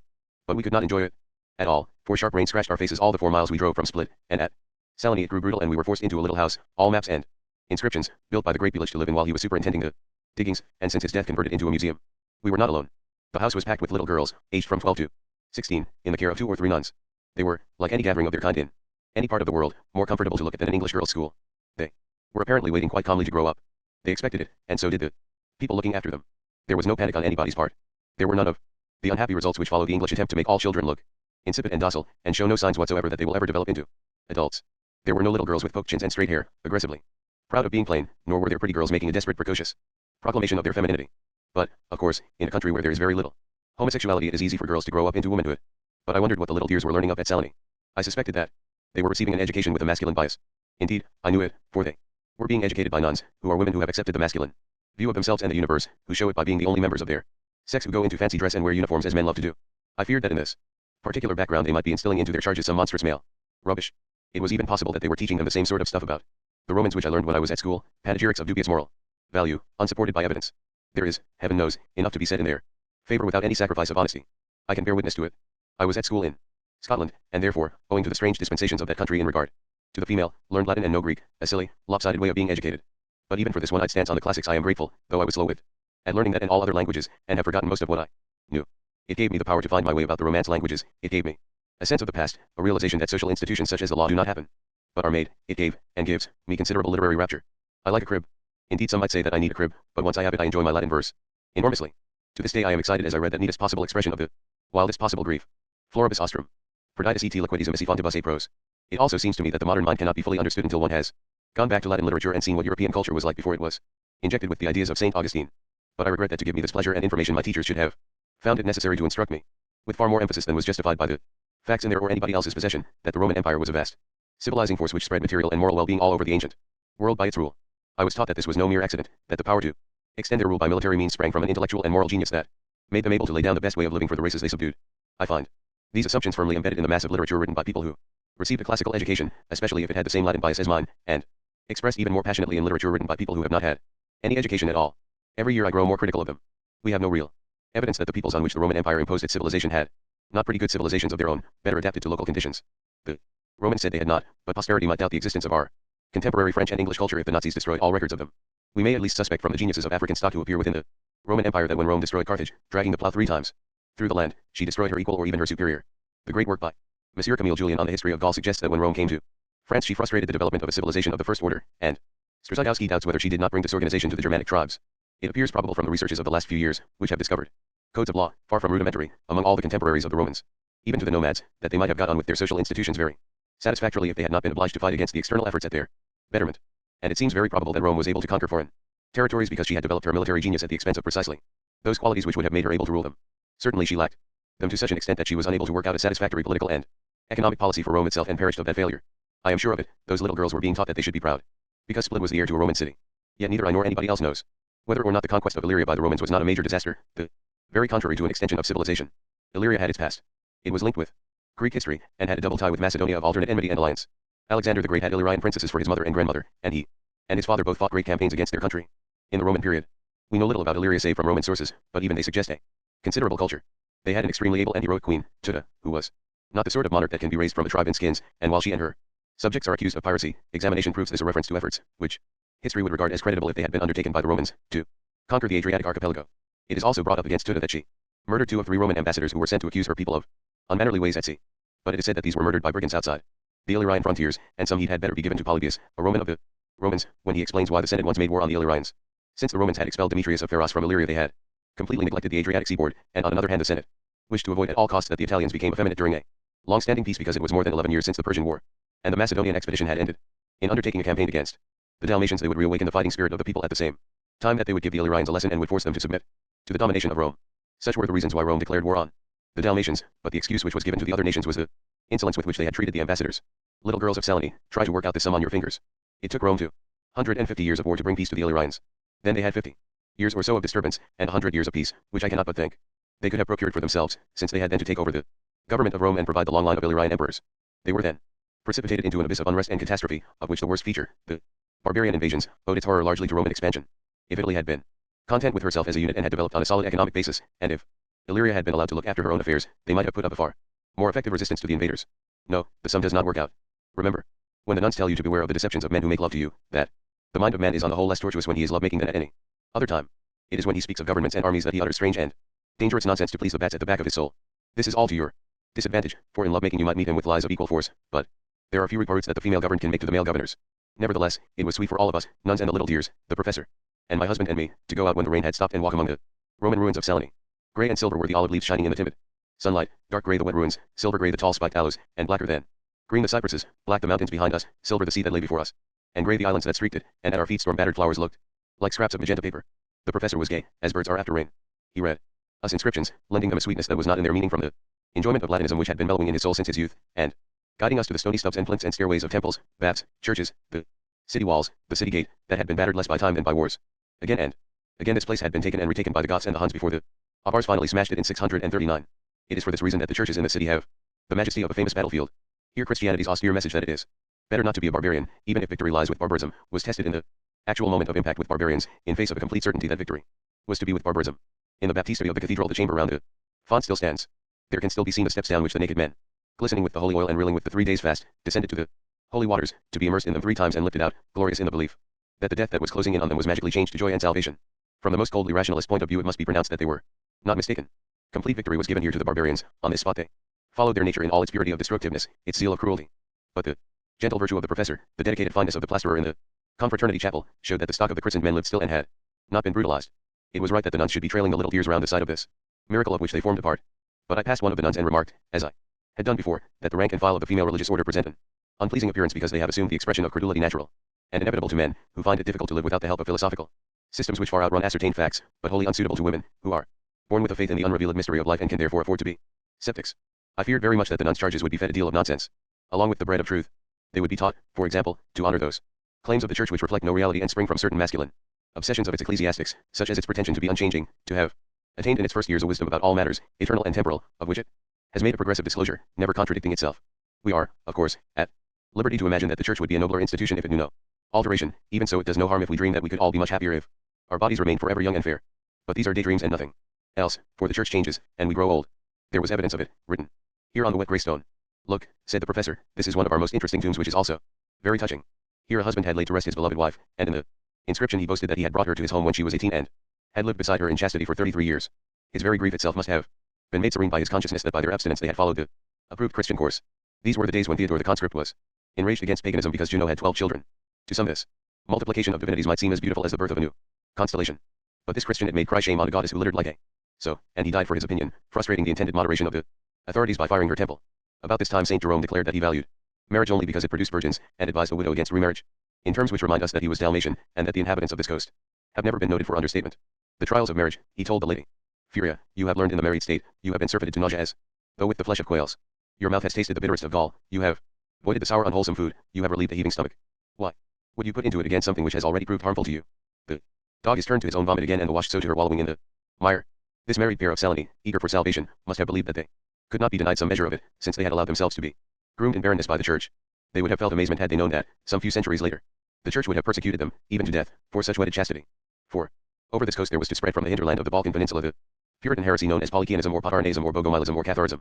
Knowing certain local and temporal variations under these names, but all impassioned over the necessity of disentangling the human spirit from the evilness of matter, and convinced that this was immensely facilitated by the practice of virginity, it had the advantage of appealing to that love of the disagreeable which is one of the most unpleasant characteristics of humanity, and it became a serious rival to the orthodox churches, which attacked it not only by reason but by fire and sword. Since it laid such emphasis on virginity, the ecclesiastical authorities came down like wolves on any married peers whom gossip reported as not availing themselves of their marital privileges. So far was this recognized as a test that a man accused of heresy is said to have brought forward as proof of his orthodoxy that he drank wine and ate meat and swore and lay with his wife. Therefore this couple of Saloni, had they practiced this wedded chastity on the same spot 500 or 600 years later, would not have been granted 33 years to do it in. They would have had a fate indistinguishable from that of the Christian martyrs whom they revered, but they would have ranked as pagans or lower. Yet even that change in the church's attitude they might have felt as less confounding than a later change, which would have regarded it as a matter of indifference whether they lived in abstinence or not, provided that they did not prevent the begetting of children in any intercourse they might have. That yawn in the face of their 33 years might have seemed worse than martyrdom. It might have been sad to watch the little dears in their blue coats and straw hats being inducted into male superstition among the sarcophagi on a dampish day, but the professor took us to a tomb that gave reason for hope that they would suffer no harm, being protected by their own female nature. The Latin of the inscription was so bad that it must have been erected at a time when the ancient world was suffering its last agony. In that hour, when the earth trembled and the columns were falling, the good creature set up this stone in honor of her departed husband. He was so strong, she said, that she had twins some months after he had died, and she had loved him very much. Finally, with a tremendous gesture she put out her arm and drew together two conceptions of the universe to shield him from all dangers, and commended him to the mercy of both Jesus Christ and the Parsi. She did what she could before the darkness came, acting out of sound sense and good feeling, though with a tendency to idealize virility, and we may suppose that the little dears would do as much, whatever they were taught. Troger. The steamer which makes the hour's journey from Split to Troger was full of Germans, and I wondered more and more at the impossibility of learning the truth. I have been given to understand, partly by what I have read and heard, and partly by parades I have seen in Germany, that Germans are a race of beautiful athletes, tense with will, glossy with efficiency, sinister with aggressiveness. The German tourists, who had surrounded us in every hotel and on every steamer since we got to Dalmatia, were either pear-shaped fat or gangling thin, and in any case wore too much flesh packed on the nape of the neck, and were diffident, confused, highly incompetent as travelers, and not at all unkindly.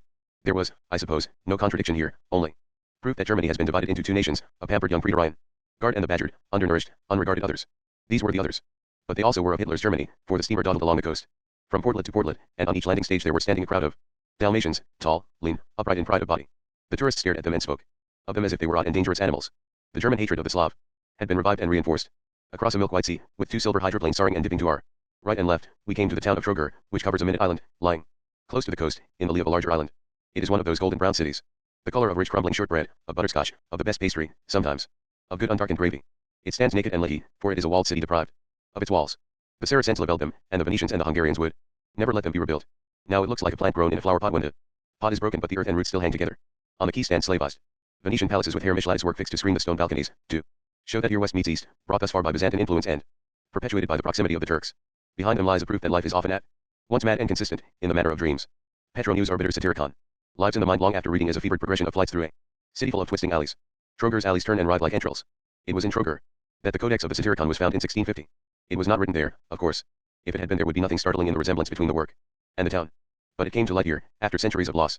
The appropriateness is as exquisite as the color of the town, as its spires. The appropriateness went further still, for Petro News Arbiter was by nature a Puritan, who had he been born in due time would have found himself at home as a Polychian or Patarne or Bogomil or Catharist, or in any other of those heresies, which were based on the Persian faith of Manichaeism, which held that matter was evil, and sex a particularly evil manifestation of it. Fita in coitu et brevis voluptas est. Et tote veneris stat imperacto. Gross and brief is the pleasure of love-making, he says, and consummated passion. Shocking bore. He goes on to beg his beloved therefore that they should not mate like mere cattle, but should lie live to live and do nothing more, to avoid toil and shame. The meaning of this exhortation lies in Trimalchio's supper, which shows Petro News to have been homosexual and fearful of impotence with women, and perhaps the same explanation lay behind most followers of these heresies. But he rationalized his motives, and so did Troger. This was an inveterately heretic city. In its beginning it was a Greek settlement and later a Roman town, and then it was taken over in the Dark Ages by wandering Polychians. In the 12th century the town was sacked by the Saracens, and the inhabitants were dispersed among the villages on the mainland. That, however, did not break the tradition of heresy, for when the King of Hungary collected them and resettled them on their island they soon fell under the influence of Catharism, which was sweeping across the Balkan Peninsula, from Bulgaria to Bosnia and Herzegovina and the coast. This recurrence is natural enough. Manichaeism, for these heresies might as well be grouped together under the name of their parent, represents the natural reaction of the earnest mind to a religion that has aged and hardened and committed the sin against the Holy Ghost, which is to pretend that all is now known, and there can now be laid down a system of rules to guarantee salvation. In its origin it was a reaction against the extreme fatalism of Zoroastrianism, which held that man's destiny was decided by the stars, and that his only duty was to accomplish it in decorum. Passionately Mani created a myth that would show the universe as a field for moral effort, inspired by Christianity as it had passed through the filter of many Oriental minds and by a cosmology invented by an Aramaic astronomer. He imagined that there had been in the beginning of time a kingdom of light and a kingdom of darkness, existing side by side without any commixture, and that these had later been confused, as the result of aggression on the part of the darkness. This was the origin of the present world, which Mani very aptly called the smudge. It became the duty of all men who were on the side of the light, which was identified with virtue and reason, to recover the particles of light that have become imprisoned in the substance of darkness, which was identified with vice and brutishness. This is actually an extremely useful conception of life. But Manichaeism was handicapped by the strictly literal mind of the founder and his followers, who believed that they were not speaking in allegory but were describing the hard, material facts of the universe. When they spoke of the signs of the zodiac as dredges, bringing up rescued particles of light to store them in the sun and moon, they meant quite squarely that that is what they thought the constellations were. This literalness turned the daily routine of the faithful into a treasure hunt, sometimes of an indecorous nature. Excrement was obviously part of the kingdom of darkness, if ever anything was. Hence it became the duty of the Manichaean priests, the elect, to take large doses of purgatives, not furtively. This routine became not only ridiculous but dangerous, as the centuries passed and the ingenious medieval European began to use it to serve that love of the disagreeable which is our most hateful quality. Natural man, uncorrected by education, does not love beauty or pleasure or peace. He does not want to eat and drink and be merry. He is on the whole averse from wine, women, and song. He prefers to fast, to groan in melancholy, and to be sterile. This is easy enough to understand. To feast one must form friendships and spend money. To be merry one must cultivate fortitude and forbearance and wit. To have a wife and children one must assume the heavy obligation of keeping them and the still heavier obligation of loving them. All these are kinds of generosity, and natural man is mean. His meanness seized on the Manichaean routine and exploited it till the whole of an infatuated Europe seemed likely to adopt it, and would doubtless have done so if the Orthodox and Roman Catholic churches had not hardened their hearts against it and counted no instrument too merciless for use, not even mass murder. It is our tendency to sympathize with the hunted hare, but much that we read of Western European heretics makes us suspect that here the quarry was less of a hare than a priggish skunk. In Languedoc there seems to have been some sort of pleasant transmutation of the faith, but for the most part heretical Europe presents us with the horrifying spectacle of countless human beings gladly facing martyrdom for the right to perform cantrips that might have been invented by a mad undertaker. There was a particularly horrible travesty of extreme unction called the Indura. Every dying person was asked by the priest whether he wanted to be a confessor or a martyr. If he wanted to be a confessor he remained without food or drink, except for a little water, for 3 days, and if he wanted to be a martyr a pillow was held over his mouth, while certain prayers were recited. If he survived in either case he ranked as a priest. This horrid piece of idiocy was often used as a means of suicide, a practice to which these heretics were much addicted, but as they believed that to suffer torture in dying would relieve them from it in the next world, the real enthusiasts preferred for this purpose to swallow broken glass. The faith also gave encouragement to certain passive methods of murder. The guardians of the sick were urged to extinguish life when death was near, and how this worked out may be deduced from a case in France where a woman subjected her infant grandchild to the Indura and then prevented its mother from suckling it till it died. By this necrophily, and a pervasive Nastiness about sex, which went so far as to forbid a father to be touched by his own daughter, even if he were very old and she were his nurse. Millions were raised to a state of rapture. The whole of modern history could be deduced from the popularity of this heresy in Western Europe, its inner sourness, its preference for hate over love, and for war over peace, its courage about dying, its cowardice about living. This cannot have been the whole truth about these heresies. So inherently noble a vision must have produced some nobility. Its own particles of light cannot all have been dissolved. But its achievements were trodden into the dirt by its enemies along with its failures. The Huns and the Avars never made a cleaner job of devastation than the Orthodox armies who were sent against the Albigenses and the Catharists, and the heretics in the Balkans were spared such demolition only because of the Turkish occupation, which laid waste their institutions just as thoroughly for quite other reasons. It happens that here in Trogar there is preserved a specimen of Manichaean culture. In the center of the town a cathedral stands in a flagged square. They began building it in the 13th century to replace a cathedral, 600 years old, which had been burned by the Saracens, and went on for a couple more centuries. It was for long one of the homes of the Patarne heresy. Its congregation were solidly adepts of the hidden faith, and so too, at least once in its history, was the bishop who officiated at its altar. In the porch to the bell tower of this cathedral there is a carved portal which is the most massive and pure work of art produced by Manichaeism that I have ever seen. There are, of course, specimens of heretic architecture in France, but those were modified by an existing and flourishing French culture. Here a fresh and vigorous Manichaeism has been grafted on a dying and remote offshoot of Roman and Byzantine culture. It is the work of a 13th century sculptor called Radovan, or the Joyous One, and it instantly recalls the novels of Dostoevsky. There is the same sense of rich, contenting disorder changing easily from form to form, each one of which the mind strives to grasp, because if it can but realize its significance there will be not order, but a hint of coming order. Above the door are many scenes from the life of Christ, arranged not according to the order of time. In the beginning he is baptized, in the middle he is crucified, in the end he is adored by the wise men. These scenes are depicted with a primitive curiosity, but also make a highly cultured admission that curiosity cannot be wholly gratified. It is as if the child in the artist asked, "What are those funny men doing?" And the subtle man in him answered, "I do not know, but I think." On the outer edge of the door, one to the right and one to the left, stand Adam and Eve, opinions about our deprived and distorting destiny, and they stand on a lion and a lioness, which are opinions about the animal world, and the nature we share with it. In the next column, in entwined confusion, the sculptor put on record the essence of the sheep and the stag, the hippopotamus and the centaur, the mermaid and the apostles, and in the next he shows us the common man of his time, cutting wood, working leather, making sausages, killing a pig, bearing arms. But of these earthly types and scenes the child and the artist asked as eagerly as before, "What are those funny men doing?" And the man answered as hesitantly, "I do not know, but I think." There we have an attitude which differentiates Manichaeism sharply from Orthodox Christianity. If the common man was actually interpenetrated with particles of light, or divinity, as the heretics believed, and if this could be made more or less difficult to recover by his activities, then each individual and his calling had to be subjected to the severest analysis possible. But if the common man has a soul, a recognizable part of himself, as Orthodox Christians believe, which is infected with sin through the fall of man and can be cleansed again by faith and participation in the sacraments and adherence to certain ethical standards, then it is necessary not to analyze the individual but to make him follow a program. This difference corresponds with the difference between Western Europeans and the Slavs, of which many of us receive our first intimations from Dostoevsky. In the West, conversation is regarded as a means of either passing the time agreeably or exchanging useful information. Among Slavs it is thought to be disgraceful, when a number of people are together, that they should not pool their experience and thus travel further towards the redemption of the world. In the West, conduct follows an approved pattern which is departed from by people of weak or headstrong will, but among Slavs a man will try out all kinds of conduct simply to see whether they are of the darkness or of the light. The Slavs, in fact, are given to debate and experiment which to the West seem unnecessary, and therefore, since they must involve much that is painful, morbid, this spirit can be recognized also in the curious pressing, exploratory nature of Radovan's imagination. But there are other resemblances also between Manichaeism and slavism, between Radovan and Dostoevsky. For one, the lack of climax. The Orthodox Christian thinks that the story of the universe has revealed itself in a design that would be recognized as pleasing in a work of finite proportions, a number of people, not too great to be remembered, and all easily distinguishable, enacted drama which begins with the creation, rises to its peak in the incarnation, is proceeding to its consummation in the day of judgment and the coming of the kingdom of heaven. The Manichaean believed that an immense crowd of people, often very difficult to distinguish from one another, are engaged in recovering the strayed particles of light, a process which can come to a climax only when it is finished. This is reflected in Radovan's work by a curious levelness of inspiration, a lack of light and shade in his response to his subject, in the Slav's readiness to carry on a conversation forever, to stay up all night, in Dostoevsky's continuous, unremitting spiritual excitement. For another resemblance, there is the seeming paradox of a fierce campaign against evil combined with the tolerance of its nature. We cannot understand this in the West, where we assume that sincere hostility to sin must be accompanied by a reluctance to contemplate it and a desire to annihilate it. But according to the Manichaean faith there was no need to take action against darkness except when it enmeshed the light. When the kingdom of darkness was existing side by side with the kingdom of light without any commixture, then it was committing no offense. That attitude can be traced in Radovan's faithful reproduction of life's imperfect forms, in Dostoevsky's choice of abnormality as a subject. And there is yet another resemblance which is particularly apparent in the work of Radovan. The columns he carved with the representations of the smudge are borne on the shoulders of those who are wholly of the darkness, Jews and Turks and pagans. It is put forward solidly, and without sense of any embarrassment, that there are those who are predestined to pain, contrary to the principles of human justice. Calvin admitted this with agony, but there is none here, and Dostoevsky never complains against the God who created the disordered universe he describes.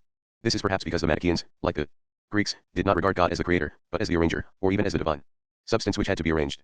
That the West should be wholly orthodox and not at all Manichaean in its outlook on these matters is the consequence of the zeal of the Roman Catholic Church. Quite simply, it physically exterminated all communities who would not abandon the heretic philosophy. But the southeast of Europe was so continuously disturbed, first by civil war and Asiatic invasion and then by the Turkish occupation, that the Eastern Church could not set up an effective machine for the persecution of heretics, even if it had the temperament to do so. There the outward forms of Manichaeism eventually perished, as they were bound to do in time, partly because of the complicated and fantastic nature of its legend and the indecorous and cruel perversions of its ritual. But its philosophy remained, rooted in the popular mind before the Turkish gate closed down between the Balkans and the rest of the world, to travel northwards and influence the new land of Russia, where after several centuries it inspired a generation of giants, to the astonishment of Europe. The Russian novelists of the 19th century represented the latest recrudescence of a philosophy that had too much nobility in it ever to perish utterly. But one wishes one knew how this heresy compared with orthodoxy as a consolation in time of danger, whether the Manichaeans of Trogar were as firmly upheld by their faith as the Christians of Saloni. The Manichaeans might claim that it served them better, so far as barbarian invasion was concerned, for they had one of the narrowest escapes from annihilation that is written in all history. The professor took us on from the cathedral to see the scene of it. We walked out of the city onto the quay through a gate which still keeps the handsome stone lion of St. Mark that was the sign of Venetian possession, surmounted by the patron saint of Trogar, St. Giovanni Orsini, who was its bishop about the time of the Norman conquest. He was a remarkable engineer, who was made a saint because he aided the papacy in its efforts to suppress the Slav liturgy. A bridge crossed a channel hemmed with marble and glazed with the reflection of many cypresses, and joined Trogar to a mainland that showed us a little level paradise under the harsh, bare, limestone hills, where the pepper trees dropped their long green hair over the red walls of villa gardens, and Judas trees showed their stained, uneasy purple flowers through wrought iron gates. You see, it came very near, so near that it could not have come any nearer, said the professor. He spoke of the time in 1241, just after Radovan had started his portal, when the Mongols, seeking to expand the empire made for them by Genghis Khan, conquered Russia and swept across Europe to Hungary, putting King Bela and his nobles to flight. While he vainly petitioned the other Christian powers to help, the invaders swept on towards Vienna and then swung down to Croatia, burning, looting, killing. King Bela tried to stand firm at Zagreb, and sent his Greek wife and their 3 children to seek safety on the coast.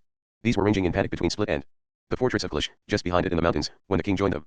Frantic with fear, it is doubtful if even our own times can provide anything as hideous as the Mongol invasion, as this dispensing of horrible death by yellow people made terrible as demons by their own unfamiliarity.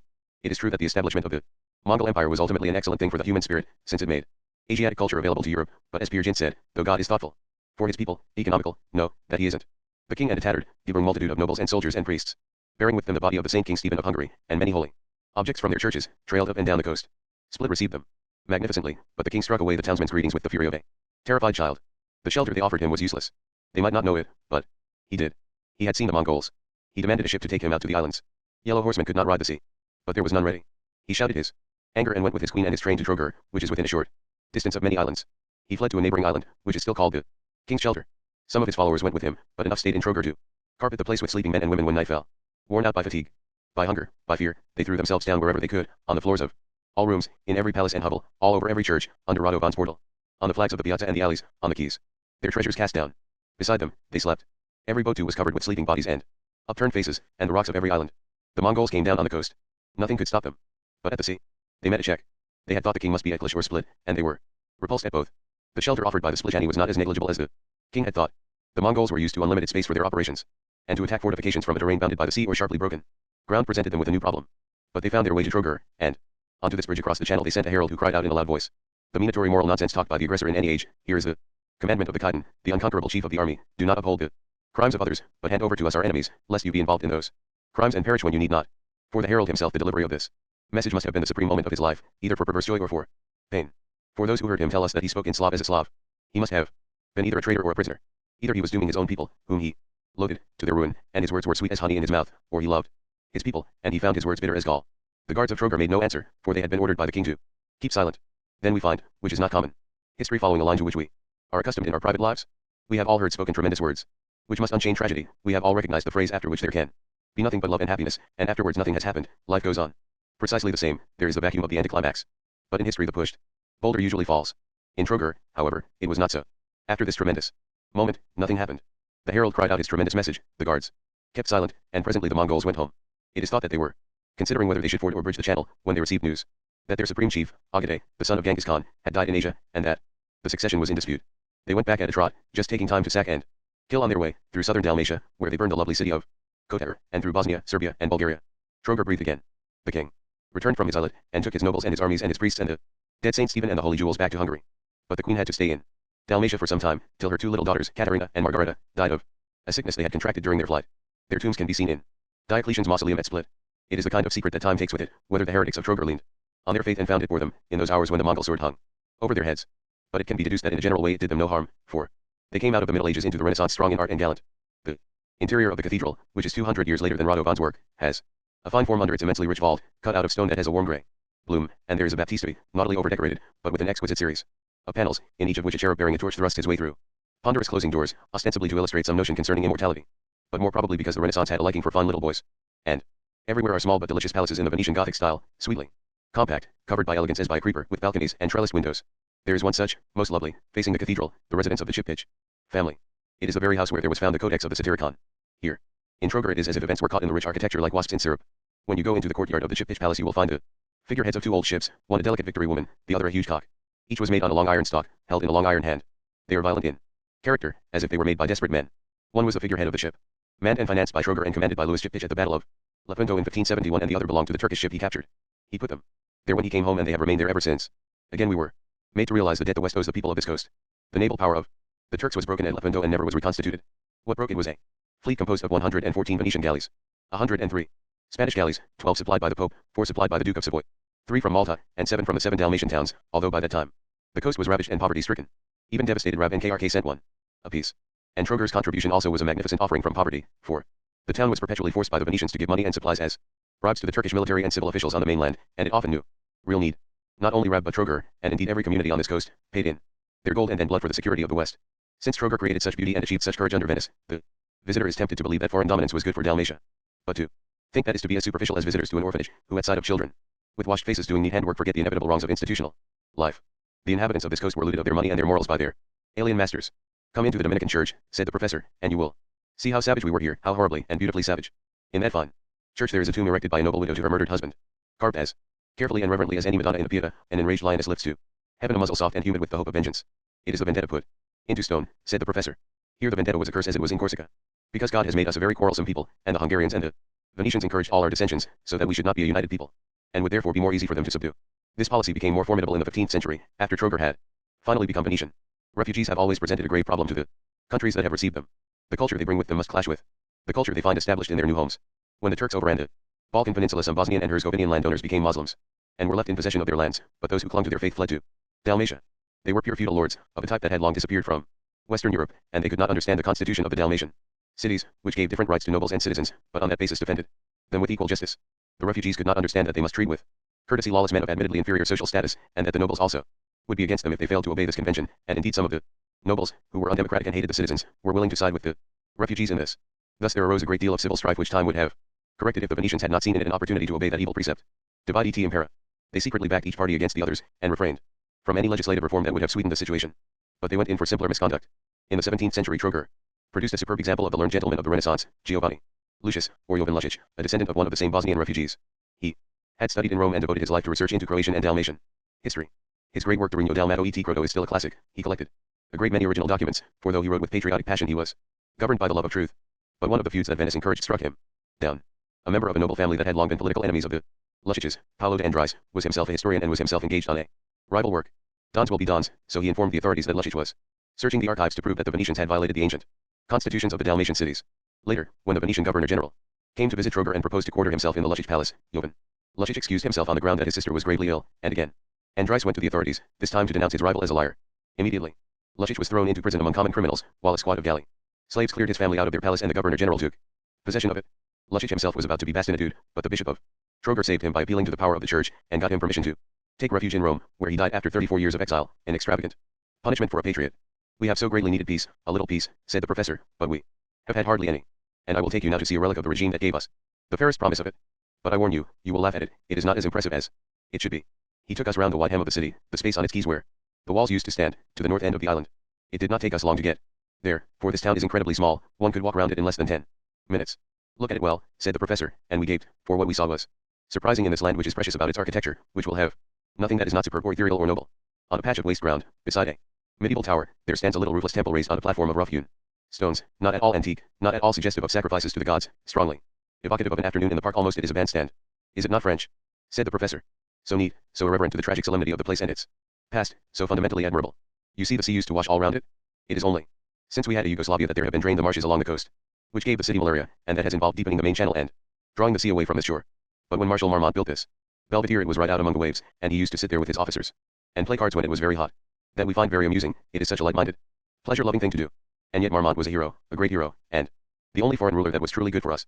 Though we find it hard to forgive our conquerors, we could even find it in our hearts to admit that it would have been a good thing if the French had stayed here longer. It is really a very pretty Belvedere, and it has the sacred French air of dealing respectfully and moderately with the little things of life that are not sacred. It is better, yes, it is definitely better, than the muzzle of the lioness wetly throbbing towards the scent of blood that it knows and has put behind it. The sword was declared superseded in the delicious contentment which was housed here between the columns, above the rippling Adriatic. For indeed Marmont must have been extraordinarily happy here, for a time. For one thing, he very greatly disliked his wife, and here he was able to treat her extremely well from a very great distance.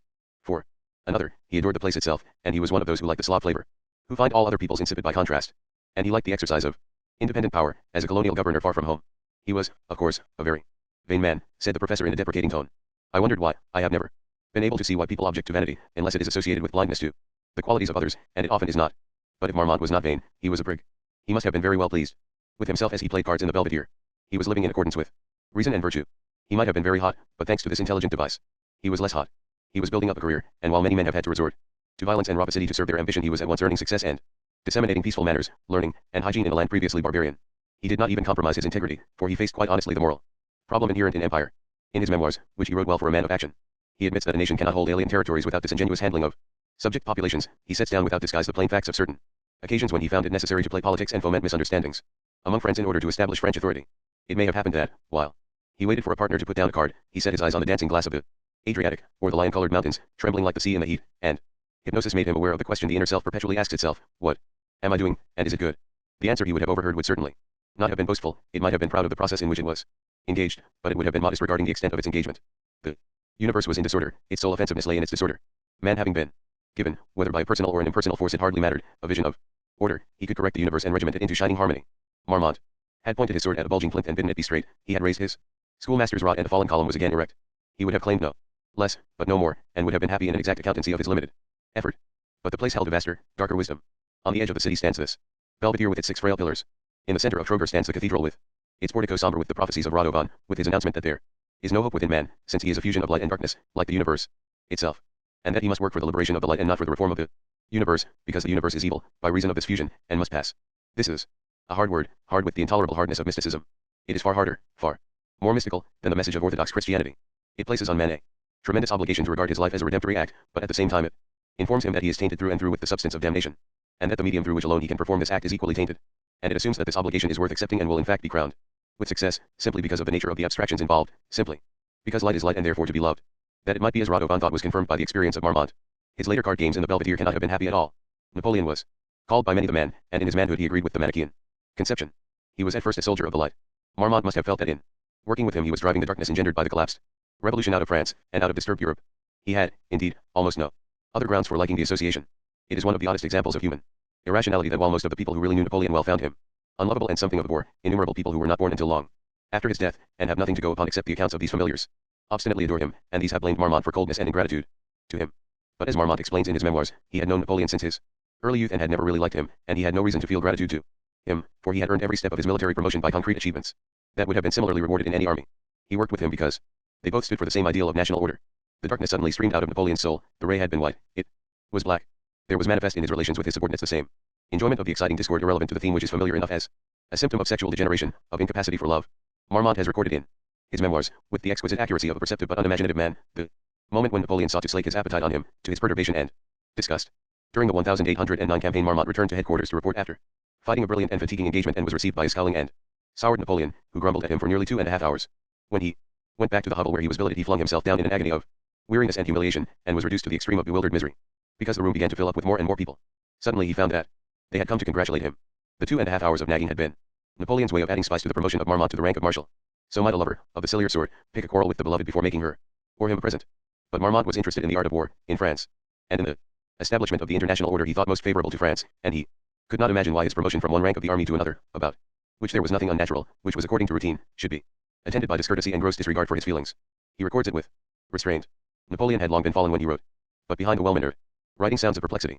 If Napoleon thought I was good enough to be marshal, which was pleasant, why couldn't he have been pleasant about it? Marmont would have liked pleasantness everywhere. The light was in him, seeking to establish its kingdom.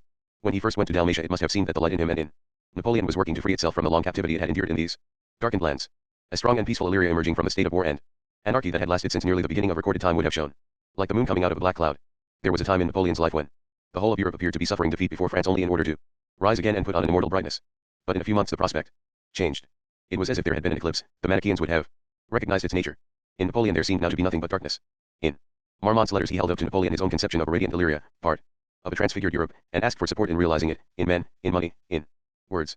But Napoleon turned away, shutting his eyes as if he could no longer bear the light. He ignored all Marmont's requests and replied in letters hot and sticky with roguishness, or did not reply at all. In the Belvedere, Marmont must have found it difficult to keep his mind on his cards. In the end, we know, he threw them in and pushed back his chair and strolled away, to leave Dalmatia forever. There was fault in him too. He was man also, he was a fusion of good and evil, of light and darkness. Therefore he did not want with his wholeness that there should be a victory of light, he preferred that darkness should continue to exist, and this universe, the smudge, should not pass away. He showed it, and so did all his reasonable kind, by leaving power in the hands of Napoleon, who had long ceased to be reasonable, who was now seeking disgrace as he had earlier sought glory. He went to Spain, he went to Russia, against the advice of his counselors, for no other purpose than to make a long journey and be benighted at its end. But the change in him excited no horror in the people, rather their passion for him rose to an orgasm, as if this were the climax to which his glory had been but the preparation. The great men for whom humanity feels ecstatic love need not be good, nor even gifted, but they must display this fusion of light and darkness which is the essential human character. They must even promise, by a predominance of darkness, that the universe shall forever persist in its imperfection. After Napoleon had safely led back Europe to the limits of frustration it preferred to paradise, nothing happened in Dalmatia for 100 years. Austrian rule was sheer negativism.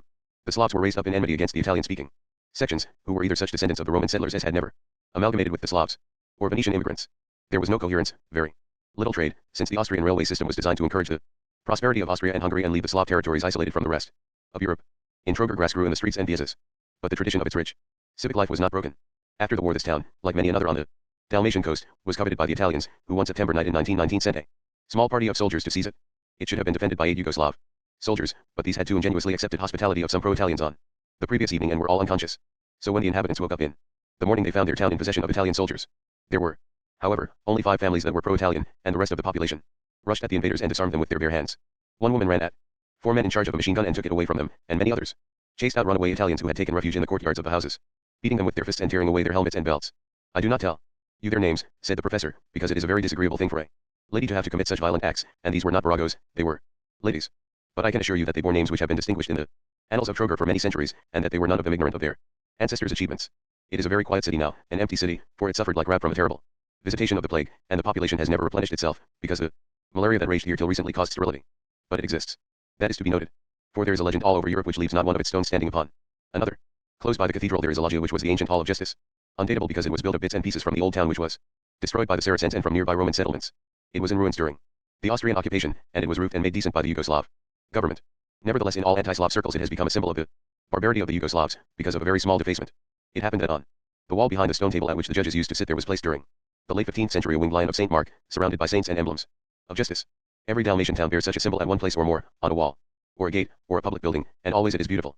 The lion is always waved and opulent, and reminds one that it was Bronzino and Paris Bourdon who first celebrated the type which we know now, in brass instead of gold, as May West. To judge from photographs, the lion in the loggia was a specially glorious example of its kind, a lilium mortem in stone. While the Austrians were in Dalmatia the wind and the rain beat on this lion, but it was properly sheltered after the Yugoslavs had done their repairs. It unfortunately happened, however, that about Christmas time in 1932 some young men of Trogar got drunk, and their larger, simpler emotions were liberated. They then remembered that the Italians had tried to steal their city, and had not given up the hope of doing so someday, and they inflicted severe damage on this lion and another at the port gate of the town. They were not utterly destroyed. They still exist, in a quite recognizable form, on the walls of a museum. This was one of those incidents which prove it to be a matter of sheer luck that man does not go on all fours, but it obviously had no other significance. Italy, however, took the opportunity to give an extraordinary exhibition of her intentions towards Dalmatia. There took place all over the country demonstrations against the Yugoslavian government, organized by 2 societies which exist for the purpose of such mischief-making, Dalmatia, Erdanta and Pro-Dalmatia. Mussolini himself declared that in the mild hooliganism of the intoxicated young men he saw the clear expression of a mentality of hate that made no secret of its opposition to Italy. It is a carefully premeditated plan. The responsible parties are to be found among elements of the ruling classes.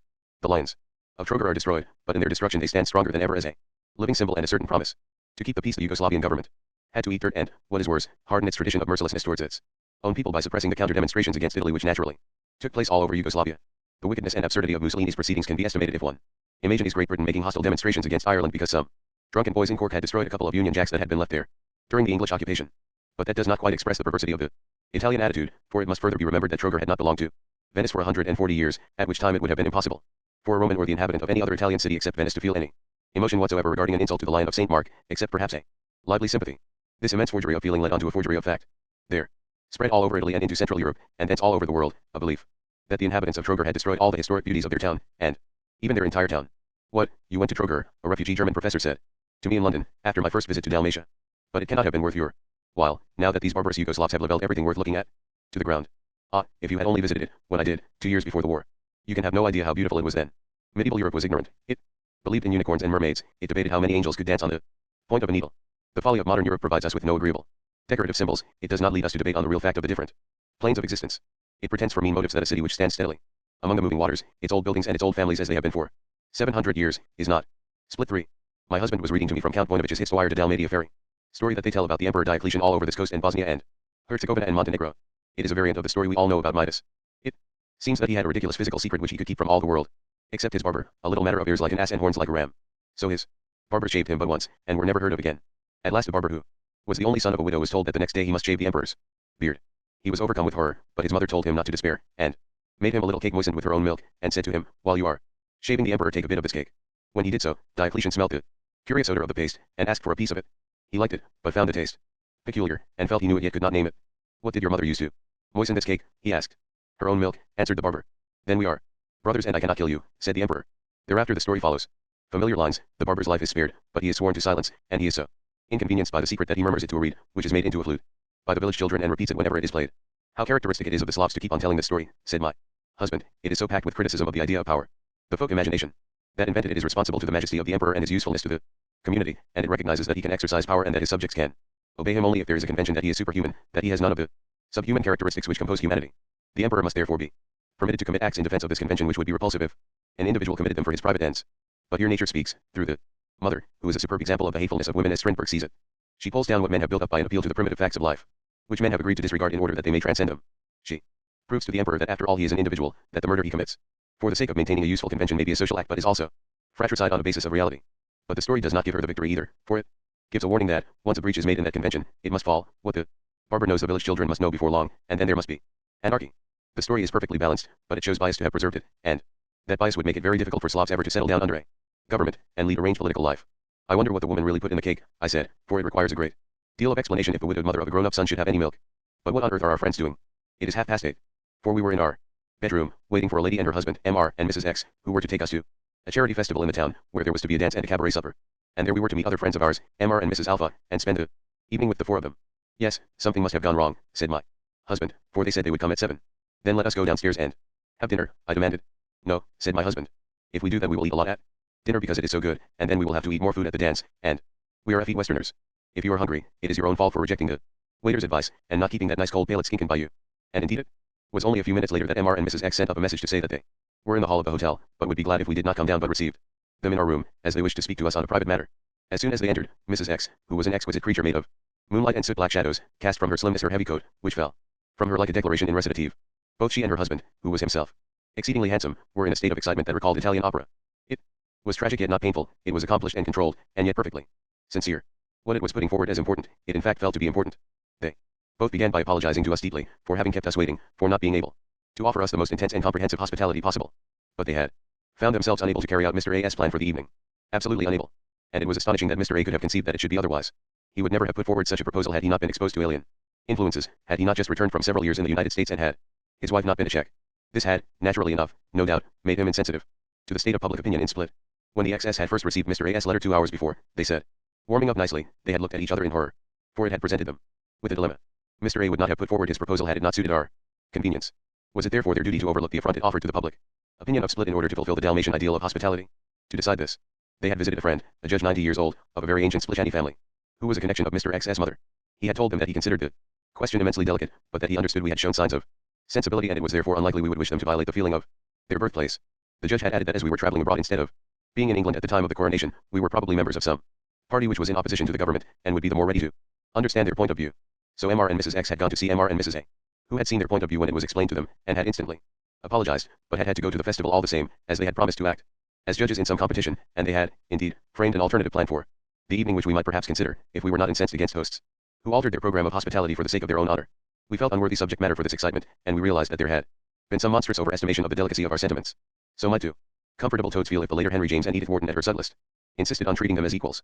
Let me give you some of the brandy I have brought from London, said my husband, and I could see that the poor creature was trying to make a claim to some sort of fineness, even though it were other than that which they were ascribing to us. We all sipped brandy with an air of sustaining ourselves during a crisis. Then they went on to explain that Mr. A had forgotten that, whereas the charitable festival was being held for the benefit of some fund for supplying the poor with medical attention, it was organized by Dr. and Mrs. Y, emigrated Jews from Zara, the Dalmatian town which has been handed over to the Italians, who were almost the only prominent pro-Yugoslavians in the town, and who might use this fund in cooperation with institutions which ought to be ignored, because they had been founded by the government. The charity festival was therefore being boycotted by all the considerable families in Split, of the social level of Mr. and Mrs. X, or Mr. and Mrs. A. Other people could take us, if we cared to go. But it Was impossible, the XS assured us in something like a duet by the early Verdi. Impossible that they should do so. We refrained from warning them that someday they might have something really worth worrying about, and we intimated that, as we had promised a very civil shopkeeper friend of ours to go to this festival, we should prefer to keep our promise. This we did, and enjoyed a spectacle of nice-looking young people performing with graceful awkwardness under the eyes of adoring parents, of which we had seen the like in Exeter, in Edinburgh, and in Cleveland, Ohio. There are a few institutions which are universal, and it is pleasant when one proves to be pretty and innocent. But the organizers, the doctor and his wife, were interesting and pathetic. They seemed outside the Splitchani tradition, not because they were Jews, but because they belonged to that warm and idealistic and intelligent breed of Jew that puts its trust in synthesis and centralization. Always they would assume that hatred and stupidity were peculiar local conditions, which any general government would make its business to correct, and this optimism would be reinforced by their knowledge that there does in fact exist a unifying force, which on the whole is benevolent, in science. They were both learning English, and they beamed as they spoke of it. It appeared to them, much more clearly than it did to me, that they were associating themselves with liberalism. But that was only part of their buoyant utopianism, which believed that if a large enough number of charity festivals of this kind were held, if enough people studied a language other than their own, if enough vows of tolerance were taken by the state, there would be an end to poverty, war, and misery. I could only hope that, holding such inoffensive views in our offensive age, they might be permitted to die in their beds. Our four friends, the XS and the AS, met us in the principal cafe of the town after the entertainment, and we took an early opportunity to ask them why they and their world were against the Yugoslav state. Their first reply was simply to look very handsome. Their eyes widened, their nostrils dilated. The natural exception was MRS Alpha, the Czech, who seemed, like ourselves, a little gross by contrast. We were in effect watching racehorses racing, beautiful specialized animals demonstrating their speciality, which was opposition.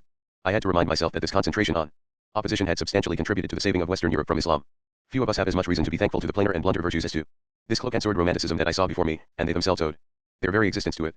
Only that had saved them from Rome, from the barbarian invaders, from the Hungarians and Venetians, from the Turks, from the Austrians. But all the same, a government which was not seeking to destroy them but to cooperate with them must find this attitude so maddening that it would be not unnatural did it sometimes behave as if it were seeking their destruction. Tell me, said my husband, some specific things that you find objectionable about Yugoslavia. Belgrade, exclaimed Mr. and Mrs. X in one voice. This country, Mr. X explained, is fantastically and extraordinarily poor. You would not believe how poor the poor people in our city are, how poor nearly all the people in the country outside are. The government does nothing for us, but they take our taxes, and they spend them in Belgrade. They are putting up whole new streets of offices.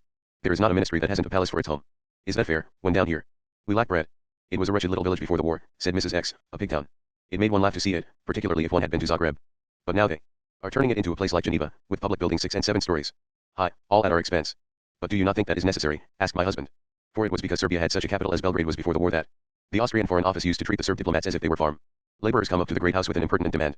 But the Serbs are not like us, said Mrs. X vaguely. They are not like us, they have not the tradition that we have here in Split. And how can Belgrade ever be such a beautiful town as our Split? I see the problem from a different aspect, said Mr. Alpha, because I have been in America for a very long time. It does not shock me so much that Dalmatia should be governed from Belgrade, for I have lived in Milwaukee for many years, and things went very well there, though we were governed from Washington, which was far further away from us than Belgrade is from Split. And I have been to Washington, which is a fine city, and I know it is right that the government of a great country should have impressive buildings. But my case against Belgrade is that it governs badly. Oh, I know there is corruption and graft in American politics, but you have no idea what it is like here. The trouble is not only that, as X says, the money goes to Belgrade, it's what happens to it when it gets there. It sticks to people's palms in the most disgusting way. There are ever so many people in Belgrade who have made fortunes, huge fortunes, by peculation. And that's the only activity in which they ever show any efficiency. For the idiotic muddle of the administration is beyond belief. It is worse, then, than it was under the Austrians, asked my husband. They looked at him in astonishment. Not at all, said Mr. Alpha, the Austrians were not inefficient at all. They were assassins. Look what they did here with the railways. They all broke out into cries of anger and disgust. Why, think of it, said Mr. X. The railway stopped outside Split, so as to make sure we should be nothing of a port. And we could not go to Austria except through Budapest, said Mrs. X. That was the Hungarian influence, of course, said Mr. A. But Austria permitted it, said Mr. X. Permitted it, cried Mrs. Alpha, the Czech. Tell me when those who speak German have not rejoiced in humiliating the Slavs. And there are people in your country, she said, to us, who are sorry for the German-speaking minorities in Czechoslovakia. There are being so charitable that they would get up funds to provide feeding bottles for baby alligators. But my husband persisted. Then you found the Austrians efficient in what? Assassination only. In that certainly, said Mr. Alpha, but they were also far more efficient than our present government in the everyday routine of administration. Take the case of my family. Several of them have been university professors. Now, the old ones, who retired under the Austrians, never had any difficulty in getting their pensions. They drew their pay, they retired, they filled in papers, they drew the appointed sum. Nothing could have been simpler. But now there is terrible disorder. I have an uncle, a professor of mathematics, who retired months ago. He fulfilled all the requisite formalities, but he has not yet touched a penny of his pension. The papers have not come through from Belgrade, for no other reason than sheer muddle. And it is so, too, in my profession, said Mr. Chi. I am a lawyer, it is the calling of my family, and some of my older relatives are judges. It is the same with pensions, and appointments, and even dates for trials, everything that comes from Belgrade. There is endless bother and muddle. And we are not accustomed to such things in Split, for here we manage our affairs simply, it may be, but with a certain distinction. Ah, yes, said Mrs. Alpha, if they would leave us Splitchani to manage our own affairs, that would be all we ask. But there are affairs which are certainly your own, but which equally you cannot manage, said my husband. You could not yourselves have got rid of Austria, and you cannot yourselves protect yourselves if she comes back, or if Italy wants to establish the same domination over you. They looked at him with preoccupied bright eyes, and said, of course, of course. And though some money must vanish in Belgrade in peculation, since that inevitably happens in every new country, said my husband, a great deal must be spent in legitimate enterprises. There is, after all, Macedonia and old Serbia. I have not yet been there, but my wife tells me it has been revolutionized since the days when it was Turkish, that she has seen with her own eyes hundreds of miles of good military roads, whole districts of marshes that have been drained and now are no longer malarial, and many schools and hospitals. All that costs money. Yes, there was nothing down there in those parts, said Mr. A. Without enthusiasm. They are nearly barbarians, said Mrs. X, wrinkling her nose with distaste. Have you ever been there? Asked my husband. They shook their heads. Split is 2 days easy journey from old Serbia, 3 days from the heart of Macedonia. It is not easy for us to go to such places, said Mrs. X. Here in Split we have a certain tradition, we would not be at home there. When we got back to our room in the hotel, my husband said, all this is very sad. Men and women have died and lived for the ideal of Yugoslavia, the South Slav state. And here are these very charming people chafing with discontent at the realization of it. And so far as I can see, however bad Belgrade may be, they give it no chance to prove its merits. These people are born and trained rebels. They cry out when they see a government as if it were a poisonous snake, and seize a stick to kill it with, and in that they are not being fanciful. All the governments they have known till now have been, so far as they are concerned, poisonous snakes. But all the same that attitude would be a pity, if they happened to meet a government for once who was not a poisonous snake. Moreover, I cannot see how these people can ever fit into a modern state. They are essentially the children of free cities. Because all these towns, even while they were exploited and oppressed so far as their external relations were concerned, possessed charters that gave them great freedom to manage their internal affairs. Under the Hungarian crown the towns enjoyed the same sort of freedom, as of a state, within a state, that the city of London enjoyed under Henry I. Their rights were ceaselessly attacked by Venice, but they managed to defend most of them. They were forced to provide men for the Venetian army and navies, and their trade was ruined by the restrictions laid upon it, but they were always to some extent masters at their own firesides. They really cannot conceive of a centralized government at all as otherwise than an evil, and when they got rid of Austria there must have been a childish idea at the back of their minds that they had also got rid of a centralized government, and would return to medieval conditions. Alas! Alas! Look, I said, I am watching 3 people talking in the square. They are so very picturesque, come and see them. My husband turned out the light and came and sat beside me on the window seat. The square was whitewashed with moonlight. The dark shadows took the 19th century Venetian Gothic architecture and by obscuring the detail and emphasizing the general design made it early, authentic, exquisite. On the quay ship slept, as alone among inanimate objects ships can sleep. Their lights were dim and dreaming. Between the flake trunk of a palm tree and the wild-haired shadow of a leaf stood 3 men of the quick and witty and secret kind we had seen when we first entered Split, descendants of those who had lived through the angry centuries the lives of rats and mice in the walls of Diocletian's palace. Sometimes we could hear their voices raised in lyrical mockery, and sometimes they made gestures that united them on a platform of heroism and loaded some absent person with ridicule and chains. Yes, they are wonderful, said my husband. Though they probably have no noble ideas, they are noble in the intensity of their being, and in the persistency with which they try to identify their standards and the ultimate values of right and wrong. See how they are pretending that behind them, had one but the proper eyesight, could be seen the wings of the hierarchy of angels, and the throne itself, and that behind the man they are despising is primeval ooze and chaos. These people are profoundly different from us. They are not at all sentimental, but they are extremely poetic. How they examine everything, and analyze it, and form a judgment on it that engenders a supply of the passion which is their motive power. How I should hate to govern these people who would not accept the idea of government and would insist on examining it, but only as a poet does, from the point of view of his own experience, which is to say that they would reject all sorts of information about it which they ought to consider if they are going to form a just opinion about it. We watched the 3 men till a languor showed in their vehemence. They had laughed so much at the 4th man who was not there that any further mockery would seem an anticlimax. The night was left to the sleeping ships, to the temporary romantic perfection of the Venetian arcades. Get into bed, my husband said, and I will read you the other story which Voinovich says the Dalmatian peasantry tell about the Emperor Diocletian. It was the prettier of the 2. It represents Diocletian's daughter, Valeria, as the victim of her father, not, as in fact she was, as the subject of a good worldly marriage that went maniacally wrong, but with a destiny cut fairy tale fashion. She had, according to the story, a crowd of suitors, and of these her father chose a prince whom she could not tolerate. So she refused obedience, and upon this her father cast her into one of the dungeons in his palace. But God was on her side. Once a year invisible hands opened the door of her prison, and she traveled through the city clad in cloth of gold, in a shining chariot drawn by winged horses. Her presence was a benediction, and anybody who could stop the chariot and embrace her would be happy all the rest of his life. When Diocletian heard of these visits he sent soldiers to clear the streets, but it could not be done. The people worshipped Valeria and would not be driven away. Then Diocletian decided to kill her. But the walls of her prison melted, and not all his power could discover her. According to this legend, she still lives, and once every 100 years she comes back to her worshippers. It is not known what year of the century she chooses for her visit, but be that as it may, her visit always falls at Christmastide. When they are saying the midnight mass in the cathedral, a procession of ghosts starts from Saloni and winds up the road to Split, and at the end the lovely young Valeria rides in her golden coach, still able to give lifelong happiness to all that embrace her. She still, it must be observed, carries on her quarrel with authority. She was at odds with her pagan father, but she does not attend the Christian mass. See, this story cuts at the root of the idea of power, said my husband. It denies all necessary sanctions to authority. For power claims to know what life is going to be about and what prescription to offer, and authority claims to be able to enforce that prescription. But the Slav knows, as the story proves, that life, which is to say, Valeria, is in essence unpredictable, that she often produces events for which there is no apt prescription, and that she can be as slippery as an eel when wise men attempt to control her, and they know that it is life, not power or authority, that gives us joy. And this often when she is least predictable. Knowing Valeria, they cannot respect Diocletian, yet they produce Diocletian, they are Diocletian. They know perfectly well that power and authority are necessary. Boat. On another great white steamer we glided down the coast to Korčula, and received at one port, and put ashore at another, the older of the two German couples, with whom we had traveled from Salzburg to Zagreb. They hastened towards us, uttering cries of welcome, excessively glad to see us because their holiday had made them excessively glad about everything. The man no longer looked ill, he seemed bound to his wife by a common novel satisfaction, as if they had been on their honeymoon. It is so good here, they laughed, one forgets all one's worries. There seemed fresh evidence for the molly good idea of the universe in the sight of these Aryans, blossoming in their temporary exile from Germany, when all over England and France and America so many Jews were mourning for the fatherland in a grief visible as jaundice. Another of Dalmatia's angry young men watched them coldly as they disembarked. I am a hotel manager at Hvar, he said. Hvar is a beautiful town, which lies on an island of the same name. It is noted for the extraordinary sweetness of its air, which is indeed such as might be inhaled over a bed of blossoming roses, and by a perversity rare in the Serbo-Croat tongue it is pronounced war. Your friends will presently come to me and demand impossible terms. They are a curious people, the Germans. They seem content to travel when we would prefer to stay at home. Where is the pleasure of traveling if you cannot spend freely? Yet these Germans come here and have to count every penny and do not seem at all embarrassed. Now, that is all right if one is a poor student at Zagreb or Vienna, or is ill and has to go to a spa. But for a tourist it seems very undignified. It had struck me before that there are many resemblances between the Slavs and the Spanish, and this spoke with the very voice of Spain, in its expression of the purse pride which comes not from wealth but from poverty, in its conception of handsome spending is an inherently good thing, to be indulged in, like truthfulness, even against one's economic interest. The angry young man scowled down at the marble blue and white water that rushed by our ship.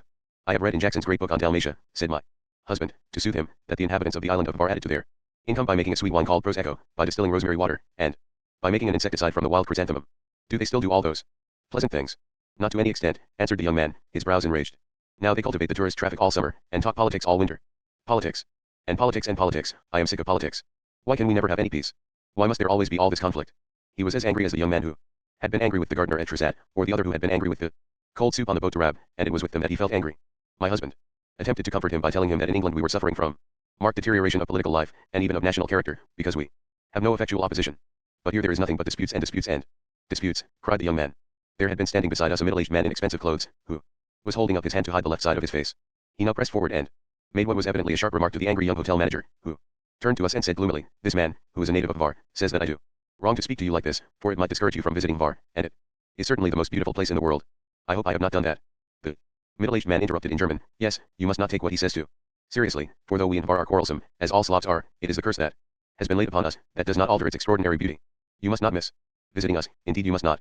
We cannot do so now, said my husband, for we have made definite plans to go to Korčula today. But we will try to stop at Hvar on our way back. Yes, that you must do. For, though I do not want to be discourteous to a sister island, and indeed all Dalmatia is glorious country, Korčula has little to show compared to Hvar.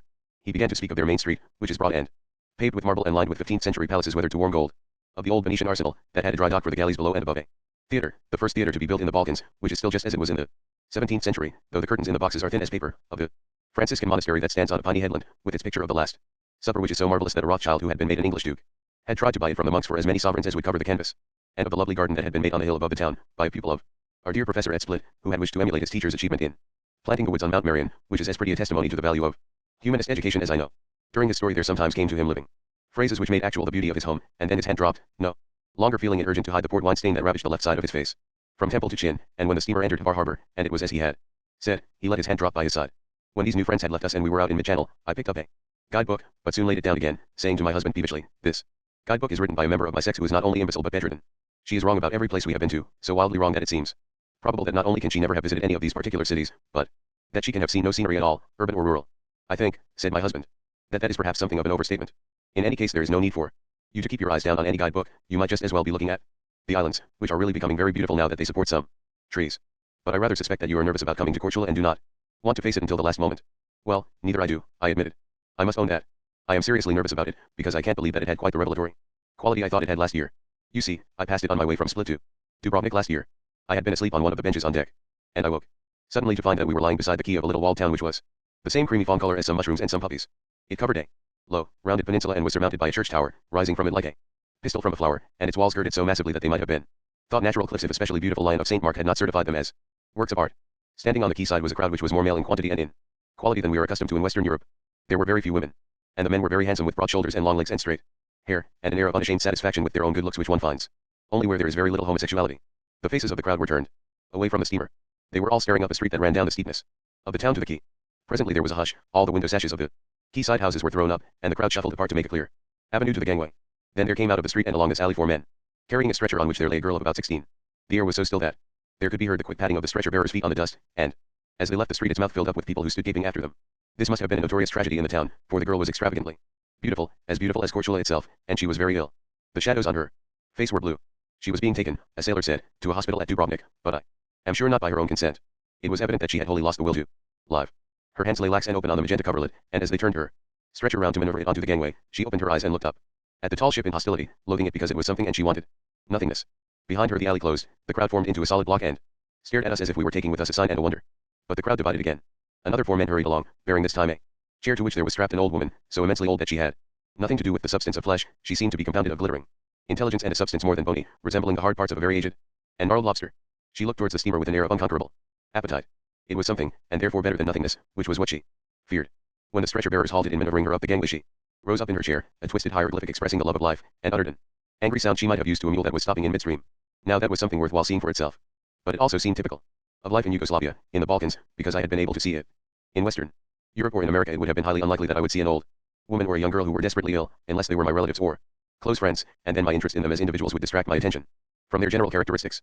I might have guessed, and indeed had done so, from a great many subtle indications, that the appetite for life comes in eating, though not by any simple process of taste.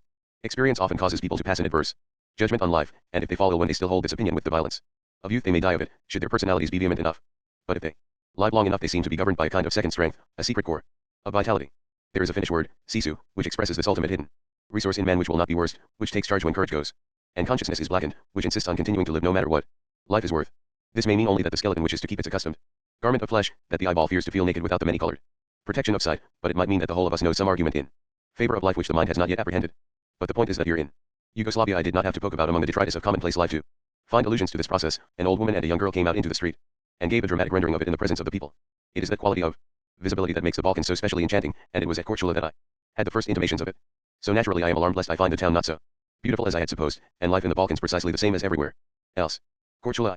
We found, however, that I was perfectly right about Korchula. And let that be enough. For you, said my husband. As for your other demands that from now on every day will be an apocalyptic revelation, I should drop that, if I were you. You might not like it even if you got it. We were talking as we unpacked in the room we had taken in the hotel on the quay, which is either a converted Venetian palace or built by one accustomed to palaces from birth. A good hotel, it showed that expiatory cleanliness, which is found sometimes in southern countries, from early in the morning till late at night. Women were on their knees in the corridors as if in prayer, scrubbing and murmuring to themselves through compressed lips. It was scented with the classic kitchen smell of the mare internum, repellent only to the effete, since it asserts that precious plants can live in waterless and soilless country, that even after centuries of strife and misery woman still keeps the spirit to put a pinch of strong flavor in the cook pot, and that it takes the supreme assault of urban conditions to bring on humanity the curse of a craving for insipidity. Our fellow guests were a couple of men as floridly grave as wreathed Caesars, and their 2 ladies, both in cloaks, who might have been traveling for the same romantic and detective reasons as Donna Anna and Donna Elvira, ornaments of the Sushak wine trade and their wives. I will lie down and sleep for half an hour, I said, looking at the clean coarse sheets, bluish and radiant with prodigious laundering. I will sit here and look at the maps, said my husband, who is much given to that masculine form of auto-hypnosis. But we did neither of these things, for there was a knock at the door and an announcement that 2 gentlemen of the town, who had received a letter about us from a friend at Split, were waiting for us downstairs. We had no idea who these people might be. My husband imagined mild antiquaries living among the ruins of Korchula like aging doves. I thought of mildewed Irish squires.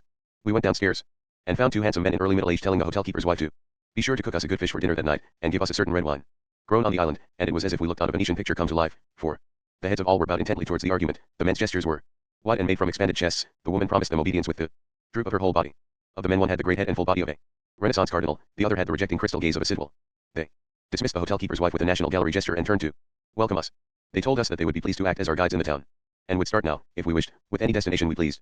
We expressed our gratitude, and said that we would leave it to them where we should go. The gentleman with the citadel gaze then said, perhaps you would like to see our new steam bakery. Neither myself nor my husband replied. We both sank into a despondent reverie, wondering why he should think we wanted to see a new steam bakery. We could only suppose that to him we were representatives of a Western civilization that was obsessed with machinery, and perhaps he suspected us of thinking for that reason that in Dalmatia they ate no bread, or only bread prepared in a filthy way. Fortunately the one who looked like a cardinal blanketed the topic by saying, not accurately, but you will have seen many steam bakeries. You would like better to see our old churches and palaces. We walked along the quay that runs round the point of the little peninsula, following the walls, and then went up a steep little street, close packed with palaces, which thrust out balconies to one another or were joined by bridges, into the town. We found it like a honeycomb. It was dripping with architectural richness, and it was laid out in an order such as mathematicians admire. But its spirit was riotous. The honey had fermented and turned to mead. The men who accompanied us had fine manners, and only by a phrase or 2 did they let us gather that they appreciated how beautiful Korchula must seem to us, because they had known the great towns of the West, Berlin, and Paris, and found them filthy, but they were not exquisites, they were robust. They climbed the steep streets at a great rate, telling us the historic jokes of the town with gusts of laughter, and apologizing for the silence that they shattered by owning that the city had never repopulated itself after the attack of plague in the 16th century, that had taken 5,000 citizens out of 7,000. The one That looked like a Renaissance cardinal had a peculiarly rich and rolling laugh, in which there seemed to join amusement at a particular fact with extreme satisfaction. With life in general. Bringing us to a small square in front of the cathedral, which was smoothly paved and therefore had that air of being within the confines of some noble household, he said, here we have always walked and talked, and often we have talked too loud. That is one thing that never changes. Our archives are full of it. Priests' complaints that we talked so loud out here that they could not hear themselves saying mass in the cathedral. His laughter rolled. Also we played ball. Said the civil, they complained of that also. That leads to the story of Jacopo Faganio, said the cardinal. He was a 17th century Tuscan priest who was a very great preacher, but a very good companion too.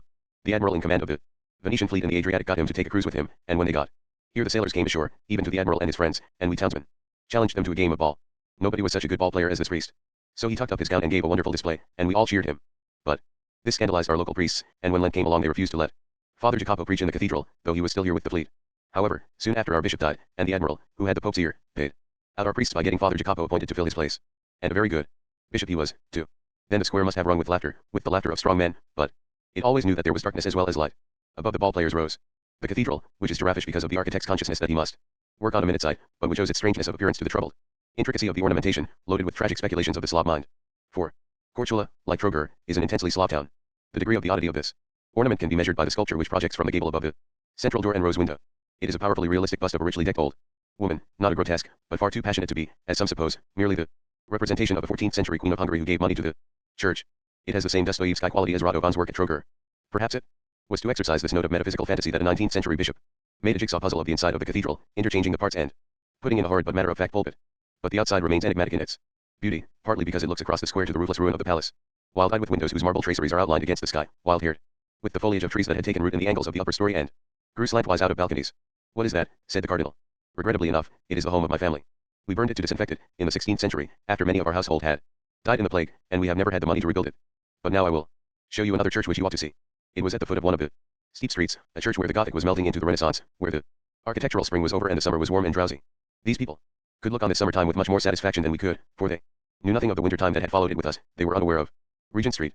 But they were specially pleased with this church for another reason, which had nothing to do with architecture. They told us that this church was in the care of a confraternity and began to explain to us what these confraternities were, but when they found out that we already knew, they stopped and said no more. They did not tell us that they themselves belonged to this confraternity, but that was evident. With the ease of men who were showing strangers round their own house, they took us up a staircase and over a bridge across an alley into the room where the confraternity kept its records and its treasures. There we all sat down, and they smiled about them. Gentle and secret smiles. Here they came for the benefit of magic, and enjoyed a mystical, uplifting version of the pleasures of brotherhood. The room was itself an astonishment. It was hung with a score or so of Byzantine icons, in the true colors of icons, that is to say of flame and smoke, with the true message of icons, that is to say of spirit rising from matter with the precise yet immaterial form of a flame. Of these, they said, smiling at their own history, you see, we are a very pious people, all of us, even our sailors. These had, in fact, been looted by good Catholic Korčulans on expeditions that may sometimes have been certified as naval, but were sometimes plainly piratical, from orthodox shrines. People come here and try to buy them, said the cardinal lazily, and laughed into his hand, while his odd eye raked them, and found them valid magic. But someday there will be no question of our being poor people who can be tempted by foreigners to part with their goods, said the civil. Nor will we need the tourist traffic, though the money will come in welcome, said the cardinal. We shall be able to live exactly like other people, on our production, when we have repaired the wrongs that the Venetians and Austrians have done to us. We are not only sailors, we are shipbuilders. But of course we need more wood. We have a lot for Dalmatia, more than you will find on the other islands you have seen, but we still have not enough. Come and see what we are doing about that. We went from a gate on the landward side of the town, down a superb stone staircase, and we found ourselves in a motor bus full of people who knew our guides and were known by them, who by some miraculous adjustment deferred to them and yet behaved as their equals. It was going to a village on the top of the mountain lying south of Korčula, and we left it as it got to the foothills, to take a path into a pine wood. Soon the cardinal stopped and laid his hand on the thick trunk of a tall pine and said, these trees were planted by my grandfather when he was mayor. And later, in a further valley he stopped by a slenderer trunk in a lower, thinner wood, and said, these trees were planted by my father when he was mayor. And later still, in the crease of a spur that stretched towards an unmedicined barrenness, dull ochre rock save for the slightly different monotone of the scrub, we came to a plantation of pine saplings, hardly hip high. These are the trees I have planted, now I am mayor, he said. He stood among them spreading his arms wide above them, laughing lazily. Have I not? Poor spindly children? But they will grow.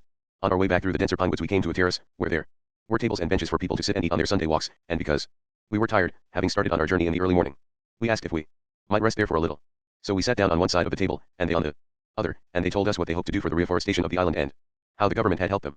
Then they spoke of how the Venetians had cut down the woods, and how little the Austrians had done to replace them, and as they talked these men, who were essentially aristocrats, assumed the sullenness and shabbiness of conspirators. They muttered bitterly into their fingers, their underlips came forward. Then the cardinal, suddenly noble once more, looked up at the sky through the trees and cried, it is better now, it is still difficult, but the chief offense has been removed, we are free, and the work goes well. Are you rested? Shall we return? We went all the way back on foot, first by an inlet edged with prosperous modern villas, belonging to rich Croats, and then by a road that would have seemed dusty if it had not passed a monument that flattered my pride. By a very pretty semicircle of stone seats, conceived in the neoclassical tradition, was a tablet giving thanks to the English troops who occupied the island when the French were driven out, and governed it for 2 years till the peace of 1815 handed it over with the rest of Dalmatia to Austria. We English were then a different breed. We could build. We could administer. We gave these islands a democratic institution which they thoroughly enjoyed and followed the French tradition of efficient public works by making good roads and harbors. Now we would build tin huts all over the place. Would have been compelled from Downing Street to kick the natives in the face for fear of encouraging revolutionary movements which did not in fact exist, and would have ended up with the evil reputation of oppressors without any of the fruits of oppression. Something has changed us. The life we lead does not suit us. I knew it a few minutes later when we were back in Korchula, and our guides took us into one of the shipyards on the shore. We went through a yard stacked with wood, that clean, moral substance, and carpeted with shavings, into a shed where 3 men stood, contemplating the unfinished hull of a motorboat. The overlapping timbers were as neat as the feathers on a bird's wing, the shape was neat as a bird in flight. It was a pity that so much beauty should be hidden under the water. Of the 3 men in front of it, one held up a blueprint very steadily, another held a rule to the boat and made measurements, the other watched and spoke with authority. They were all 3 beautiful, with thick, straight, fair hair and bronze skins and high cheekbones pulling the flesh out from their large mouths, with broad chests and long legs springing from arched feet. These were men. They could beget children on women, they could shape certain kinds of materials for purposes that made them masters of their worlds. I thought of 2 kinds of men that the West produces, the cityish kind who wears spectacles without shame, as if they were the sign of quality and not a defect, who is overweight and puffy, who can drive a car but knows no other mastery over material, who presses buttons and turns switches without comprehending the result, who makes money when the market goes up and loses it when the market goes down, the high-nosed young man, who is somebody's secretary or is in the Foreign Office, who has a peevishly amusing voice and is very delicate, who knows a great deal but far from all there is to be known about French pictures. I understand why we cannot build, why we cannot govern, why we bear ourselves without pride in our international relations. It is not that all Englishmen are like that, but that too many of them are like that in our most favored classes. It is strange, it is here trending, to stray into a world where men are still men and women still women. I felt apprehensive many times in Korchula, since I can see no indications that the culture of Dalmatia is going to sweep over the Western world, and I can see many reasons to fear that Western culture will in the long run overwhelm Dalmatia. We crossed the road from the shipyard to call on an elderly woman who lived in a house which, a bourgeois kind of palace, had belonged to her husband's family for 400 years. We were taken through a finely vaulted passage to the garden, where we stood under a pergola of wisteria and looked up at the tracery of the windows, which were greatly enriched by the salty weathering of the stone to an infinity of fine amber and umber tones, for we had been asked to wait till she had finished some pious business she was performing in the private chapel, which stood, an arched and pointed outhouse, among the crowded flowers, close to a niched wall that sheltered a trident and a nymph. On the steps of the chapel there lay some candles and a matchbox and a packet of washing soda on a sheet of newspaper. For a second I took this as an indication that the family fortunes were in decline, but on reflection I wondered what evidence I had that palaces had ever been neat. All historical memoirs portray a union between the superb and the sluttish, and probably tidiness is a creation of the middle classes, who have had their tendency to bear and purging Protestantism reinforced by their panic-stricken acceptance of the germ theory. Boucher's famous portrait of Madame Pompadour reveals that even she, who was the ideal civil servant, kept her personal possessions lying about on the floor. The homely disorder on the chapel steps was therefore simply a proof that this establishment was not yet a museum. At length the lady of the house came out of the private chapel, followed by the kitchen smells of piety, not less powerful and classic than the kitchen smells of our hotel. She was elderly, though not old, and it could be seen that she had been very lovely, and immediately she began to flirt with my husband. She knew with absolute realism, and had known it, I am sure, from the first moment when the knowledge became necessary to her, that she was too old for love. But she knew that a repetition of the methods by which she had charmed the hearts and intelligences of the men of her time would give him the same pleasure an enthusiastic theatre-goer would feel if a famous old actress rehearsed for him her celebrated performance of Juliet. Therefore we enjoyed again the gaieties in which her voice and face and body had combined to promise her admirers that not only she but all her life was infinitely and unpredictably agreeable. After there had been a long rally of teasing, compliment and mockery, a bell tolled somewhere in the town, and we all stopped to listen. When it ceased there was a silence. My husband breathed deeply, warmed and satisfied by her aged and now sexless charm as one might be by a wine so old that all the alcohol had disappeared, and said, "It is wonderfully quiet." She abandoned her performance and said to him not sentimentally but with an almost peevish recollection of past enjoyment, as one might say that in one's youth one had cared greatly for racing but could no longer get about to the meetings, "It's too quiet. I liked it when there were children about, laughing, and then crying, and then laughing again. That's how it ought to be in a house." She spoke with complete confidence, as one who expresses an opinion held by all the world. A house with children is better than a house without children. That she assumed to be an axiom, on that she had founded all her life and pride. It was as if she were a child herself, a fragile child who had escaped death by a miracle and was boasting of its invulnerability to all ills. Her life had for the most part been secure because in her world men had been proud to be fathers, and had marveled gratefully at women for being fine-wrought enough to make the begetting of children an excitement and sturdy enough to bear them and rear them, and had thought of the mother of many children as the female equivalent of a rich man. Because these masculine attitudes had favored her feminine activities, her unbroken pride was lovely as the trumpet of a lily.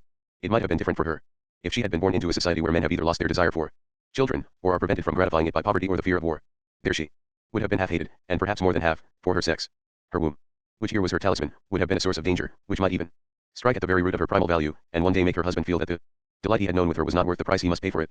It was terrible that this fate, even if it had failed to engulf her, was certain to annihilate many of her blood, of her kind, and that the threat was implicit in many statements that she made without a shadow of apprehension, as when she told us that her husband and all his forebears had been sea captains, and that her sons were still of the tradition and not of it, for they were agents for great steamship lines.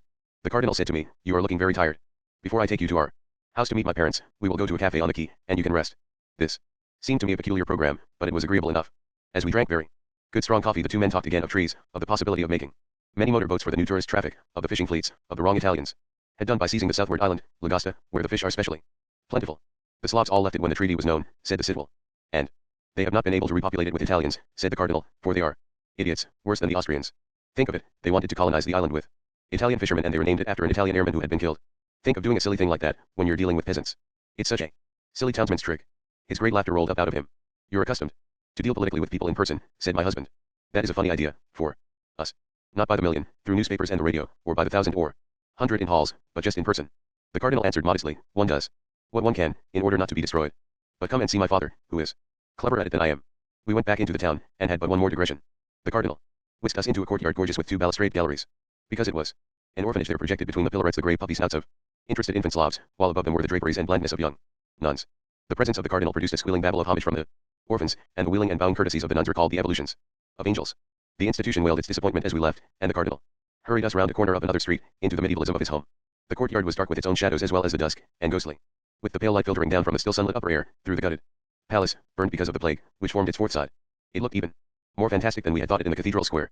At a window on its ground floor a tree stood like a woman looking into the courtyard, and on the floors above trees, some of them clothed with blossom which in this uncertain light was the color of a great Persian cat, shot forth from the empty sockets of vanished rafters in the attitudes of acrobats seeking the trapeze. The courtyard itself spoke of something even older than this palace, for it was full of carved stone, slabs bearing inscriptions, or lower reliefs had been let into its walls, and there were set about many statues and fragments of statues, some of which were Roman. It held as well an infinity of growing things, of flowers bursting from a lead cistern and a sarcophagus, full-fleshed, leafy plants and bronze-back ferns, a great many of them in little pots hung on lines of string secured to details of sculpture. We were reminded of what he had sometimes forgotten during this waterlogged spring, that this was the far south. Accustomed to seasons when grass is a recollected miracle and everything that can be coaxed to grow in a flower pot is a token and a comfort. On the other side of the courtyard, facing the ruin, was another palace, also Venetian Gothic and of the 15th century, but intact. Its great door was open, and showed a dark room and another beyond it that was lit by the soft white light of a chandelier. Towards this reserved and even defensive interior the cardinal now led us. But I delayed to admire the richness of a design impressed on the lead cistern, and he told me, those are the arms of my family. But now we do not use such cisterns. We have modern methods. See, there is a great cistern under this courtyard. He brought down his heel on the pavement, making a sharp ringing noise that sent a little bird whirring out of one of the plants back to its home in the ruined palace. Trees and water, said the citadel, they are more precious to us on the island than gold. We will have all we want of them under Yugoslavia, said the cardinal. We paused again at the door to handle the great knocker, which was perhaps by Giovanni Bologna. It was a Neptune between two rear uplifted dolphins, magnificent. Whatever hand had made it. Inside we found the same vein of magnificence. Though the proportions here, as everywhere else in the city, were constrained by want of space, and the furniture showed the influence of 19th century Italy and Austria, which was not without a sheen and crinoline elegance, but was coarsened by the thick materials it employed, the chenille and rep, the plush and horsehair. In the second room, at a table under the chandelier, sat a white-haired lady, in her 60s, dressed in a black velvet gown. From the stateliness of her greeting we understood why her son had taken us to rest at a cafe before he brought us into her house. The social life in this palace was extremely formal, that is to say we were expected to play our part in a display of the social art in its highest sense, the art of meeting people with whom one may have little or nothing in common and distilling the greatest possible pleasantness out of the contact without forcing an unreal intimacy. But it was light as air, weightless swordsmanship. The old lady first addressed herself to me with a maternal air that was flattering yet not indecently so, as if the gulf of years between us were greater than it actually was, but not impossibly great. Then, like the lady in the sea captain's palace, she began to address herself to my husband, for the excellent reason that she was a woman and he was a man. The performance she gave, however, was probably not modified by time, for the difference in their social status meant that though all her life she must have taken for granted that her beauty was a beacon before the eyes of men, it must have also been her faith that all its sexual implications, to the remotest, must be private to her immediate family. The sea captain's widow was certainly chaste as snow, but it was probable that many men had looked on her and thought it a pity that she was not their wife, but this lady was to such an extreme degree the wife of her husband, the queen of this palace, that she was withdrawn from even such innocent and respectful forms of desire. She made, therefore, since her career was to be a wife and a mother, an exclusively feminine appeal, but it was remote, ethereal, almost abstract. When her husband came he proved to be as noble looking as she was, a slender, bearded man, with a wolfish alertness odd in a man of his type. It was like seeing Lord Cecil with the springy gait of a matador. He apologized at once, in Italian, for having spoken to his son in Serbo-Croat as he entered the room. I am afraid, he said, we had better converse in Italian, but I hope you will not take it as a proof of the truth of the Italian lie that we are Italian on this coast by race and in language. That is propaganda, and mendacious for that. They have the impudence to deny us our blood and our speech, and they have never minded what lies they told. One of them has even inconvenienced us to the point of having to change our name. It happened that though we are pure Slavs our name originally ended in I, which is not a Slav but an Italian termination, for a surname, for the reason that in the 16th century we chose to be known by the Christian name of a member of our family who was a great hero and was killed by the Turks while he was defending Candia. This circumstance, which was to our glory, the Italians attempted to turn to our shame, by pretending that our name proved that we, one of the leading patrician families of Korčula, were of Italian origin. There is no infamy to which they will not stoop. At that point a decanter of wine and some little cakes were brought in, and we drank to one another's health. My husband explained what a pleasure it was for us to meet them and to see their historic home. It was strange that when they answered they seemed not more proud of the stone glories of their palace than of the little ferns in the pots on the string lines. Once, said the old gentleman, a gleam coming into his I had birds as well as plants in my courtyard. His son began to laugh. The old lady held her handkerchief to her lips and pouted and shook her head from side to side. Very beautiful they looked in their cages, and they sang like angels, went on the old gentleman severely. But my wife did not like having them there. She did not like it at all. And that is why they are not there now. Shall I tell the story? Yelled Sa. Shall I tell the story? Yes, I had better tell the story. It is something the like of which they will never have heard, never will they have heard of a woman behaving so wickedly. We were evidently being admitted to a favorite family joke. Think of it, he told us with much mock horror. We were entertaining a large company of friends in the courtyard on Easter morning, as is our custom. Suddenly my wife rose and began to walk from cage to cage, opening all the doors and saying, Christ is risen, the whole world is rejoicing, rejoice thou also, bird, and fly away home. And as it was an assembly, I could not jump up and chastise her, and our friends sat and smiled, thinking this was some graceful pious comedy, suitable for Easter. Did ever a woman play such a trick on her husband? I ask you, sir, did your wife ever play such a trick on you? Her husband, and indeed all of us, gazed at her in adoration through our laughter, and she shrugged her shoulders and said comfortably, well, birds in cages. That is something I do not like. But in no time we were back in the conflict of Dalmatia with history. The old gentleman said to us, I think you will enjoy your travels amongst us. But you must make allowances. We are in some respects still barbarous simply because we spent so much of our time defending the West. We fought the Turk, and then we fought the Turk, and then we fought the Turk. For that reason we could not throw off the tyranny of Venice, so that it was able to use us as a deathbed, to use our life as a mattress for its decay. The French were better, but they brought with them their taint of revolution. There were some sad scenes, here and in Trogar especially, where the doctrines of Jacobinism caused revolt. But of your countrymen we have only the happiest recollections. Alas, that the peace treaty of 1815 should have made the mistake of handing us over to the Austrian Empire, that unnecessary organization, which should have ceased to exist after the destruction of the Turks, and which survived only to cultivate grossness and frivolity at the expense of her superior subject races. The Austrians were the worst oppressors of all that we have known, said his son, for Venice was a dying power during much of her reign over us, and had not the energy to conquer our spirit. But Austria felt in excellent health till the beginning of the Great War, and when she kicked us there was plenty of force in the boot. 4 generations of us were under Austria, said his father, and always we rebelled against them for that very reason. Not out of their poverty but out of their wealth the Austrians would not plant our ruined forests, would not give us water, and taxed salt, so that our fisheries could not preserve their fish, and they hated those of us who were fortunate, but defended the cause of our less fortunate fellow Slavs. But it is excessively hard on women, said his wife, addressing me, when the men are forever busying themselves with politics. The old gentleman regarded her tenderly. My wife pretends to be frivolous, he said, but she is really true to the courageous tradition of Dalmatian womanhood, which indeed has been carried on with peculiar glory in Korčula. In 1571, when we had been abandoned by our Kur of a Venetian governor, who ran away to Zara, and all our men were fighting at sea, the garrison of women and children successfully defended the town against the infamous Turkish corsair, Ulys Ali, who by the way was no Turk, but a renegade, simply another of those Italians. I can say that my wife has been a worthy successor to those women, for I have never known her to flinch before danger. Perhaps I do not, she said, but all the same it has sometimes been very boring. Nevertheless, I could see his view of her was the truth. Her standard expression was one I had seen before, on the faces of women whose husbands had been pre-war Russian revolutionaries, or Spanish liberals under Alfonso. The eyebrows were slightly raised, so that the space between them was fairly smooth, and the eyelids were lowered, so people look when they expect at any moment to receive a heavy blow in the face. But her chin was tilted forward, her lips were resolutely curved in a smile. She mocked the giver of the blow before he gave it, and removed her soul to a place where he could not touch it. Were you ever frightened? I asked. Again and again I had reason to be, on account of the way my husband behaved, she replied. But I thank God that by the time my sons were men we were safe under Yugoslavia. You hear in her words what Yugoslavia means to us Dalmatians, said the old gentleman. Then he paused. I felt he was searching for words to say something that had been in his mind since he set eyes on us, and that he found intensely disagreeable. I am glad, he continued, that you have come to see our Yugoslavia. But I think you have come to see it too soon. It is what I have fought for all my life, and it is what must be, and, as my wife tells you, it already means a security such as we have never known before, not since the beginning of time. But you must remember what Cavour said, now there is in Italy, but we have not yet got Italians. It is so with us. We have the machinery of the state in Yugoslavia, but we have not yet learned how to work it. We have many amongst us who do not understand its possibilities, who are unaware of, his hands moved in distress of what it should be to us Slavs. He began to speak in a slow, break tone, of the Croatian discontent, and of the Maček movement, and it was clear from his son's uneasiness and the muting of his wife's gaiety that this household felt itself still girt by enemies, and that this last encirclement was harder to bear than any of the others, since these enemies were of their own blood. These people had remembered they were Slavs for 1,000 years, in spite of the threads of empire, and had believed they could not hate their fellow Slavs. But now they saw their fellow Slavs conspiring against Yugoslavia, and giving Italy its opportunity to impose itself again as their oppressor. It seemed to them that they must hate them, must exterminate them without pity, as in the past they had exterminated renegades of their race who went over to the Turks. The old gentleman was saying, you will find it hard to believe, but there are those amongst us who are so misguided as to wish to alienate the Croats from our fellow Slavs, the Serbs, and indeed there are very great differences between us and the Serbs, differences of manners due to the unfortunate circumstance that they suffered what we did not, centuries of enslavement by the Turks. But they are not only brothers, they have given us enormous gifts. I remember that many years ago your admirable Professor Seton Watson came to stay with me here, and he said to me, you are insane to think of complete Slav independence. All you can hope for is full rights for the Slavs as citizens within the Austro-Hungarian Empire. It is far too strong for any of the Slav powers. But then he came back early in 1914, just after Serbia had beaten Turkey in the Balkan War, and he said, now it is different. When I see what the Serbs have done against Turkey, I am not at all sure that the Serbs and the Czechs and you Croats will not beat the Austro-Hungarian army. He spoke truly. It was the triumph of the Serbs that gave us hope. I find it therefore disgusting that, over a slight affair of manners, people should disdain their liberators. He spoke as a clear-cut man of action, used to making clear-cut decisions, used to arriving at clear-cut computations which are necessary before a compromise can be arranged. Not in a thousand years would he understand the Croatian world, which had been diluted by the German poison, which was a platform of clouds for drifting personalities, Slav in essence but vague in substance, unclimactic in process. And this Machek movement, cried the old gentleman, is Bolshevist. It is communist. What is all this nonsense about the necessity for a social revolution? If there is work, the people earn wages and benefit. What other economic problem is there beyond this? If we can build up our fisheries and our shipbuilding on Korčula, then our islanders will have plenty of money and have all they want. What more is there to say about it? He looked at us with the eyes of an old eagle that is keeping up its authority, yet fears that he may be wrong. He knew that what he was saying was not quite right, but he did not know in what it was wrong. We thought that his predicament was due to his age, but when we looked at his son we found precisely the same expression on his face. He said, without his usual authority, this is all the work of agitators, such as Mussolini used to be. He probably alluded to the fact that when Mussolini was a socialist he once organized a dock strike at Split. The experience of these people was very rich, but in one respect it was very poor. They labored, I saw, under many advantages. Innate gifts, a traditional discipline which had been so ferociously applied through the centuries to cowards and traitors that courage and loyalty now seemed theirs of birthright, a devotion to public interest which made them almost as sacred as priests. But they labored under one disadvantage. The ideas of the French Revolution had never been talked out in this part of the world.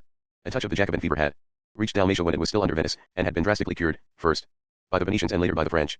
The year 1848 had brought a revival of revolutionary ideas to all Europe, but not to Dalmatia and Croatia, because the Hungarian uprising had taken an anti-Slav turn under Kossuth, and the Croats were obliged to offend their racial interests by fighting for the Habsburgs and reaction. Nobody in these parts, therefore, had ever discussed the possibility that the doctrine of liberty, equality, and fraternity might be an admirable prescription to maintain the peace in an expanding industrial civilization. They had no means of understanding those believers in their doctrine who have discovered that it is impossible to guarantee liberty, equality, or fraternity to every member of a community while some members hold economic power over others, and who now demand a redistribution of wealth.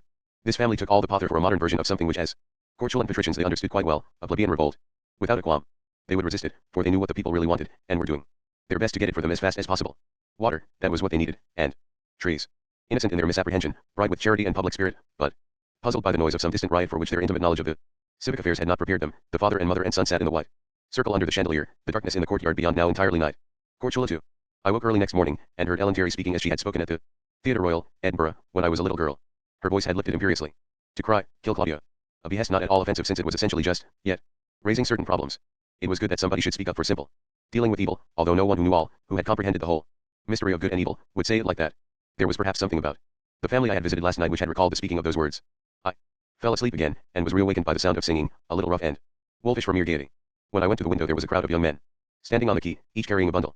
They must be conscripts, said my husband, waiting for a steamer to take them to the mainland. Yes, I said, this is the time of year when they start their training. And look, they all look oddly shabby. For such clean young men. They are all brisked up to look their best, but at the same time they've all come in their old clothes and left their new ones at home.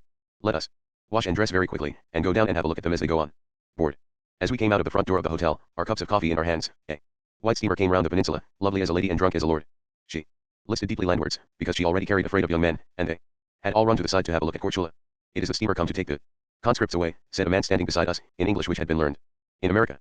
Yes, we said. They go to do their military service now on the mainland, he continued. Yes, we said.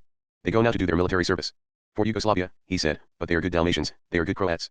Those songs you have heard them singing are all against the government. He wore a fixed, almost absent-minded smile that represented derision grown second nature, having long forgotten its first or any other reason. I remembered something Constantine once told me. We Slavs love the terrible, he said, and it happens that when we feel deeply terrible expressions come on our faces. As we love the terrible we keep them there, and they become grins, grimaces, masks that mean nothing. That is one of the things that has happened among the Bolsheviks. Revolution has become a rictus. It has perhaps gone wrong here also. As the ship drew nearer we heard that the young men leaning over the rail were singing just these same angrily hopeful songs as the young men on the quay, and by the time she came alongside the quay they were joined in one song. Some of those on the ship could not wait to land until the gangplank was lowered, and, after shouting for the crowd below to fall back, they jumped from the rails to the quay, their bodies full of a goatish vigor, their faces calm and stubborn and withdrawn. They ran past us, and came back in an instant carrying yard-long loaves under their arms, and stood quietly, wrapped in the exaltation of having started on a new adventure, behind the young men of Korčula, who were standing more restlessly, the new adventure not having begun for them, and the distress of their families being a disagreeable distraction. Unifying these two groups was the stark overhanging cloud of discontented song. We went inside the hotel and buttered ourselves second rolls, and when we returned the boat had taken aboard its load and started out to sea. She was some hundreds of yards from the shore, more drunken than ever, listening still deeper with her increased freight, which was singing now very loudly and crowding to the rails to wave to the residue of their grieving kin, who were now moving along the quay to the round towers at the end of the peninsula so that they would be able to see her again as she left the bay and went out into the main channel. They walked crabwise, with their heads turned sideways, so that they should not miss 1 second sight of their beloveds. They were obviously much moved by that obscure agony of the viscera rather than of the mind, or even of the heart, which afflicts the human being when its young goes from it over water, which St. Augustine described forever in his Confessions, in his description of how his mother Monica grieved when he took sail from Africa to Italy. Presently the ship was gone, and the crowd came back, all walking very quickly and looking downwards and wiping their noses. We found standing beside us the cardinal, the citadel, and a handsome lady who was the citadel's wife. It was a pity so far as we were concerned, but it threw an interesting light on the claims of Italy to Dalmatia, and the real orientation of Dalmatia, that this lady spoke no languages but Serbo-Croatian and Russian, which she had acquired from a teacher who had been at the Tsarina's boarding school in Montenegro. They took us down to a motor boat by the quay, and we went out through a blue and white and windy morning for a trip about the island. Now the city of Korčula was a goldsmith's toy, a tortoise made of precious metals, sitting on its peninsula as on a show stand, and we were chugging past a suburb of villas, pink and white like sugar almonds. We passed a headland or two and came to a bay wide enough to be noble, and narrow enough to be owned. On its lip were moor and rock, and behind them olive terraces and almond orchards rose to scrub and bleakness. A track ran up to a high village in a crevice of this bleakness, and the cardinal, laughing, told us that its inhabitants plagued the central and the local authorities for a better road down to this bay. And we say, but why? You have a perfectly good road down to Korčula. And they say, but Korčula is not our port. This bay should be our port. So you see the little world is the same as the big world, and both are silly. In that, and a further bay, we made the boat linger. The green water glittered clean as ice, but gentle. Could we buy some land? We asked. Could we build a villa? It would be a folly. To get there from London would take 2 nights and 2 days by rail and steamer, and I do not suppose that either of us would ever be on easy terms with the language we had learned so late. But the sweet wildness of these bays, and the air rich with sun-baked salt and the scent of the scrub, and the view of the small, perfect city, made this one of the places where the setting for the drama is drama enough. Yes, you could buy it, yes, you could build, they said. But one thing, said the cardinal, rather than deceive a stranger, one thing you will not have in abundance. That is water. But then you could afford to build yourself a big cistern. And it always rains here in winter. That is the trouble, things work in a circle. People here need water if they are to make money. But because they have no money they cannot build cisterns to store water. So they cannot make any more money. All that, however, we shall settle in time. As we set off to the opposite coast, which looked like an island but was the peninsula of Peliasach, the Korčulan still talked of water. We had a great disappointment, said the citadel. Over at Peliasach there is a spring of which the inhabitants have no very great need, and it was thought that we could raise enough money to build a pipeline across this channel to our island. But alas, we discovered at the last moment that from time to time, and especially during droughts, when we would need it most, the spring ran salt. You from England, said the cardinal, can have no notion of how disappointed we were. Still, we must not complain. When the worst comes to the worst, they sent us a ship with a cargo of water down from Split. As we drew nearer the shore the water under the keel was pale emerald, where the diving sunlight had found sand. We landed on a little stone quay, where fishermen in a boat with a rust-colored sail called greetings to our friends, as in the Middle Ages plebeians who were yet free men would have greeted nobles, when the dispensation was working well.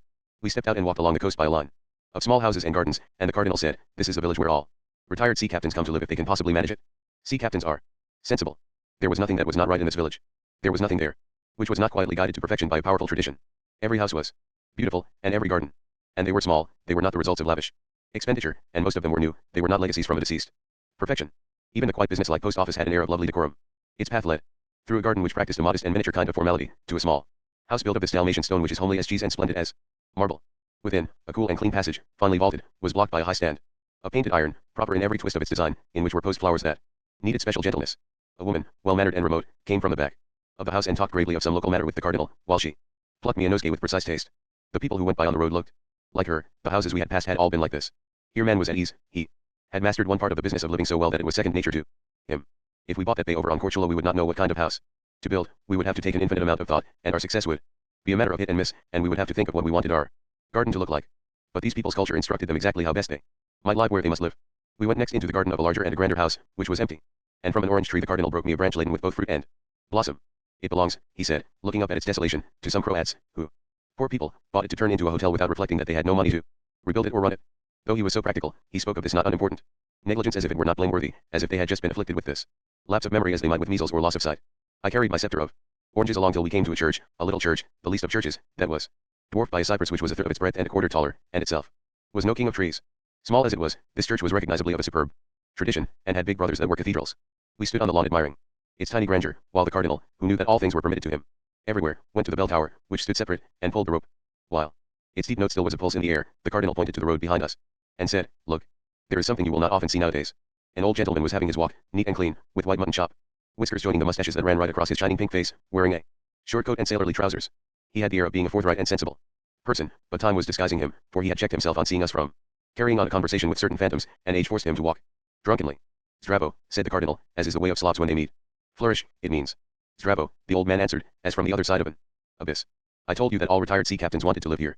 There is one of them, and you may see from his Franz Joseph whiskers that he was in the Austrian Navy. I think those side whiskers on such an old man are the only things coming from Vienna that I really like. We watched the old man totter on his way, and as he forgot us, he resummoned his phantom friends and continued their argument. God pity us, said the cardinal. Yugoslavia must be, but it is almost certain that because of it there is here and there a good soul who feels like a lost dog. The boat took us for a time round the pale emerald waters close to the beach, within a stone's throw of these houses and gardens that would have been theatrical in their perfection if they had not been austere. Then we drew further out and saw how, above this hem of fertility round the shore olive groves and almond orchards rose in Terraces to bluffs naked except for a little scrub, on which rested a plateau with more olives and almonds and a scattered blackness of cypresses and some villages and churches, and above this were the naked peaks, reflecting the noon light like a mirror. Then fertility died out. Under the bluffs there was now a slope of scrub that sent out a perfume which I could smell in spite of the flowering orange branch upon my knee. And then a thick forest of cypresses, which for all their darkness and chastity of form, presented that extravagant appearance that belongs to a profusion of anything that is usually scarce. Then the mountains dropped to a bay, a shoulder of sheer rock, and on the flat shore lay a pleasant town. This is Arabich, said the cardinal. Look, there is painted all along the pier, hail and welcome to the Adriatic. It is the greeting the town made to our poor King Alexander when he sailed up this coast on his way to his death at Marseille. He had no time to stop there, so they paid their respects in this way. We murmured our interest and kept our eyes on that inscription, and not on the other which some daring young man had scratched giant high on the shoulder of rock. Above, Hive Maciek, it read. Long live Maciek, the enemy of Yugoslavia, the emblem of the economic struggle which awakened no sympathy among our friends.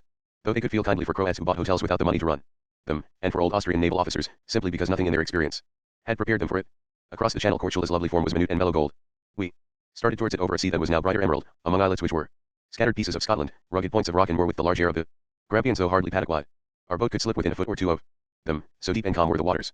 Here was one much visited for the seagulls' eggs. As we chugged past the gulls rose and crossed and recrossed the sky above us, wailing against us who were their Turks, their pirates. At another islet a boat was hauled up on a yard of shingle and 3 fishermen lay sleeping among the scrub, bottles and empty baskets beside them. One heard our boat and lifted his head. His preoccupied eyes, blinking before the noon, found and recognized us. He raised his hand and said Stravo, in an absent voice, and sank back with an air of returning to a more real world. The other two did not wake, but stirred defensively, as if guarding their own sleep. They will have been fishing since dawn, the good lads, said the citadel. We passed another and more barren islet which rose to a flat top, not broad. Perhaps 5 fishermen might have taken their midday rest there. Here a famous treaty in our history was signed, said the cardinal. Men had scrambled out of boats onto this stony turret, barbarian and jeweled, for this coast was as much addicted to precious stones as to violence. Merchants went from island to island, hawking pearls and emeralds among the nobles, and the number of jewelers in the towns was extraordinary. In Korčula there were at one time 32. After a few more such islets we came on a larger island, Badia, which illustrated the enigmatic quality of Dalmatian life. A monastery stands among its pine woods, where there had been one for nearly 1,000 years, though not the same one. Again and again men have gone there to live the contemplative life, and because it lies by the shore on a flatness hard to defend, and is distant from both Korčula and the mainland, pirates have murdered and looted their altars, and always other monks have come in their stead, to be murdered and looted in their turn. This series of pious tragedies continued until the middle of the 19th century. This might be comprehensible, were the place the site of some holy event, or were it some desert supremely appropriate to renunciation of the world and union with the supernatural. But Badia has no story other than this curious mutual persistence of monks and pirates, and the monastery lies as comfortably and unspiritually among its gardens as a Sussex manor house. The history presents an exactly matched sadism and masochism, equally insane in the pursuit of what it finds its perverse pleasure, and nothing more. Nuns, finding themselves as unwholesomely situated, would have gone home. That I thought before we landed, and I knew it afterwards. For we walked through the well-husbanded gardens, and round the cloisters, which are a mixture of Venetian, Gothic and early Renaissance and conventional classic, yet are handled with such genius that they please as if they were of the purest style, and into the church, where the golden stone of the country makes splendor out of a plainish design.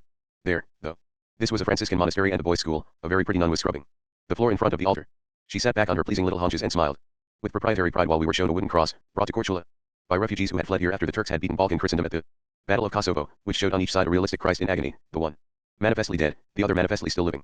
So might a farmer's daughter smile when strangers came to her father's byres to marvel at a 2-headed calf.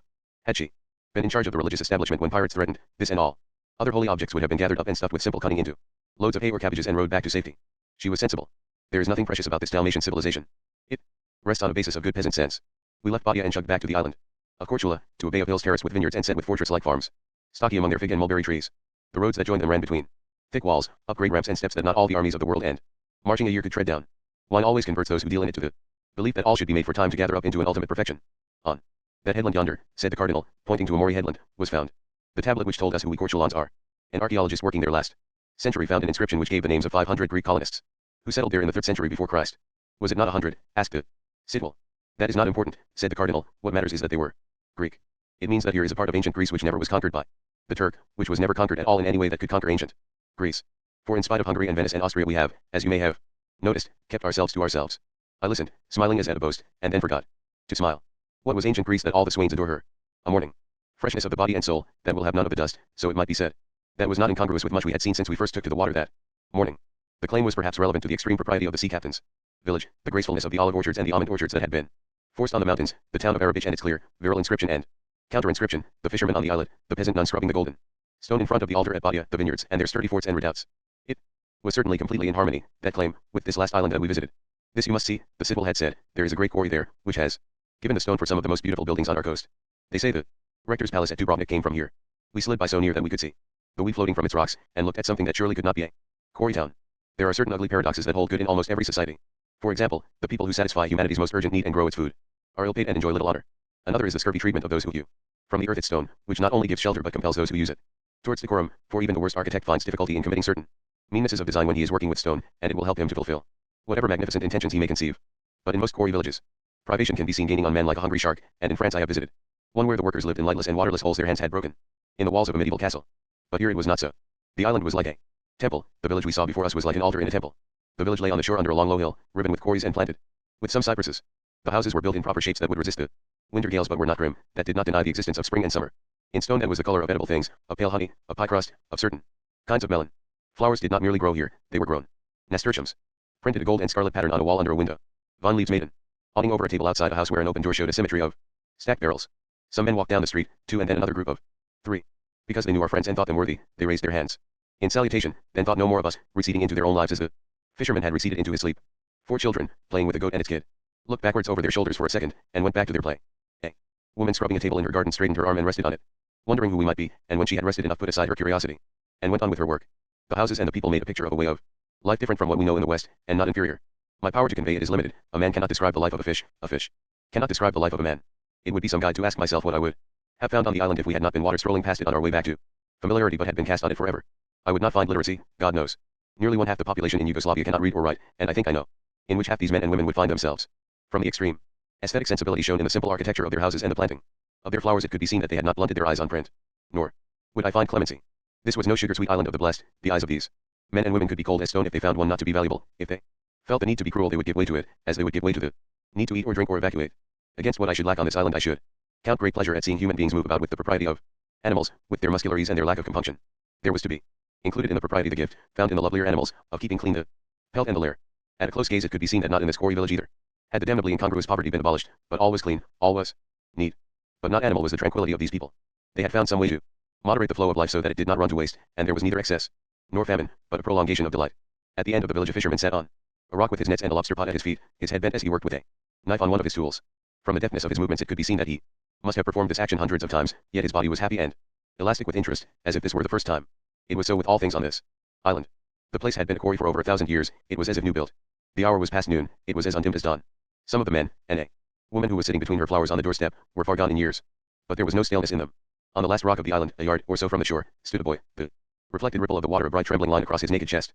He raised his eyes to us, smiled, waved his hand, and receded as they all did, to their inner riches. There passed through my mind a sentence from Humphrey Payne's book on archaic marble sculpture in the Acropolis, which, when I verified it, I found to run. Most archaic attic heads, however their personality, have the same vivid look, a look expressive of nothing so much as the plain fact of their own animate existence. Of an animate existence lifted up, freed from grossness and decay, by some action taken by the mind, which the rest of the world cannot practice. I said to the cardinal, "You have a way of living here that is special, that is particular to you, that must be defended at all costs." He answered in a deprecating tone, "I think so." I persisted. "I do not mean just your architecture and your tradition of letters, I mean the way the people live." He answered, "It is just that. It is our people, the way we live. We were running quicker now, past the monastery among its pine woods, past the headland where the Greek tablet was found, and could see the town of Korchula before us. I should like," said the cardinal, "you to come back and learn to know our peasants. This business of politics spoils us in the towns, but somebody has to do it." It was at this point, when the town had become a matter of identifiable streets, that the motor boat stopped and began to spin round. The Citadel said, "We in Korchula are the descendants of 100 or perhaps of 500 Greeks, and we have defended the West against the Turks, and maybe Marco Polo was one of our fellow countrymen. But all the same our motor boats sometimes break down." The boatman made tinkering sounds in the bowels of the boat, while the green water showed their strength and drew us out to the wind-crisp channel. "They will miss the steamer to Dubrovnik," said the Citadel. "Is it of importance," asked the cardinal, "that you should be at Dubrovnik today?" "Yes," said my husband. The cardinal stood up and made a funnel of his hands and hallooed to a rowing boat that was dawdling in the bright light on the water to our south. Nothing happened, and the cardinal clicked his tongue against his teeth, and said, "That family has always been slow in the uptake." Always. It would have been amusing to ascertain what he meant by always. Probably several centuries. But he continued to halloo, and presently the boat moved towards us. It proved to contain 2 young persons evidently but lately preoccupied with their own emotions, a girl whose hair was some shades lighter than her bronze skin but of the same tint, and a boy who seemed to have been brought back 1,000 miles by the cardinal's cry, though once he knew what was wanted and we had stepped from our boat to his, he bent to his oars with steady vigor, his brows joined in resolution. The girl, who was sucking the stem of a flower, derived a still contentment from the sight of his prowess, which indeed did not seem to surprise her. Behind us, across a widening space of shining milk-white water, the motor boat we had just left had now become a stately national monument, because the cardinal remained standing upright, looking down on the boatman. He was quite at ease, since he had got us off to our boat, but he was watching this man, not to reprove him for any fault but to judge his quality. From a distance he resembled one of those stout marble columns in the squares of medieval cities from which the city standard used to be flown. "Dubrovnik, Ragusa, I let us wire to Constantine and ask him to meet us earlier in Sarajevo," I said, lying on the bed in our hotel room. "I can't bear Dubrovnik." "Perhaps you would have Liked it better if we had been able to get into one of the hotels nearer the town, said my husband. Indeed I would not, I said. I stayed in one of those hotels for a night. Last year. They are filled with people who either are on their honeymoon or never had one. And at dinner I looked about me at the tables and saw everywhere half empty. Bottles of wine with room numbers scrawled on the labels, which I think one of the dreariest sights in the world. Yes, indeed, said my husband, it seems to me always, when I see them, that there has been disobedience of Gottfried Keller's injunction. Last die gen fassen, was die Wimperhalt von dem golden Überfluster. Well, let the eyes hold what the eyelids can contain from the golden overflow of the world. But you might have liked it better if we were nearer the town. No, I said, nothing could be lovelier than this.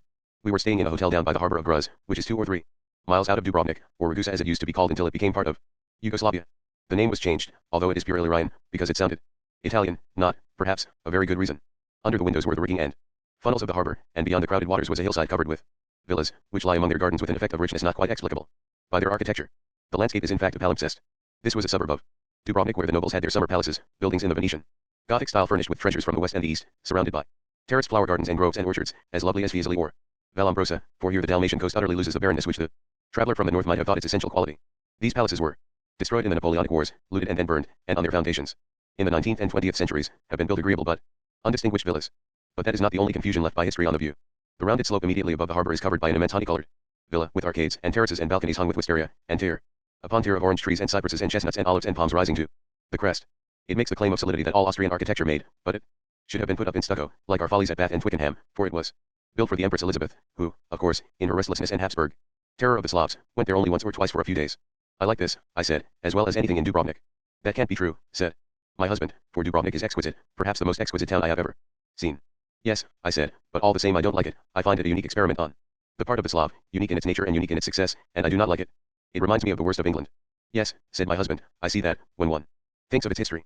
But let us give it credit for what it looks like, and that too is unique. He was right indeed, for it is as precious as Venice, and deserves comparison with the Venice of Carpaccio and Bellini, though not of Titian and Tintoretto.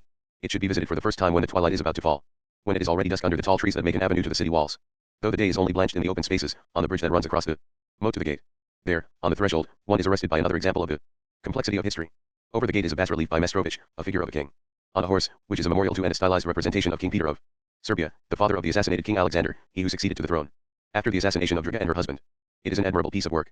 It would surprise those who knew Mestrovich's work only from international exhibitions to see how good it can be when it is produced under nationalist inspiration for a local setting. This relief expresses to perfection the ideal ruler of a peasant state. Its stylization makes, indeed, some reference to the legendary king Marko, who is the hero of all Serbian peasants. This king could groom the horse he rides on, and had bought it for himself at a fair, making no bad bargain, yet he is a true king, for no man would daunt him from doing his duty to his people, either by strength or by riches. It is enormously ironic that this should be set on the walls of a city that was the antithesis of the peasant state, that maintained for centuries the most rigid system of aristocracy and the most narrowly bourgeois ethos imaginable. The incongruity will account for a certain coldness shown towards the Yugoslavian ideal in Dubrovnik, which itself appears ironical when it is considered that after Dubrovnik was destroyed by the great powers no force on earth could have come to its rescue except the peasant state of Serbia. For an ideal first visit the traveler should go into the city and find the light just faintly blue with dusk in the open space that lies inside the gate, and has for its center the famous fountain by the 15th century Neapolitan architect Onofrio de la Cava. This is a masterpiece, the size of a small chapel, a domed piece of masonry with 14 jets of water, each leaping from a sculptured plaque set in the middle of a panel divided by 2 slender pilasters, into a continuous trough that runs all round the fountain, as useful as any horse trough, and as lovely and elevating as an altar. On the 2 steps that raise it from the pavement there always lie some carpets with their sellers gossiping beside them. At this hour all cats are grey and all carpets are beautiful, the colors, fused by the evening, acquire richness. On one side of this square is another of the bland little churches which Dalmatians built so often and so well, a town sister of that we had seen in the village where the retired sea captains lived. At this hour its golden stone gives it an air of enjoying its own private sunset, prolonged after the common one. It has a pretty and secular rose window which might be the brooch for a bride's bosom. Beside it is a Franciscan convent, with a most definite and sensible pieta over a late Gothic portal. The Madonna looks as if, had it been in her hands, she would have stopped the whole affair. She is in no degree gloating over the spectacular fate of her son. She is not peasant, she is noble. It is hardly possible to consider her as seducible by the most exalted destiny. Facing these, across the square is the old arsenal, its facade pierced by an arch. People walk through it to a garden beyond, where lamps shine among trees, and there is a sound of music. For background there are the huge city walls, good as strength, good as honesty. Ahead runs the main street of the town, a paved fairway, forbidden to wield traffic, lined with comely 17th century houses that have shops on their ground floor. At this time it is the scene of the Corso, an institution which is the heart of social life in every Yugoslavian town, and indeed of nearly all towns and villages in the Balkans. All of the population who have clothing up to the general standard. I have never seen a person in rags and patches join a Corso in a town where good homespun or manufactured textiles are the usual wear, though in poverty-stricken districts I have seen an entire Corso bearing itself with dignity in tatters join in a procession which walks up and down the main street for an hour or so about sunset. At one moment there is nobody there, just a few people going about the shops or sitting outside cafes. At the next the street is full of all the human beings in the town that feel able to take part in the life of their kind, each one holding up the head and bearing the body so that it may be seen, each one chattering and being a little gayer than in private, each one attempting to establish its individuality. Yet the attempt defeats itself, for this mass of people, moving up and down the length of the street and slowly becoming more and more like each other because of the settling darkness, makes a human being seem no more than a drop of water in a stream. In a stream, moreover, that does not run forever. The corso ends as suddenly as it begins. At one instant the vital essence of the town chokes the street with its coursing, the next, the empty pavement is left to the night. But while it lasts the corso is life, for what that is worth in this particular corner of the earth, and here, in Dubrovnik, life still has something of the value it must have had in Venice when she was young. A city that had made good bread had learned to make good cake also. A city that had built itself up by good sense and industry had formed a powerful secondary intention of elegance. It is 130 years ago that Dubrovnik ceased to exist as a republic, but its buildings are the unaltered cast of its magnificence. Its people have still the vivacity of those who possess and can enjoy. Here the urbanity of the Dalmatian cities becomes metropolitan. Follow this corso and you will find yourself in the same dream that is dreamed by London and Paris and New York, the dream that there is no limit to the distance which man can travel from his base, the cabbage patch, that there is no pleasure too delicate to be bought by all of us, if the world will but go on getting richer. This is not a dream to be despised. It comes from man's more amiable parts. It is untainted by cruelty. It springs simply from a desire to escape from the horror that is indeed implicit in all man's simpler relationships with the earth. It cannot be realized in a city so great as London or Paris or New York, or even the later Venice. It was perhaps possible to realize it in a city no larger than Dubrovnik, which indeed neither was nor is very far from the cabbage patches. For on any fine night there are some peasants from the countryside outside the walls who have come to walk in the corso. To taste the flavor of this corso and the city, it is good to turn for a minute from the main street into one of the side streets.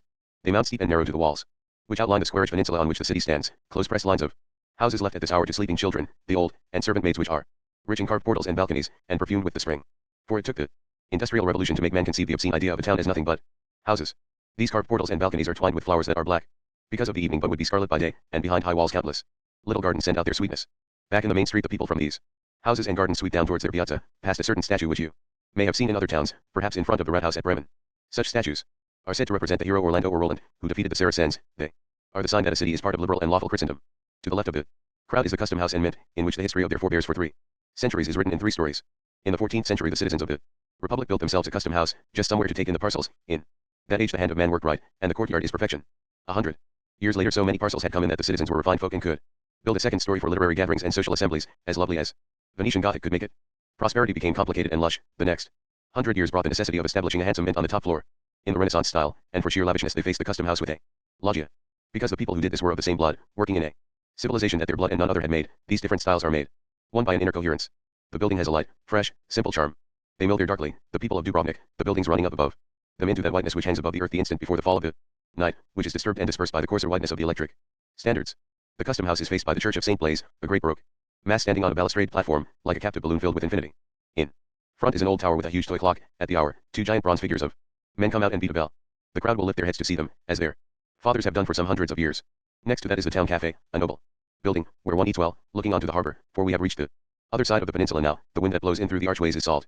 Then to the right is the rector's palace, that incomparable building, the special glory of Dubrovnik, and even of Dalmatia, the work of Michelozzo Michelozzi the Florentine and George the Dalmatian, known as Orsini. Simply it consists of a 2-story building, the ground floor shielded by a loggia of 6 arches. The upper floor, showing 8 Gothic windows. It is imperfect, it once had a tower at each end, and these have gone. Nevertheless, its effect is complete and delightful, and, like all masterpieces of architecture, it expresses an opinion about the activities which are going to be carried on under its roof. Chartres is a speculation concerning the nature of God and of holiness. The Belvedere in Vienna is a speculation concerning political power. With its balanced treatment of its masses and the suggestion of fecundity in its springing arches and proliferating capitals, the rector's palace puts forward an ideal of an ordered and creative society. It is the most explicit building in an amazingly explicit town, that has also an explicit history, with a beginning and an end. It is another example of the visibility of life which is the special character of Yugoslavia, at least so far as those territories which have not been affected by the Teutonic confusion are concerned. The Corso says, this is the city our fathers made. The city says, these are the men and women we have made. If you should turn aside and go into the cafe to eat an evening meal, which here should be preferably the English plat, an anthology of cold meats chosen by a real scholar of the subject, the implications of this display will keep you busy for the night. There is, of course, the obvious meaning of Dubrovnik. It was quite truly a republic, not a protectorate, but an independent power, the only patch of territory on the whole Dalmatian coast, save for a few unimportant acres near Split, that never fell under the rule of either Hungary or Venice. It was a republic that was a miracle. On this tiny peninsula, which is perhaps half a mile across, was based a great economic empire. From Dubrovnik the caravan started for the overland journey to Constantinople. This was the gateway to the east, and it exploited its position with such commercial and financial and naval genius that its ships were familiar all over the known world, while it owned factories and warehouses in every considerable port of southern Europe and in some ports of the north, and held huge investments such as mines and quarries in the Balkans. Its history is illuminated by our word argosy, which means nothing more than a vessel from Ragusa. It is as extraordinary as if the city of London were to have carried out the major part of the commercial achievements of the British Empire up to, say, the reign of Henry VII, with no more territory than itself and about 300 or 400 square miles in the home counties which it had gradually acquired by conquest and purchase. That is the primary miracle of Dubrovnik, that and its resistance to Turkey, which for century after century coveted the port as the key to the Adriatic and the invasion of Italy, yet could never dare to seize it because of the diplomatic genius of its defenders. But as one contemplates the town, other issues crowd on the mind. First, the appalling lack of accumulation observable in history, the perpetual cancellation of human achievement, which is the work of careless and violent nature. This place owes its foundation to the ferocity of mankind towards its own kind.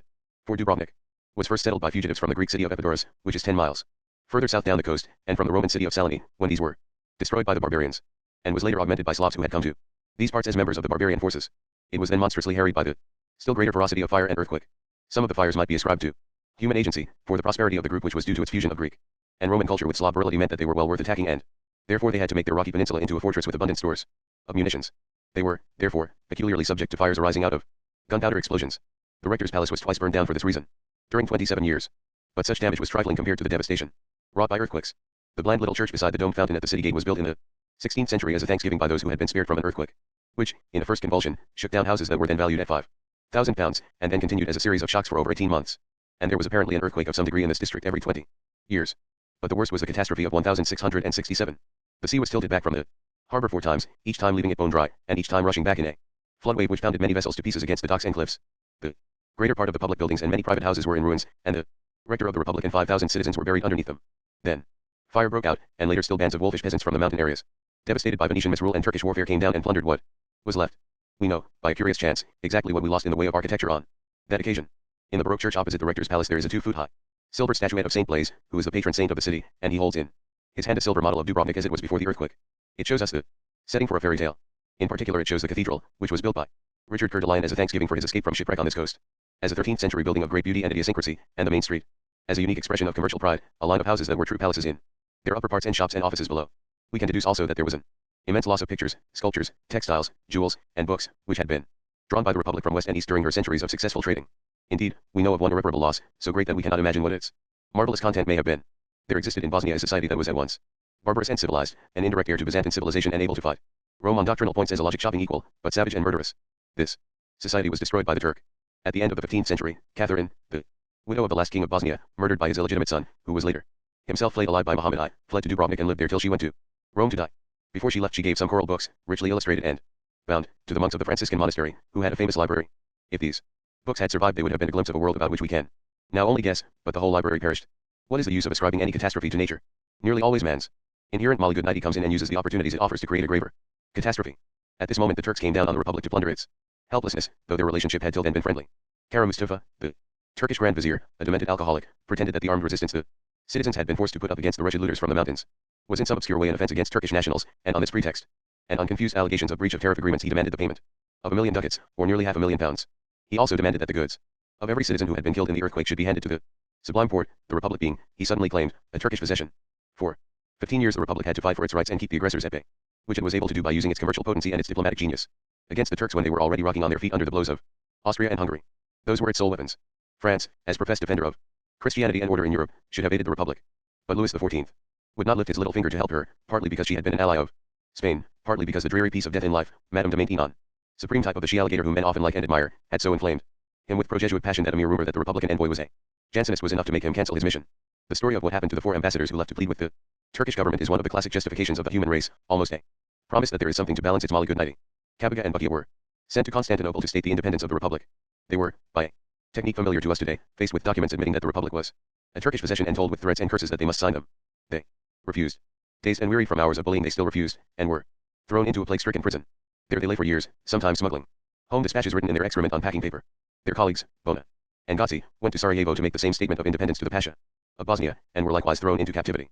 They were dragged behind the Turkish army on a war it was conducting with Russia on the Danube, and there thrown in irons into the dungeons of a fortress in a malarial district, and told they must remain prisoners until they had signed the documents which Kabaga and Bukia had refused to sign in Constantinople. There Bona died. A Ragusan priest, who had settled in the district, stood by to give him the last sacrament, but was prevented by the jailers. There is no knowing how many such martyrs might have been demanded of Dubrovnik and furnished by her, had not the Turks then been defeated outside Vienna by John Sobieski, King of Poland. Kara Mustafa was executed, and there was lifted from the Republic a fear as black as any we have felt today. It is a glorious story, yet a sad one. What humanity could do if it could but have a fair course to run, if fire and pestilence did not gird our steps and earthquakes engulf them, if man did not match his creativeness with evil that casts down and destroys. It can at least be said that Dubrovnik ran well in this obstacle race. But there is not such exaltation in the spectacle when it is considered how she had to train for that victory, both so far as it was commercial and diplomatic in origin. Everywhere in the Dalmatian cities the class struggle was intense. The constitution of the cities provided for the impartial administration of justice, legal and economic, to persons arranged in castes and made to remain there, irrespective of their merits, with the utmost rigid injustice. This was at first due to historical necessity. The first comers in A settlement, who had the pick of the economic findings and whatever culture was going, might really be acting in the public interest as well as defending their own private ends, when they insisted on reserving to themselves all possible social power, and not sharing it with later comers, who might be barbarians or refugees, demoralized by years of savage warfare. But it led to abuses which can be measured by the continual rebellions and the horrible massacres which happened in every city. On the coast, in Var, for instance, the island where the air is so sweet, the plebeians took oath on a crucifix held by a priest that they would slaughter all the nobles. The Christ on the crucifix bled at the nose, the priest fell dead. Nevertheless the plebeians carried out their plans, and massacred many of the nobles in the hall of justice in the presence of the rector, but were overcome by a punitive expedition of the Venetian fleet and themselves put to death or mutilated. This caste system never led to such rebellions in Dubrovnik, partly because the economic well-being of the community choked all discontent with cream, partly because they had little chance of succeeding, but it existed in a more stringent form than anywhere else. The population was divided into three classes: the nobles, the commoners, and the workers. The last were utterly without say in the government. They did not vote and they could hold no office.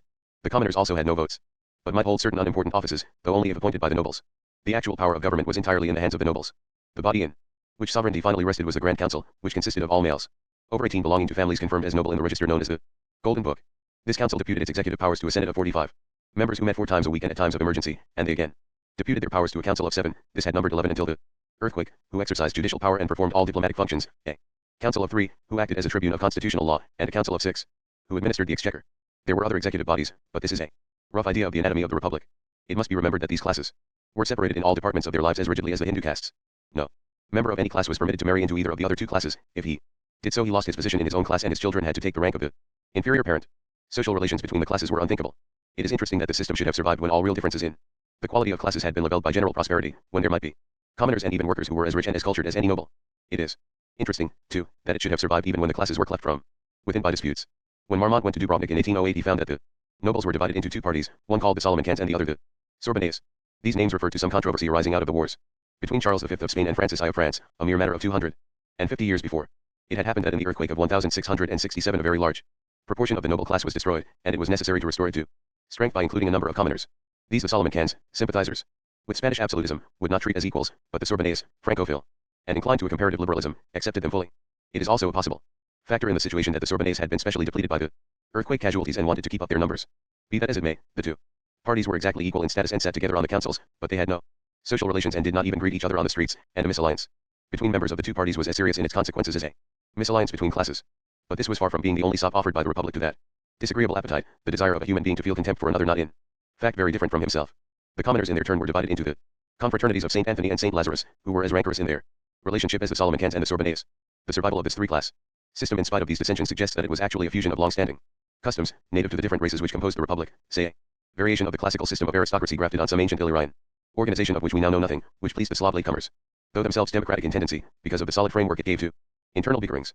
Whether they agree or do not agree, an exasperated Roman emperor wrote of the first Slav tribes to appear within the empires can, very soon, they fall into disturbances among themselves, because they feel a mutual loathing and cannot bear to accommodate one another. The system, of course, was far from being merely silly. One may wonder how it survived. One cannot question the benefits it conferred by surviving. The Republic was surrounded by greedy empires whom she had to keep at arm's length by negotiation lest she perish, first Hungary, then Venice, then Turkey. Foreign affairs were her domestic affairs, and it was necessary that they should be conducted in complete secrecy with enormous discretion. It must never be learned by one empire what had been promised by or to another empire, and none of the greedy pack could be allowed to know the precise amount of the Republic's resources. There was, therefore, every reason to found a class of governors who were so highly privileged that they would protect the status quo of the community at all costs, who could hand on training in the art of diplomacy from father to son, and who were so few in number that it would be easy to detect a case of blabbing. They were very few indeed. In the 15th century, when the whole population was certainly to be counted by tens of thousands, there were only 33 noble families. These could easily be supervised in all their goings and comings by those who lived in the same confined area. But it is curious that this ultra-conservative aristocratic government should develop a tendency which is often held to be a characteristic vice of democracy. Dubrovnik dreaded above all things the emergence of dominant personalities. The provisions by which this dread is expressed in the Constitution are the chief differences which distinguish it from its obvious Venetian model. The Senate was elected for life, and there you had your small group of hereditary diplomats. But these elections had to be confirmed annually, and infinite precautions were taken lest any senator should seize excessive power and attempt dictatorship. The rector wore a superb toga of red silk with a stole of black velvet over the left shoulder, and was preceded in his comings and goings by musicians and 20 palace guards, but he held his office for just 1 month, and could be re-elected only after intervals of 2 years, and this brevity of tenure was the result of ever-anxious revision, for the term had originally been 3 months, had been reduced to 2, and was finally brought down to the single month. He was also held prisoner within the palace while he held office, and could leave it only for state appearances, such as his obligatory solemn visit to the cathedral. The lesser offices were as subject to restriction. The judiciary and diplomatic council of 7 was elected afresh every year, and could not be re-elected for another year. The council of 3, who settled all questions of constitutional law, was also elected for but 1 year. The council of 6, who administered the state finances, was elected for 3 years. There were also certain regulations which prevented the dominance of people of any particular age. The council of 7 might be of any adult age, but the youngest had to act as foreign secretary, but the council of three had all to be over 50. These devices were entirely justified by their success. Only once, and that very early in the history of Dubrovnik, did a noble try to become a dictator, and then he received no support, save from the wholly unrepresented workers, and was forced to suicide. Later, in the 17th century, some nobles were seduced by the Duke of Savoy into a conspiracy to seize power. But they were arrested at a masked ball on the last day of Carnival, and executed by general consent of the community. That terror of the emergent personality is not the only trait of this aristocratic society which recalls its contrary. There is a great deal in the history of Dubrovnik, which had its counterpart among our Puritan capitalists. The nobles believed in education even more seriously than was the custom of their kind in other Dalmatian towns, though even there the standard was high. The Venetian governor of Split is found complaining of young men who came back from their studies at Oxford filled with subversive notions. But they did not, as might have been expected, try to keep learning as a class prerogative, as well as sending their own sons to universities in Italy and France and Spain and England. They built public schools which were open to the children of all three classes.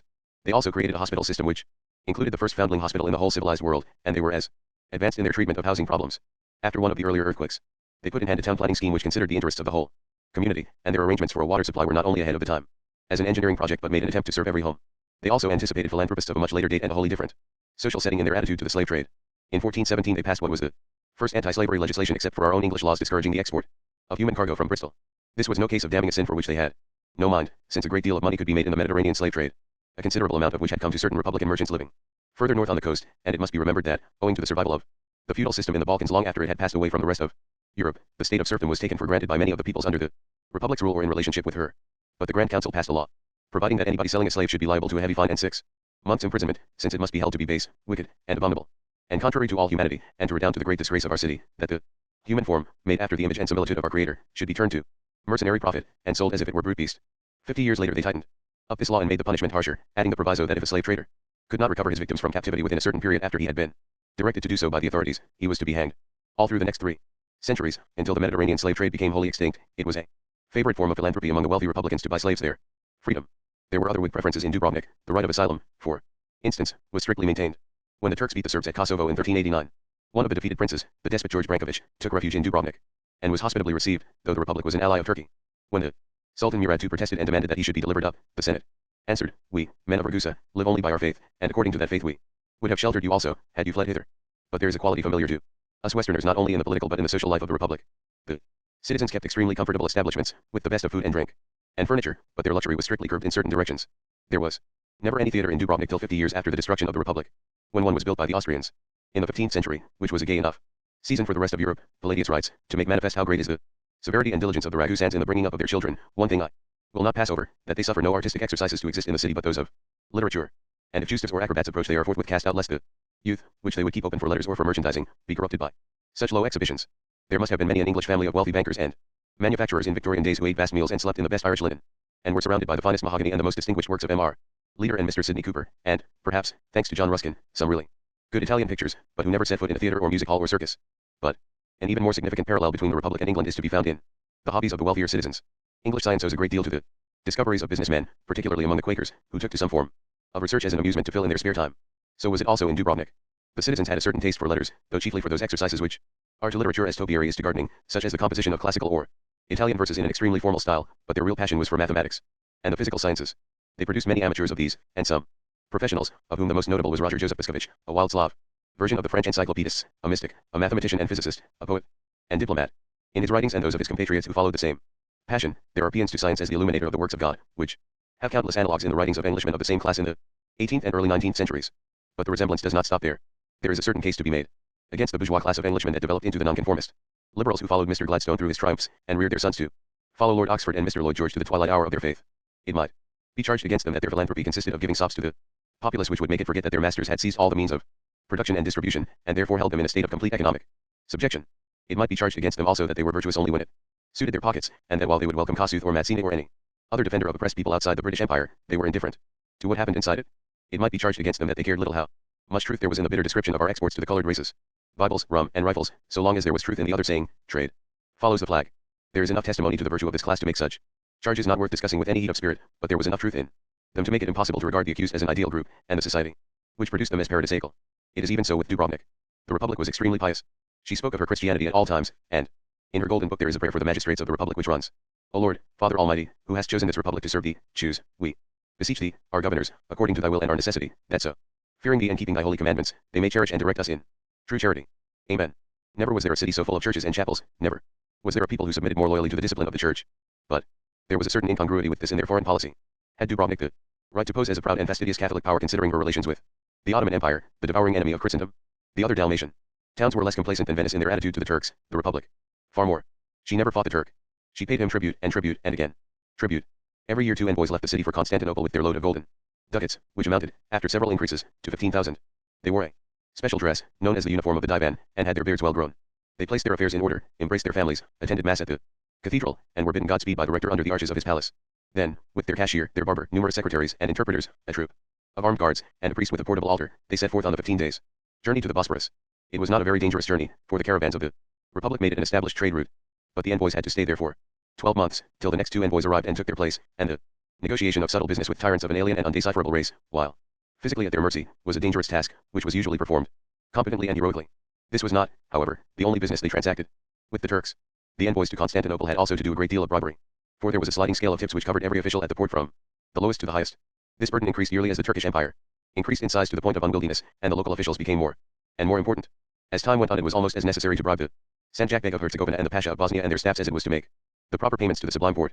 All this would be very well, if Dubrovnik had avowed that she was an independent commercial power in a disadvantageous military and naval position, and that she valued her commerce and independence so highly that she would pay the Turks a great ransom for them. But it is not so pleasing in a power that boasts of being fervent and fastidious in its Christianity. Of course it can be claimed that Dubrovnik was enabled by her relations with the Porte to render enormous services to the Christians within the territories conquered by the Turks, that wherever her mercantile colonies were established, and that included towns all over Bosnia and Serbia and Bulgaria and Wallachia and even Turkey itself, the Christians enjoyed a certain degree of legal protection and religious freedom. But on the other hand, the Republic won for herself the right to pay only 2 or sometimes 1.5% on her imports and exports into and out of the Ottoman Empire, while all the rest of the world had to pay 5%. It is no use. Nothing can make the situation smell quite like the rose. If Dickens had known the facts, he might have felt about Dubrovnik as he felt about Mr. Chadband, and if Chesterton had attended to them, he might have loathed it as much as he loathed cocoa. Especially is this readiness to rub along with the Turks displeasing in a power which professed to be so fervent and fastidious in its Christianity that it could not let the Orthodox Church set foot within its gates. Theoretically, the Republic upheld religious tolerance, but in practice she treated it as a fair flower that was more admirable if it blossomed on foreign soil. Though Dubrovnik had many visitors, and even some natives, who were members of the Orthodox Church, they were not allowed to have any place of worship within the Republic. It curiously happened that, in the 18th century, this led to serious difficulties with Catherine the Great, when her fleet came to the Mediterranean and Adriatic to tidy up the remains of Turkish sea power. Her lover Orloff was the admiral in charge, and he presented the Republic with an agreement defining her neutrality, which included demands for the opening of an Orthodox church for public use in Dubrovnik, and the establishment of a Russian consulate in the city, to protect not only Russians but all members of the Orthodox Church. The second request was granted, the first refused. Jesuit influence and the Pope himself were again illustrating the unfailing disposition of the Roman Catholic Church to fight the Orthodox Church with a vehemence which could not have been exceeded if the enemy had represented paganism instead of schism, whatever suffering this campaign might bring to the unhappy peoples of the Balkan Peninsula. The agreement Russia offered the Republic was in every other regard satisfactory. But for 3 years an envoy from Dubrovnik argued the point in St. Petersburg, and in the end won it, by using the influence of Austria and Poland, and the personal affection that the Prussian ambassador to Russia happened to feel for the beauty of the city. It is pathetic how these northerners love the south. In the end, after 2 more years, Orlov had to sign a treaty with Dubrovnik, by which she exchanged the right to trade in Russian waters for her sanction of the appointment of a Russian consul, who was to protect only Russian subjects, and who might build in his house a private chapel at which his own nationals might worship according to the Orthodox rite. History is looked at through the wrong end of the opera glasses when it is recorded that the Republican envoy signed the treaty, went straight to Rome, and was given the warmest thanks for the services he and the Republic had rendered the Holy Catholic religion by forbidding the construction of a Greek chapel. Such pettiness is almost grand. Owing to a change in Russia's foreign policy, the consul was never appointed, and the Republic permitted instead the building of a tiny chapel in a deserted spot, over a mile from the city walls. When, in 1804, the Republic was again asked to grant its Orthodox citizens the free practice of their religion, it absolutely refused. This intolerance led ultimately to the extinction of the Republic. At the Congress of Vienna, the Tsar Alexander could have saved it, and the cause of this small, defenseless state might well have appealed to his mystic liberalism, but he remembered that the Republic had obstinately affronted his grandmother, and that in order to persecute his own religion, and he withheld his protection. But it would be a mistake to suppose that in the defense of the papacy the Republic acted out of fidelity to its religious principles and contempt for its worldly interests. It found, and here we find it achieving a feat of economy that has brought on its English prototypes many a reproach that in serving the one it served the other. When an Austrian commissioner was taking over Dubrovnik after it had been abandoned by the French, he remarked to one of the nobles that he was amazed by the number of religious establishments in the city. The answer was given, there is no cause for amazement. There, every one of them was as much good to us as a roundhouse. And indeed this was true. The Roman Catholic fervour of the state that lay on the very border of the Orthodox territory guaranteed her the protection of 2 great powers, Spain and the papacy. Again there is a smell not of the rose. This equivocal character of the Republic is worth considering, because it affects an argument frequently used in the course of that soft modern propaganda in favor of Roman Catholicism, which gives testimony, not to the merits or demerits of that faith, but to the willingness of modern education. It is sometimes put forward that it is right to join the Roman Catholic Church because it produces pleasanter and more mellow characters than Protestantism. This, of course, is a claim that the Church itself would regard with contempt. The state of mind demanded from a Roman Catholic is belief that certain historic events occurred in fact as they are stated to have occurred by the teachers of the Church, and that the interpretation of life contained in their teachings is literally and invariably true. If membership in the Church inevitably produced personalities intolerable to all other human beings, that would have no bearing on the validity of the faith. But those who do not understand this make their bad argument worse by an allegation that Roman Catholicism discourages two undesirable types: the Puritan and his complicated brother, the hypocritical reformist capitalist, and that Protestantism encourages them. Yet the Puritan appears throughout the ages under any form of religion or none, under paganism and Christianity, orthodox and heretical alike, under Catholicism and Protestantism, under deism and rationalism, and in each case the authorities have sometimes encouraged and sometimes discouraged him. There is indeed some excuse for the pretense that Protestantism has had a special affection for the reformist capitalist, because geographical rather than psychological conditions have made him a conspicuous figure in the northern countries which resisted the Counter-Reformation. But here in Dubrovnik, here in the Republic of Ragusa, is a complete chapter of history, with a beginning and an end, which shows that this type can spring up in a soil completely free from any contamination of Protestantism, and can enjoy century after century the unqualified approbation of Rome. Expedition. South. The road runs along the coast between rocky banks dripping with the golden hair of broom. The hillside above and below us was astonishing in its fertility. Although even here the rain was diluting the spring to a quarter of its proper strength, there was everywhere the sweet-smelling scrub, and thickets of oleander, and the grey-blue swords of aloes, and on the lower slopes were olive terraces and lines of cypresses, spurting up with a vitality strange to see in what is black and not green. Oaks there were. The name Dubrovnik means a grove of oaks, and where there were some square yards of level ground there were thick-trunked patriarchal plains, with branches enough to cover an army of concubines. The sea looked poverty-stricken, because, being here without islands, it had no share in this feast served up by the rising sap. There was presented a vision of facility, of effortless growth as the way to salvation. This coast, in ancient times, was a center of the cult of Pan. There were, however, other interesting residents of a supernatural character. Somewhere up in the mountains on this road is the cave in which Cadmus and his wife suffered their metamorphosis. They were so distressed by the misfortunes of their children, who were persecuted by Hera, that they begged the gods to turn them into snakes. Ovid made a lovely verse of it. When Cadmus had suffered to change it, is an apt symbol of the numbness that comes on the broken-hearted. They become wise, they find comfort in old companionship, but they lose the old human anatomy. The sensations no longer follow the paths of the nerves, the muscles no longer offer their multifold reaction to the behest of the brain. There is no longer a stout fortress of bones, there is nothing but a long, sliding, writhing sorrow. But what happened to Cadmus was perhaps partly contrived by the presiding deity of the coast, for he was the arch-enemy of Pan, since he invented letters. He made humankind eat of the tree of knowledge. He made joy and sorrow dangerous because he furnished the means of commemorating them, that is to say of analyzing them, of being appalled by them. Al suo lamba conia gisora. Inc sinus caros, veluti conacharet, ibat. Et dab ad amplexus ad suetak colabat bat. Quis adist, aderant comites, terenter, adilla. Lubrica permulsit cristati colla draconis. Et subito duo sunt iunctuc volumen serpent. Dunac in it positae nemeris sub aer late bras. Nunc quoque nec fugiunt hominum nec vulneralo dunt. Quid prius fuerent, placidi memi near draconis. Point 1. That was not an end of the strange events on the coast. We learn from St. Jerome's Life of St. Hilarion that when, in the 4th century, the holy man went to Epidaurus, which was a town founded by the Greeks not far from here, he found the whole district terrorized by a monster living in a cave nearby, who could draw peasants and shepherds to his lair by his breath. It was certainly Cadmus. Literature has always found readers. St. Hilarion went to the mouth of the cave and made the sign of the cross and bade the dragon come forth. It obeyed and followed the saint as meekly as might be. Back to Epidaurus. All literature worth naming is an expression of the desire to be saved. There the saint said to the townspeople, build a pyre, and when they had done that, he said to the dragon, lie down on that pyre. It obeyed. The townspeople set the pyre alight, and it lay quietly till it was burned to ashes. Without doubt it was Cadmus. It was literature. It knew that it was not a dragon, it was a phoenix and would rise restored and young from its ashes. It knew that pagan literature was dying and Christian literature was being born. Since then Epidaurus has changed its name twice. It was destroyed by the barbarians in the 7th century and its population fled 10 miles further north and founded Dubrovnik, or Ragusa. But after a time some stragglers returned to the ruins of the sacked city and built another of a simpler sort, which came to be known as Ragusa Vecchia. Now it is called Savtat, which is said to be a Slavonic version of the word Savitas. We stopped there and found that the story about St. Hilarion and the dragon was perfectly true. It cannot be doubted. The town lies on a double-humped dromedary of a peninsula, and the road can be seen where the dragon trotted along behind the saint, looking as mild as milk but sustained by its inner knowledge that not only was it to be reborn from the flames, but that those who kindled them were to know something about death on their own account. It was aware that when we visited the scene 1500 years later we should be able to see in our mind's eye the tall villas which it passed on the way to its martyrdom, and the elegant and serious people who held their torches to the pyre, and it knew why. It knew that one day the sailors and crofters would come to live among the ruins of the town and would delve among the burnt and shattered villas and take what they would of sculptures and bas-reliefs to build up their cottage walls, where they can be seen today, flowers in the buttonhole of poverty. It knew that the peasants' spades would one day attack a part of the peninsula which, in the Greek town, had been the jeweler's quarter, and that afterwards intaglios on the hungry breasts and rough fingers of people who had never known what it was to satisfy necessity, would evoke a dead world of elegant and serious ladies and gentlemen, otherwise sunk without trace. Lie down, St. Hilarion was obliged to say to the dragon, lie down, and stop laughing. Yet even that was not the last event to happen here as it does nowhere else. 2. Seafaring families of this place became rich and famous shipowners, and just after the war a woman who had been born into the one and had married into the other conceived the desire that Mestrovich should build a mausoleum for herself, her father, her mother, and her brother. She held long discussions with the sculptor, and then she and her father and her brother all died suddenly, for no very probable medical reason, and the mother had only time to make the final arrangements for the execution of the plan before she joined them. There is something splendid and Slav about this. They had resolved to provoke an analysis of death by their own deaths, and hastened to carry out their resolution. Mestrovich made the mausoleum in the form of a chapel of Our Lady of the Angels, standing among the cypresses in the cemetery on one of the two summits of the peninsula. It is characteristic of him in the uncertainty with which it gropes after forms. There are some terrible errors, such as 4 boy musician angels who are called the horrid Japanzeries of Audrey Beardsley. There is no getting over the troublesome facts that the Turkish occupation sterilized South Slav art for 500 years, and that when it struggled back to creativeness it found itself separated by Philistin Austria from all the artistic achievements that the rest of Europe had been making in the meantime. But there are moments in the chapel which exquisitely illustrate the theory, the only theory that renders the death of the individual not a source of intolerable grief, the theory that the goodness of God stretches under human destiny. Like the net below trapeze artists at the circus. The preservation offered is not of a sort that humanity would dare to offer. A father would be lynched if he should do so. Badly for his son. Yet to die, and to know a meaning in death, is a better destiny than to be saved from dying. This discussion Mestrovich carries on not by literary suggestion, but as a sculptor should, by use of form. But this coast belongs to Pen. In this mausoleum Cadmus goes too far, he delves into matters which the natural man would forget and ignore, and he is punished. The sexton in charge of the cemetery, whose work it is to show visitors the tomb, is a cheerful soul who has taken up mortuary interests as if they were football or racing. He has himself tried his hand at sculpture, and his carvings are all excruciating parodies of Mestrovich, criticisms which none of his enemies have ever surpassed. In Venom, and, as every artist knows, there are tortures which a dragon dreads far more than the pyre. One he licked his wife's face, and crept into her dear familiar breasts, enfolded her and sought the throat he knew so well. All who were there for the cont had friends with them shuddered with horror. But she stroked the sleek neck of the crested reptile, and all at once there were two snakes there with intertwining coils, which, after a little while glided away into the woods nearby. Now, as when they were human, they neither fear men, nor wound them and are gentle creatures, who still remember what they were. 2 Parast. From Savtat the road goes inland and passes one of those Dalmatian valleys which cannot be true, which are an obvious Munchausen. In winter they are lakes, not swamps but deep lakes, which can be swum and fished and rowed over in quite sizable boats. I have seen one as long as Derwentwater.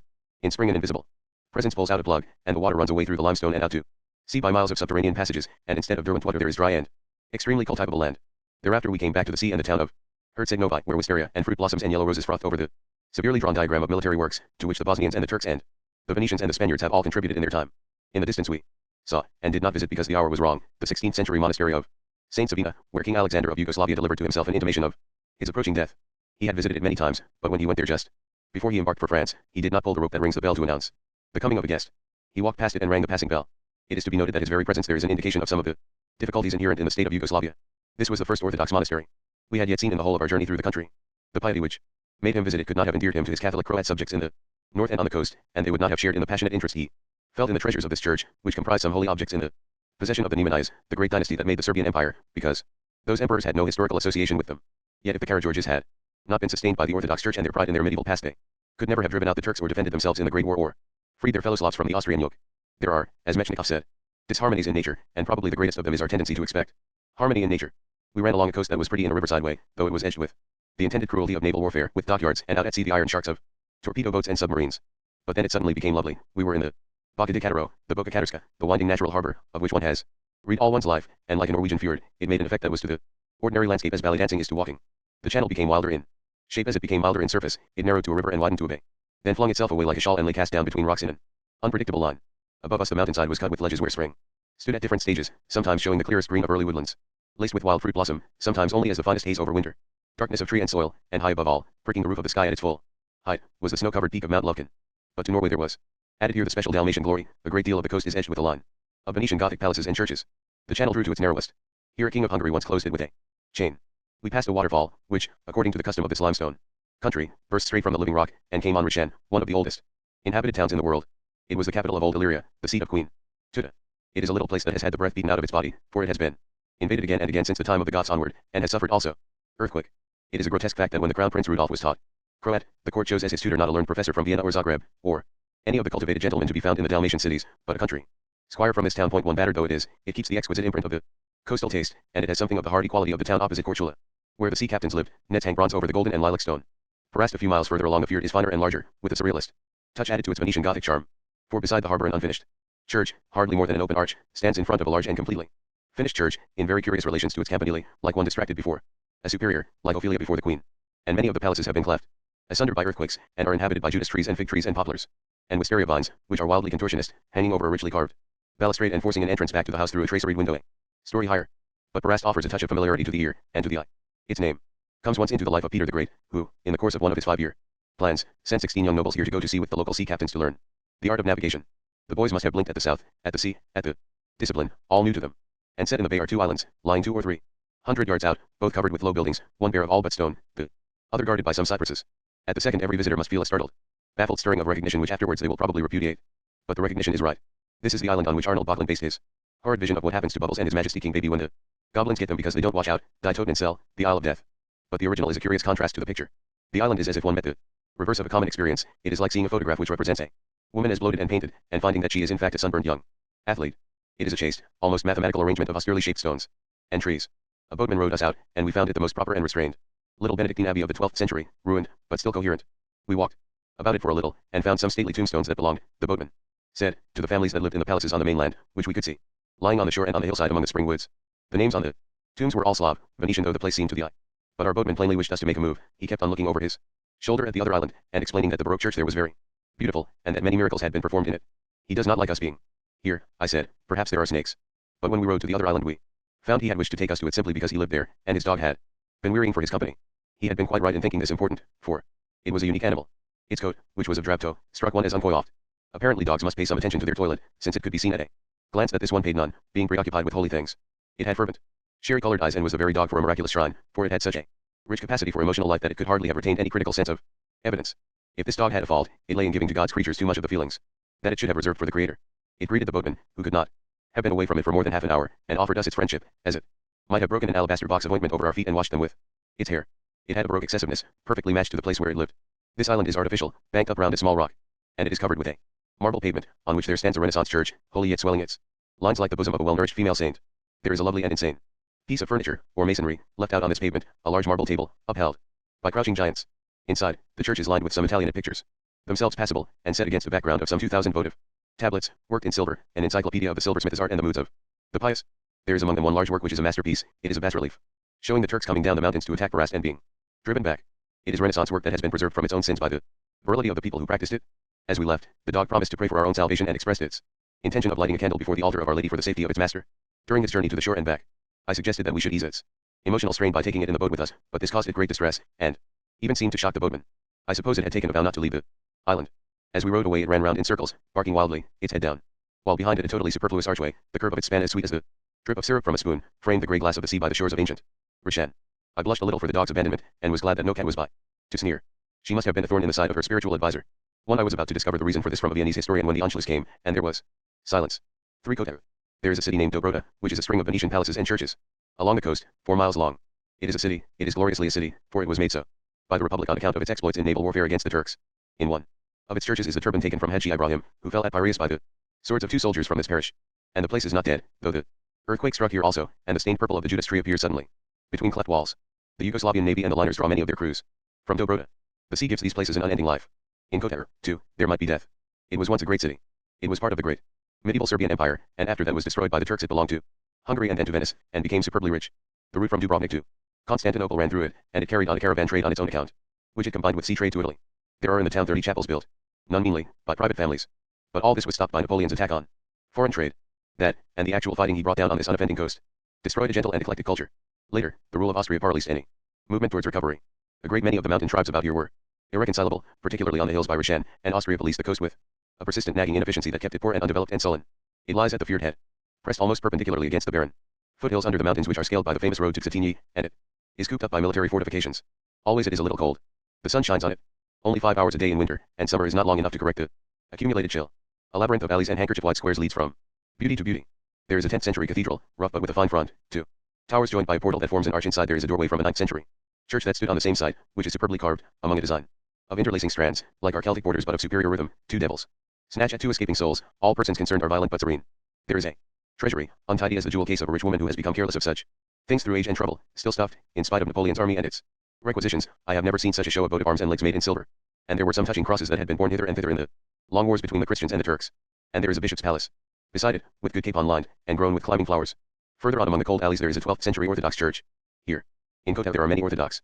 It has a tiny separate church within its aisle, a box within a box, a magic within a magic. It reminded me of what I had forgotten, the difference between the dark, hugged mystery of the Eastern Church and the bold explanation proffered by the lit altars of the Western Church.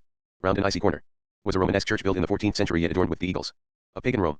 Here there is the crucifix of a suffering Christ, with a crown of real thorns and hair made of shavings, which is ascribed to Michelangelo by a learned monk of the 17th century, who must have been a great liar. And here one mounts some steps before a side altar and looks down through glass on the blessed Osana, a Montenegrin saint who died nearly 400 years ago, but keeps about her rags and tatters of skin and bones a look of excited and plaintive sweetness. It is odd how Catholicism and Orthodoxy modify the Slav character. In the Orthodox parts of Yugoslavia they do not believe that it is the part of women to lead consecrated lives, though they should be pious, and there are very few convents. Nothing ever happens in Kotar, one would think. We thought it proven by our guide's insistence that on one day of the year, in February, something does happen in Kotar. Then the Guild of Sailors parades the streets in medieval costume, bearing the weapons their ancestors used to fight the Turks, and there is a ceremony at the cathedral, unique, and I believe not strictly permissible, when the relics from the treasury are laid on the altar and are sensed alternately by 2 leading citizens, 1 Roman Catholic and 1 Orthodox. We are far from the seats of authority here, and Slavs are individualist. Is it still a great show? We asked doubtfully. Surely, said our guide. We have lost our merchants, but we still have our sailors, which is more important. It was an agreeable answer to hear from a man who was wearing an overcoat so threadbare that it showed its weft. He proved he meant it by taking us through the town gate to the quay, and saying proudly, "Here are our sailors." They were walking in the pale evening sunshine, with the mountains behind them curving over the fjord like a blown wave. They were indolent as high-bred horses when they are not ridden, and their faces were quietly drunken with stored energy, which they would know how to release should they one day be at Piraeus, and a pirate pass them, wearing a turban. If I had not been born in wartime, so that as a child I had many sicknesses, said the guide, I too should have been a sailor. For home by Gruta. Our chauffeur was the son of a Swabian, which is to say a German belonging to one of those families which were settled by Maria Theresa on the lands around the Danube, between Budapest and Belgrade, because they had gone out of cultivation during the Turkish occupation and had to be recolonized. His father had come to Dubrovnik before he was born, and he can never have known any other people but Slavs, yet quite obviously Slavs struck him as odd and given to carrying on about life to an excessive degree. He himself, particularly when he spoke in English, attempted to correct the balance by understatement. Hence, when we approached the village of Gruta, on our way from Dubrovnik to Kotar, he turned his head and said, "Nice people." He meant, it proved, that the men and women of this district were undistinguishable in appearance from gods and goddesses. This was one of those strange pockets one finds scattered here and there at vast intervals in the universe, where beauty is the common lot. But why, the chauffeur was asking himself, make a fuss about that? He put the question to himself with a kind of stolid passion, when we passed through the village. Again on our way home to Dubrovnik, and a group of 3 young girls, lovely as primroses in a wood, came towards us, laughing and stretching out their hands and crying out, "Pennies, pennies," as if they were not only begging but were ridiculing the ideas of beggary and benevolence alike. Since we were on the return journey we knew we had time to waste, and hammered on the glass and made the chauffeur stop. He slowed up under protest. "They will beg," he said. "Why not?" said my husband. They were, indeed, most prettily prepared to do so, for each of them carried a little bouquet of flowers for an excuse. "Pennies, pennies," they cried, laughing, while we stared at them and adored them. This was no case of a racial tendency imposing itself on the mass. Each germ cell had made an individual effort at beauty. One was black, one was chestnut, one was ash blonde. They were alike only in their golden skins, their fine eyebrows, their full yet neat mouths, the straightness of their bodies within their heavy black woolen gowns. "Have you any pennies, my dear?" "I have none," said my husband, full of charitable concern. "Not one," I answered, and I turned to the chauffeur. "Give me 3 10-penny pieces," I said. 3 10-penny pieces, he exclaimed very slowly. "But you must not give them 3 10-penny pieces. 3 10-penny pieces. It is very wrong. They should not beg at all. Begging is disgraceful. And even if it were excusable, 3 10-penny pieces is far too much." There was much to be said for his point of view. Indeed, he was entirely right and we were wrong. But they were so beautiful. And in spite of their beauty they would be poor all their lives long, and that is an injustice I never can bear. It is a flat violation of a promise. Women are told from the day they are born that they must be beautiful, and if they are ugly everything is withheld from them, and the reason scarcely disguised. It follows therefore that women who are beautiful should want for nothing. "Please, I would like to give it to them," I besought the chauffeur. "Just 3 10-penny pieces, it's not much for us English with the exchange as it is." He did not answer me at once. His nature, which was so profoundly respectful of all social institutions, made him hate to refuse anything to an employer. At last he said, "I have only 1 10-penny piece on me." As I took it we both knew that he lied. Glumly he started the engine again, while the lovely girls stood and laughed and waved goodbye to us, a light rain falling on them, the wet road shining at their feet, the creamy foam of the tamarisk on the bank behind them lighter in the dusk than it is in the day, but the yellow broom darker. "I wonder how old those girls were," said my husband, a few miles further on. "Let's ask the chauffeur. Since he's a native he ought to know." The chauffeur answered, "They were perhaps 15 or 16. And if they are encouraged to be impudent when they are so young, what will they be like when they are old?" Dubrovnik too. The day after our expedition we went to see the treasury of the cathedral.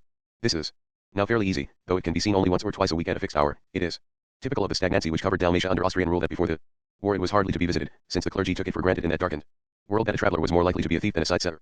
A visit still takes time, for Dalmatians, like Croatians, sometimes find that difficulty about being at a particular place at a particular hour for a particular purpose which they believe to be characteristic of the Serb. With a crowd of fellow tourists we sat about for half an hour or more after the prescribed moment, in the great Baroque cathedral, a creamy, handsome, worldly building. Then a priest, not old but already presenting a very prominent stomach, came in with the keys and took us through the safe doors into the treasury, which is divided down the middle by a low spiked barrier. We waited in a line along this, while the priest went behind it and opened a large number of the cupboards which lined the room from floor to ceiling. He took from them object after object and brought them over to us, carrying them slowly along the barrier so that each of us could see them in detail.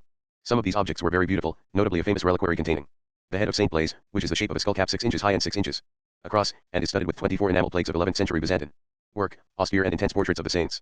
There were some other good Byzantine and Serbo-Byzantine pieces, which the priest seemed to reckon as less interesting than the numerous examples of commonplace Renaissance work in the treasury.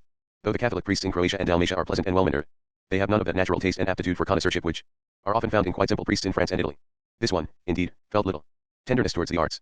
He showed us presently a modern crucifix, highly naturalist but very restrained and touching, which had been made by a young man of the town in his early 20s, and when the stout Swiss woman beside me asked if the sculptor had fulfilled his promise, he replied, "Ah, no, he died at 24 of drink." It's always so, with these artists. "Yes, indeed," agreed the Swiss, and they shrugged their shoulders and nodded darkly, preening their flabbiness in superiority over a race who must necessarily follow a discipline stricter than they could ever have imagined. But these people believed themselves to be lovers of the arts. Presently the priest brought from the cupboards an object which he dandled and beamed upon while he showed it to the spectators, who responded by making the noise that is evoked by the set piece of a firework display. I stretched my neck but could see nothing more than a silver object, confused in form and broken in surface. When it came to the Swiss woman, I could see that it was a basin and ewer which are mentioned in many guidebooks as the pearl of this collection. They are said to have been left by a certain archbishop to his nephew in 1470, but a blind and idiot cow could tell at once that they are not so. Such disgraces came later. Nothing could be more offensive to the eye, to the touch, or to common sense. The basin is strewn inside with extremely realistic fern leaves and shells, among which are equally realistic eels, lizards, and snails, all enameled in their natural colors. It has the infinite elaborateness of eczema, and to add the last touch of unpleasantness, these animals are loosely fixed to the basin so that they may wobble and give an illusion of movement. Though Dubrovnik is beautiful, and this object was indescribably ugly, my dislike of the second explained to me why I felt doubtful in my appreciation of the first. The town regarded this horror as a masterpiece. That is to say, they admired fake art, naturalist art, which copies nature without interpreting it, which believes that to copy is all we can and need do to nature, which is not conscious that we live in an uncomprehended universe, and that it is urgently necessary for sensitive men to look at each phenomenon in turn and find out what it is, and what are its relations to the rest of existence. They were unaware of our need for information. They believed that all is known and that on this final knowledge complete and binding rules can be laid down for the guidance of human thought and behavior. This belief is the snare prepared for the utter damnation of man, for if he accepts it he dies like a brute, in ignorance, and therefore without a step made towards salvation. But it is built into the walls of Dubrovnik, it is the keystone of every arch, the well in every cloister. They surrounded themselves with real art, the art that moves patiently towards discovery and union with reality, because to buy the best was their policy. And they often actually bought the best. But they themselves pretended that they had arrived before they had started, that appearances are reality. That is why Dubrovnik, lovely as it is, gives the effect of hunger and thirst. But the priest assumed that I would wish to look long on the basin, and bent towards me over the barricade to put it as close to me as possible, and I learned how far worse than aesthetic pain the vulgar physical sword can be. My right hand was transfixed with agony. I had rested it on the top of one of the spikes in the barricade, and now it was being impaled on the spike by the steady pressure of the priest's immense stomach. I uttered an exclamation, which he took for a sign of intense appreciation evoked by his beautiful basin, and with a benevolent smile he leaned still closer, so that I could see the detestable detail more plainly. His stomach came down more heavily on my hand, and my agony mounted to torment. I tried to attract his attention to what was happening by spreading out my fingers and twitching them, but this seemed to make no impression whatsoever on the firm rubbery paunch that was pressing upon them. This filled me with wonder. It was odd to arrive at middle age and find that one had been wrong about much that one had believed about human anatomy. I tried to speak, but the only words that came into my mind came in an incorrect form which I immediately recognized and rejected. Ton ventre, dine bosch, il tuo ventre, t-boy. Drob, I must not say that, I told myself, I must say votre ventre, your bosch, il suo ventre, vache drob. But at that it still seemed an odd thing to say to a priest before a crowd of people. I found myself, in fact, quite unable to say it, even though I taunted myself with displaying, too late in life, something like the delicacy which made Virginia refuse to swim with Paul from the shipwreck, because she was ashamed of her nudity. I uttered instead a low moan. The priest, certain now that I was a person of extreme sensibility, swayed backwards and then forwards. My husband, even more certain on that point, dug me savagely in the ribs. I uttered a piercing scream. The priest recoiled, and seemed about to drop the basin, but my pleasure was mitigated by the fear that my husband was going to strangle me. I held out my hand, which was bleeding freely from a wound in the palm. Ah, pardon, said the priest, coming forward bowing and smiling. He was taking it lightly, I thought, considering the importance which is ascribed to like injuries when suffered by the saints. But, my dear, what was it? Asked my husband. The priest's stomach pressed my hand down on the spike, I said feebly. It can't have done, exclaimed my husband. He would have felt it? No, I said, about that we were both wrong. What was it?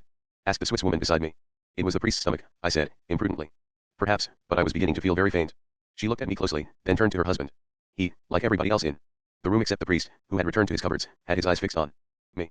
I heard her say, she says it was the priest's stomach. He looked at me under knitted eyebrows, and when he was nudged by his neighbor I heard him answer the inquiry by repeating, she says it was the priest's stomach. I heard that neighbor echo incredulously what he had been told, and then I saw him turn aside and hand it onto his own neighbor. Though the priest came back with the ewer which was the companion to the basin and fully as horrible, containing a bobbing bunch of silver and enameled grasses, he was never able to collect the attention of his audience. Again, for they were repeating among themselves, in all their several languages, she says it was the priest's stomach. It seemed unfair that this should make them look not at the priest but at me.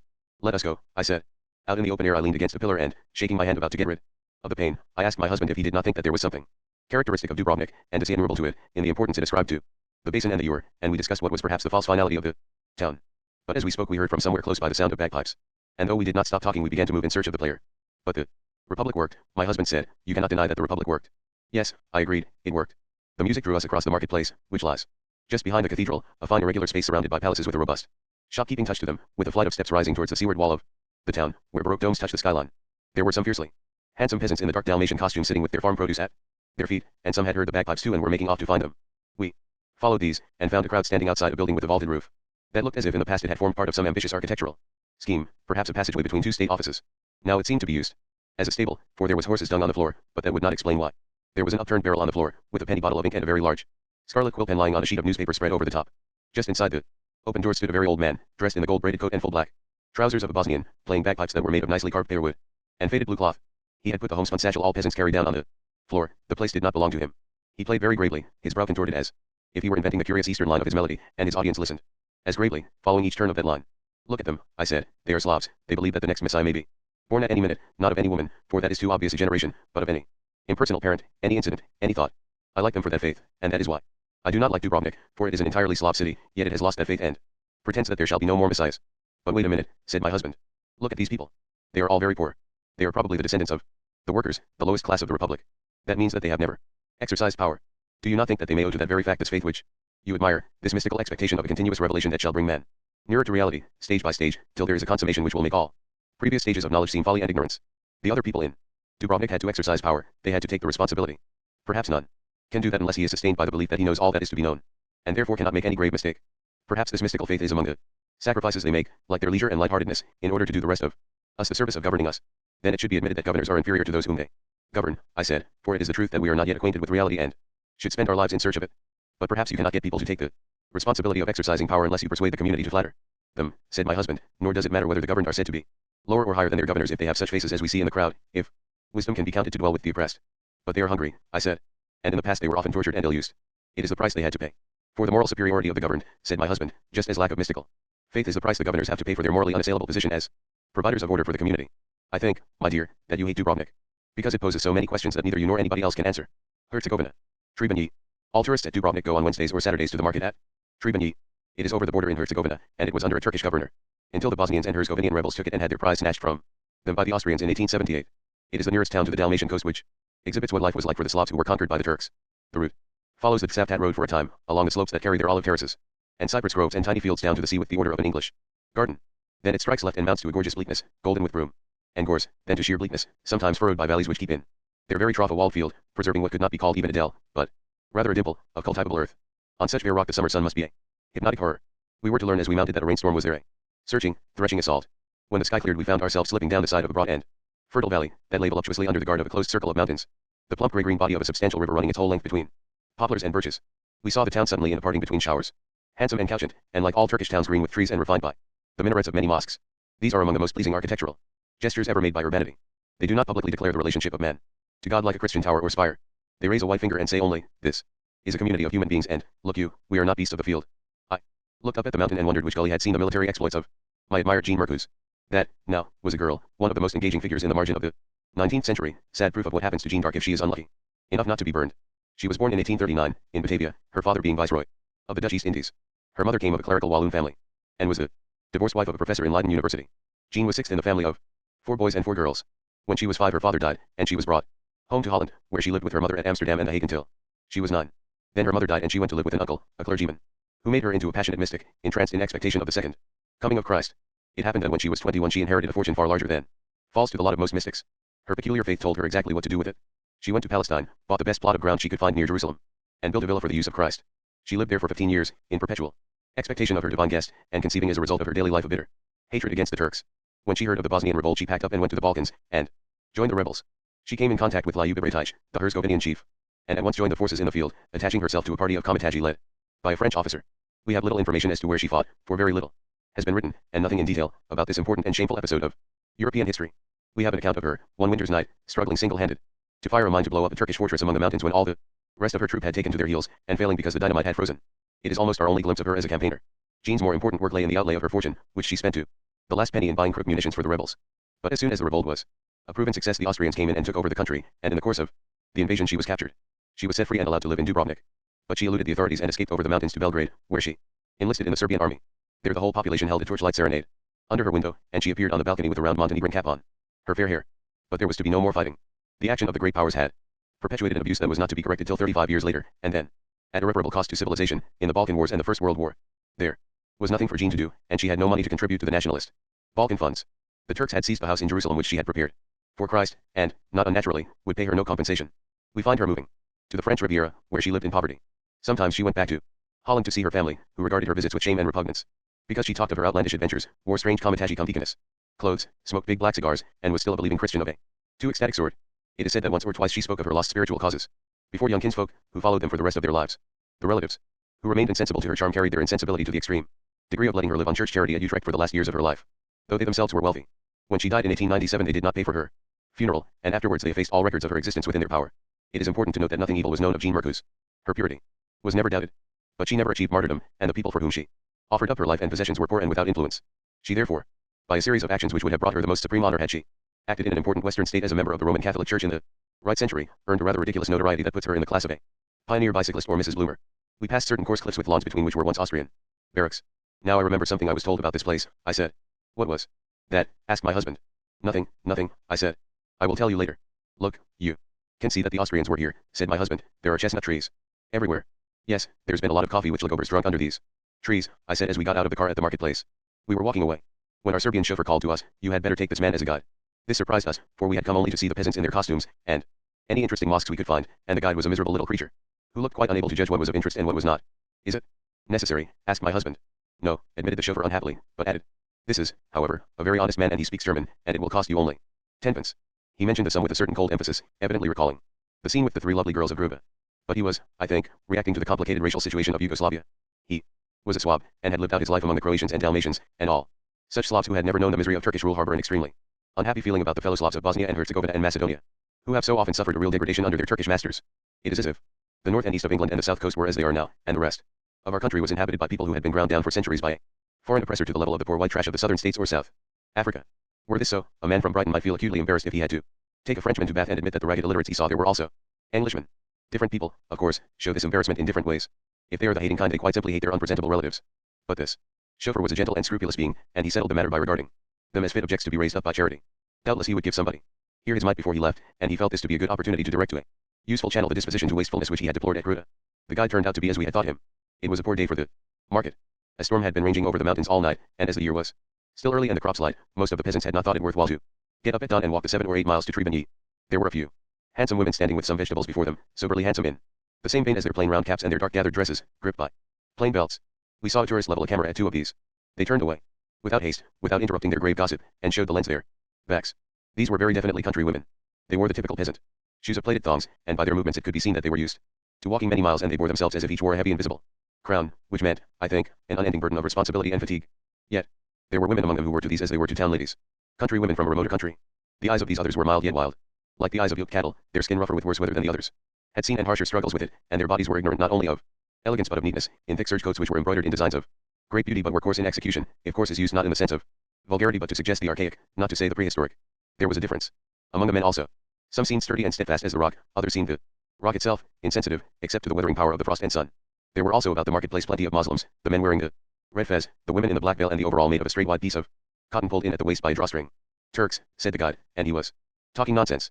Nearly all the Moslems in Yugoslavia except in the extreme south. In Macedonia, are Slavs whose ancestors were converted by the Turks, sometimes in order to keep their properties, sometimes because they were Bogomil heretics and wanted defense against Roman Catholic persecution. This is preeminently the case in Bosnia and Herzegovina, the true Turks left at the time of the Austrian occupation.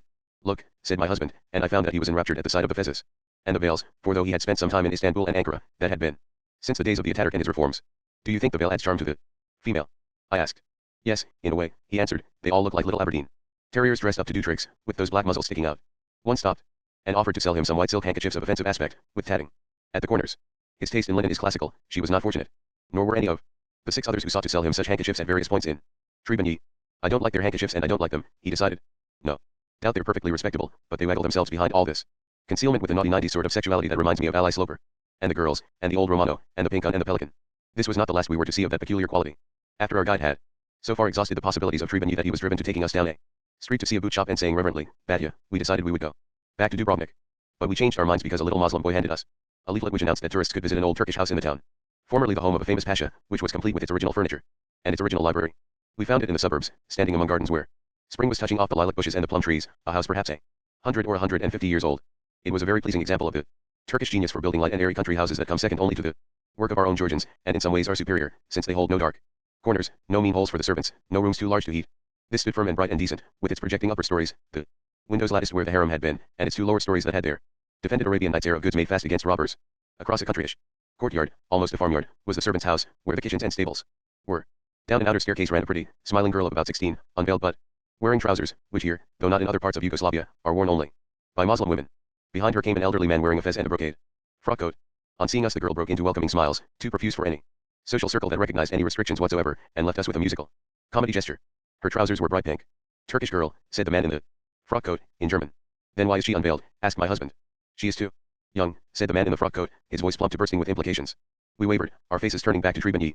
Come in, cried the man in the frock coat, placing himself between us and Trebinje. I will show you all. Old Turkish house, where the great Pasha kept his harem, all very fine. He drove us up the stairs, and shepherded us through the main door into a little room, which in its day had been agreeable enough. Pointing at the latticed windows he said richly, the harem was here, beautiful Turkish women wearing the beautiful Turkish clothes. He opened a cupboard and took out a collection of clothes such as may be found in any old clothes shop in those provinces of Yugoslavia that were formerly occupied by the Turks. Very fine, all done by hand, he said of the gold-braided jackets and embroidered bodices. And look, trousers. He held up before us a garment of white, lawn, folded at the ankle into flashy gold cuffs, which can never have been worn by any lady engaged in regular private harem work. Transparent, he said. It was evident that he was affected by glad pruritus of the mind. Coyly he sprang to another cupboard and brought out a mattress. The bed was never left in the room, he said. They took it out when it was needed. There was unluckily a third cupboard, with a tiled floor and a ewer. This was the bathroom. Here is where the Turkish lady kept herself clean. All Turkish ladies were very clean and sweet. He assumed a voluptuous expression, cocked a hip forward and put a hand on it, lifted the ewer upside down over his head, and held the pose. Undeterred by our coldness, he ran on to the next room, which was the typical living room of a Turkish house, bare of all furniture save a bench running along the walls and an ottoman table or two, and ornamented by rugs nailed flat to the wall. I exclaimed in pleasure, for the view from its window was exquisite. The grey-green river we had seen from the heights above the city ran here through meadows deep in long grasses and pale flowers, and turned a mill wheel, and the first leaves of the silver birches on its brink were as cool to the eye as its waters. Along its river there must have once wandered, if there is any truth in Oriental miniatures, a young prince, wearing an osprey fez and embroidered garments, very good looking now though. Later he would be too fat, carrying a falcon on his wrist and smugly composing a poem about the misery of his love. I should be obliged, said the man in the frock coat, if the well-born lady would kindly pay some attention to me. Surely she could look at the view afterwards. Shall I throw him downstairs? Asked my husband. No, I said, I find him enchantingly himself. It was interesting to see what kind of person would have organized my life had I been unfortunate enough, or indeed attractive enough, to become the inmate of a brothel. So we obeyed him when he sharply demanded that we should sit on the floor, and listened while he described what the service of a formal Turkish dinner was like, betraying his kind with every word, for he took it for granted that we should find all its habits grotesque, and that our point of view was the proper one. And now, he said, rising, and giving a mechanical leer at my ankles as I scrambled off the floor, I shall show you the harem. There are Turkish girls. Beautiful Turkish girls. At a window in the passage he paused and pointed out an observation post in the roof of the servant's house. A eunuch used to sit there to see who came into the house, he said. A eunuch, he repeated, with a sense of luxuriance highly inappropriate to the word. He then flung open a door so that we looked into a room, and saw three girls who turned towards us, affected horror, and shielded their faces with one hand while with the other they groped frantically but inefficiently for some colored handkerchiefs that were lying on a table beside them. Meanwhile the custodian had also affected horror and banged the door. By God, it is the pink un. And the pelican, said my husband. Then the custodian knocked on the door with an air of exaggerated care, and after waiting for a summons he slowly let us in. Typical. Beautiful Turkish girls, he said. They were not. Instead of wearing the black veil that hides the whole face, which almost all Yugoslavian Muslims wear, they wore such handkerchiefs as Christian peasant women used to cover their hair, but knotted untidily at the back of the head so that their brows and eyes were bare. Now they are cultivating our beautiful Turkish crafts, he explained. They were not Turkish. Embroidery and weaving are indeed delicious, but two of these wenches held in their hands handkerchiefs of the offensive sort that my husband had rejected in the marketplace, and the third was sitting at a loom on which a carpet which ought never to have been begun had been a quarter finished. After we had contemplated them for some time, while they wriggled on their seats, and tittered to express a reaction to my husband which both he and I, for our different reasons, thought quite unsuitable, the custodian said, now, we will leave the ladies by themselves, and, nodding lecherously at me, led my husband out of the room. I found this disconcerting but supposed he had taken my husband away to show him some beautiful Turkish filthy pictures, in which case they would be back soon enough. As soon as we were alone the girls took off their veils and showed that they were not ill-looking, though they were extremely spotty and had an inordinate number of gold teeth. They suggested that I should buy some of the offensive handkerchiefs, but I refused. I meant to ask my husband to give them some money when he came back. To pass the time I went over to the girl at the loom and stood beside her, looking down on her hands, as if I wanted to see how a carpet was made. But she did nothing. And suddenly I realized she was angry and embarrassed. She did not know how to weave a carpet any more than I do, and the girls with the handkerchiefs did not know how to sew, they were merely holding them with threaded needles stuck in them. They all began to laugh very loudly and exchange bitter remarks, and I reflected how sad it is that slight knowledge of a foreign tongue lets one in not at the front door but at the back. I have heard poems recited and sermons preached in the Serbian language, which were said to be masterpieces by those who were in a position to judge, and I have been unable to understand one word. But I was able to grasp clearly most of what these young women were saying about me, my husband, my father, and my mother. The scene was horrible, because they looked not only truculent, but unhappy. They were ashamed because I had detected that they could not sew or weave, for the only women in the Balkans who cannot handle a needle or a loom are the poorest of the urban population, who are poorer than any peasant, and cannot get hold of cloth or thread because they have no sheep. The scene was pitiful in itself, and it was pitiful in its implications, if one thought of the fair-mannered and decent Moslem men and women in Trebizond and all over Yugoslavia, sad because they knew themselves dead, and buried in their lifetime, coffined in the shell of a perished empire, whose ways these poor wretches were aping and defiling. I could not bear to wait there any longer, so I left them and walked through the house, calling for my husband. The search became disagreeable, for I opened the door of one or two rooms, and found them full of trunks and bundles lying on the bare floor, stuffed with objects but open and unfastened, as if someone here had meditated flight and then given up the plan on finding that the catastrophe which he had hoped to escape was universal. I called louder, and he answered me from a room by the main door. What did he take you away for? I asked. He didn't take me away for anything but to give you the thrilling experience of seeing those wenches unveiled, said my husband. The custodian came forward and said, I have been showing your husband these beautiful Turkish books, they have been in this house for many centuries. He thrust into my hand a battered copy of the Koran, which fell open at a page bearing a little round label printed with some words in the Cyrillic script. Oh, Lord, I said. This is the stamp of a Sarajevo second-hand bookshop. Really, this is all too bloody silly, said my husband. It is like charades played by idiot ghosts around there. Tombs in a cemetery. We went out into the courtyard, followed by the custodian, who seemed at last to realize that we were not pleased by his entertainment. Do they speak Serbian or not? He asked our guide. No, I don't think so, he was answered. He looked puzzled and decided to assume that life as he knew it was continuing in its usual course. So he gave us the Turkish greeting by raising his hand to his forehead, exposing that national custom to our patronage or derision. He did not care which it was so long as we tipped him, and he said, now you have met a Turkish gentleman, and seen how all Turkish gentlemen used to live. My husband gave him money, and we walked away very quickly. The guide said, were you pleased with the visit? It is interesting, is it not? My husband asked, who is that man? He used to be the servant of the owner of the house, said the guide. Who is the owner? My husband asked. He is a Muslim baron, said the guide. Once his family was very rich, now he is very poor.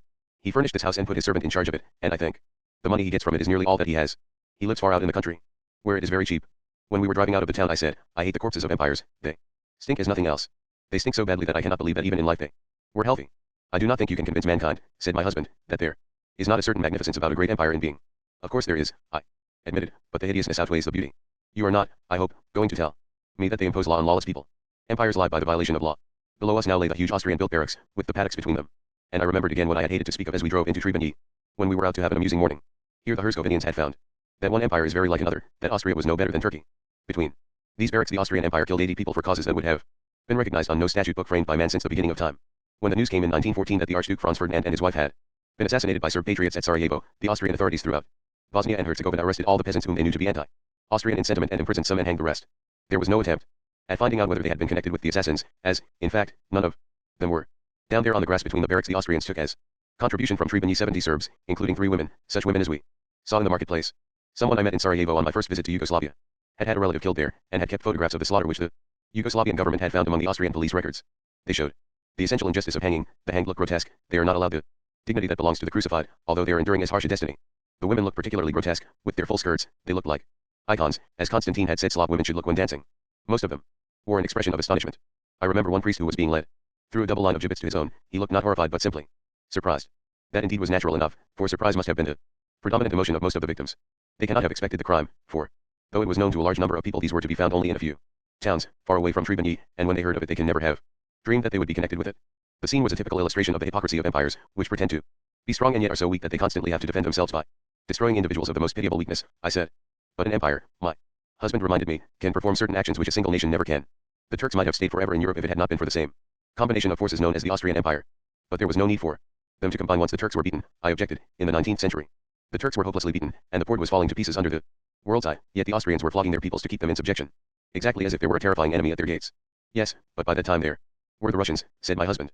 Yes, but Tsarist Russia was a rotten state that nobody need have feared, I said.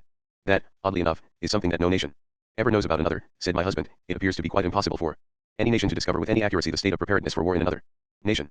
In the last war both Great Britain and Serbia were grossly deceived by their ideas of what support they were going to receive from Russia, and Germany was just as grossly deceived by her ally Austria, who turned out to be as weak as water. But how absurd the behavior of nations is, I exclaimed. If I ran about compelling people to suffer endless inconveniences by joining with me in a defensive alliance against someone who might conceivably injure me, and never took proper steps to find out if my companions were strong enough to aid me or my enemies strong enough to injure me, I would be considered to be making a fool of myself. But the rules that apply to individuals do not apply to nations, said my husband. The situation is quite different. And indeed I suppose that I was being, in my female way, an idiot, an excessively private person, like the nurse in the clinic who could not understand my agitation about the assassination of King Alexander of Yugoslavia. But it is just to admit that my husband was indulging his male bent in regard to international affairs, and was being a lunatic. When we were well on our way back to our hotel at Gruz, past Dubrovnik and among the lovely terraced gardens of its suburb Larpad, my husband said, when we were in that idiot house at Trebizond, which was like Hamlet without the Prince of Denmark, a brothel with the sexual intercourse left out, I could not help thinking of that poor chap we came on in that farm over there. We had a night or two before walked up to the top of Petka, a pine-covered hill at the edge of the sea, and after seeing the best of the sunset had strolled over the olive groves towards Dubrovnik.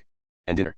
We had missed our path, and when the dark fell we were wandering in an orchard beside a farm, obviously very old, and so strongly built that it had a fortress air. The place bore many touches of decay, and the steps between the terraces crumbled under our feet. We took one path and it led us to a lone sheep in a pen, the other brought us to a shut wooden door in a cavern mouth. We felt our way back to the still mass of the farm, and we heard from an open window the rise and fall of two clear voices, speaking in a rhythm that suggested a sense of style, that recognized the need for restraint, and within that limit could practice the limitless freedom of wit. Both of us assumed that there were living in this house people who would certainly be cosmopolitan and polyglot, perhaps ruined nobles of Dubrovnik, or a family from Zagreb who had found a perfect holiday villa. We knocked confidently at the door, and prepared to ask the way in German. But the door was opened by a man wearing peasant costume and a fez, and behind, the light of an oil lamp hung on a wall shone down on a room paved with flagstones, in which a few sacks and barrels lay about in a disorder that suggested not so much carelessness as depression.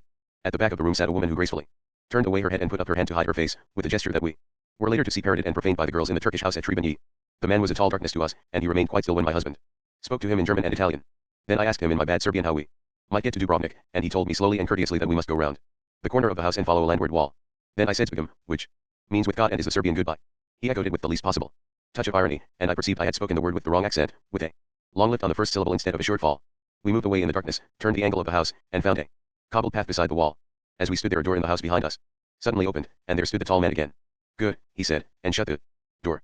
It had been done ostensibly to see that we were on the right path, but really it had been done to startle us, as a child might have done it.